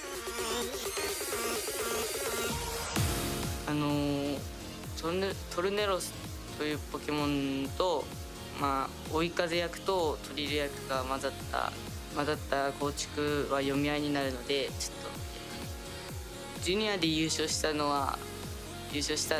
けど、大人の大会でも、緊張なくプレーしたら優勝できるんじゃないかなと思います。対戦、このジャパンチャンピオンシップスに敗退した人も、また諦めずに来年、挑戦してもらいたいか小川智也です。神奈川県平塚市です。E-Train is going to be the final Pokemon left for Robbie. As a Gastrodon on the Arcanine, there's still that fourth in the back. It's going to be the Sylveon that ticket. That was going to be a huge amount of pressure there. But the battle is just canceled. And Tomoya Ogawa is your Seniors Division World Champion. チャンピオンになってめちゃくちゃ嬉しいです。ワールドチャンピオンになることは自分にとって目標でありました。出れる大会には極力出ました。一番優勝できるポテンシャルのあるポケモンを探しました。同じポケモンをずーっと使い続けてました。一番好きなポケモンはトリドドンです。理由は可愛いからです。当たり前ですけど努力が一番大事ですね。ポケモンをする上で一番楽しいことは考えることですね。次は来年も Day2 行きたいですね。My name is Riley Factura. I'm from Orlando, Florida. Iron Hands now has to take at least one turn of sleep, and this Cresselia is in good position to start picking up KOs. Wolf doesn't want to run out the clock. Looks like this is going to be Riley Factura taking the first regional championships of the 2024 season. It is now our first world qualifier in Honolulu. Yeah, Wolf's matchup was definitely the hardest this weekend. He played really, really well, and there were multiple turns where I had to make a risky play, or it could have been risky, and there were so many options that he could do that it was hard to cover for every single option that he could do. My strategy was to check my opponent's team, see what holes they had, and utilize either Urshifu and do a fast mode either with that and Chen Pao maybe, or go of a more bulkier slow mode with Cresselia, maybe the Amoonguss and Heatran. This event played into my overall Pokemon journey because I haven't won a regional since 2018, and I took a long break. And then coming back, I felt like it wasn't as good at it as I used to be. So it really boosted up, my confidence. Am I winning Worlds this year? Yes. But there are a lot of good players, so it's going to be very, very difficult, and I have to work really hard in order to do so. Hello, Pokemon trainers. Welcome back. We shall very shortly be getting into Swiss Round 9 here at the Lille Regional Championships of the 2024 season. I'm Charlie Merriman, and I'm joined by Lou Axos. Chromie, how are you feeling? Honestly, I'm feeling very emotional at this point in the tournament. Having that wonderful interview with Miguel, talking about kind of the history he's gone on through Pokemon as well. And then even seeing videos like Riley Factura talking about previous seasons. All these veterans of the competition are coming back to the forefront, and you can see how proud they are of that grind they've gone on in order to get back to that point. And it's just amazing to see it all coming into fruition. Yeah, exactly. It just goes to show that, it takes a village to raise a Pokemon player. It's the people around you that make it all worth it, and the community that you get involved in when you're here at events like this in Lille. And speaking of a grind, Lou, I mean, here we are, the last Swiss round of the day, number 9. These players have been battling for long hours at this point. Those players who can eke out that last bit of mental fortitude, last bit of resilience coming into this final round, they may well have the edge on their opponents. You know what? I think it was round 4 or round 5. I went and had a little walk around the tables, but I walked along the X2 tables because at that point, it's the players whose tournament lifelines are on the line. As soon as you drop to that X3, you're out of day 2 contention. So at that point, having to make sure that you don't drop another loss in the competition at that point is such an intense experience for these players. And those who have been able to get to this point are still just one win away, but they may have the potential to take it all the way. Yeah, absolutely. There are some players who very early on in the day I was speaking to who, were either 0-2 or 1-2. So from that point on, you can't lose anymore. And that's a real test of resilience, and right now there's no let up. They just have to push it that little bit further, and then they can take their foot off the gas. But I mean, we've seen some absolutely thrilling matches. Of course, the match that we casted earlier today was David Podsidan versus Ben Kiriakou. I'd love to see another Wo Chen. I'd love to see another Oranguru. Will we be seeing that? Who can tell? But we'll shortly be getting into round 9, and we'll see what picks these players are bringing. You know what I would have loved to have seen, to nobody's surprise, is a Gastrodon. No. Oh, I mean, shock horror. Wow. But what I will say is there were 7 Gastrodon booked in this morning, and there was one little Gastrodon trying its best to continue through X2, and just in the last round, it was fell to drop to X3. But I was still, rooting for that little Gastrodon throughout the day, hoping it would try and make day 2. But hey, there's always the next event. Well, that's something you have in common with the senior world champion of the 2023 season. That's his favorite Pokemon to bring, as we heard just there. And you're right, it is incredibly cute, but so cute. Let's say, Lou, let's say that Gastrodon is still in the competition. Let's say we see it in round 9. Blue Gastrodon, obviously. Fantastic. What if it's pink? It's not a Gastrodon. It's not a real Gastrodon. I can't remember which American regional it has been recently, but there was one match where it was the East Sea Gastrodon versus the West Sea Gastrodon. Right. Obviously, I'm team EC with that blue and green coloring, and the East Sea Gastrodon won. in the showdown against Gastrodon. Okay. And that's why. And so that defines history, does it? That's it. I mean, when you take a look at Gastrodon, it is the most given away Pokemon on these amazing mystery gift giveaways. I think it's been 5 times, and 4 out of those 5 times, it has been the East Sea Gastrodon. The only time it was ever the West Sea was Paul Ruiz, who won the World Championships. It was his Gastrodon that was given away, and it happened to be pink. That's the only Gastrodon I acknowledge. Lou, spare us the caster prediction spiel. We know that Gastrodon is your favourite. I'd love to see it in this round 9. I feel that we might not, given that, they're all gone now from the competition, are they? They are all gone, okay. but, you know, there's always next event. One key Pokemon, though, that I do want to talk a little bit about is the fact that Komodo, having been victorious in the previous North American regional, has not had a strong showing here today. Yeah. Do you know if any players brought it to the tournament today? We certainly haven't seen it on stream. No, I could have easily checked if I wasn't so fixated on Gastrodon. That is something I could have done, and I'll tell you what, people at home, I will look it up for you tomorrow and find out. Story of your life. I would have done it if I hadn't been thinking about Gastrodon. Exactly. But I certainly expected we'd see more of that this weekend, and Tyranitar. I think, it was just such a good meta call last weekend for Como and Tyranitar to come into the format, and presumably players will have been preparing for it this weekend, but maybe already the metagame has moved on in that past week, so perhaps it's a wise call not to bring it, but who knows, maybe there are a few out there.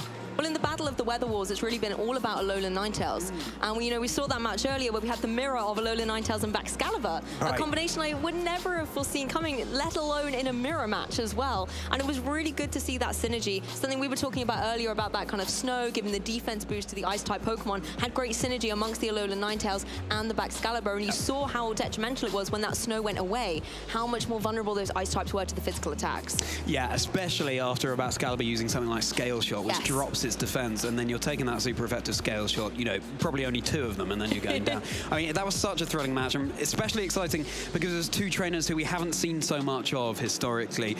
I would go and check it out, trainers, if you haven't already. That was Swiss round 7, I believe. Maxime Lebrun versus Jorge Salinas. Went to a game 3, and as you say, to see the snow coming to the fore, really cool new mechanic introduced in Generation 9. I loved it. As we said earlier, ice is my favorite type. So. And I was definitely trying to embody that snow. It's very hot in the venue here in France today, so I think everyone could have done with a little bit of a chilling reception just to cool off a little bit between those rounds. But it was great to see, the snow coming into such a dominance here in Lille as well. Shame that Tyranitar's not there. I know there's a lot of Tyranitar fans out there, but it definitely still has a place. Just maybe in the 1 week, and that's not really a lot of time when it comes to, team building and then getting your team ready in game. Having Pokemon like Komodo and the Tyranitar may not have been on people's radar necessarily before Sacramento, so then getting everything ready in a week might have just been a bit too difficult. A little bit too difficult. And you said, talking about embodying the snow, another Pokemon that embodies quite well is that Ogerpon, and that is, of course, something that we've seen quite prevalently this weekend. I think so far what I've seen is a fairly balanced showing between the Wellspring Mask form and the Half-Flame Mask form. But why don't we take a look at the standings now of this Lille Championship, see how these players are doing. So we've got the 8-0s there, just 2 of them, Maurice Uteg and Javier Senoreno. Of course, we featured one of Maurice's games earlier. And then we're on to the 7-1s with Calvin Foster from the UK, Jorge Salinas, who we were just talking about, with Maxime Lebrun on his first real outing as a Pokemon player here, doing fantastically well in 6th position as well.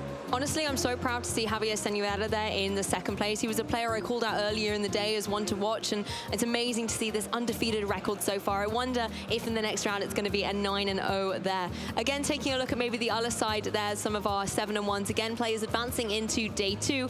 Taran Birdie, Marco Silva, Aurelian Sula, Alex Gomez, and obviously Miguel. These are all players that we've been able to feature on the broadcast so far, so faces that you should be familiar with, and if not, you can always go back and watch the replays on YouTube and Twitch, and then, of course, you can look out for them in tomorrow's broadcast. Yeah, absolutely. Do go back and do that, trainers, if you want to see some trainers who are at the top of their game doing their thing. And such cool text we've seen coming out as well. I remember Aurelian Sula with that Grass Terror Rillaboom holding the Miracle Seed. There's no escaping those Grass Eagle Eyes, let me tell you, Lou. And then Swords Dance on Half-Flame Ogerpon that Maurice Uteg was running as well. If you get it in the right position, that's something to be feared. I loved speaking to Miguel in his winners interview there, talking about all the priority on his team. Grassy Glide twice on the team. Again, things like Fake Out, Acro Jet, Extreme Speed. And having that priority can give you such an advantage. When we look at VGC, traditionally, normally you have to make sure you have some element of speed control, whether it's a Tailwind, a Trick Room, Icy Wind, anything like that. And Miguel's kind of gone, actually, no, I don't care about that. I'm just going to guarantee I have the right priority bracket, and brings that momentum. Yes, you do still then have difficulty against Armateo, Farafrig, for example, or, the Psychic terrain by Ndidi, but you have the utility to play around it. You have, a terrain of your own you can bring in to override it, and then you can still do some very heavy hits if you need to just get rid of that giraffe. Yeah, absolutely. And indeed, the Frigoroth rather than the... it has defeated me all day. At some point, I'm just going to go through the whole alphabet of palindromes. It's fair enough. I mean, Girafarig was the Pokemon we've been used to since Generation 2, so now Frigoroth coming to the fore. The space giraffe, as I like to call it. Absolutely. And I believe we have further matches ready to show you now. The pairings going into round 9. There's our match that we'll be featuring Antoine Morel versus the runner-up in the Barcelona special event, Marco Maras. And also on the board, there's Paschalis Dermensis into Eric Rios. Apologies once again for any mispronunciations here. Marcus Statter, who we were able to feature earlier, Juan Manuel Odriozola, Jamie Boyd running a fantastically niche and spicy team as well, and Paris Akshos. Yes, Barcelona was running that Gothitelle, a Pokemon that Miguel was just championing a moment ago, and against some esteemed opponents as well. Good to see Alessio Yuri Boschetto as well coming through. Again, a previous international champion. Really good to see him doing so well in this current format. But the one I am really excited about is the one that we have been able to bring on stream. Marco Maras, really looking forward to seeing how he's been able to go from that second place finish in Barcelona to now trying to get the champion title on your accolades as well. Yeah, clearly a player who's thriving in the Scarlet and Violet era of VGC. And of course, important to remember that Barcelona was still in the regulation set D, but he's adapted so well to set E as well. And, that's the sign of a fantastic trainer. Of course, the format keeps fresh every few months by introducing new Pokemon, new rule sets, but being able to adapt to that and bearing in mind what's worked in previous regulation sets that could work again whilst adding in the new Pokemon, doing a bit of cooking here in the Poke Kitchen and coming out on top with some cracking recipes. Well, that's the thing, is sometimes that unique little bit of spice that gets added into the mix that can really change a team up, even if it is just as simple as changing an ability or changing the way that you train your Pokemon in its speed or defenses, for example. Those types of things can really throw your opponent off guard, particularly if it is like a common core of 6. And as much as sometimes mirror matches can be a little bit difficult to kind of go through, it's the same Pokemon, but when there are little niche changes, oh my goodness, are you in for a blinder of a match, because they can really swing the momentum. Yeah, exactly. I remember Eric Rios saying, and I was talking to David about this earlier, in one of the matches he won at the World Championships in 2023, in his post-match interview, he said he thinks the path to a fantastic team is using reliably good Pokemon, but making those little changes to moves or abilities that catch your opponent off guard. And I think that's a mantra he lives by, and it's certainly something you can bring into your own team building processes in order to try and get the upper hand on your opponent. It's a nice way to adapt a team, like you say, that's reliable and tried and tested good stuff, as Ben would say, and actually adapting it to your own way of playing, because those little tweaks can be a way, for example, if you're maybe a more hyper-offensive player, or you're a player that really likes using maybe a reliable setup like a Swords Dance or a Dragon Dance, you can just add those onto maybe a reliable Pokemon choice and then adapt in order to be able to utilize that on the field. At the end of the day, you've got to play to not just your Pokemon strengths, but also your own. And if you're someone who, works well, for example, with a Trick Room team, Alex Soto, for example, did so well with Trick Room and was just committed to keeping that style of play, why change things up? Yes, you can change the Pokemon here or there, but even as we saw, I believe, the Paradox Pokemon and the Treasure of Ruin Pokemon coming in, Alex Soto was still like, I'm using my Regulation A team. Yeah. It's good. I know what I'm doing with it. And it didn't feel the need to make all those other changes that other players were, because he trusted how he plays the team. Yeah, exactly. If it ain't broke, then don't fix it. There's so many team building capabilities to go for. And Lou, let me ask you, what's your play style? I am definitely someone who's hyper-offense. When you get into that kind of chess set where you're making ball positions and predictions, that's where I panic and run away. Most likely back to the caster's desk. But I do try my hand at the matches a lot, and I like that hyper-offensive style. Back in 2017, Porygon Z, for example, with the Normalium Z Crystal with Bricknet Blitz was kind of the big thing that I loved. And then, again, throwing into the Dynamax format of Sword and Shield era, I love being able to hit really hard with that damage. At this point, I think I'm really enjoying Trick Room. I'm really enjoying Ursaluna, and I really like the combination of that kind of psychic spam with Armor Rouge and Indeedee. Yes, it's a little bit scripted at times, but I know that there are players out there who can take a team that's very easy to script, and as we were just saying, make it their own, or just because it might look easy on paper doesn't mean it's easy to play, particularly in a best-of-3 format. Yes, you might be able to get players in game 1, but if they're a good enough player, they can look and adjust and completely counter your strategy, and then I'm not someone who necessarily has a plan B. I'm like, we have mode A, and that's that's what we're going with. So that's, I suppose, how I play. What about you, Charlie? Well, it's interesting you were talking about telegraph plays there because, sure, maybe your opponent knows what you're going to do, but if they can't stop it, then why not go for it? And I think also, Lou, I index on the hyper offense, and I'm noticing a trend here. Maybe that's why we're behind the desk. We tend to have that one mode of playing, and if it doesn't work out, well, oh well. I personally, for example, in regulations at D, really enjoyed Reggie Drago. Fluttermane was obviously a massive counter to it, but in the right position, if there's no fairy type on the team, you just click Dragon Energy and delete the opposing 2 Pokemon. And, setting up a Tailwind, but Reggie Drago's in that nice speed tier as well. You've got me started on Reggie Drago now, Lou. So strap in, trainers. Set up a Trick Room given the speed tier that it's in, and it can thrive under those conditions too, and especially with something like an Indeedee, preventing a Sucker Punch. Okay, I'll put a pause on it there. No, I mean, you can carry on. I talk about Gastrodon all day. Let's give Reggie Jogo a moment in the spotlight. I mean, I was definitely a Reggie Alecki fan back in the day. He was so bouncy, he's so happy, really great to be there. But Reggie Jogo needs his fans too. He does need his fans, but if we take a look at the usage stats now here at the Lille Regional Championships, I'm not sure we're going to see any on the board. Perhaps it's not so much a regulation set E pick, rather staying in that set D. And there we go. Really fascinating stuff to see here. So Fluttermane is still not on top. It will be that Iron Hand, as I believe was the case for day 1 of Sacramento Originals as well. And the Wellspring Mask Ogerpon is the more popular over the Hearthflame. I mean, it's so close. Look at Iron Hands and Fluttermane, that kind of 0.6%.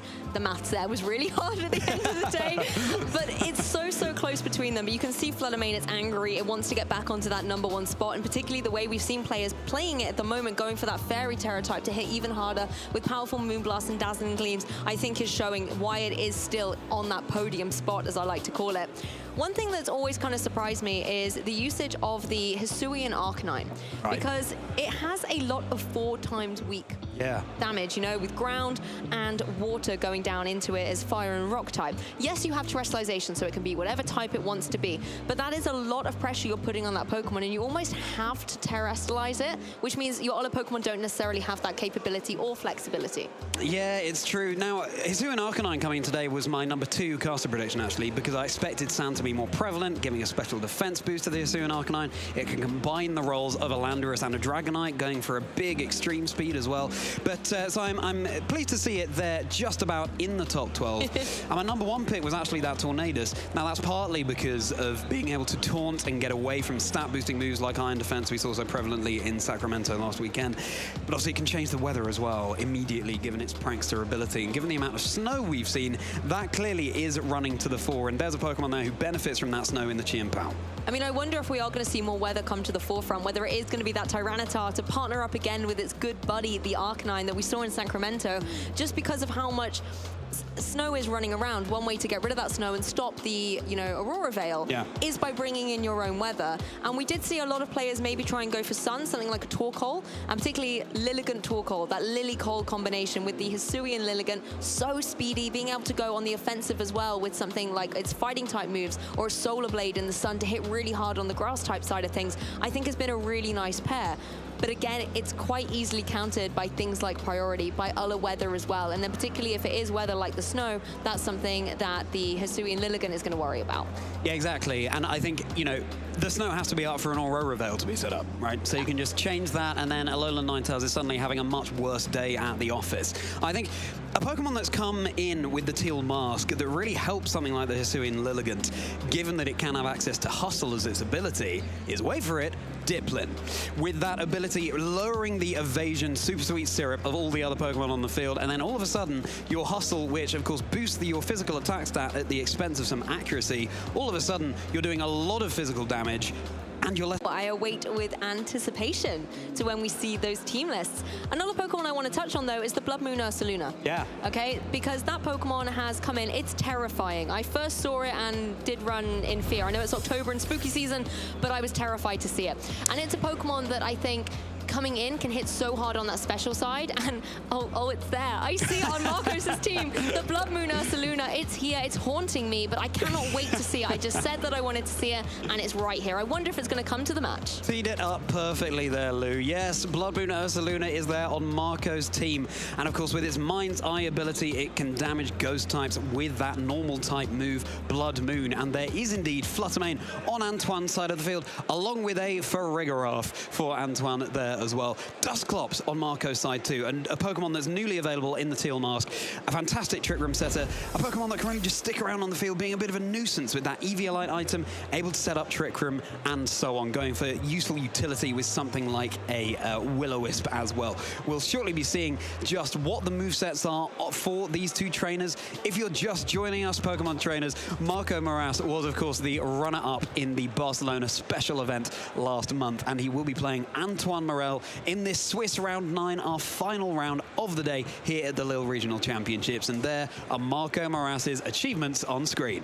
Honestly, I have such a special place in my heart for Dusclops. I'm so happy to see it here. And Marco Moras, as mentioned, is the Barcelona special event finalist, but has also achieved Worlds Day 2 in 2023 and also at Bochum Regionals Day 2 as well. So is well versed in being able to battle out through this grueling Day 1 and make it through to Day 2 of the competition. Yeah, absolutely. And looking over to Antoine's side, no achievements there to speak of as of yet, but of course he may well be looking to turn that all around here in Lille. And it's been a day of seeing a great deal of new trainers coming to the fore, especially with the match between Maxime and Jorge Salinas earlier on in the day. As shortly we'll be able to look at Marco's team, what he's bringing here. It will be the Ogerpon Wellspring Mask, Dusclops, Ursaluna, Iron Hands, Chi-Yu and Landorus. Honestly, love to see this team here. You have got that spooky side of things with the Blood Moon Ursaluna as well as the Dusclops. Really nice to be in a situation like Trick Room, and you can easily have that supported by Iron Hands with something like the Fake Out, or even just a very heavy hitter, something like the Landorus or the Chi-Yu as well, can deal with maybe a pesky opponent that will threaten something like that Dusclops. The thing with the Ursaluna I really like is that Blood Moon. We know it's powerful, which means you cannot use it twice in a row. You have to wait for one move. It's that good. It just can't be used twice.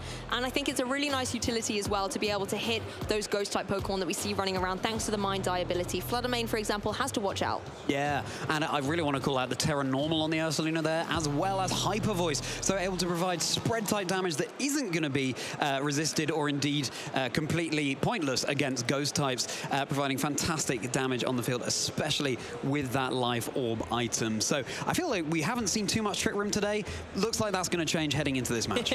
Yeah, there's a couple of Trick Room setters apiece, but also the Farigiraf is going to possibly put a spanner in the works with that Imprison, stopping a potential Trick Room on the opposing side. The rest of the team shapes up with Dragonite, Urshifu, Rillaboom, Heatran, and Fluttermane if we read it bottom to top there. And I think for me, I'm really looking forward to seeing how this Fire, Water, Grass core is going to shape up. You've got the Heatran, the Rillaboom, and the Urshifu, and if you throw that into the mix as well, you've also got a Fairy type in the form of that Heatran, which used to be everyone's favorite grass type. Heatran's now everyone's favorite fairy type. Sorry, Fluttermane. Yeah, move over, Fluttermane. We've got another special attacker with the fairy type in town in that Heatran.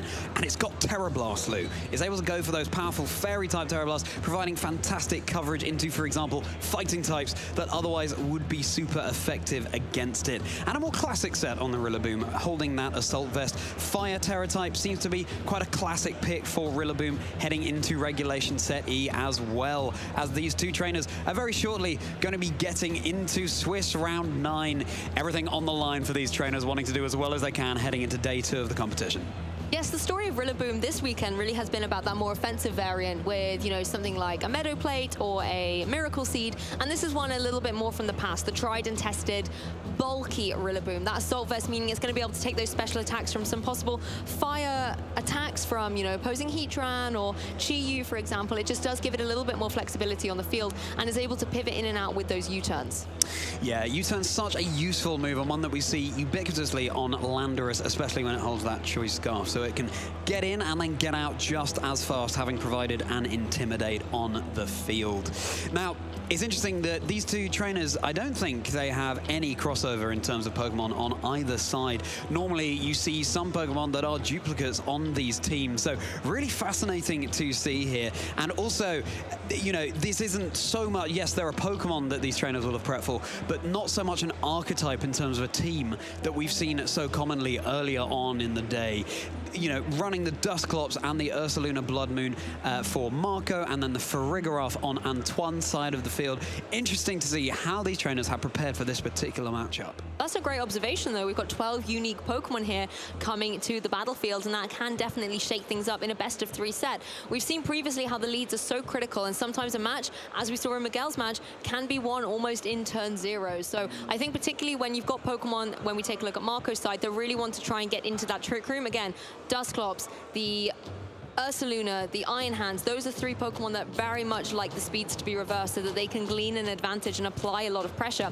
Whereas on Antoine's side, yes, you have an element of priority as well. Priority Grassy Glide, you can possibly go for an extreme speed on that Dragonite. So we kind of have this slow and fast mode showdown, I suppose. Yeah, exactly, and there's also going to be the mind games, quite literally, given the psychic type for Rigorov on the field, of who will be setting up the Trick Room.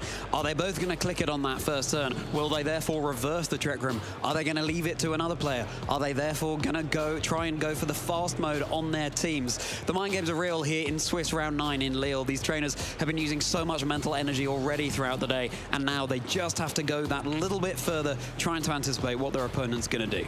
I think Antoine really needs to bring the Farigiraf in order to go for, like you say, either that Trick Room or even more critically, possibly something like the Imprison, just to be able to shut it down and then stop it from, you know, going for one the next turn, for example. At the same time, it does leave the Farigiraf really vulnerable to maybe being knocked out, and then the Pokemon, Dusclops is going to be free to be able to go for a Trick Room a little bit later on. There's definitely a lot of Pokemon that can threaten something like the Chi-Yu, for example, particularly with the Beads of Ruin ability on the field, is going to be able to lower those special defenses and hit even harder. It isn't a Choice Specs Chi-Yu, though, that we've seen maybe a couple of times today, but instead it is that Focus Sash variant. So it's going to be able to possibly have that speed advantage to get 2 hits onto the Farigiraf before it's able to be felled. Yeah, exactly. And I guess there's another strategy that could be up these trainers' sleeves, and that is, you know, leading more of a fast mode, but then having your Trick Room Pokemon in the back to see if your opponent sets it up. But let's get into game 1 here. And for Marco, it will be that Dusclops and Ogerpon Wellspring Mask, and for Rigorov and Urshifu on the field for Antoine. So already we have this Trick Room face-off here, Lou. Absolutely love to see this. The last round of the day, Swiss Round 9. And immediately Dusclops applies a lot of pressure, not only through something like the Trick Room, but also you can go for that Will-O-Wisp into something like the Urshifu, and that is going to be detrimental to the physical offensive pressure that Urshifu loves to have on the field. So I'm not surprised to see it getting in on out of there. Does super effective damage to that opposing Ogerpon here, retreats from the field, and allows Antoine the opportunity to start switching things up on the board state. Absolutely, Antoine will be bringing in a Pokemon from the back and really good damage onto Marco's Ogerpon here, and it's going to be some kind of rank master. It's that Heatran joining the field. Fire Steel type Pokemon taking massive damage from the Agriculture Leader. 1-hit knockout. How's that, trainers? With a critical hit to boot in this final round of Swiss here in Lille. What an explosive start. Oh, Heatran's having a bad day at this point in time. Joins the field, gets a 1-hit KO, leaves the field. Yes, we have got the Imprison coming down, but the Will-O-Wisp is going to be redirected into the Farigiraf. I think that must have been going down into the opposing Urshifu before it left the field, but now there's just going to be that little bit of burn on the Giraffe. But what a commanding turn from Marco. Fantastic calling the switch in there, or just covering for any eventuality. If that Urshifu was going to leave, let's throw a Water-type move in that slot. Yeah, exactly. And these 2 Trick Room Pokemon are still staring at each other now. Marco still has access to his Ogerpon on the field. We can, it's fair enough, see Antoine thinking long and hard about what to bring in now. He was not expecting his Heatran to go down so soon. It will be Urshifu joining the field. It could be vulnerable to something like another Will-O-Wisp coming out from Dusclops as these 2 Trick Room setters face each other now. Now, Ogerpon could go for something like a Horn Leech to recover some health from the Urshifu on Antoine's side of the field in a super effective hit as well. I mean, Dusclops looks in a great spot. There's nothing to stop Marco going for another Will-O-Wisp here. This is the Urshifu that is the water variant, not the dark variant, so you don't have to worry about a Wicked Blow coming your way. And, you know, with the Eviolite, Dusclops has enough bulk to be able to take a Surging Strike. So it's in a great position to start neutralizing the offensive pressure of that Urshifu. The Ogerpon's going to leave the field, however, and Chi-Yu's going to jump into the fray here. Going to be lowering the special defense on the field thanks to his Beads of Ruin ability, helping it out a little bit more. And speaking of helping hands, the Giraffe is getting involved as well, wants to try and boost up the physical attacks coming through. It's going to be the U-turn, though. It doesn't quite get the knockout. I was thinking maybe that was going to be a Surging Strike to try and deal with that opposing Dusclops, but no, instead targeting down against that Treasure of Ruin Pokemon. No, Antoine seems to be targeting around the Dusclops in this position, as it will be Rillaboom joining the field here, setting up that grassy terrain. It doesn't love being in front of that Chi-Yu, but it could provide another U-turn pivot to get on out of there, and Will-O-Wisp is going to miss on what was the Urshifu there, heading into the Rillaboom. A little bit of grassy terrain recovery happening on the field now, and there's still no Trick Room set up here, so I wonder if the trainers will be angling for that, or if they're trying to throw their opponent off the scent by not setting it up, despite these setters being on the field. I mean, the Frigiraffe has gone for that in prison, so there's no way that Dusclops can go for it, and I feel like the Giraffe maybe doesn't want to get it set up at this point in time. Risky, though, from that Rillaboom coming in, particularly considering what happened the last time Antoine made a switch into that slot. But Rillaboom comes in, avoids the Will-O-Wisp, which I think is a critical moment. Things would have been definitely looking a little bit precarious if that opposing Rillaboom had been burned. Very wise, I think, here to go for the Protect on the Chi-Yu. Doesn't want to have to take an unnecessary fake out, but instead it's going to be the U-turn. Lots of pivoting here from Antoine's side on that slot on the field. The Giraffe is obviously staying in. It wants to keep the Imprison to lock down that imposing Dusclops, forcing it to just go for something like these Will-O-Wisps. But the issue is you don't want the Will-O-Wisps either. You don't want the Will-O-Wisp either, especially with an Urshifu coming in. Will be Psychic coming into Marco's Dusclops. You can see how bulky that Pokemon is with the Eviolite item. Instead, just going for reliable damage, guaranteed amount of damage with the Nightshade coming out into Antoine's Urshifu here. So very much a positional game so far. Perhaps Antoine, having clicked that Imprison button, is just waiting for the perfect opportunity to go for something like a Trick Room, or maybe that's something he doesn't want to set up. We have, as of yet, unrevealed Pokemon from Marco in the back. If it's something like that Blood Moon Ursaluna, he certainly will not want to be setting up that Trick Room. I mean, Dusclops is a very bulky Pokemon. You could see how little the damage was doing there, particularly with a little bit of recovery. Big damage coming out from the close combat, though. That was, of course, going to fell the fish almost instantly, but it now does put that Urshifu at a little bit of a lower defense stat. It is Choice Scarf, so it's going to be forced to go for another close combat in the next turn, unless Antoine wants to forcibly switch it out. Another Psychic coming down into Dusclops, but it really doesn't worry about taking it, and this time finds its mark, finally, third time's the charm, onto the Urshifu. That's been its target since turn 0, and now it's able to get the burn there. It is. It was only a matter of time before that happened, and I'll tell you what else. With more and more Psychics coming out into Marco's Dusclops, the more likely it is it will get some kind of special defense drop soon enough, making that Dusclops easier to remove from the field. So, with two burned Pokemon on Antoine's side, the Urshifu minding about that more. Both these trainers are sort of on evil level pegging. There we go. As the Blood Moon Ursaluna does indeed join the field. So, Dusclops is imprisoned from the Frigiraffe on Antoine's side of the field, but Antoine has to deal with two burnt Pokemon. Marco deciding, you know what, maybe I don't need Trick Room, maybe Blood Moon Ursaluna will see me through anyway. Well, let's find out.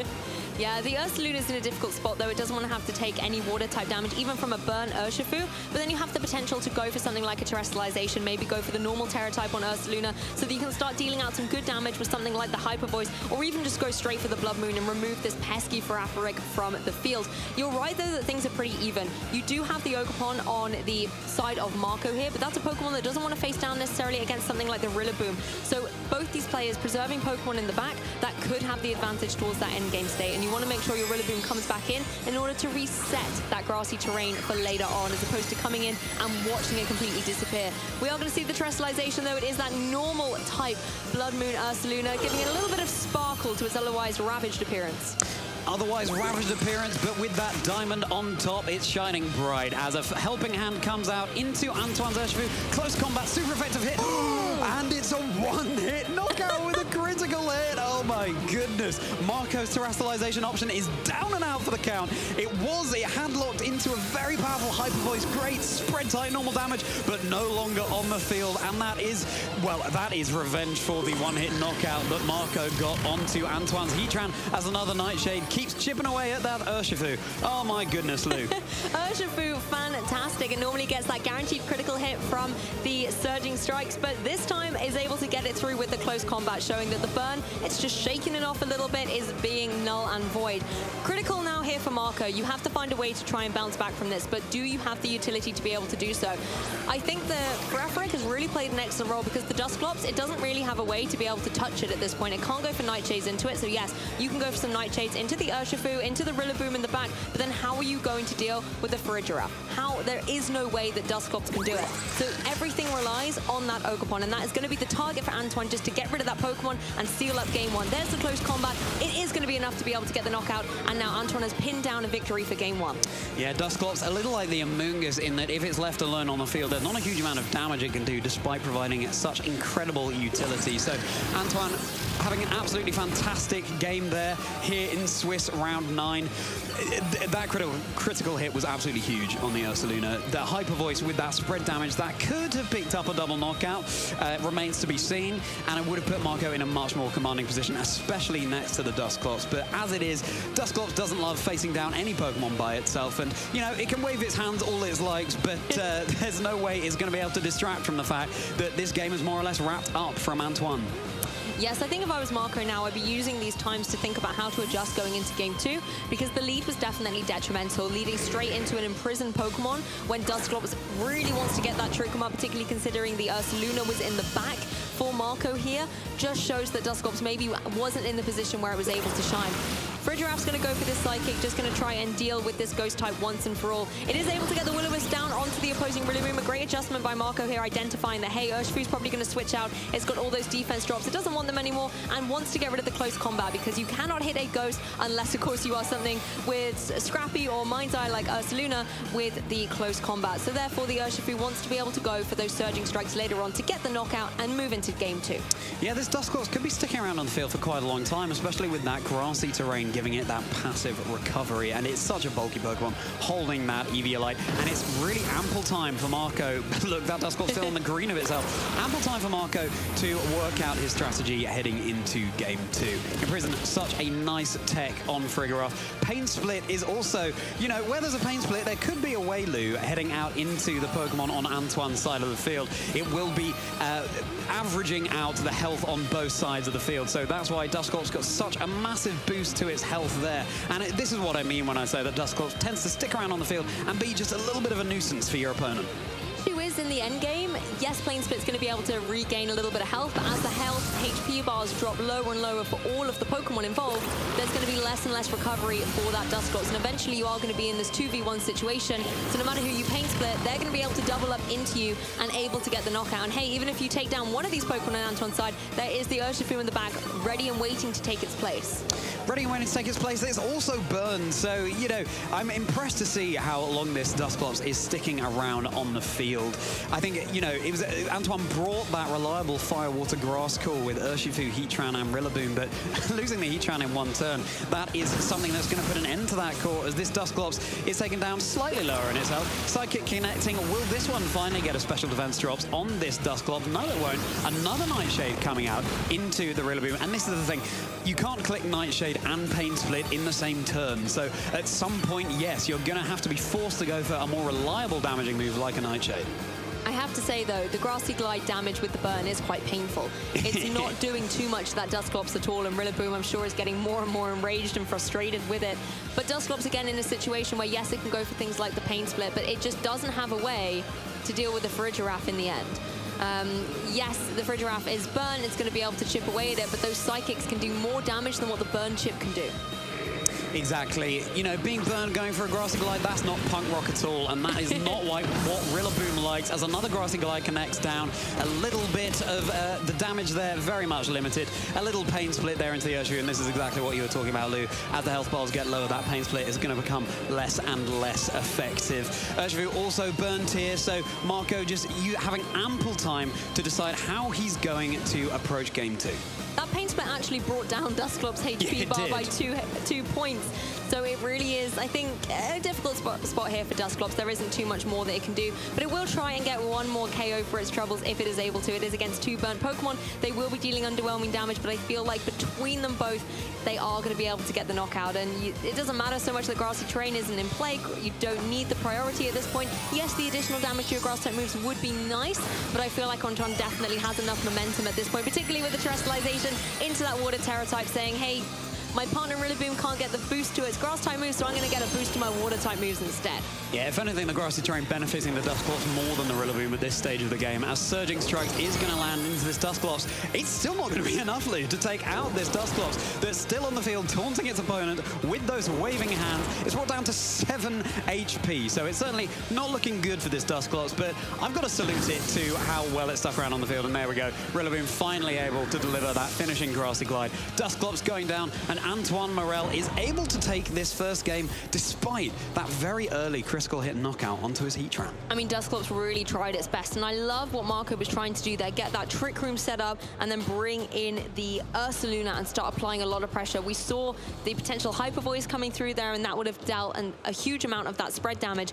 But then on the opposing side, Antoine played that so well in that turn 0. Something we were talking about, how in those leads, it's where the players can really command the board state straight away. And having that imprisoned lockdown straight away meant that Marco suddenly had to adapt and had to go with a plan B. And just with the Pokemon choices that were there, he didn't have the utility to do so. I think the Chi-Yu was a really interesting choice because you could apply some pressure with something like a Heat Wave, try and potentially get a burn there, or even lower some stats with something like the Snarl, or even the Dark Pulse, try and get a flinch. But with the fact that the Urshifu with the Choice Scarf is running the U-turn, we saw how much damage that did.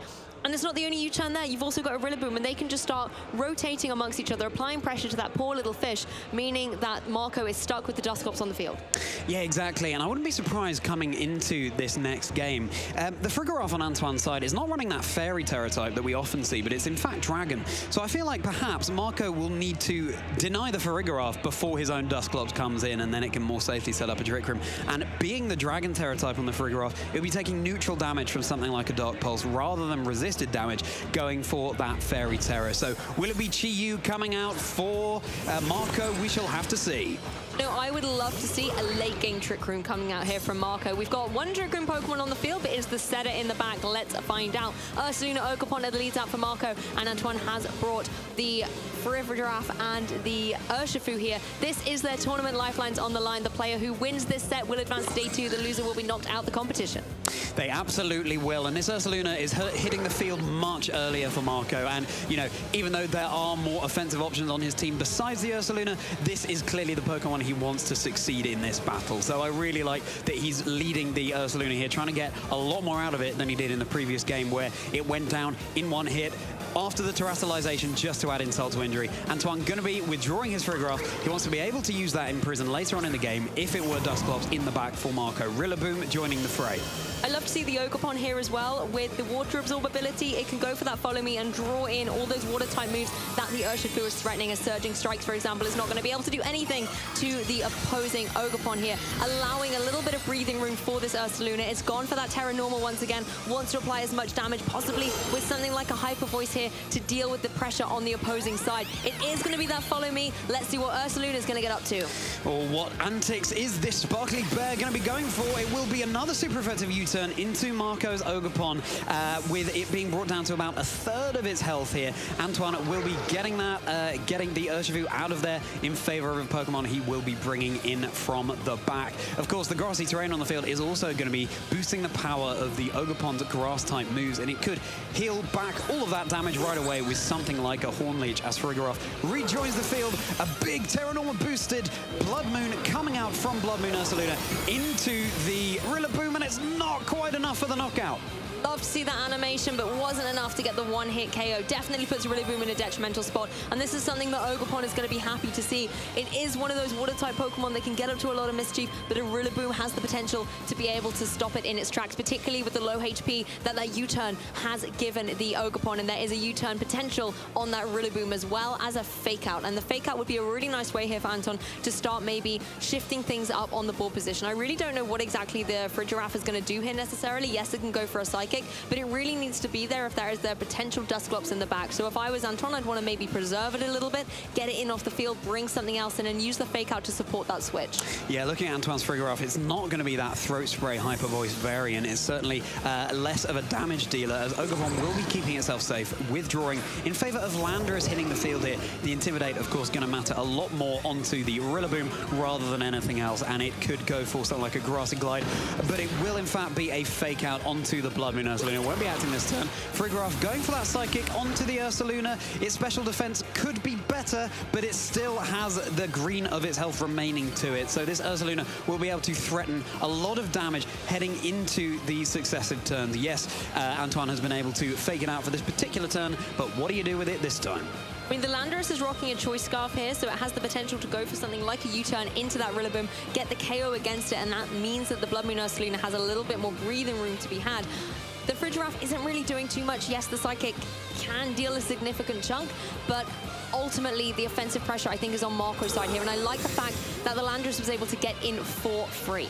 Yeah, you'd need a special defense drop from the Psychic on that Ursaluna to be maximally effective. Ursaluna instead keeping itself safe this time, just going for that protect. Grassy Glide was going into it, and it will be that super effective U-turn into Antoine's Rillaboom. So that goes down for Antoine now. That is the first loss of a Pokemon in this game. That grassy terrain, once it's gone, will be gone for good. Landorus coming back to Marco in favor of something in the back, and there is that cheeky little Dusclops lurking there. And very interesting that he's decided to bring it in the face of this Farigiraf. Maybe banking on the Blood Moon Ursaluna trying to get a KO onto that opposing Farigiraf before it's able to go for something like the Imprison. You know, there is no helping hand on that Dusclops. All eyes are really going to be on the mind's eye there, I suppose, of the Ursaluna trying to be able to get a knockout. But at the same time, possibly you don't need to go for Trick Room on this turn. If you have enough offensive pressure here, you can maybe try and just get a KO against the Farigiraf as it stands. One issue in that plan, however, is the Urshifu. And I wonder if maybe we might see the Landorus come back in just to apply something like an Intimidate, although that won't necessarily affect the Surging Strikes. That's a problem. Yeah, I would not be surprised at all to see Landorus coming back in here. We've got eyes all over the field, Lou. Farigiraf, its own eyes plus its tail's eyes. We've got Dusclops' monocular self, and then next to the Ursaluna with its two eyes plus that Blood Moon above them. So lots of scouting out going on with all of this ocular activity on the field. And as Marco locks into these moves, Ursaluna will in fact be withdrawing. So it's going to be safely in Marco's back pocket, as it's not the Landorus coming in, but instead that Ogerpon. Well, I really like this, bringing the Water Absorb Pokemon in, but Antoine doesn't fall for the trap, goes for the close combat and is able to get the knockout as that pesky Pokemon joins the fray. Not going for the Surging Strike to try and get the KO on Blood Moon Ursaluna. Instead, close combat, gets the knockout. Fantastic play. Fantastic play indeed, as there is that Imprison coming out from the Farigiraf. So that Dusclops is saying, rats. Not going to be able to go for that plan, but Will-O-Wisp is going to be able to land into Antoine's Urshifu. And that is something that completely mitigated the damage output from this Urshifu in the previous game. And it's something that could give Marco's team a little bit more longevity as he hovers over that Landorus button. I think as well, you know, Marco kind of identified in the previous game, I'm not going to be able to get my Trick Room up. You know, there is going to be that Imprison coming out. So how about I hit the Will-O-Wisp button instead and try and deal a little bit of chip damage to the opposing Pokemon, but also neutralize the attack. And to add some more damage to that is going to be the Intimidate. So therefore, it gives Marco a bit more of the potential to start building a more momentum on his side of the field. The issue is you cannot go for a Terrestrialization. You use that on your Blood Moon Ursaluna. So a Pokemon like the Landorus isn't able to go for the Flying Terror to hit hard with something like the Terra Blast. It is going to be an interesting Pokemon choice here, however. It's going to be the Floodamane that's going to have to take a powerful Stomping Tantrum, but it's not enough to get the knockout. Psychic is retaliated into the Landorus, actually doing more than I was expecting. Oh, and that's a Will-O-Wisp miss onto the Farigiraf there, which would have been a very nice way to just whittle away slightly at his health. But yes, Antoine bringing in his Floodamane there, and it immediately going down to such low health is a really big call there for Marco. Landorus still available. He'll be able to switch it out in order to provide an Intimidate later on in the game, should he so desire,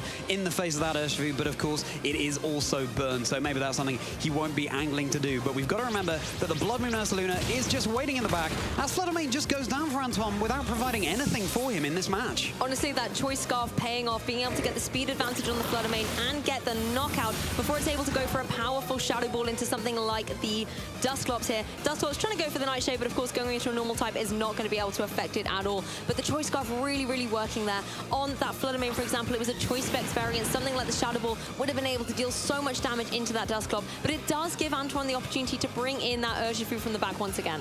It does, and of course now we've got another Choice Scarf on the field in that Urshifu, which would be going before the Landorus. So Landorus in a very vulnerable position right now, especially on such low health. It's going to be the Terra committed on Antoine's side, and the Pokemon it'll be going into is that Urshifu. So despite it being burned, he will be trying to get maximum damage out of it with that Terra Water. So it'll be boosting to no end the power of this Urshifu's Water-type moves. It's going to be selecting that Surging Strikes, and if it's going into the Landorus, I believe it will just be a Surging Strike. There it is, just the singular into the Landorus. It's going down for Marco, so there's no more Intimidate switching in that Marco can go for. And it's 2 Pokemon apiece for both of these trainers. It's going to be the Urshifu and Farigiraf for Antoine, and the Ursaluna and Dusclops for Marco. Psychic connecting down into the Dusclops, and crucially, that Imprison is up, so no Trick Room can come out while the Farigiraf is on the field.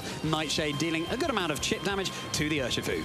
The Urshifu really just warming up for this endgame here. Just one Surging Strikes is all it needs. Doesn't want to exert its energy for that final two, because it's going to need it coming into this endgame. Ursaluna and Dusclops here, but the critical thing is Imprison is still active, I believe. So Dusclops cannot go for the Trick Room here. So Blood Moon Ursaluna is going to have to go in a speed bracket it's not necessarily comfortable with, and you are against that Urshifu. Now, we've seen the Urshifu go for something like close combat and get the critical hit through the burn before, and Frigiraf is saying, hey, we're not going to rely on that. I'm going to give you a helping hand. Let's see what you can do. This Urshifu is not messing around. It will instead be that Surging Strike, guaranteed critical hit damage into the Ursaluna, but it's going to survive this turn. Ursaluna will be able to get a big attack off, and if it's something like that Hyper Voice, that'll be good, really good normal damage into both of Antoine's Pokemon, and it is going to be that Hyper Voice. How much damage is it going to do, Lou? I'm on the edge of my seat. It's coming into the Urshifu. Oh. It's enough for the Urshifu, but it's not enough for the Farigiraf. But this Ursaluna in a really good position, but relatively low health, so it's going to come down to quite fine margins here.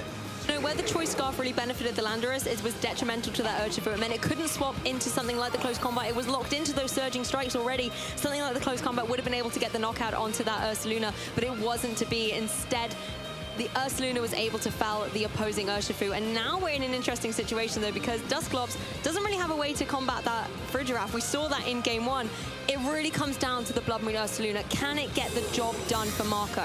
There is a world in which Will-O-Wisp connects here, and then he's able to stall out the damage that could come out from this less offensively orientated Farigiraf and keep that Dusclops safe for the end game. So Ursaluna wisely keeping itself safe there, because it would be knocked out by a move coming out from Farigiraf. The Will-O-Wisp connects into that Pokemon on Antoine's side, and so it will have its health slowly whittled away. There's nothing like the grassy terrain here on the field anymore, so there's no recovery available to this Farigiraf, and I feel that Dusclops might just be able to do it, barring any special defense drops, perhaps.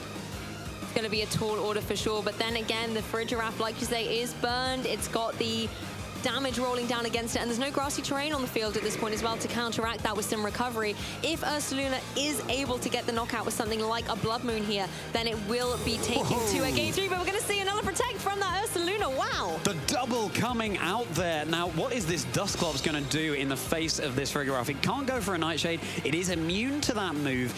That's the only thing it can go for here. It might come down to PP stalling on these trainers as a little bit of burn damage racks up. Marco going for as many Protects as he possibly can to see how he's able to stall out this game.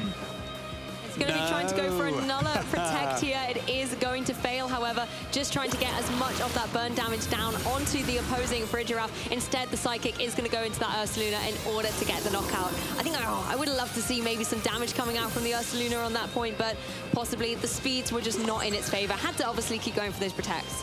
Yeah, absolutely. And unfortunately, the Dusclops on Marco's side does not have access to Protect, so it wouldn't be able to keep itself safe while Farigiraf loses a little bit of health. It's on really good health. Farigiraf will be able to damage it with a Psychic, but unless it gets a special defense drop, I'm not sure it's going to be able to do it. Look at that. Such minimal damage coming out into the Dusclops. It's sat there on the green of its health for a very long time here as that burn just keeps eating away, and we may well be heading into a Game 3, Lou. This could honestly be the road for redemption for this Dusclops here, being felled by the opposing Farigiraf in Game 1, outplayed, outmaneuvered, but in Game 2, it's Dusclops' game. It's able to keep going for these Nightshades to no avail, but of course it doesn't want to go for the Pain Split until it has less HP than the Farigiraf, and even at the moment, I think Dusclops still has the edge. Yeah, it does, but it's going to be very close indeed. Of course, the Farigiraf could get a critical hit at any time, and that could well turn the game into Antoine's favor. Here we go. Here's another Psychic coming out. How much damage will it do? It's no crit this time. This is going to come down to such fine margins. This Dusclops looking less and less healthy, but now the Farigiraf is in the red of its health. So it's very tough to call, Lou, but as long as it's Nightshade going to Farigiraf, not much will happen, but it could be a Pain Split this time.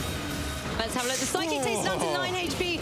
Oh, and there comes through the Pain Split. Is it going to be enough for the burn to be able to get that final bit of victory onto the Farigiraf? No, it's not. One more Psychic's going to come through, but that Dusclops, I don't think it's going to be able to take it. Oh, I don't think it is either, Lou, but wouldn't it be amazing if it could? This Dusclops has been an absolute trooper in this game.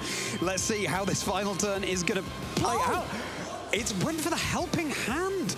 Did it it run out of PP on its Psychic? It may well have done, which means that Will-O-Wisp is going to be taking down the Farigiraf. We're going to go to a game 3. Against all the odds, it's going to be Marco taking this game 2. Oh my goodness. I mean, Dusclops has pressure as its ability. That means that all of the moves are going to be able to take extra damage. Not extra damage, extra PP. I mean, what a way to end that. This is a phenomenal way to start closing out day 1 of the Lille Regional Championships. 1-1 apiece. One game separates these players from day 2 or having their run end here in day 1. And Dusclops, as we were saying, game 1, it was Dusclops versus the Farigiraf, and Farigiraf got the edge. It was able to kind of taunt that Trick Room in Dusclops' face and shut it down with the Imprison. But in game 2, it really was all about Dusclops coming back for vengeance. Yeah, you can see the pain etched onto Antoine's face there. When you're going up against the Dusclops, he has to be prepared for a long battle. And these trainers are tired enough already, and after such a long battle, that just their energy keeps being whittled away that little bit more. Now, how are these trainers going to adapt coming into game 2? One thing's for certain, the Imprison on the Farigiraf has been crucial in both games. Yes, so I really wouldn't be surprised to see Farigiraf come once again. Antoine has led it in the leads, games 1 and 2. I think in game 3, there's no reason to necessarily shake that up. If it honestly hadn't been for the pressure on the Dusclops, then the other Psychic would have been able to come through. So once again, it is about keeping Dusclops on the field, making sure that it is being able to exert that pressure in more ways than one on the field at that point in time. If I was Antoine, though, as well, I think I'd probably like to try and preserve that Flutter Mane a little better if it is to come again. I personally quite like the Dragonite when it came in game 1. The Flutter Mane was a little underwhelming. It was able to be felled too quickly by the speedy Landorus with that Choice Scarf. That Stomping Tantrum just did too much. Flutter Mane, yes, it can hit very hard on the special side of things, but defensively, it's not very strong at all, particularly from the physical side, of course. So we don't want, for Flutter Mane fans, it to be taking too much physical damage, and there's just too many threats on Marco's side of the field. And of course, another thing that Flutter Mane does well is deal with the Dusclops for Marco, so yes. I wouldn't be surprised to see it come out again, but yeah, it switched in and then just went down, so absolutely Antoine will be looking to capitalize on that. Here we go, trainers. Let's get into game 3 here in our final round of day 1 here in Lille, and it's going to be Landorus Ursaluna for Marco, and Urshifu for Farigiraf for Antoine. Yep, tried and tested for Antoine here. It's going to be that Giraffe looking out for the Dusclops, ready to stop it in its tracks with another Imprison. Urshifu, however, this time has to take an early Intimidate, so those close combats aren't going to be dealing as much threatening pressure to something like the Ursaluna. However, of course, the critical hits of the Surging Strikes is still something you have to contend with. Yeah, they really are, as these players lock in their moves. Everything on the line here. This determines whether they get into day 2 or not. That Ursaluna going to be looking to use its Mind's Eye to get that little edge on the opponent, especially if there's something like a Flutter Mane in the back that would still take damage from normal type moves, thanks to that ability. As Marco locks in his moves here. Farigiraf facing off against Dusclops coming up later on in the game, potentially, but let's get into this first turn. I mean, there's a few options Marco has from the Pokemon in the back there. You could bring something like the Ogerpon in with the Water Absorb to catch those Surging Strikes, and at the same time, you could bring in the Dusclops to maybe catch a close combat. Neither move then would be doing anything, but the adjustments we're going to see are actually on Antoine's side of the field, so Rillaboom's going to join the fray, wants to apply pressure with something like a Fake Out as Ursaluna leaves on Marco's side of the field. Now, shaking things up here, Dusclops is going to come in instead, maybe trying to take something like that close combat. It is a Ghost type. It's going to be null and void if that is indeed what the Urshifu has gone for, but this is an adjustment I love to see on Marco's side, going for that terrestrialization. Oh, there's actually 2. Well, there's another one coming up, but first is going to be the Urshifu on Anton's side. It is that little, it's very, very speedy again with the Choice Scarf, but of course the opposing Choice Scarf Pokemon with that Landorus is also going to go for the terrestrialization into the Flying Terror, and this is the adaptation I was saying that I love. Instead of putting it onto the Ursaluna, Landorus is in a position where you know that Rillaboom is going to come in because it can threaten a lot of the Pokemon on Marco's side, so now you can in turn threaten it with Flying Terror Blast. It's all in here for these trainers. Marco matching the fountain with balloons as Urshifu is going to go for a Surging Strikes into the Dusclops. It's good damage, but it's such a bulky Pokemon. It's able to sponge these up really, really well. And coming into this turn, what is the Rillaboom going to do? That Dusclops is lower at this point in the battle than it ever has been before for such an early stage. So Antoine really focusing down on that pesky Pokemon, causing him so much trouble in the previous game. It will be that Terra Blast into the Urshifu. After the terrestrialization, it will be taking neutral damage from that hit. This is a fantastic position for Marco. The Farigiraf is not on the field, it could go for a Trick Room to benefit something like the Ursaluna in the back, because sure, Antoine can swap in the Frigoroth, but it can't go for Imprison on the turn that it does that. So finally, this might be what Marco has been angling for all along, which we'll have to see. It's just whether the double up is going to be enough here to get rid of the Dusclops for Antoine here. The Rillaboom's come in unintimidated. Yes, you might think the fake out could go into that Landorus to stop it going for any damage, and that was exactly what was happening here. But I was wondering if there could be the double up into the Ghost-type Pokemon instead. It is going to be the Surging Strikes. There goes one, but is two more going to be enough to fell that opposing Dusclops? It's going to be close here. It might be, and Dusclops goes down, so that is an absolutely fantastic knockout for Antoine's side of the field. The Pokemon that was around for forever in the previous two games is now down and out in the second turn. Dusclops going down, Urshifu getting a little bit of recovery. Perhaps that was the third turn, actually, as Ogerpon also recovers a little bit of health. So now Marco is not able to set up that Trick Room, and I doubt that Antoine will want to, given he knows it's that Ursaluna in the back. Exactly, and you know that the Frigiraffe is there as well. That would have been something difficult to play around. So at least from Marco's side now, you know which mode you have to go on. Hyper offense. You have to be able to get some keen KOs here. Landorus comes in with the Intimidate. That's now a twice intimidated Urshifu. Rillaboom's only taken the one. And Rillaboom wants to be able to apply pressure with something like the Grassy Glide at this point in time. Maybe try and stop the Ogerpon from being annoying for those Surging Strikes that we know the Urshifu is locked into.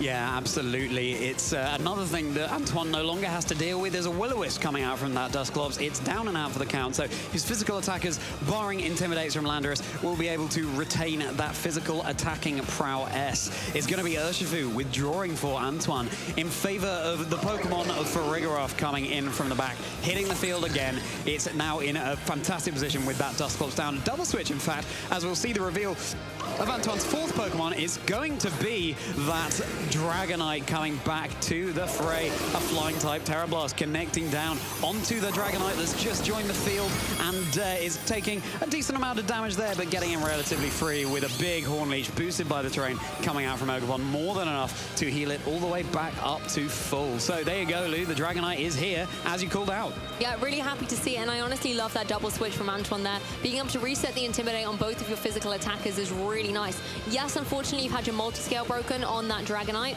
but again, it's a Pokemon that isn't going to mind necessarily taking these Terra flying... Yeah, flying Terra Blast. I was about to say Terra about 4 times in one sentence there.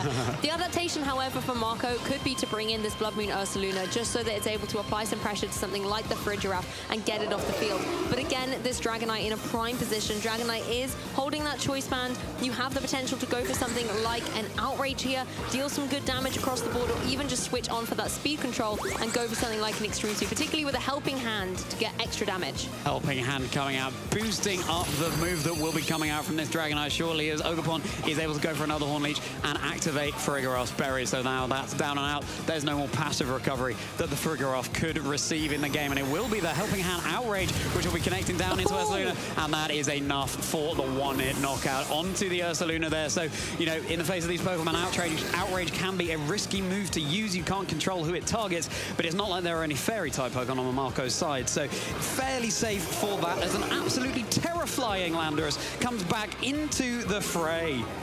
I mean, you're right. Outrage is unpredictable where it's going to target, but that was exactly what Antoine needed to be able to remove the formidable Ursaluna from the field. You can obviously, you're still going for Outrage on this turn. You can obviously maybe hope that Ogerpon would go down in this situation. You have the utility to maybe deal with something like the Landorus going forward, but it's just going to be another Helping Hand. And of course, Outrage going to come through from this Dragonite. It's not going to be able to move first, though. The Landorus is rocking that Choice Scarf. Instead, the Flying Terra Blast is going to go down into this Dragonite, but it is not enough to be able to get the KO. Ogerpon's going to follow up with the Ivy Cudgel, though. It is indeed faster and is able to get the knockout. Absolutely incredible. So the Farigiraf just burn a turn going for the Helping Hand there, not able to provide any offense onto the field as the Dragonite went down for Antoine, a Pokemon that seemed like it had been in such prime position to perhaps clean up this game for Antoine. But Marco is fighting this to the bitter end, seeing what he can achieve against Antoine's Pokemon. These two trainers so well matched in their records. This determines who goes through to day 2, and it's everything on the line. I super underestimated the speed of that Ogerpon there, was unsure that it was going to be able to move before the Dragonite. Now you're in an interesting situation with this Urshifu because it cannot lock itself into something like Surging Strikes because then it will never be able to touch the Ogerpon.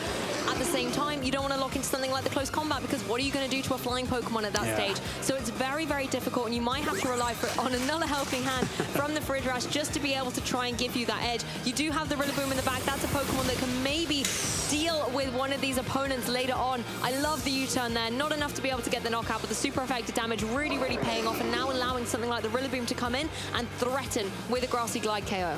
Especially boosted by that helping hoof that Farigiraf so amply provided. Rillaboom coming back in, setting up that grassy terrain. As you said, Lou, a Grassy Glide may well be enough at this range to pick up the Ogerpon, but Terra Blast is going to be connecting down into the Rillaboom slot, and it's enough for the one-hit knockout. One-hit knockouts are plenty in this game, trainers. Could you ask for a more explosive way to end day one here in Lille? Honestly, Marco is playing this game fantastic at this point. Identifying the Fridraff really can't do anything, so let's just ignore it and keep going for that partner slot. Able to get the knockout on the Pokemon that I think was the key to get rid of at this point in time, because now the Urshifu comes back in, and the conversation we just had about what does it lock into, it has to be the Close Combat at this point. If you go for the Surging Strikes, you have no way to deal with the Ogerpon, so you have to lock into Close Combat. But then how do you deal with the Landorus? Fridraff doesn't really have the oomph with the Psychic in order to get it, and it doesn't have a lot of HP to be able to, you know, stay on the field from any of these Terra Blasts. Yeah, exactly. Ogerpon able to go for something like a Follow Me. It's really coming down to the wire here, trainers. Such an exciting game to end our stream. This battle has been swaying in each trainer's favor throughout, as Ogerpon does indeed go for that Follow Me. Really useful redirection support, and it will be the Close Combat, so that will pick up the knockout on the Ogerpon, and now all eyes are going to be on this Landorus and what it's going to lock into. Could well come down to a matchup between Farigiraf and Landorus if Marco is targeting down that Urshifu, the bigger offensive threat on this turn. And there it is, Terra Blast coming down into the Urshifu, removing it from the field. So face off between Farigiraf here and the Landorus. Now, Farigiraf could go for something like a Trick Room, but in the face of such heavy offensive pressure from the Landorus, I don't think it's going to be able to be capable of doing that. I think even if it did, it would have a difficult time from full HP. As you can see there, it would need 3 of them in order to be able to get the KO. You might have to cross your little hooves and try and hope for a critical hit, but based on the previous games, that's not the luck that Fridraff has brought with it today. Landorus going for this final Terra Blast here into the opposing Fridraff, able to get the knockout, and Marco Maris will be victorious in the set and advance to day 2 in what has been a thriller of an end set for day 1 here.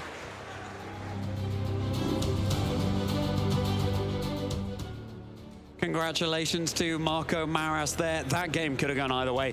At that point when Dragonite was on the field from Antoine going for those helping hand boosted outrages, I thought that was it. I thought that would be able to deal with anything, but you're right, Lou. Ogerpon speedier than that Dragon. With Ogre versus Dragon, it's the Ogre who came out on top in that particular match up there. So, and that was crucial. The speed tiers of those Pokemon really determined that game. That is what ultimately granted Marco that win.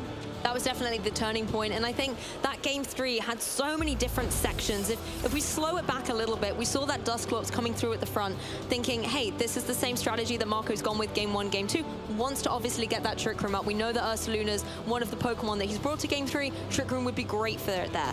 We know, however, that the draft was on the opposing side, but it was gone. It had left the field. What a moment for Dusclops. Could this be when it finally gets that Trick Room up? Yeah. Urshifu had something to say about it, though, and was then able to step in and get the knockout with those Surging Strikes. And at that point, things looked very difficult for Marco. Yeah, they really did. That Dusclops was the Pokemon that was such a nuisance to Antoine in those first 2 games that we saw there. And yeah, I want to call out how little Dusclops achieved in that game, and yet Marco still won. It just goes to show you manage your resources, you know where the right targets are, and you can still come out on top. And it's a testament to not tilting as you go into a game perhaps at a disadvantage. I think, though, you're right. It's very similar to game 1, where the Fridraff didn't really do a lot. It clicked in prison, and that was all it needed to do in order to enable its trainer to get the victory. Other than that, the Fridraff didn't do too much in game 1 at all. But sometimes it is just those small little details that really put a dent in your opponent's plans. And I did love seeing that showdown between Dusclops and Fridraff as the set went through, but ultimately it was Landorus that came out on top. Yeah, Landorus there proving why it's such a popular pick, even still in Regulation Set E. So cool that we got to see some other Pokemon that the Teal Mask has newly introduced, Lou, with that Dusclops and the Blood Moon Ursaluna. Some new tech protects as well. We still didn't see Trick Room go up in that game. We've had a very limited vision on the Trick Room in day one of Lille, but with the imprisoned technique there on the Frigoraph as well, in the right circumstances, it can absolutely pay dividends. And Dusclops, like I said, has a special place in my heart. It's one of my favorite Pokemon to see, particularly when it comes out in Trick Room. And you can go for so many different things with it as well. And seeing the Pain Split being utilized so well, having those Will-O-Wisps and finally being able to connect them in game one. It was having a little bit of a tough time finding the right target. Was really nice to see that Pokemon that has been an old face and an old staple. When we are in a format where there are so many potential Trick Room setters you can have, obviously Indeedee being one of the biggest, most dominant ones that we have at the moment, Armarouge as well having that capability. It's nice to see a Pokemon like Dusclops still being able to hold its own. Yeah, exactly. Dusclops is one of those Pokemon that sort of has full move syndrome. There's so many useful support options it can run, and for Marco here, it was going with that Nightshade, Pain Split, Will-O-Wisp, and Trick Room. You kind of also want to protect, so you can stall out a Will-O-Wisp endgame like we saw in game one against that Frigoraph. You kind of want a move that can deal with Frigoraph more effectively than Pain Split, and ultimately you have to lock into just 4 moves. But I hope that this inspires trainers to look into Dusclops and the utility it can provide in your own team building. And Helping Hand was another move I always liked in Dusclops as well. We saw how well Frigoraph was able to utilize it, and Dusclops has the potential to do that as well. One thing I do remember it also being able to do was Ally Switch. I'm not sure I'm going to recommend that, but that said, I did run it myself a couple of times, and it has taken, a little bit of a debuff in the way that it works, but it still is one of those moves that when you see it on the team sheet, your heart kind of skips a beat, and you're like, oh no, I have to contend with Ally Switch, and that can be another formidable threat that Dusclops has utility to do. Yeah, if you want to maintain your friendships with your opponents, don't run Ally Switch on your Dusclops. Just take it from us. They will not be grateful for that. But of course, in the face of a spread type, Mind's Eye, Hyper Voice, Ally Switch isn't going to do anything because, of course, Mind's Eye enables Blood Moon Ursaluna to hit those ghost types with such a formidable special attack as well. It's a shame that we weren't able to see Blood Moon Ursaluna doing what it does best in that particular set. Well, it really does need that Trick Room set up on the field in order to be utilized to its full potential. We did get to see it go for the Blood Moon, though. That was nice to be able to see the big damage that it is capable of dealing out. But unfortunately, it was kind of constantly forced to go on the defensive, particularly in, I believe it was that game 2 where Marco had to keep going for the protects. Was able to get the double, but obviously the triple is a very high die to roll and in order to try and get it. And so unfortunately wasn't meant to be in that situation. But game 2, Dusclops was still able to hold his own. And we've got to call out that pressure ability as well. Yes. An ability that I think so many trainers, if pressure's one of the options, will tend to go for the other one. For example, the Cantonian Legendary Burrs off the top of my head. Articuno, that could get something like pressure. Trainers have been opting more for the Snow Cloak to boost the evasion in the snowstorm. But you can see when it comes to long games like that, and of course Dusclops, if you're running it, the game is probably going to be quite a long one. Pressure really does hold its own. So I hope that, people will be able to look into applying pressure on their own teams, because if you're running Trick Room, if you're running such a bulky Pokemon as Dusclops, that's where pressure can be incredibly useful. It works well when the Pokemon is bulky and has longevity on the field. Not only with the Eviolite can, of course, the Dusclops boost up its defense and special defense to take a hit more here and there, but with moves like Pain Split as well, it can get that regain of HP and just be really difficult to foul from the battlefield. And then that pressure comes into effect really strongly, because if there's maybe 1 or 2 moves that you can hit it with, again, being a ghost type, normal moves and fighting type moves aren't going to be able to hit it anyway, and there's a plethora of those out there at the moment. But if you're having to hit a move into it that isn't dealing too much damage, you're not going to have many of them left in order to hit that Dusclops with by the end of the set. God, Lou, there's so much we can analyze. We could keep talking for another few hours about that set that we just saw. But why don't we hear from the expert himself? Let's go over to our interview with our winner, Marco Moras. Thanks, Charlie. I am here with the winner of the final round of day 1 Swiss here, Marco Moras. Mate, how are you feeling? I'm tired, but I'm happy. Another day show, and I will try to do my best tomorrow. So I'm really happy. Excellent. You've fought so hard to get here, haven't you? Like, just at the last minute, getting that win in day 2. So let's get into that game. Oh my goodness. There was so much going on there. We didn't know which way it was going to go. So game 1, Ursaluna goes down to that close combat crit. Like, what were you thinking when that happened? I was unlucky, but at the same time, I was thinking about how I can try to win that match. So I tried to stall with Dusclops. I knew that he's going to finish his Psychic, so I focused to burn his Physic Pokemon, try to damage them with Nightshade. So I tried to do everything. Meanwhile, I was thinking about game 2. Right, yeah. I was trying to do my best in game 1, but I was already thinking about game 2 and understand that I should win that game. So when it got to game 2, did you see it kind of coming down to the Giraffe and the Dusclops kind of end game, or did you kind of like have another game plan?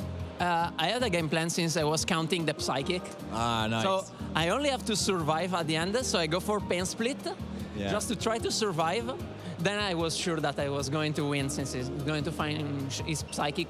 People didn't think about pressure as an ability, but on a Pokemon like Dusclops, in a meta full of choice Pokemon or stuff like that, or Pokemon with only one move who can damage Dusclops, it's really good. Since you start burning them, you start healing yourself with Pain Split, and then you only have to wait. Then you're gonna finish their PP and you're gonna win. Dusclops is a giant win condition.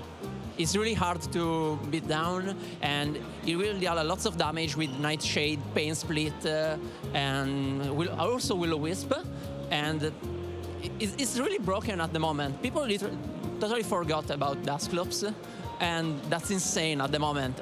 I think that everyone now understands how bulky he is and how many damage he will deal in a single match. And also, it's something like a Redirector. They can't ignore him, since he's gonna burn everyone. But if you take a lot of damage and you didn't kill him, he can punish you with Pain Split. I think that is really broken at the moment.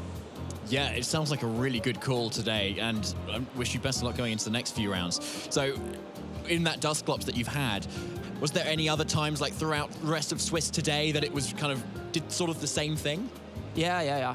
It happens, I think, something like that. Like 2 times in the tournament, but Dusclops was the MVP of the tournament. By the way, he is dealing lots of damage, lots of pressure on the opponents, since they are totally focused on stop him, but it's really hard to stop him. You can hit him really hard with Pokemon like Ogerpon Fire, Fluttermane, Chi-Yu, but if you try to hit him so hard, I can steal Terra, and probably you're gonna lose another Pokemon. So it should be a trade, and you're not sure to kill Dusclops. Yeah, that makes a lot of sense. Not a lot of people are kind of thinking about it right now. Like Trick Room users like Cresselia, for instance, is a little bit more kind of standard, or Giraffe itself. Yeah, no one's thinking about Dusclops. Okay, because I remember that, like, how oppressive and how good it was, like in Sword and Shield. Yeah, as well, from the previous meta. Yeah. You could survive to Dynamax move, so in this meta, it's really better. It's seriously good. Yeah, cool. So now you've kind of gotten into your day 2 now. You must be feeling pretty good, obviously. What's the goal for this weekend? I mean, Barcelona, obviously, you were runner-up there, so... I'm trying to get another top again. Yeah. I want another medal. I want another one.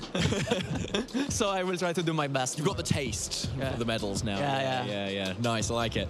So how much championship points are you on at the moment? 210.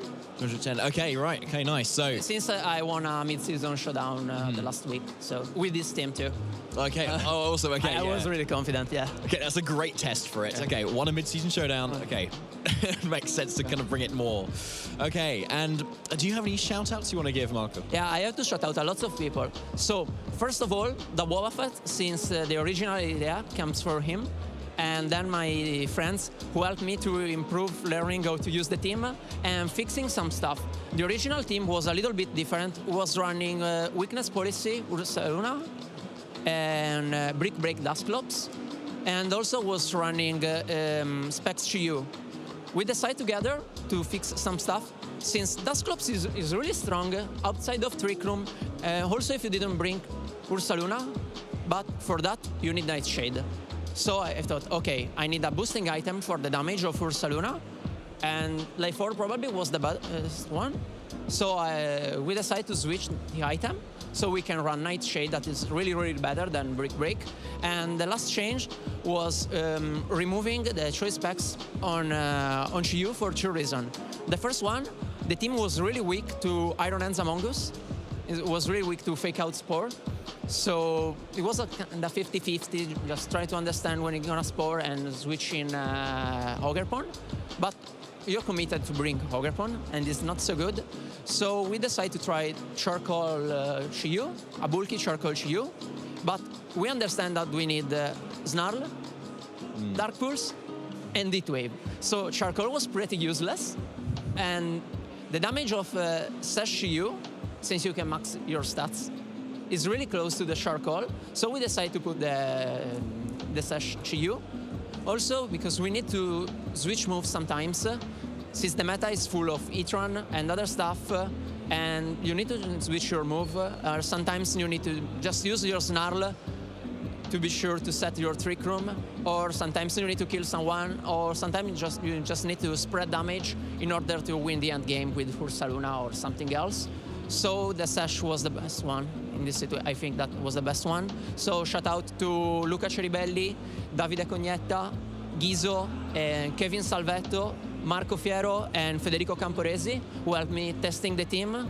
And two of them were running this team today at the tournament.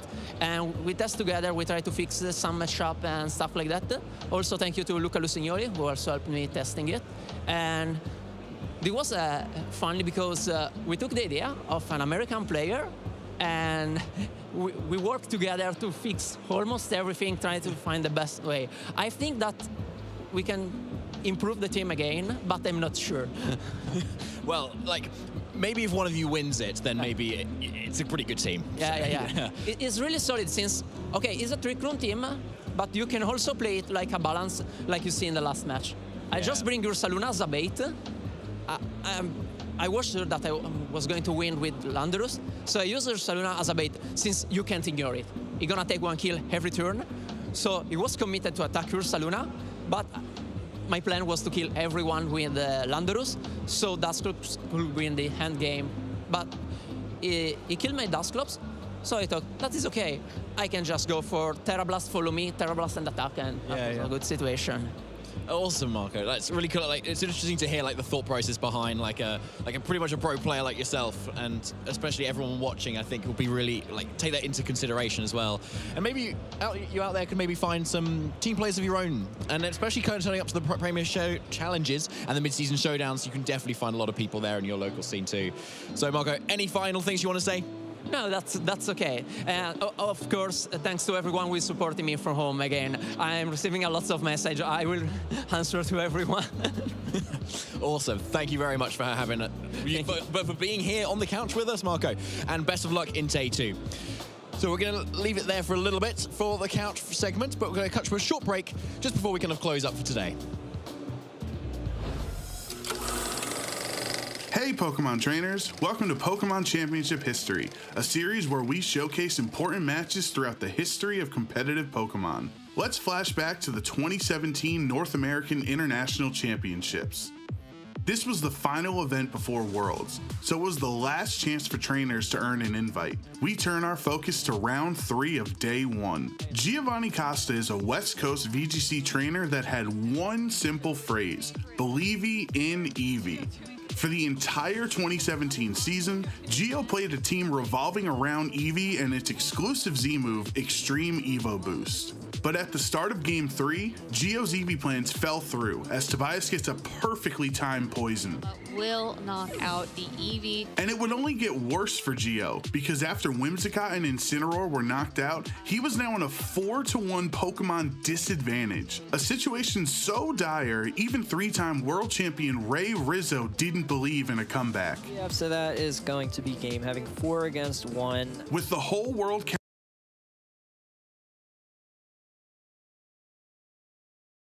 and facing impossible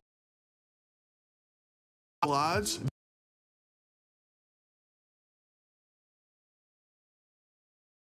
place his faith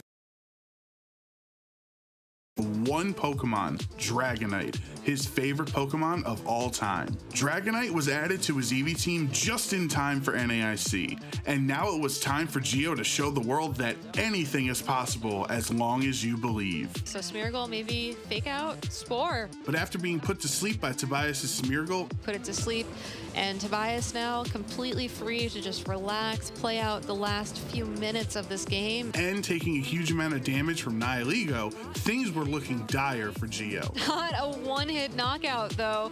Then the unthinkable happened. Dragonite wakes up and goes for an earthquake, targeting down this Nihilego and this Hariyama. It gets the knockout on Nihilego. It gets the knockout on Hariyama after the burn damage. What just happened? Wow. Dragonite miraculously woke up and knocked out 2 of Tobias's Pokemon with a powerful earthquake. The life orb hidden power ice from the Nihilego, waking up using earthquake.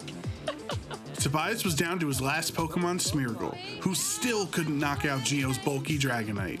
The tides had turned, and Tobias could see the writing on the wall. Wow. I don't think Smeargle's able to pick up that victory, so wow, what a comeback there. Oh my man, okay, Geo defying all the odds, he believing in Dragonite. And with that, Giovanni Costa's Dragonite delivers one of the greatest comebacks in VGC history. Geo proved that truly skilled trainers can win with their favorite Pokemon. Thank you for watching, and let us know some of your favorite moments in competitive Pokemon history by using the hashtag #PlayPokemon. What's up, Pokemon trainers, and welcome to the Pop-Up Pokemon Center here at the European International Championships at the XL London.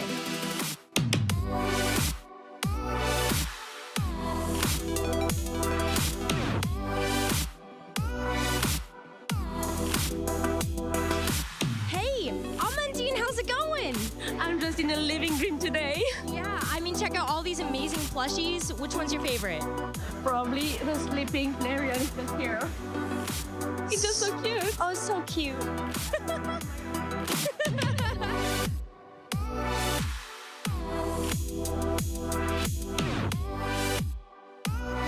No way. All the jumbo plush? You've got to be kidding me.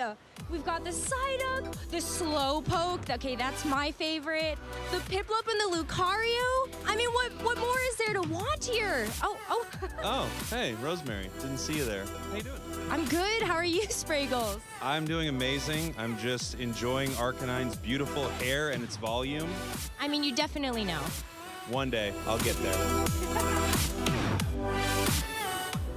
Oh, hey, Boo, how's it going? Going pretty well. I'm looking at all these beautiful play mats. They are pretty amazing. Yep, all these super exclusive, just for EUIC international play mats. I love that. The play mats are really cool. There's notebooks. There's kind of a lot here.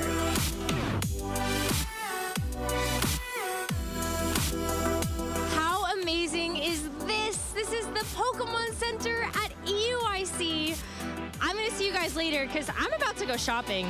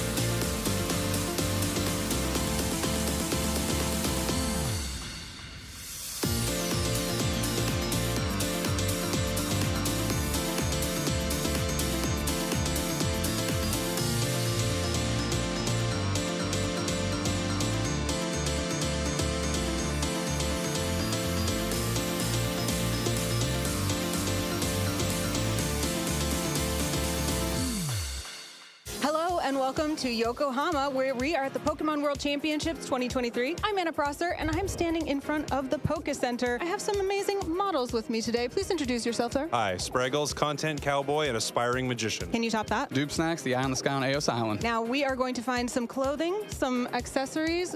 What are you looking for in there? I'm looking for a Pokemon themed thing. I've heard there are some of those in there. What about you? Looking for anything in particular? Heard there was a jean jacket. I'm finna sporting that. We are super excited to do some shopping. Let's go.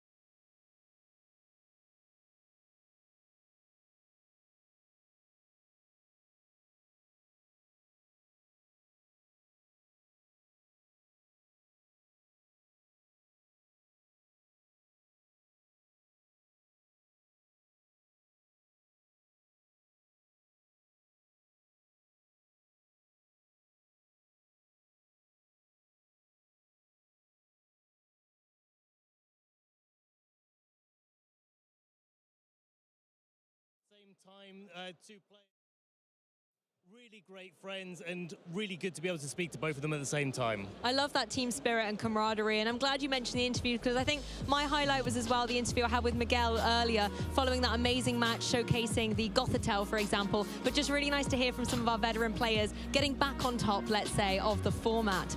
Of course, they are our players, and some of them are in day 2. So why don't we take a look at the players that have been able to advance through a grueling 9 rounds of Swiss of day 1 in order to get into day 2. I mean, we've been able to see some of them already. We saw Miguel earlier, we saw Marco just win now, but there are plenty of other faces who will be joining us in day 2, and we'll be able to show you who they are in just a second. But what a standout, stellar group of trainers we're going to have tomorrow. The caliber of the matches has been brilliant. What do you think? Yeah, like, honestly, there's so many great players here, and I kind of, like, forgotten about, like, so many of them, because it was like bingo of, like, who are the greatest players of Europe right now. Like, it was like, oh, Alex Gomez and, like, Nico Davide Conieta, and, yeah, there's still so many of them there. Charon Buddy in Swiss round 1 that we had as well. Literally so many great players here. And Maurice is undefeated at this point, the only 9-0. Incredible. But this whole list of our players, definitely names that you want to keep an eye out for tomorrow. Any ones out there, Charlie, you've got your eye on? Oh, well, I mean, look at those names there. I think what's been so exciting is that we've been able to feature so many of these names on stream today, like Miguel, like Taran, like Alex Gomez. I want to give a shout out to Maxime Lebrun, though, a player who we haven't heard too much of so far in Pokemon VGZ history, but he was in that mirror match of the snow that we heard you talking about there, David, and making a name for himself here with a very threatening Terrafire Baxcalibur. There's a few old faces in there, aren't there, Ben? There certainly are. Yeah, one that I'd like to actually call out as a newer face, called him out earlier, was Salvatore Rega. With that Dondozo, keeping it, keeping it consistent and using it to really good effect. Glad to see them in day 2. Yes, exactly, and good to see some players as well that we got to feature earlier on the broadcast making it through for that storyline building. You get to follow them hopefully right to the end of the Lille Regional Championships. Aurelion, Marco, Yuki as well. Really good players to keep an eye out for. Some other players that, we didn't get a chance to really talk too much about at the beginning of the day was the player Simone Sanvito, a previous international champion, someone to keep our eye on going forward, trying to take the title home to Italy. Anyone else that you're looking forward to seeing, David? I'm looking forward to seeing Barish Akjos, to be honest. Like, we haven't seen a lot of him today, so I'd like to see more of them. Aren't we all always excited to see these veteran players come to the forefront and trying to pitch themselves against some of the newer faces that we are seeing. Of course, this isn't the only event that we have throughout the European, circuit, as it were, towards that World Championships in Honolulu in Hawaii. There are plenty of other events as well. If we take a look at the calendar, obviously we're in Lille right now, but we have some other events coming up in Gdansk, Stuttgart, Liverpool, Dortmund, Utrecht, and a more recently announced one in Stockholm as well. I'm looking forward to going there. Really certainly going to be looking forward to seeing a little bit more of Stockholm there, as we've got the final list of players coming out on that have qualified for day 2. One in particular that's standing out to me is Paz Chalice there right at the bottom, qualifying with a 6-2-1 record. Not something that we see very commonly at all. In fact, in the many years of competing, I've never actually seen that. But starting out in round 3 with a Dondozo mirror against one of his friends playing if not identical, almost identical team. The Dondozo Tatsugiri came out turn 1 in all 4 games because the 4th one was a sudden death match. I mean, that's not a match I think Ben or I are going to forget in a heartbeat to start off our segment on the broadcast while that match was playing out on the floor. Like you said, all 4 games went to time there. It was very, very intense. But hey, Dondozo is one of those Pokemon that can do really well for you, but also can slow the pace down just a little bit. We were speaking of the calendar just a moment ago. Let's take a closer look at it here as well so the viewers at home can really visualize what is happening across Europe. Charlie, would you like to talk us through it? Yeah, so here we are in Lille, that first coloured segment there, followed by Sao Paulo in a couple of weeks in November. That's going to be the Latin American International Championship. I can't wait to see how players are going to navigate Regulation E there, having had a few weeks to get used to that format. But as you were saying earlier, look at all of the European events that we have coming up, and so many of them, more of the ones coming up in 2024 that you will be able to attend should you so desire.